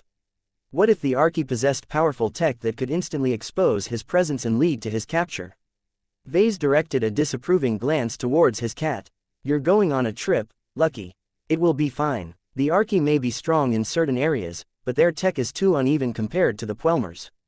I am sure you will do fine in this new alien ship. Just think about what you can gain from this adventure. Archimetal is made out of rich amalgamations of valuable exotics. That makes them superfood to your stomach. As long as you can successfully sneak inside, you will be able to enjoy an all-you-can-eat buffet of exotic alien metals. The mention of archimetal soon caused the gem cat to change his outlook. What would it be like to gorge upon this entirely new category of metals? Since so many alien races prize the properties of archimetal, Lucky might be able to obtain unprecedented benefits from eating this new type of materials. Meow. Chapter 5093 The Taste of Archimetal. A cat was quietly thrown out of a mech and tumbled into empty space. Lucky already started to have second thoughts about this dubious mission. Humanity at least managed to collect a large amount of information about the traits, competences and technological capabilities of the more prevalent alien races such as the Orvans and the Pelmers. The Archi on the other hand remained so elusive that humans barely understood how their unique archships worked. What if a handsome cat like Lucky wasn't able to phase through archimetal? That would pretty much end the infiltration attempt in its infancy. Not only that, but Lucky would also remain stuck outside of an invisible hull with no way to return to safe harbor on his own power. As powerful as the gem cat had grown over the years, interstellar travel was still far beyond his capabilities. Getting lost in space was a real possibility. Even so, Lucky couldn't help but develop a strong desire to take a bite out of an archship. According to what little humanity knew about the homeships of the Archi race, they were constructed as massively scaled-up versions of shells. The thickness of the exterior layers and the density of the archships were exceptionally high compared to the typical starships constructed by other races. The cost of producing them was just as exaggerated, which meant that they largely became as large as capital ships. According to Vessa's investigations, the current archship was only about as big as a frigate. She was crewed by less than 100 archi as far as he was able to detect, which meant that the ship was not as strong and threatening as the larger vessels of her kind. Lucky still maintained his vigilance as his invisible form slowly drifted towards the archship's suspected coordinates. It was not until his intuitive sense for metal detected a crazy amount of higher-grade exotics that his control began to slip a little. The cat had to suppress his urges and make sure that the personal stealth generator of his misfortune harness still worked well enough to hide his presence from enemy sensors. Confrontations between opposing units in stealth always centered around detection. The side that detected the hidden enemy first always enjoyed a great advantage. Unless the detection tech of the Archi race was more effective than expected, it was unlikely for the archship to notice that a gem cat was secretly drifting closer to her hull. This was because the archship could not employ her most effective suite of sensors and scanners. Any form of active sensors inevitably generated signals of varying intensity that were much easier to detect. If the crew of the archship strongly suspected that a hidden enemy already discovered her presence and was attempting to sneak closer, then that might be a reason for engaging in active scanning. However, as long as the Archi thought that they maintained the element of surprise, they had no reason to expose themselves on their own initiative and lose the opportunity to catch the humans off guard. Lucky successfully took advantage of the mentality of the unsuspecting aliens and softly bumped against the solid hull of the archship. This was the most definite confirmation yet that a hidden alien ship had sneaked into the Corelix system in advance. As Lucky's armor-clad form briefly touched the surface of the hull of the hidden archship, the cat did not dare to stand on the surface. Who knew whether the archship's sensors would trip if they detected contact with a solid metal object like a certain mechanical cat? The most important moment had come for Secret Agent Lucky. Was he able to phase through the thick layer of archimetal and enter the interior of the alien vessel? The cat had no choice but to take a risk and make a plunge. After staring at the seemingly empty space in front of him for a few more seconds, Lucky boldly attempted to phase through the alien metal. The cat immediately wanted to meow out in pain as the outer layer archimetal appeared to be at least slightly charged with energy as it was being used to produce a constant stealth effect. Lucky's abrupt intrusion not only caused him to get shocked by a moderate amount of current, but also caused the archship's stealth systems to produce small fluctuations as its energy distribution encountered slight disturbances. The Archi crew members responsible for the crucial stealth systems grew slightly panicked and tried to compensate for the disruptions as quickly as possible. Lucky tried to get through the outer layers as quickly as possible without giving his presence away. This was not easy as he couldn't move too fast for fear of producing strong traces. The cat continued to endure the current running through his misfortune harness and his metallic body before he finally reached a layer that was not under as much power. It appeared that much of the power produced by the archship went towards maintaining her active stealth system. The layers of archimetal underneath were a lot denser and tougher. They also contained higher concentrations of phase water, which made it a lot more challenging for Lucky to phase through. It was not as painful and risky as trying to phase through powered metal, so the cat eventually managed to reach a free and open space without getting detected. The cat first inspected whether the stealth system and other electronic systems of the misfortune harness were still operational. The little stealth outfit was a lot tougher than it looked. Vase had designed it with dangerous conditions in mind. Shielding its electronic systems from excess current and EMP attacks was a simple matter with the use of enough high-quality materials. Once Lucky became satisfied that his suit remained operational, he took a good look at his surroundings. The breathable air consisted of a strange and slightly misty mixture of gases that was toxic to humans. The gravity level was a lot higher as well at 1.7 grams. This gravity had a profound effect on the evolution and development of the Archi race as they always emphasized defense over mobility. The relatively small compartment was dimly lit. Though that did not hinder Lucky's artificial sensors in the slightest, an ordinary human wouldn't be able to see too far at this luminosity level. No Archi crew members were in the vicinity, which made Lucky a little less tense. He had little idea about the capabilities of the Archi race.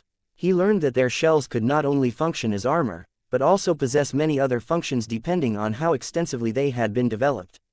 The stronger members of the Archi race essentially wore a permanent version of a powerful and multifaceted suit of combat armor.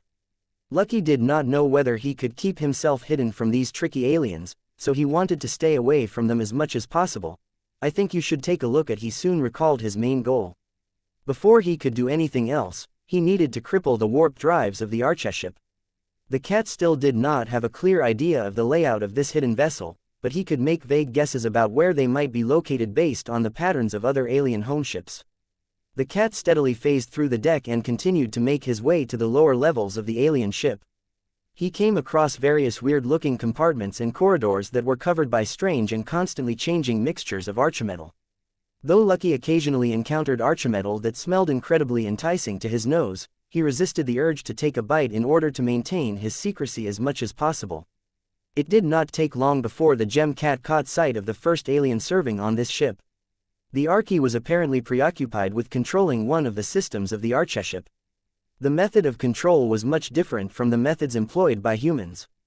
Instead of manning a traditional workstation, the Archie backed up his shell into an alcove that molded to the shape of his hard and colorful shell. This created an interface between the archimetal and the organic xianxia shell that somehow allowed the alien to operate this part of the alien vessel with the least amount of barriers. To Lucky, this unusual control method reminded him of the man-machine connections produced by neural interfaces.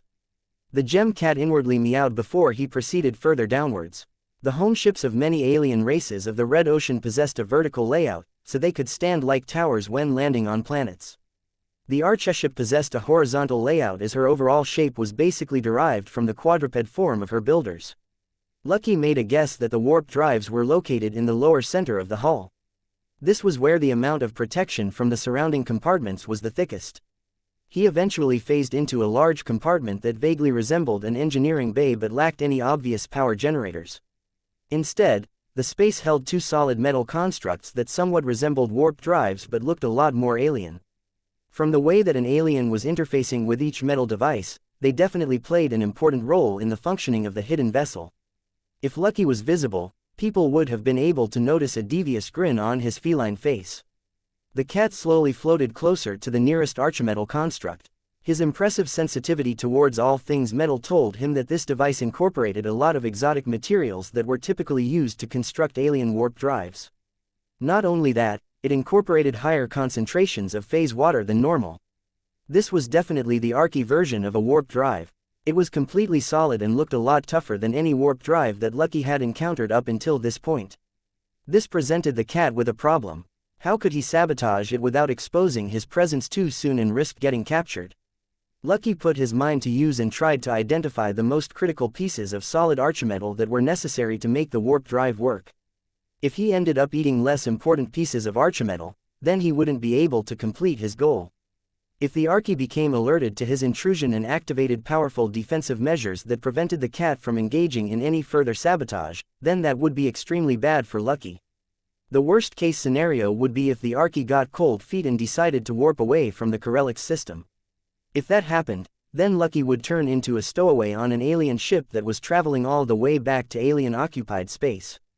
Trying to find his way back to the expeditionary fleet or human space would be almost impossible. To prevent that from happening, Lucky had to take out the warp drives.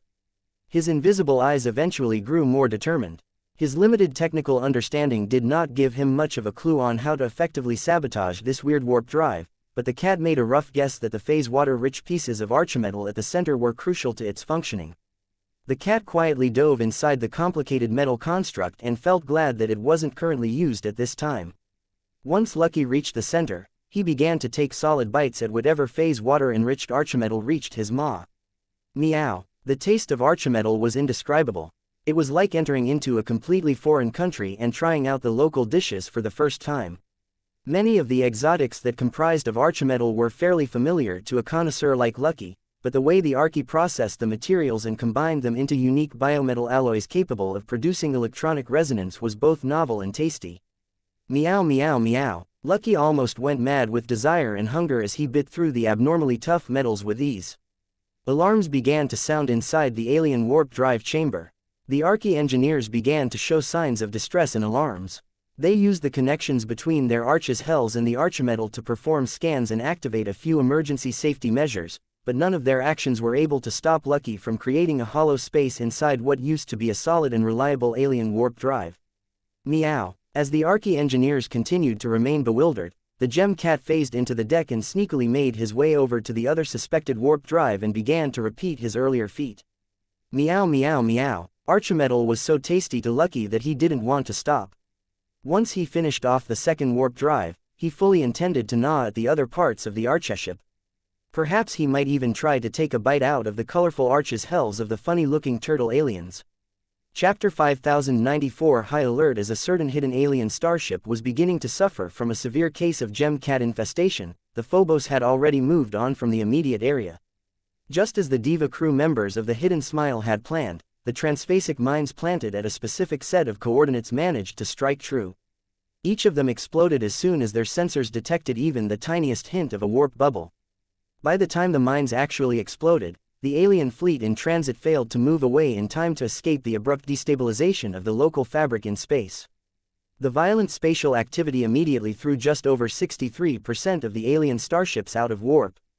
This caused the remaining alien starships in transit to manually drop out of warp a few seconds later. The Yurzans all became alarmed at what had happened. The relatively weak aliens had been promised that it was unlikely that they would suffer problems during their raiding runs. The hateful humans were all supposed to be occupied by the main forces of the Red Cabal and the major alien races. The relatively small and less developed colonies established by the humans were supposed to be vulnerable and ripe for plundering. So many other alien raiding fleets had managed to return from human-occupied space with cargo holds filled with precious loot that the Yurzans desired to obtain easy riches as well.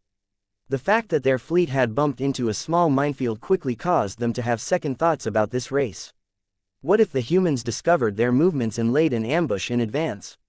The Yurzan starships quickly went into high alert. Most of them already activated their transphasic energy shields and prepared for a large-scale ambush that eventually did not arrive. Venerable Zimro Belson and the Phobos showed little interest in the activities of the Yurzan warships. They were not their primary goals. The key to preventing the entire fleet from resuming its advance towards Corellix 3 was to take out one of both Puelmer heavy cruisers. Yet as the expert stealth mech quietly drifted towards the site where the alien fleet initially dropped out of warp, Venerable Zimro was immediately met with a complication that significantly hampered his next steps. The alien fleet had split in half. The larger group of alien vessels had dropped out of warp a little sooner than the smaller group, but this time delay was enough to put a lot of kilometers of distance between the two elements. The aliens didn't appear to be in a hurry to reunite either. Any alien with a decent brain could deduce that if an unknown party had prepared an ambush, it was best not to allow the entire fleet to get caught in a prepared massed attack. This was actually one of the favored ambush methods of the Archie race.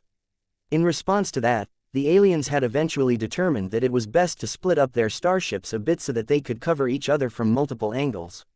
This time was no different. Not only did both halves of the alien raiding fleet maintain a noticeable distance from each other, the starships had all gone on full alert. Hundreds of starfighters deployed from the hangar bays of the warships that accommodated them. Each of them patrolled the immediate surroundings and directed as much power to their sensor systems as they could in order to detect any subsequent traps. The Puelmer heavy cruisers meanwhile not only activated their formidable transphasic energy shields at a remarkable speed, but also scanned the surrounding areas of space with their most powerful active scanners. All of this made Venerable Zimro and the Phobos a lot less confident in their ability to sabotage either of the two Puelmer homeships. Even if they managed to succeed in crippling one of the vessels, the other one would certainly go on full alert. We've predicted this response to an extent. The energy manifestation of Vase calmly spoke as he took in the enemy movements. The response of the aliens in charge of this fleet indicates that they possess a good understanding of what our forces have previously done to the Weednar raiding fleet. It turns out that the aliens are quite effective at sharing information for the purpose of learning from each other's mistakes. This is bad news. It is likely that the Puelmers and the Yurzans have prepared multiple countermeasures against our expeditionary fleet. Do you think the Yurzans and the Puelmers are in contact with the nearby archeship? Vase shook his head after a few seconds. Their current movements do not suggest that this is the case. They may look like they belong to a united bloc on the surface, but don't forget that the Archie used to be persecuted for a long time. These turtle aliens invested so much into developing their stealth capabilities in order to stop getting hunted for their valuable archimetal. I seriously doubt that all of the recent changes in the past decade has caused the Archie to drop all of their mistrust towards the other native alien races. I bet that an unscrupulous technology-oriented race like the Puelmers possesses the greatest greed for this rare material type. That might not prevent the Archie from sounding the alarm and transmitting a distress signal to the nearby Yurzans and Puelmers out of desperation. Once the Archeship joined forces with the other native alien warships, then that would make them a lot harder to deal with, especially if most of them still retained warp travel capabilities. The situation in the Corellic system was getting more and more complicated. Vase began to entertain increasingly more doubts about whether the Golden Skull Alliance should even proceed to wade into this increasingly messier and more dangerous situation. Yet as soon as he thought about the rare but incredibly valuable Archeship hiding not too far away, Vase reluctantly shoved aside his unease and thought on how to proceed. "It will be difficult for us to act at this time," he said as he continued to analyze the situation. "The aliens are aware of us and suspect that we have waylaid their ships in an attempt to sabotage them, just like we did with the Wiednar vessels." That caused the expert pilot to frown. If that is the case, then the aliens will never drop their transphasic energy shields. At this point, I am already happy if I can cripple the warp drive of one of the Puelmer heavy cruisers. That is probably all we need to do if we want to prevent Corellix 3 from getting raided. The Geist system that turned the Phobos into such a highly effective sabotage and assassination tool was incredibly effective at bypassing material obstacles. However, just like how energy shields blocked Lucky from phasing through under most circumstances, they were also capable of blocking the passage of the Geist system's fiends. This was a massive restriction that severely limited the ability for the Phobos to sabotage alien starships. Seeing that the waylaid aliens continued to remain alert towards infiltration, Vase knew that the current capabilities of the Phobos did not suffice anymore. It needed to be able to overcome the transphasic energy shields one way or another. So long as one of the fiends of the expert stealth mech managed to pass through the energy shields without getting detected, there would be a great opportunity to sabotage the Puelmer vessel's crucial warp drives. "I think you should take a look at." Vase began to think back on the design features of the Geist system. He could think of multiple possible ways in which a change in the operation of the Geist system might allow the Phobos to push one fiend through a transphasic energy shield. Many of these possible ideas sounded a bit too complicated or impractical in the current situation. Vase regretted that he did not explore all of these options under lab conditions in the past. It was a lot harder for him to work them out in the field. For example, he theorized that introducing the Phase King as an additional design spirit might enable the fiends to phase through an active energy shield without causing a disturbance. Vase did not dare to do so though, as Kalo was the principal design spirit of the Phobos. The Ghost Chameleon played an essential role in minimizing the emissions and the detectability of the expert stealth mech as much as possible. As soon as Kalo was forced to share with another design spirit, this benefit might undergo a significant downgrade, enough to expose the Phobos to the powerful Puelmer sensors and scanners. He began to entertain an alternative idea. His original design for the fiends was that they were made up of negative energies such as death. This not only granted the malice-filled spiritual entities with the power to torment their victims and inflict material damage with a little assistance, but also made them so hard to detect in general. Negative energies alone did not suffice. Vase had to infuse them with vitality in order to animate them and bring them to life. It was this component of positive energy that prevented the fiends from passing through transphasic energy shields. He was able to make this determination because he recalled one important fact about death energy. The death energy waves unleashed by battle formations performed in past battles had always managed to pass through every obstacle without fail. Not only that, but the death energy component of the energy beams fired by the Grey Lotus also managed to bypass the transphasic energy shield without any apparent effort. Perhaps a part of that was because of the enhancement from Helena, but Vase strongly believed that negative energies, or at least death energy, operated according to different rules than positive energies. Vase shared his latest theory with Venerable Zimro, who looked incredibly thoughtful when he took in the information. "I am not an expert in this science stuff, but I suppose it makes sense. So all I need to sneak a fiend to the other side is to drain it of life, is that correct?" "Yes, I will go and tinker with the Geist system a bit. I believe I can do so with the current connection between myself and the Phobos. I just need to reduce one of your fiends. This will probably weaken the creature and may even kill him, but so long as you can still control him to an extent, we can use him as an effective infiltrator even if he has grown incredibly weak." Vase moved into action without bothering to wait any further. He extended his awareness to the Geist system and tried to pick out the weakest and least valuable fiends among the bunch. He soon found an appropriate candidate whose attribute was also based on death. I remember calling you Nosferatu.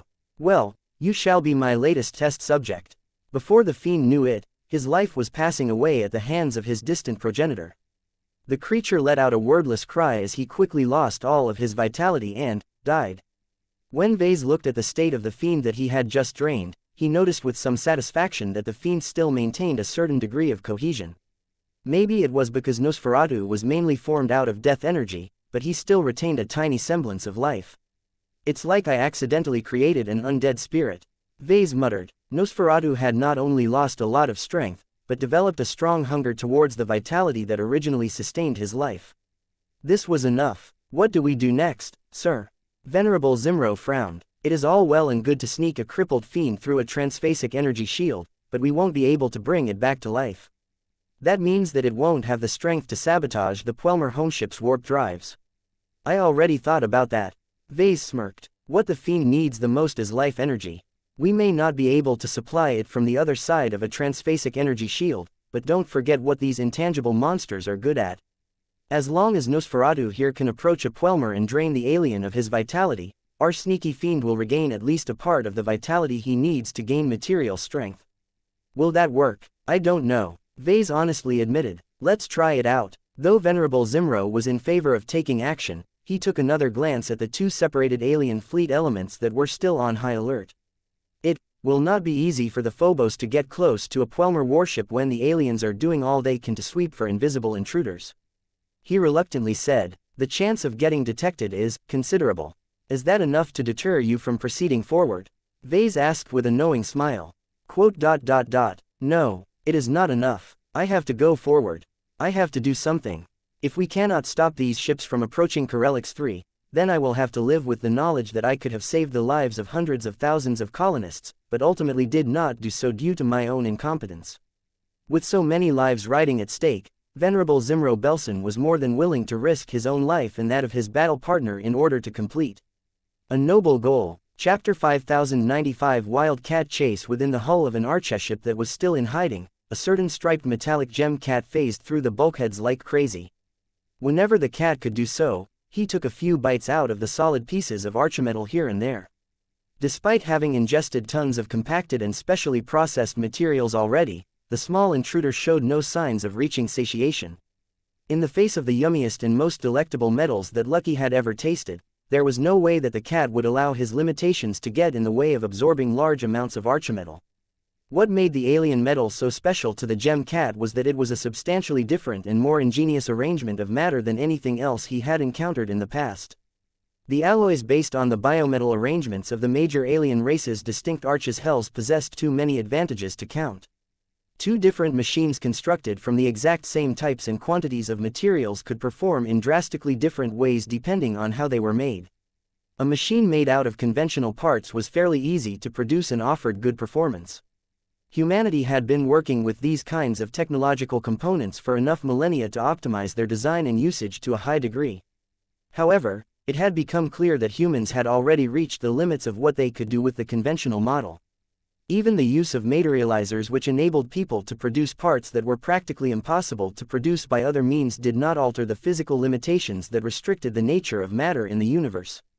Unlike many other races in the Red Ocean and the Milky Way, the Archi did not set out to develop their tech base according to the conventions of either galaxy. They instead used the complicated and ingenious organic arrangements of their own archeshell as the starting point of their tech base and proceeded to gradually master its rules over a long stretch of time. While the technological progression of the Archi was awfully slow due to the inherent complexity of archimetal and the lack of alien rivals that could contribute to this effort, the Archi had gradually come into power by depending on their own distinct proprietary tech. No other race was able to imitate or replicate archimetal as of yet, and a lot of that had to do with how well the Archi guarded their unique production methods.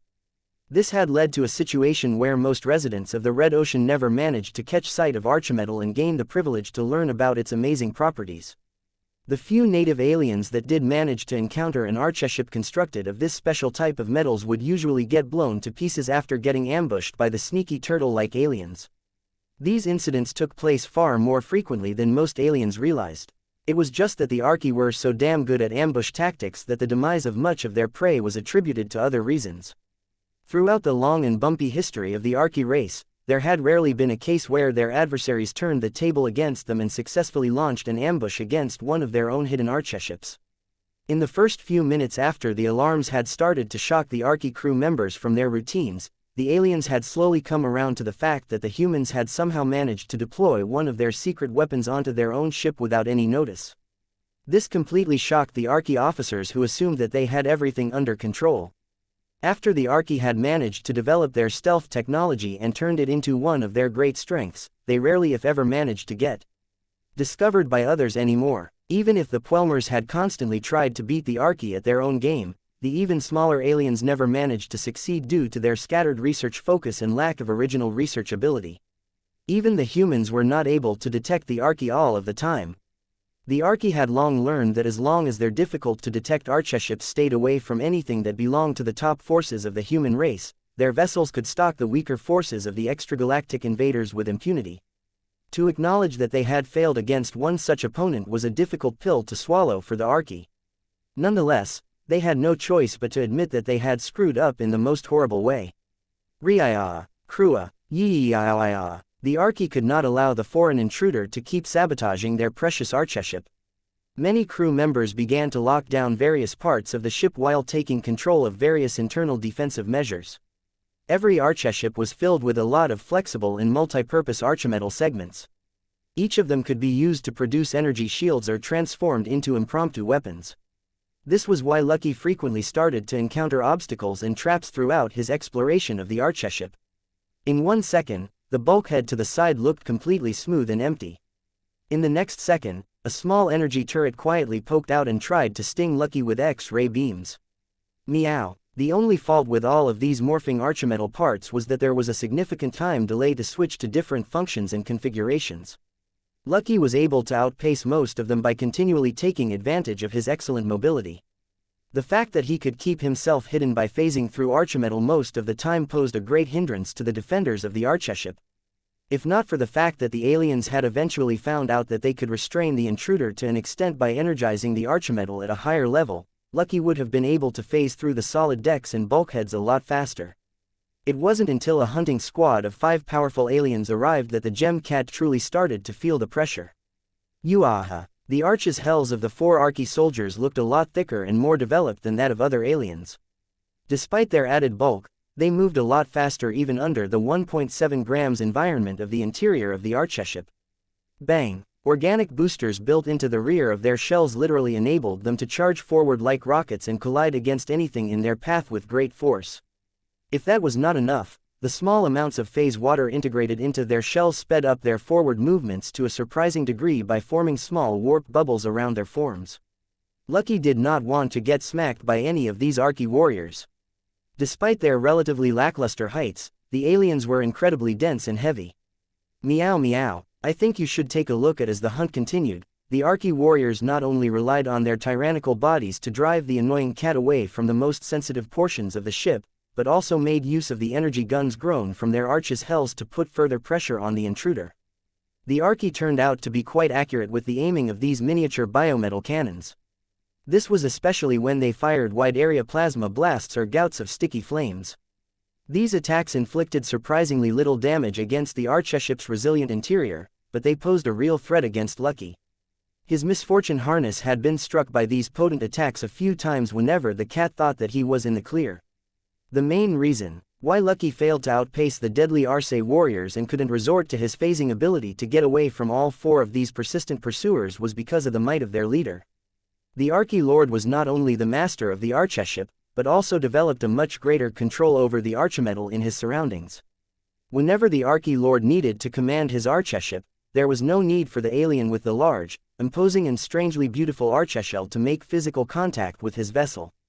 The Archi Lord had the ability to interface and issue instructions to his own ship by relying on electronic resonance alone. The leader figure's highly developed archshell glowed with energy as it commanded the archimetal in front of him to separate.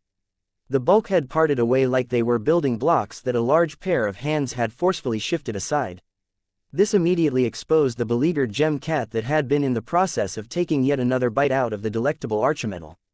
Meow. Lucky tried to phase away yet again, but the Archi-Lord managed to damage the cat's misfortune harness a bit further with a rapid spray of lightning bolts. Yuawawa! The Archi-Lord roared from his alien throat. The deck below his dense and solid form automatically parted away, enabling the alien leader and his entourage of elite soldiers to immediately drop down to the deck below.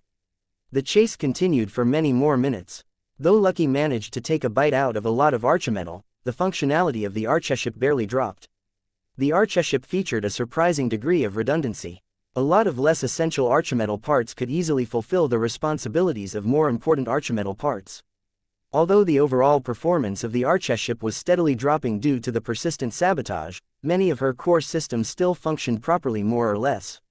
It was only when the cat managed to eat the more specialized parts that couldn't easily be compensated for that Lucky managed to inflict more permanent damage to the vessel. The gem cat tried his best to inflict meaningful damage to the ship, but the Archi-warriors under the leadership of the Archi-Lord responded increasingly better over time. The aliens had begun to figure out the strengths and possible weaknesses of their fiendish adversary. Lucky had also learned much about the Archi and the archeship, but he was slowly losing his advantage. If not for the fact that he was afraid that he would get attacked and blown to pieces if he tried to phase through the outer hull and flee into open space, Lucky would have tucked his metallic tail between his legs and extract from the archeship much sooner. As it was, the only way for Lucky to ensure his survival was to completely cripple the archeship. There was no way out for the gem cat. Just as Lucky was about to infiltrate a compartment where his senses detected a lot of dangerous matter, the cat briefly paused in shock as he took in the weapons that the Archi held in reserve. Meow meow meow. A set of 3 antimatter bombs were currently held in secure storage. Not only that, but the archeship also held numerous potent missiles that contained fusion warheads. Each of these weapons could inflict massive damage onto starships as long as they could get close enough. Hardly any fleet would be able to come out unscathed after getting blown up by all of this ordnance. These were the weapons that the Archi relied upon to launch their killer blows upon pulling off a successful ambush.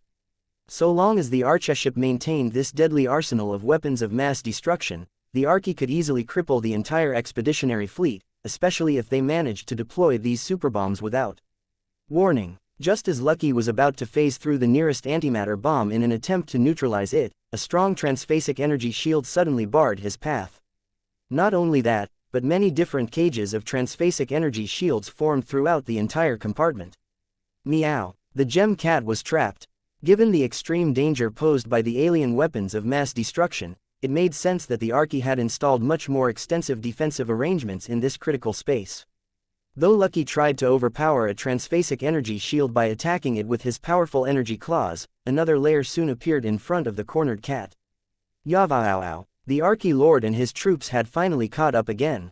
As the alien leader moved closer, he began to study the trapped feline with a curious expression.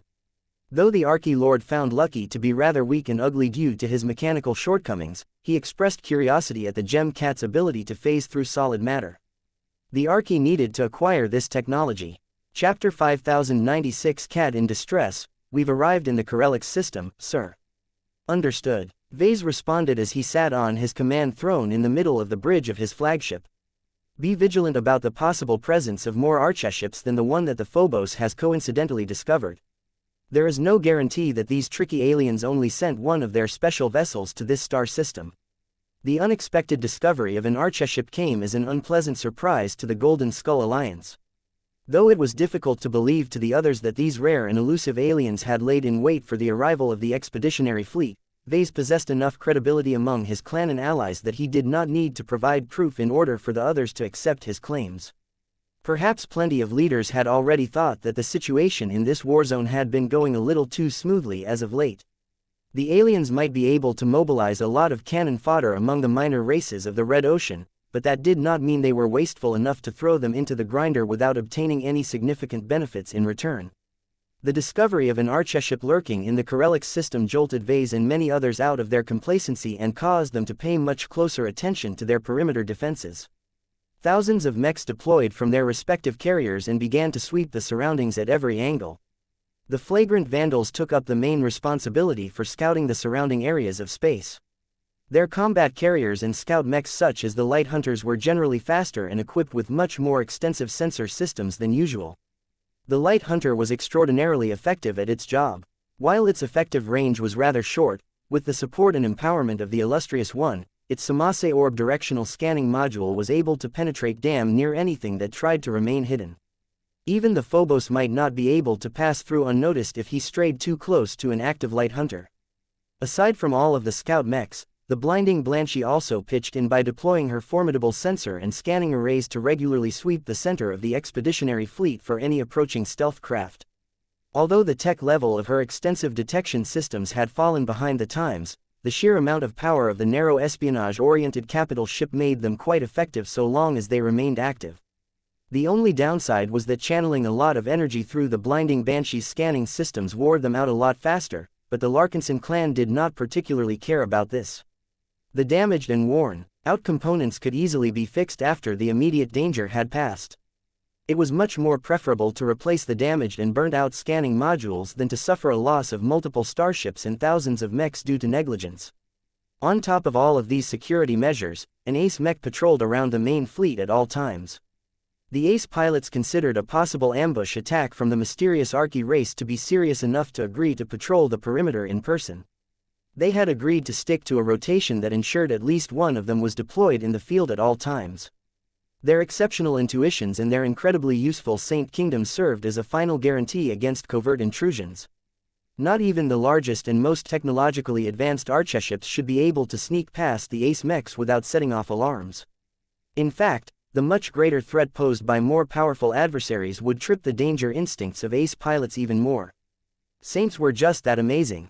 As the expeditionary fleet cautiously moved forward with great vigilance, Vase studied the revised planning for the upcoming operation. The Golden Skull Alliance had to maintain a healthy reserve to guard the main fleet during the planned attack. It was vital to keep this reserve of mechs on hand to respond to any unexpected developments. Vase vaguely suspected that the alien movements in the Corelix system was not a haphazard matter. If there was an alien mastermind behind the scenes that intended to lead the human forces into a trap, then the risks of proceeding with the operation were much higher. Vase thought many times about shutting everything down and turning away, but he did not want to run without earning any measurable rewards. He not only wanted to earn a huge batch of MTA merits by defeating an alien raiding fleet before it could ruin another colony, he also wanted to get his hands on an intact archeship. The research potential of such a magnificent and exotic alien ship was endless.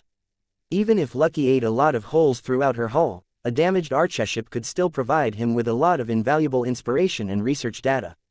Capturing amazing alien tech was one of the main reasons why he embarked on the Trailblazer expedition to begin with. Vase did not intend to back down unless the warning signs had grown too severe. As Vase swept his gaze across the projected information panels, his mind was not fully present inside the bridge. He had split his concentration into multiple threads. His cyborg leg and Veronica were both spending their time on designing the Supremo project and the Transcendent Punisher Mark III respectively. Vase had discovered that if he worked on multiple similar projects at the same time, it became a lot easier for him to come up with good ideas and apply the same solutions onto other designs. However, his mind was not on the two heavy artillery mech design projects at this time. He was mostly focused on maintaining his active connection to the Phobos. After draining Nosferatu of life energy, the Phobos threw out the undead fiend into space in the hopes of infiltrating the nearest Quelmer heavy cruiser. The challenges were immense. Not only did Venerable Zimro have to push a fiend that had become incredibly weak into an enemy ship, he also had to make sure his Phobos remained undetected. That last part was an incredibly difficult ordeal by itself, as the alien warships had engaged in active scanning and more in order to expose any invisible mechs or vehicles. Just like the Golden Skull Alliance, the Yurzan raiding fleet had grown a lot more frightened about the possibility of suffering a strike without any way to prevent it from happening. I think you should take a look at the Puelmers were just as formidable with technology as everyone claimed. Their scanning modules were small, but could overpower the stealth systems of any hidden elements at close range. Though Venerable Zimro Belson could count on the more extraordinary capabilities of the Phobos to reduce the chance of detection, he did not want to take any chances. The Phobos constantly circled around the Puelmer heavy cruiser in order to escape the most intensive zones being scanned. It was a dangerous and risky game for the expert stealth mech. Not only did the expert mech have to stay close enough to maintain a solid and stable connection to Nosferatu regardless of the constant repositioning, Venerable Zimro also had to predict the actions of the powerful Puelmer vessel in advance. Zimro did not always manage to get it right, but the resonance-empowered Sephiroth transphasic active stealth system held up long enough for the Phobos to move to a safer and less intensively scrutinized quadrant of space. Vase did not know how long the expert mech could keep up this risky dance. The longer the Phobos lingered so close to an active alien vessel, the greater the chance of getting discovered. Nosferatu needed to produce results quickly in order to succeed. Just as the fiend was about to close in on a transphasic energy shield, the golden cat suddenly materialized in front of his face. Nya, nya nya nya, the spiritual cat voiced in alarm. Huh, Lucky got captured. How? Nya nya nya. Vase immediately felt distressed. He knew it had been a little risky to dump Lucky onto an alien warship without proper preparation. They knew too little about the capabilities of the Archie. Their worst fears had come true this time. The aliens were a lot more competent than normal, and somehow managed to outplay the gem cat. Vase immediately thought about what he could do to pull Lucky out of his sticky situation. The expeditionary fleet had just arrived in the Corelix system and needed way too much time to reach the ambush site. The only asset in the vicinity that could bail Lucky out was the Phobos. As long as Vase was willing to give up on this important opportunity to sabotage at least one of the Puelmer homeships, the Phobos could still make it back before the aliens committed an abominable act against their captured prey. I need more intelligence, Goldie. Since you're connected to Lucky, can you give me a visual on his current situation?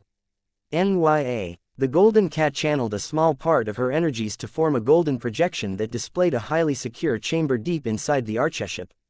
Lucky was currently being held in a cage made out of multiple layers of strong transphasic shields.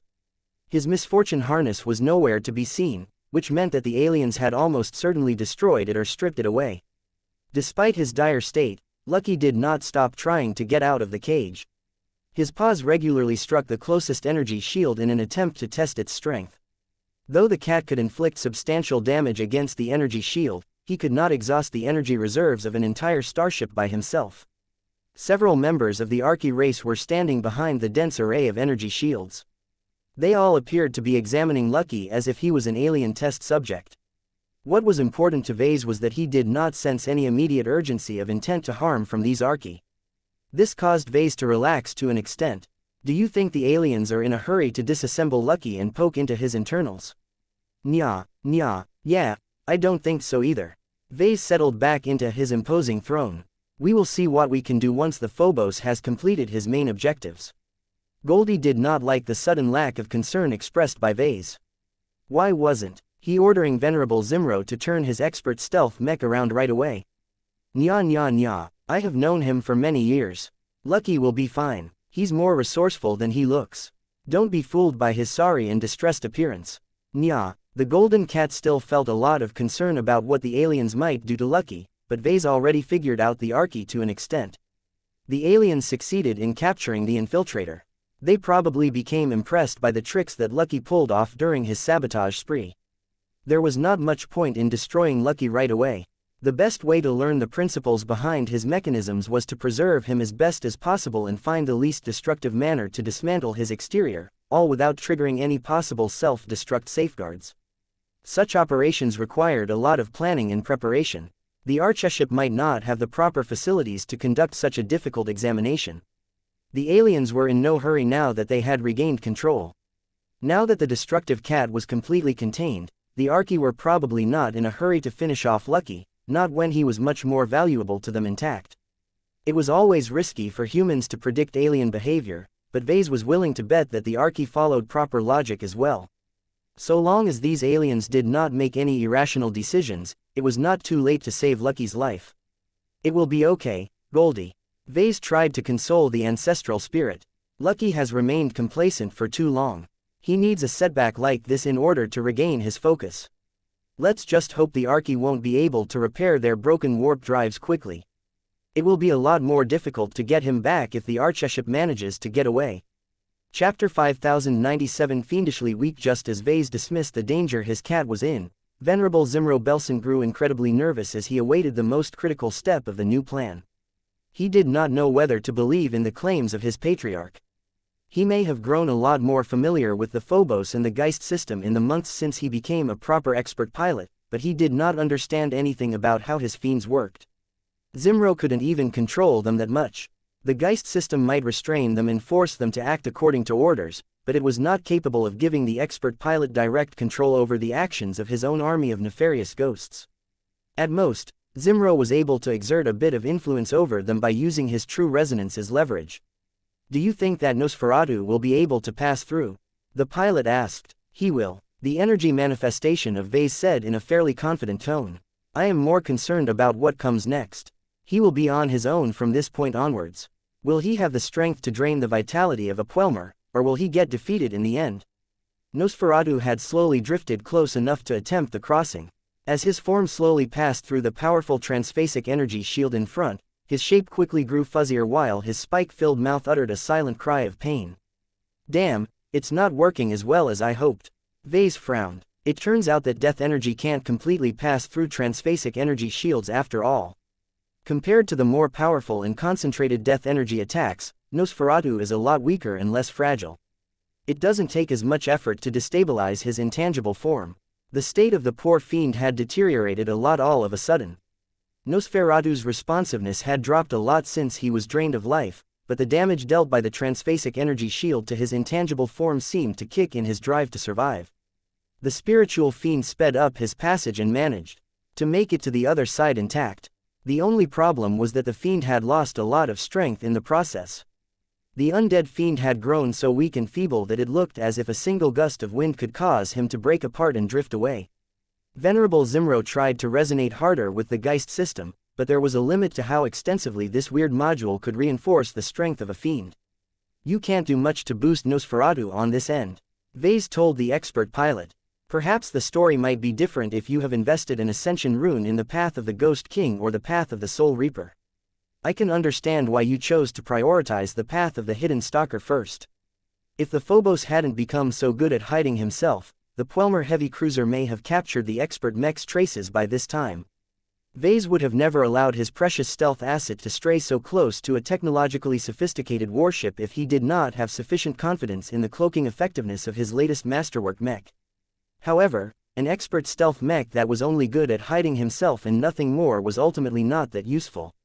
What mattered was what the Phobos could do when he was able to sneak in position. The lack of focused strengthening on the Geist system and its collection of fiends turned into a critical shortcoming at this stage. Compared to many of the older and more experienced third-order living mechs, the Phobos was still a baby in relative terms. Sending out the Phobos to sabotage a Puelmer homeship that was on full alert was like dispatching a low-level game character on a high-level mission. Vase would have felt a lot more comfortable if the Phobos had double the amount of Ascension runes. Unfortunately, there was no way to speed up their formation all that much. The Greater Larkinson Metal Guardian mantra that he had gifted his third-order living mechs enabled them to cultivate and grow stronger at a faster rate, but it wasn't specifically tied into his Ascension paths at the moment. While the cultivation method did contribute to the formation of Ascension runes, the efficiency was far too low for his liking. Vase needed to work out the cultivation methods of his mechs further in order to ensure that his third-order living mechs would be able to develop their potential a lot faster. All of his living mechs, but especially his third-order ones, could vary dramatically in power and capabilities depending on how extensively they had grown. The older and more advanced their cultivation, the more they were able to undertake tasks that would have stumped their non-living equivalents. Nosferatu is about to penetrate through the hull of the Puelmer heavy cruiser. Venerable Zimro quietly reported. "Understood." Vase nodded. "Make sure to nudge him to the bow section of the alien vessel. There should be relatively fewer Puelmer crew members over there, as there shouldn't be anything too important on the top decks." The layout of Puelmer homeships resembled that of the Nuncers and many other races. They were built like towers, though they usually adopted a horizontal orientation when they traveled in space. Compared to the battleships built by many other races, the Puelmers liked to keep their homeships relatively small and compact. It did not take long for Nosferatu to phase through the outer hull layers of the alien warship. Although the ship was highly active and powered a lot of different systems, the undead fiend was able to avoid most of them while shrugging off the rest. Once Nosferatu got inside, the fiend looked lost for a time. The interior of the Puelmer warship was a lot more cramped and compact than the ships of many other races. The main reason for that was because the Puelmers were small in stature. As a race that looked like leathery balls with lots of tiny hands poking from across their surface, there was no need for them to design interiors with high ceilings. In fact, the Puelmers deliberately lowered the ceilings of the corridors and compartments of their homeships as much as possible to frustrate boarding actions. The only way for other alien races, especially the taller and larger ones like the Nuncers, to successfully capture and secure a Puelmer homeship was to dispatch small bots, but they rarely worked out well as the Puelmers had a million different ways to interfere and glitch their electronic systems. Yet for all of the Puelmer preoccupation for making their small homeships as intrusion-proof as possible, their measures did not hinder Nosferatu's passage in the slightest. After the fiend managed to regain his wits in this strange and foreign environment, he began to drift towards the nearest source of life that he could detect. I think you should take a look at as a creature dominated by the death element, Nosferatu's sensitivity towards life had become exceptionally more pronounced. Even if his intelligence and sentience had degenerated by a large extent, he still retained a part of his most basic survival instincts. Right now, Nosferatu had become so incomparably weak that he would probably dissipate on his own within an hour or less. Speed was of the essence. The ghostly apparition proceeded to phase through multiple bulkheads and drop through the deck in order to reach a compartment that looked to house a few segmented energy shield generators. Sabotaging these shield generators would likely lessen the frontal defensive cover of the Puelmer warship. It would have been interesting for the fiends of the Geist systems to sabotage these crucial shield generators, but right now Nosferatu only wanted to drain the vitality of one of the Puelmer engineers on duty in this compartment. Yet as the invisible and unnoticeable fiend drifted closer to the ball-like alien and attempted to phase into the center where the brain was located, Nosferatu quickly pulled back in pain. The Puelmers weren't individually strong as a race, but the undead fiend had lost so much power that he couldn't even overcome the instinctive defenses of his prey at the time. The alien engineer meanwhile stopped in his work and rolled back a bit. Xianxia. As the Puelmer expressed his confusion about why he suffered a small ache all of a sudden, Nosferatu fled the compartment and built up a bit more distance. The spiritual entity had sustained even more damage in his failed attempt to overpower the spirit of a Puelmer. His lifespan had dropped even further. At this time, he had become so weak and fragile that it looked as if he might not last longer than 20 or so minutes. The closer he came to death, the more Nosferatu became driven to solve his lack of energy and vitality. The fiend drifted from compartment to compartment in search of life that was weak enough for him to tap. It was hard. The Puelmer heavy cruiser was only populated by Puelmers. While they varied a bit in strength, each of them were healthy and possessed an aggressive mindset, which was fitting for soldiers. None of them were weak enough to give Nosferatu any hope of salvation. As the undead spirit continued to lose more strength, his senses finally managed to pick up much weaker sources of vitality. Compared to the many other Puelmer crew members aboard the alien vessels, the latest cluster of life were in much poorer condition. Nosferatu soon emerged from what looked like a cross behind a prison and a slaughterhouse. The stench of alien blood spread across the room as half a dozen or so Puelmers aimlessly moaned in pain while they were hanging onto meat hooks extended from the slightly higher ceiling. The Puelmers stood out by their cruelty. They were just as heartless to themselves as they were to the members of other races. They dealt harshly with any criminals in their ranks. The most preferred punishment entailed hanging the Puelmers onto hooks and cutting bits and pieces of their skin and flesh over time. While the Puelmers were omnivores, they preferred to eat meat whenever possible. Many Puelmers happened to delight in eating the flesh of their victims. Even if the taste of meat of their own species was not as palatable as that of others, their culture encouraged them to eat the bodies of their own kind under certain conditions. At this time, the conditions of the 6 rule-breaking Puelmers were mixed. One of them had clearly been hung less than a day ago given that he only missed a modest part of his skin. Several more were in fairly weaker conditions as they had probably been put up for about a week. 2 more were in terrible conditions. Their skins and hands had all been carved away. Many of their organs had been at least partially sliced away as well. The fact that they were still alive was a testament of the medical technology of the Puelmer race. Yet even if they managed to stay alive after suffering all of this torture, the half-cannibalized aliens would rather have their torment come to an end. It just so happened that a certain fiend might be able to oblige. The hungry spiritual entity instinctively drew towards the weakest condemned Puelmer and took a risk by invading the alien's mutilated body. Different from before, Nosferatu did not encounter nearly as much resistance as before. The Puelmer's lack of vitality along with his sincere desire for death had not only made him open to invasion, but also caused the poor alien to welcome anything that would deliver him to the waiting arms of death. As the undead fiend began to sink his intangible claws into the spirit of the dying Puelmer, only relief and satisfaction radiated from the punished alien.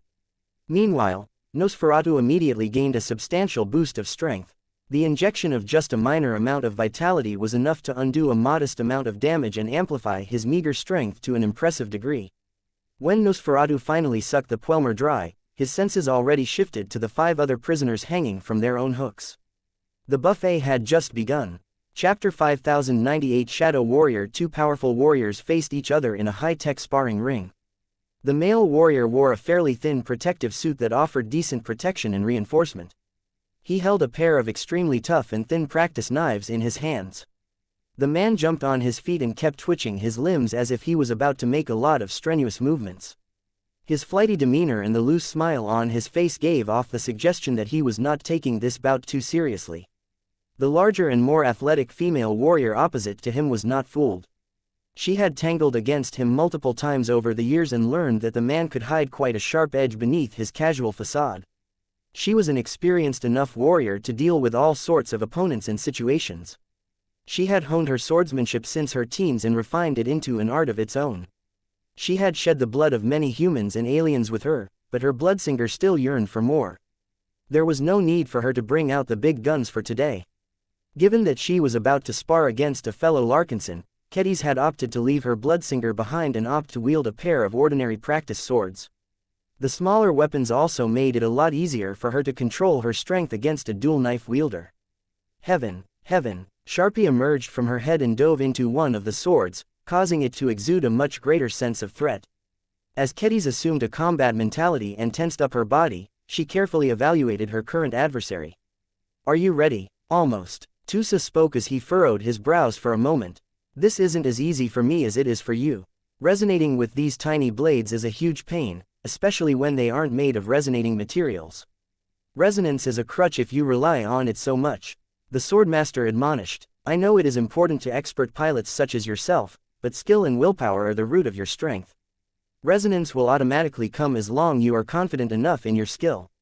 Perhaps her words had an effect, because Tusa ultimately managed to click with his practice knives. Expert pilots were never meant to wield blades in their hands like swordmasters, but there was enough parallels between the professions to produce at least a small degree of resonance. That was enough for this practice bout. "I'm ready. Let's start." The 2 fighters immediately ran towards each other as if they had finally been unleashed. Clang, clang. 4 blades collided against each other right away. The difference in physical might between the 2 immediately became clear as the male expert pilot stuttered backwards as if he had just rebounded against a wall. Though Tusa had tried to avoid a direct comparison in strength as much as possible by attacking Kedis from an oblique angle, his opponent was far too skilled and reactive to let him have his way. Kedis had to hold back a lot. The point of this practice bout was not to attain victory at all cost or to determine who was the stronger among the 2. This sparring session was mainly to enable Tusa to hone his skills and warm him up for the upcoming engagement against the Yurzan raiding fleet. This was why Kedis remained on the defensive despite possessing the skill and strength to do much more. She only occasionally thrust out her blades in order to take advantage of any loopholes revealed by her sparring partner, but other than that she mainly focused on blocking and repelling the incoming knife attacks. Clang, clang, clang, clang. The sounds of metal arms colliding against each other echoed throughout the sparring chamber. Despite the high exertion, Tusa increased his pace and began to incorporate more complicated movements in his routine. He automatically fell into the habits that he had ingrained through his training and began to spin and dance around like a performer rather than a fighter. He spun around Kedis and constantly tried to break her rock-solid guard. Unlike his opponent, Tusa did not hold back at this point. Each of his attacks could be considered lethal and they could definitely poke anyone full of holes if there weren't any defenses in his way. As Tusa began to immerse himself in the shadow dance dagger style, he began to perform all kinds of techniques that he had learned from ingesting the enlightenment fruit but never fully mastered. No matter how well the mysterious fruit stuffed so much theory and understanding in his head, there was still a massive difference between knowing how to execute an extraordinary technique and actually pulling it off in reality. His muscle memory was still inadequate, but that was fine because he was an expert pilot first and foremost. It was fine as long as he could pull off the moves with the Dark Zephyr. Yet as Tusa had become more adept with practicing this extraordinary art with his expert mech, he became increasingly more aware that he was lacking in an important area that hindered any further mastery of this exceptional fighting style. He needed to gain a greater comprehension and intimacy with shadows. This was rather difficult for Tusa as he had never become entranced with the power of shadows in the past. His inclinations were quite different. As a descendant of the Larkinson family, he possessed an upright mentality towards combat. Even if he chose to specialize in piloting light skirmishers, he did so with the intention of outmaneuvering and overcoming opposing mechs with style.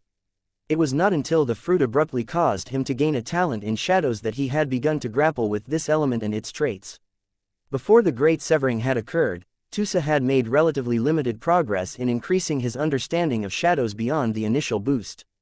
Yet now that the entire Red Ocean had been displaced in an environment with an abundant amount of exotic radiation, the expert pilot found that much of the strange and wacky methods of the shadow dance dagger style was able to evoke this element in reality. Clang, clang, clang, clang, clang. The benefits this brought to Tusa became increasingly more clear as he constant dancing and spinning maneuvers seemed to build up a certain kind of momentum in the air that caused the light around his form to darken. Shadowy mists began to trail his body like fading afterimages. Though these shadows only lasted for a few seconds, as Tusa continued to maneuver like no tomorrow, the shadows quickly accumulated over an area that partially hindered the vision of ordinary observers. It became increasingly harder to keep track of Tusa. The expert pilot understood the essence of the shadow dance dagger style, which was to dance around long enough to saturate an area with shadows and turn it into his execution field. I think you should take a look at. Although it took a huge amount of energy and effort for Tusa to engulf the sparring ring with his accumulated shadows, his effectiveness constantly rose. He felt more at home inside the shadows of his own making. His vision remained as clear as ever. His movements became faster as if he was encountering less resistance. His knife attacks became deadlier as a hint of darkness enveloped the blades of his weapons. One of the greatest charms of the shadow dance dagger style was that it enabled a weaker practitioner to defeat a stronger opponent by maximizing the advance of shadows. Right now, Tusa tried his best to realize this as he struck Kedis with harder and more relenting execution techniques. Shadow Blade. The power of shadow concentrated onto his knives and threatened to penetrate or bypass his opponent's defenses. Leaping Shadow. Tusa bounced back a bit, but quickly proceeded to make a powerful forward leap. His forward momentum became so great that the shadows clinging to his body jumped ahead and struck Kedis a brief moment in advance. This forced Kedis to lift up one of her swords at an angle and block both dagger strikes at a clever angle. Fortunately, the force exerted by this shadowy apparition did not come close enough to the real deal. Nonetheless, this also forced the swordmaster to lift up her other sword at a slightly more awkward angle in order to block the much more forceful strikes of the real Tusa. Clang. The physical momentum empowering Tusa was so great this time that Kedis couldn't help but take a few steps backwards at this time. This was amazing progress considering that Tusa never made Kedis move in many past sparring sessions. This little success seemed to lift the expert pilot's courage even further, causing him to resonate increasingly more with his knives and the shadows of his making. He moved faster and struck a little harder as he executed a host of other techniques.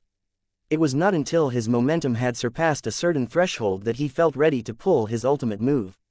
Kedis, he shouted even as shadowy. Darkness clouded his form. Kedis already knew what was coming. She bent her knees a little further and held her blades in a firmer guard position. At the same time, she resonated with her practice weapons even further with the help of Sharpie, enabling her to form a thin but sharp defensive energy curtain around her body.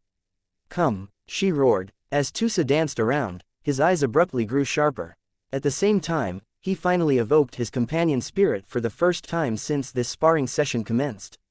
Chip, chip, Blackwing flapped his wings and dove into one of Tusa's practice knives. The weapon began to exude a greater threat while at the same time look a lot less substantial than before. This was a strange contradiction of effects, but Tusa somehow made it work by leveraging the utmost of his willpower.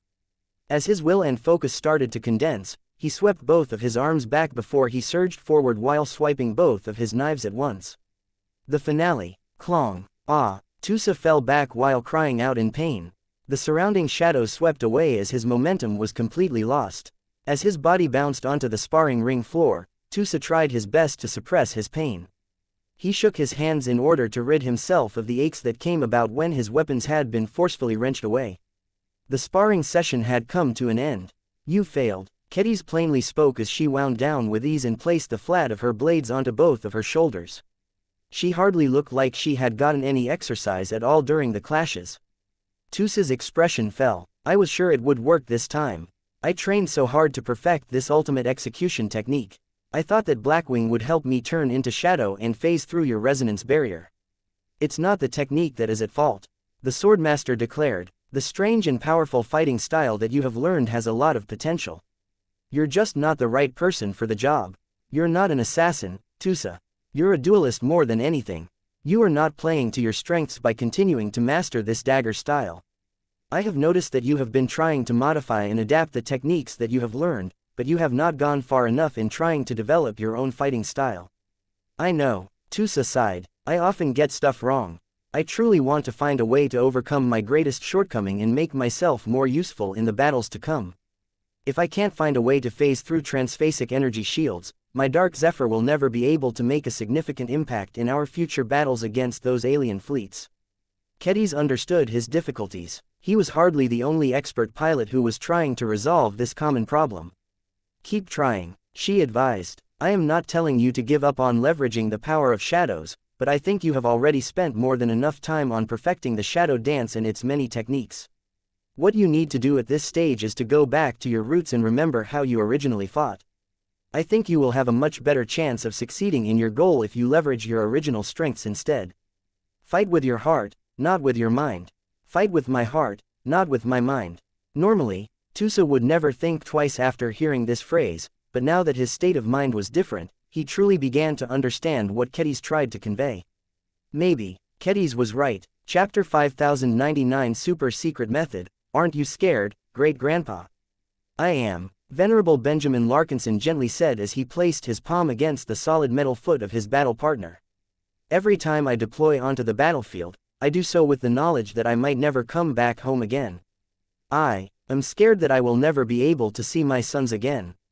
I am scared that I will never be able to witness my grandson lead our family to a greater height. I am scared that I will not live long enough to see children like you grow up and find your own calling in life.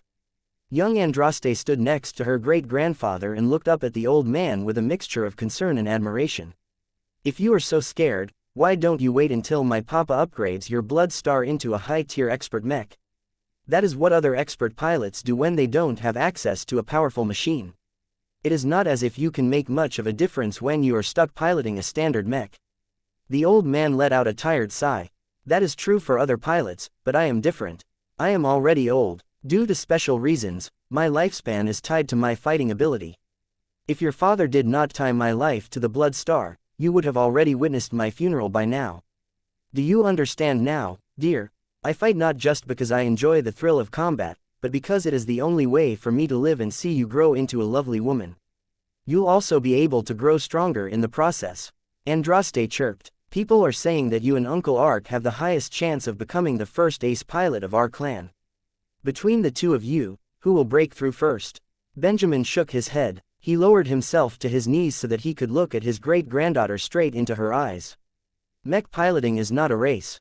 It is a life-threatening job. Breakthroughs are serious business, Andraste. In the history of the Larkinson family of old, many expert pilots have emerged from our ranks. Many of them have shown great talent and bravery, yet they have never managed to overcome the bottleneck that prevents them from becoming a saint. I do not dare to say whether Ark or I can be the first Trueblood Larkinson to fulfill our old family's greatest dream. Papa can help, Andraste claimed with absolute confidence. He helped Reginald Cross advance to ace pilot by designing the Mars, so he can definitely help the two of you in the same way. We are all hoping for that. I do have a lot of faith in your father's design abilities, but that is not an excuse for Ark and I to slack off.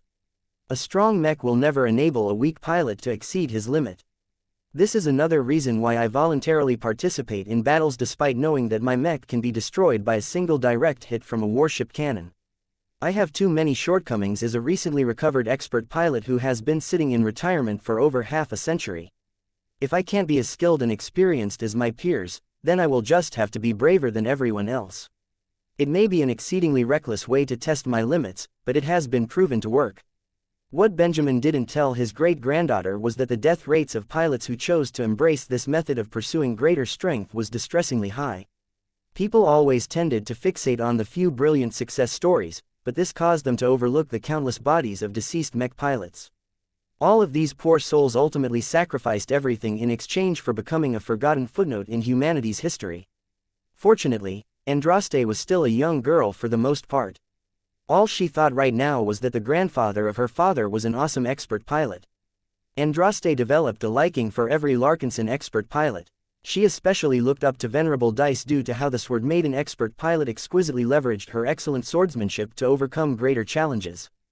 Yet despite Benjamin's lack of a powerful expert mech, flashy moves are a clearly defined advantage, Andraste had come to admire him as well. The greatest virtue of the Larkinson clan was bravery. This did not come from nowhere, but originated from the Larkinson family. Andraste briefly daydreamed about embodying the virtue of bravery herself. Once she grew older and completed her training as a mech pilot, she wanted to blaze her own trail and follow the examples of her relatives by chasing after breakthroughs by confronting deadly opponents. An old man like Benjamin knew exactly what little Andraste was thinking.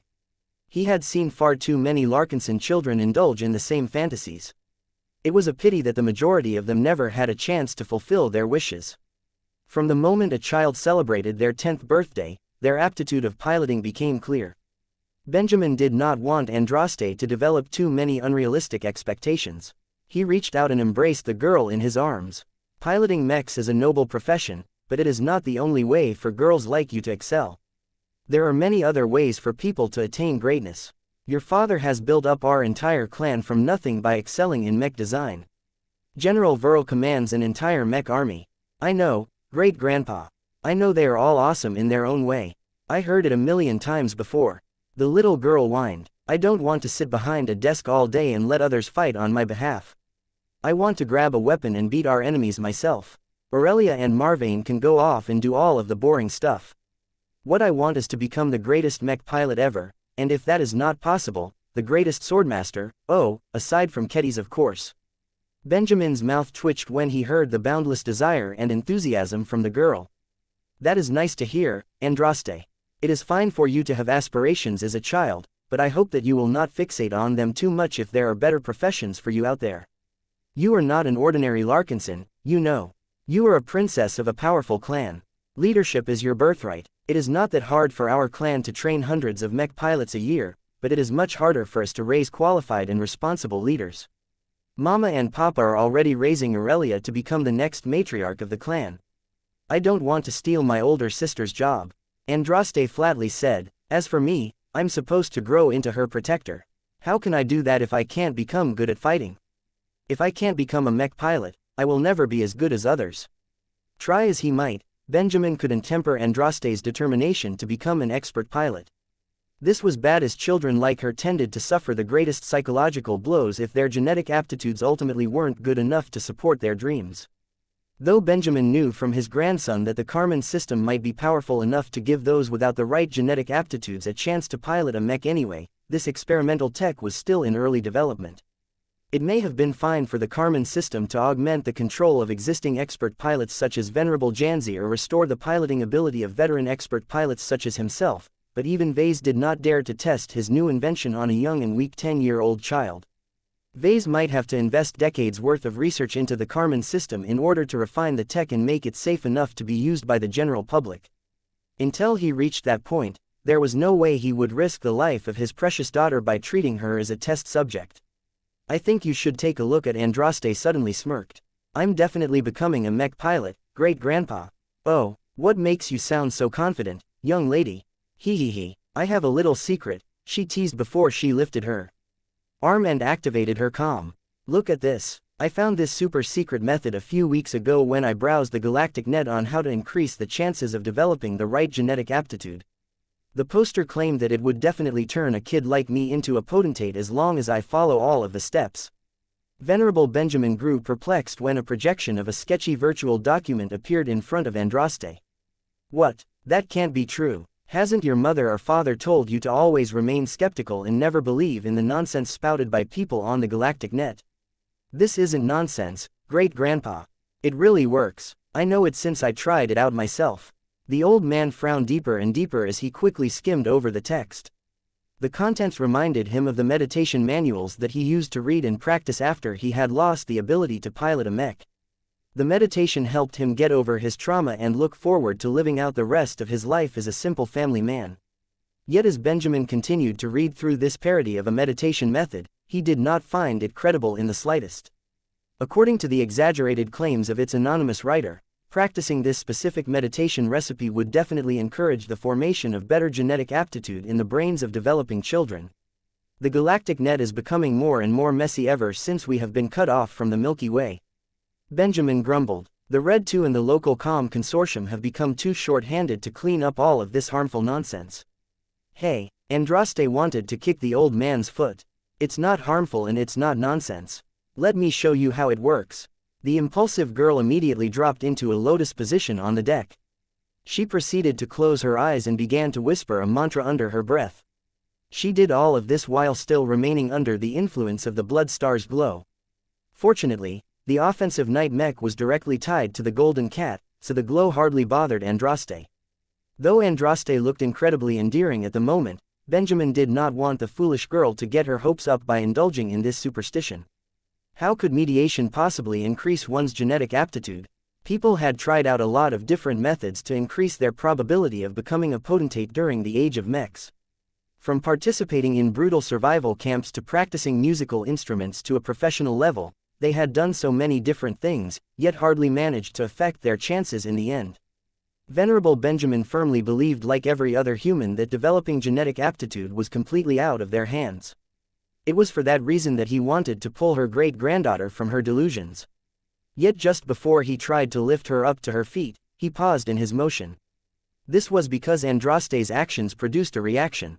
The effect was faint, but a high-tier expert pilot like Benjamin was still perceptive enough to feel the shift of E-energy radiation in the environment. Instead of swirling around in place like normal or getting pulled into the blood star due to practicing the Greater Larkinson Metal Guardian mantra, a faint amount of spirituality began to get sucked into Andraste's body. What? Benjamin's attitude towards the little girl's behavior had completely changed. He took another look at the virtual document, but this time he tried to analyze it with a more earnest outlook. He still thought that it shouldn't be doing anything at all, yet Andraste proved his assumption wrong. What was the matter? Was this secret method truly legit? Who came up with it, and why post it on the galactic net? Benjamin felt there was a lot more going on with this than he initially thought.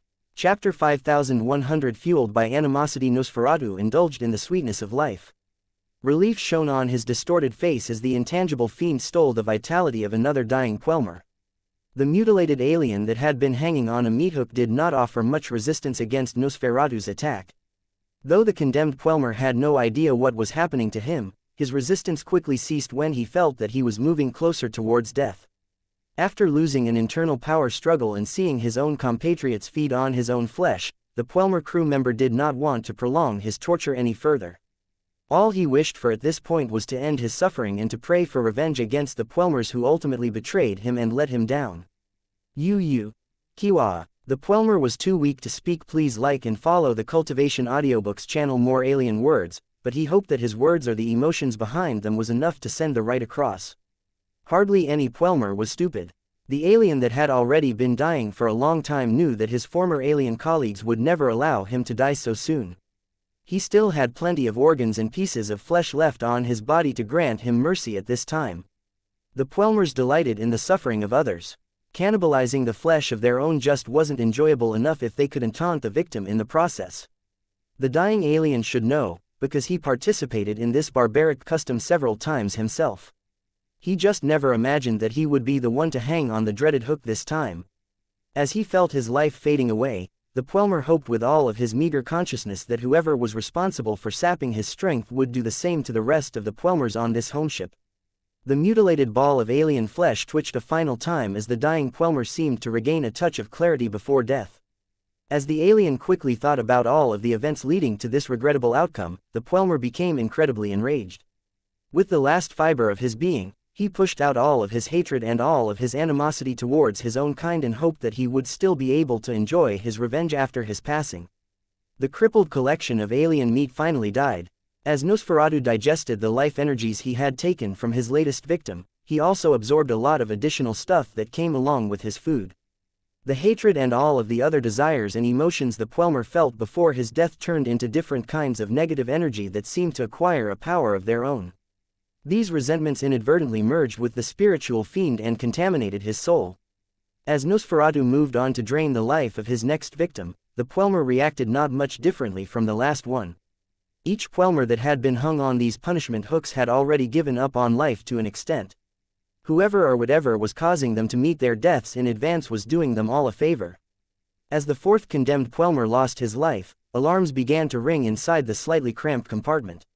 While it might not be unusual for the badly mutilated aliens to perish in advance due to unforeseen variables, the more intact and healthy prisoners were not supposed to expire this soon.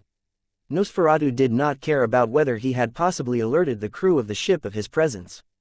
All he wanted to do right now was to finish off the remaining 2 meat bags that possessed a lot more life than his previous prey. Shaw, the fiend pounced onto the next Puelmer, and while this alien put up a little more resistance on account of how many less days he had been hanging on his hook, he too ultimately could not defeat the might of the recovering ghost. The round hatch to the chamber slid open by this time. A trio of armored balls rolled inside. The thinner but still armored spikes poking out of their surface extended in such a way to arrest their forward momentum. The armored Puelmers beheld the sight of 5 prisoners first, but soon focused their augmented vision to the final alien hanging from the ceiling.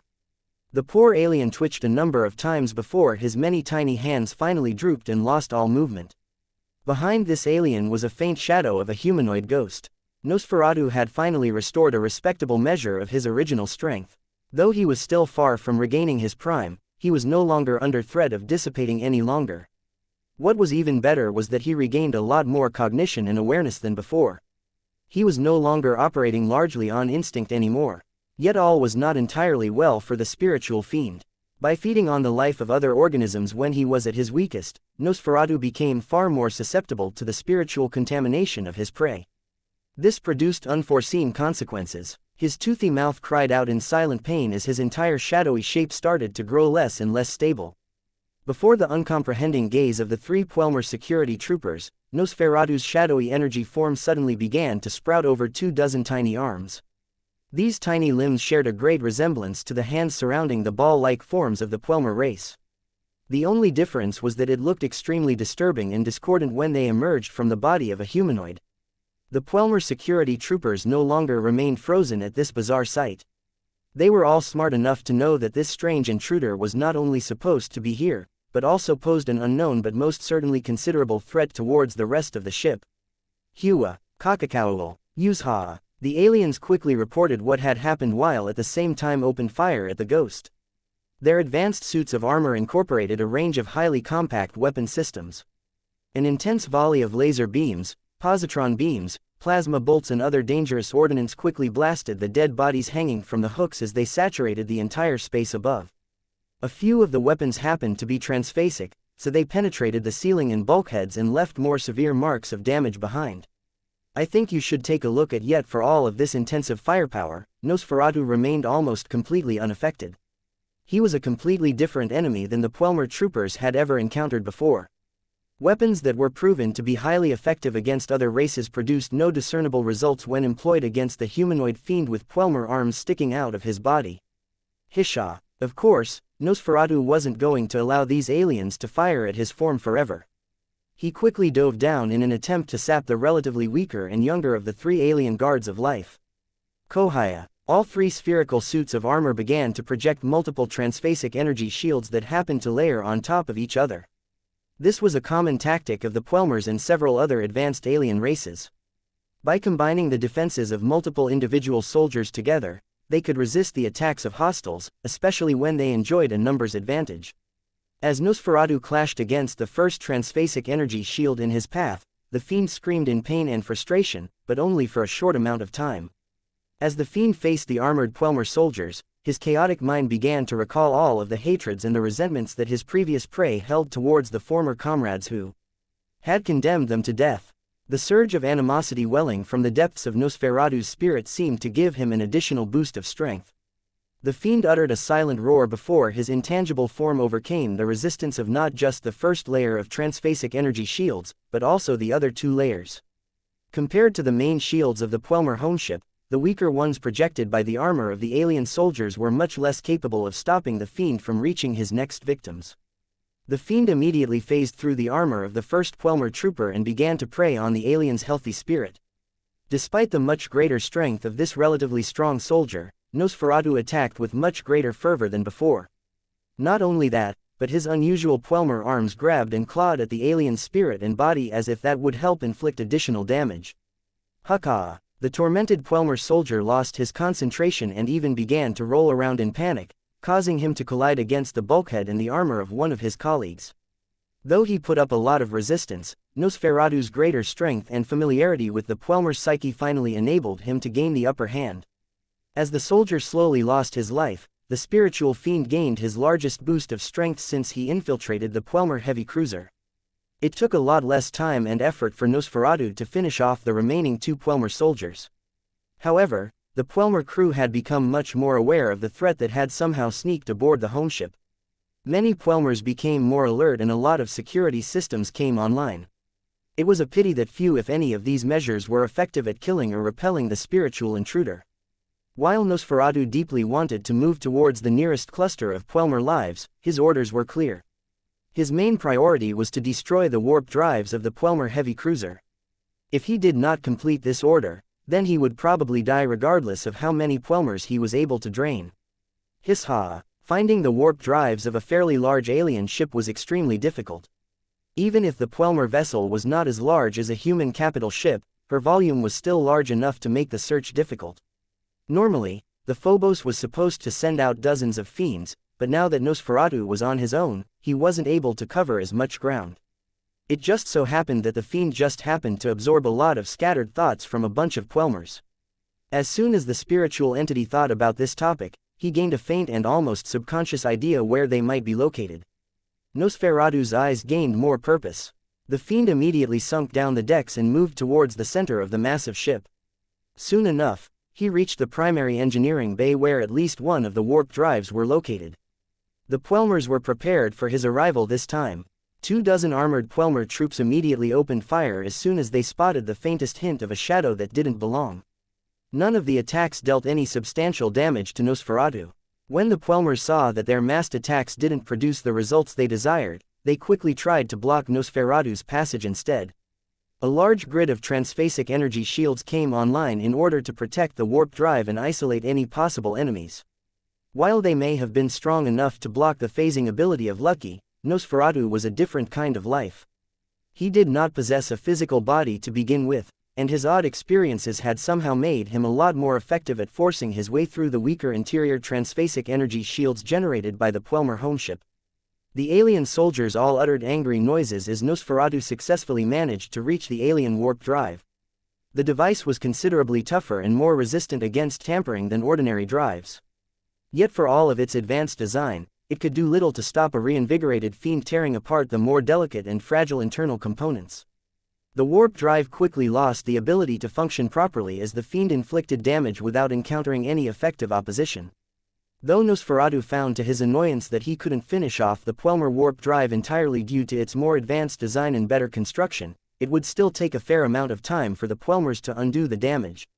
Now, the fiend just needed to take out the backup warp drive that was located in a different section of the Quelmer heavy cruiser. As long as he fulfilled his primary objective, Nosferatu would be free to prey on the lives of all of the delicious Quelmer souls contained within this homeship. Chapter 5101 Evolving Fiend alarms rang throughout the interior of the Quelmer heavy cruiser. The entire crew of Quelmers became frenzied as reports of sudden deaths continued to be transmitted on the vessel's internal network. Every once in a while, most of the Quelmers stationed in a compartment lost their lives no matter what sort of means they utilized to repel the intruder. If that wasn't bad enough, the visual captures of the dark and shadowy ghost became increasingly thicker and more substantial. This ghost that had no doubt been unleashed by the evil humans was feeding off their lives. The more Quelmers that perished at Nosferatu's hands, the more he began to resemble the Quelmer form, only in a nightmarish version that was ghoulish enough to frighten both aliens and humans. His belly grew thicker and thicker as he continually absorbed the tortured and fractured souls of his alien victims. The hands that extended from all sides of his body grew longer to the point where Nosferatu looked as if he was a hair demon from hell. At a certain point, His arms had grown so abnormally long and strong that the evil fiend no longer needed to dive into the bodies of his Puelmer victims. It was already enough for him to extend one of his many creepy hands and use it to directly grasp the souls of his helpless victims. Weapons fire continually assaulted Nosferatu as he moved and phased around. The Puelmers no longer put any thought on trying to restrict their firepower in order to minimize the collateral damage to the valuable internal ship components. They made full use of their heavier transphasic armaments, as that appeared to be the only effective means to damage and disrupt Nosferatu's form. Though transphasic attacks did inflict a certain degree of harm against Nosferatu, he had become far too healthy to be significantly affected by these attacks anymore. It was impossible for the Puelmers to bring their starfighter and warship-grade weapons to bear against an internal intruder. The small and cramped compartments worked against them this time, as the lack of space not only prevented the aliens from bringing in more serious firepower, but also gave the fiend plenty of physical cover to haunt his victims. After Nosferatu grew increasingly more annoyed at all of the attacks striking his increasingly fatter and rounder body, he phased down into the deck and never showed his full body in the open again. From then on, the Puelmer nightmare truly began. Random groups of crew members either rolled around or gathered together in order to guard a critical section of their homeship. None of these Puelmers were frail or soft-hearted, yet the information they received caused so much dread that they couldn't help but experience the rare emotion of fear this time. Just as these armored Puelmers succeeded in suppressing their apprehension, dozens of long and spindly arms poked out of the deck beneath and grappled their spirits in an instant. Ueha, Kikia, Uaha. The mouths of the ball-like aliens all uttered different cries as they all felt as if the ghostly arms were sapping their lives in an excruciatingly tortuous sequence. Nosferatu's killing speed dropped to a considerable extent when he adopted this approach. He had to split his strength more and more in order to drain multiple Puelmers at the same time, and that gave the aliens more time to resist the pull and make a desperate last stand. Fortunately, he was able to exert enough suppression on his alien victims to prevent them from rolling out of the reach of his many arms. In desperation, the Puelmers all shot their weapons in a desperate attempt to shake off the evil human devil. It was a pity that the high technological standards set by their own race held them back. Their weapons weren't powerful enough to damage the transphasic deck quickly enough. By the time their weapons dug deep enough, Nosferatu had already managed to drain all of their souls at once. As the fat fiend savored the taste of the latest batch of alien spirits, he felt sated in a way that he had never experienced before in his short existence. Yet despite how much vitality he absorbed in this deployment, Nosferatu did not have any thoughts about quitting. His yearning for life had turned into an extremely strong obsession. He wanted to continue to harvest the lives of the Puelmers until the entire homeship had turned into a giant metal shell that was devoid of life. Hisha. However, the Puelmers weren't about to let the evil ghost continue to harvest their lives as if they were rations for the taking. As over 50 Puelmers lost their lives and turned into motionless sacks of meat, the captain of the homeship took in the analysis of his staff and issued several specific orders. Hundreds of Puelmer crew members started to move at once. Many of them rolled out of the center and moved towards the outer section of the ship.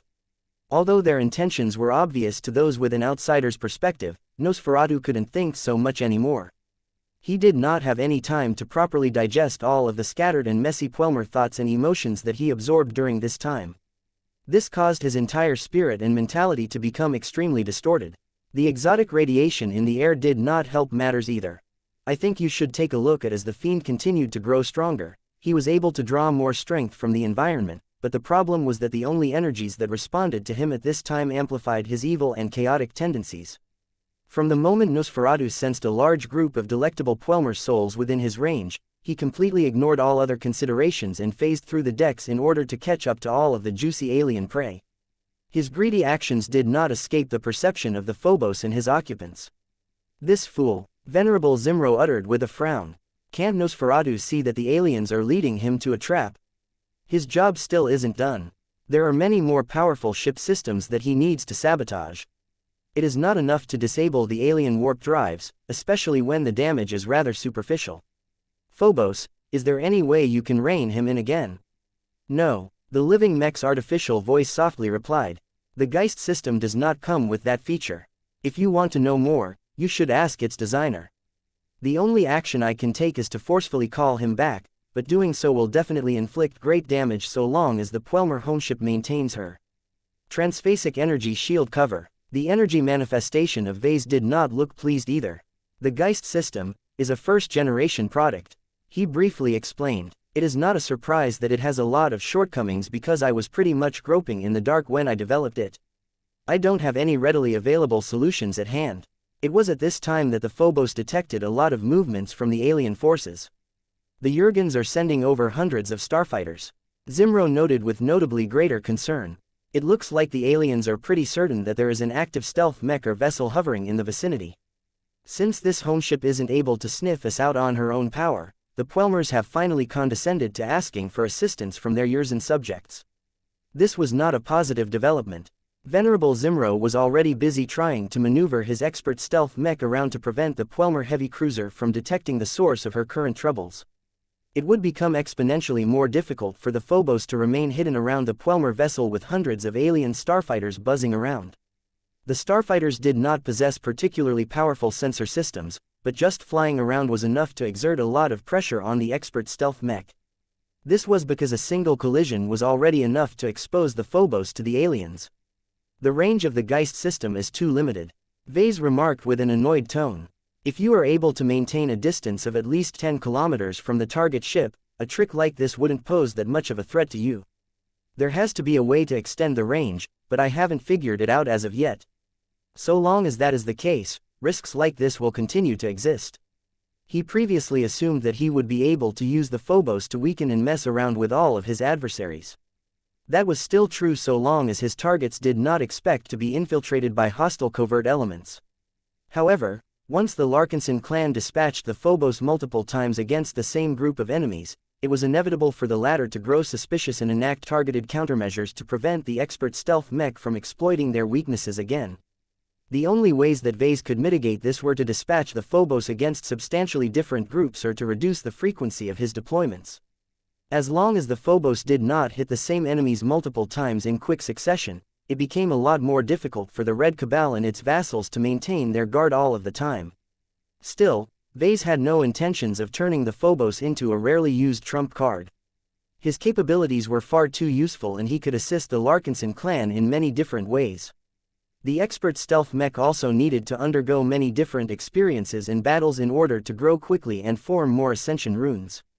Only when the Phobos grew up further would he be able to evolve and address his greatest shortcomings. This was actually a pretty convenient way to solve a complicated technical problem. Ordinary mechs that did not possess any growth and evolution capabilities could only rely on other mech designers to fix their shortcomings. Living mechs had the option of taking care of at least a portion of their problems. While it was impossible for them to transform into all-powerful first-class multipurpose mechs through this method alone, it shouldn't be too much of a problem for the Phobos to upgrade the functionality of a spiritual weapon system. This not only saved Vase a lot of trouble and effort, but it also granted him the possibility of studying and reverse engineering the solutions that his living mechs came up with over their lifespans. Only when he was able to decipher the working principles of the extraordinary capabilities of his evolving works would he be able to systematically apply all of these powerful new features on his future mech designs. In any case, concerns like these were a matter for the future. The Phobos was still far from forming his third ascension rune. At this time, Nosferatu had been chasing after the groups of Puelmers that continued to roll towards a small and compact hangar bay. As a squad of Puelmers boarded an oval-shaped shuttle, the greedy and uncontrollable fiend readily phased inside and began to grip all of the alien crew members with his many evil arms. However, the activated shuttle immediately activated all of her thrusters and boosted out of the open hangar bay hatch at full power. The shuttle suddenly ended up in open space. A silent scream spread throughout the cramped vessel as Nosferatu experienced a huge amount of pain as his entire body squeezed through multiple layers of transphasic energy shields. Much of the alien life energy that propped up his greedy existence scattered away from the fiend. He had lost almost all of the progress that he had made before and almost degenerated to his weakest point again. That was not the extent of the alien scheme. As soon as the shuttle had built up enough distance from the Puelmer heavy cruiser, the powerful vessel opened fire with multiple batteries of highly precise and highly destructive transphasic laser cannons. The shuttle and all of the Puelmers inside became vaporized in an instant.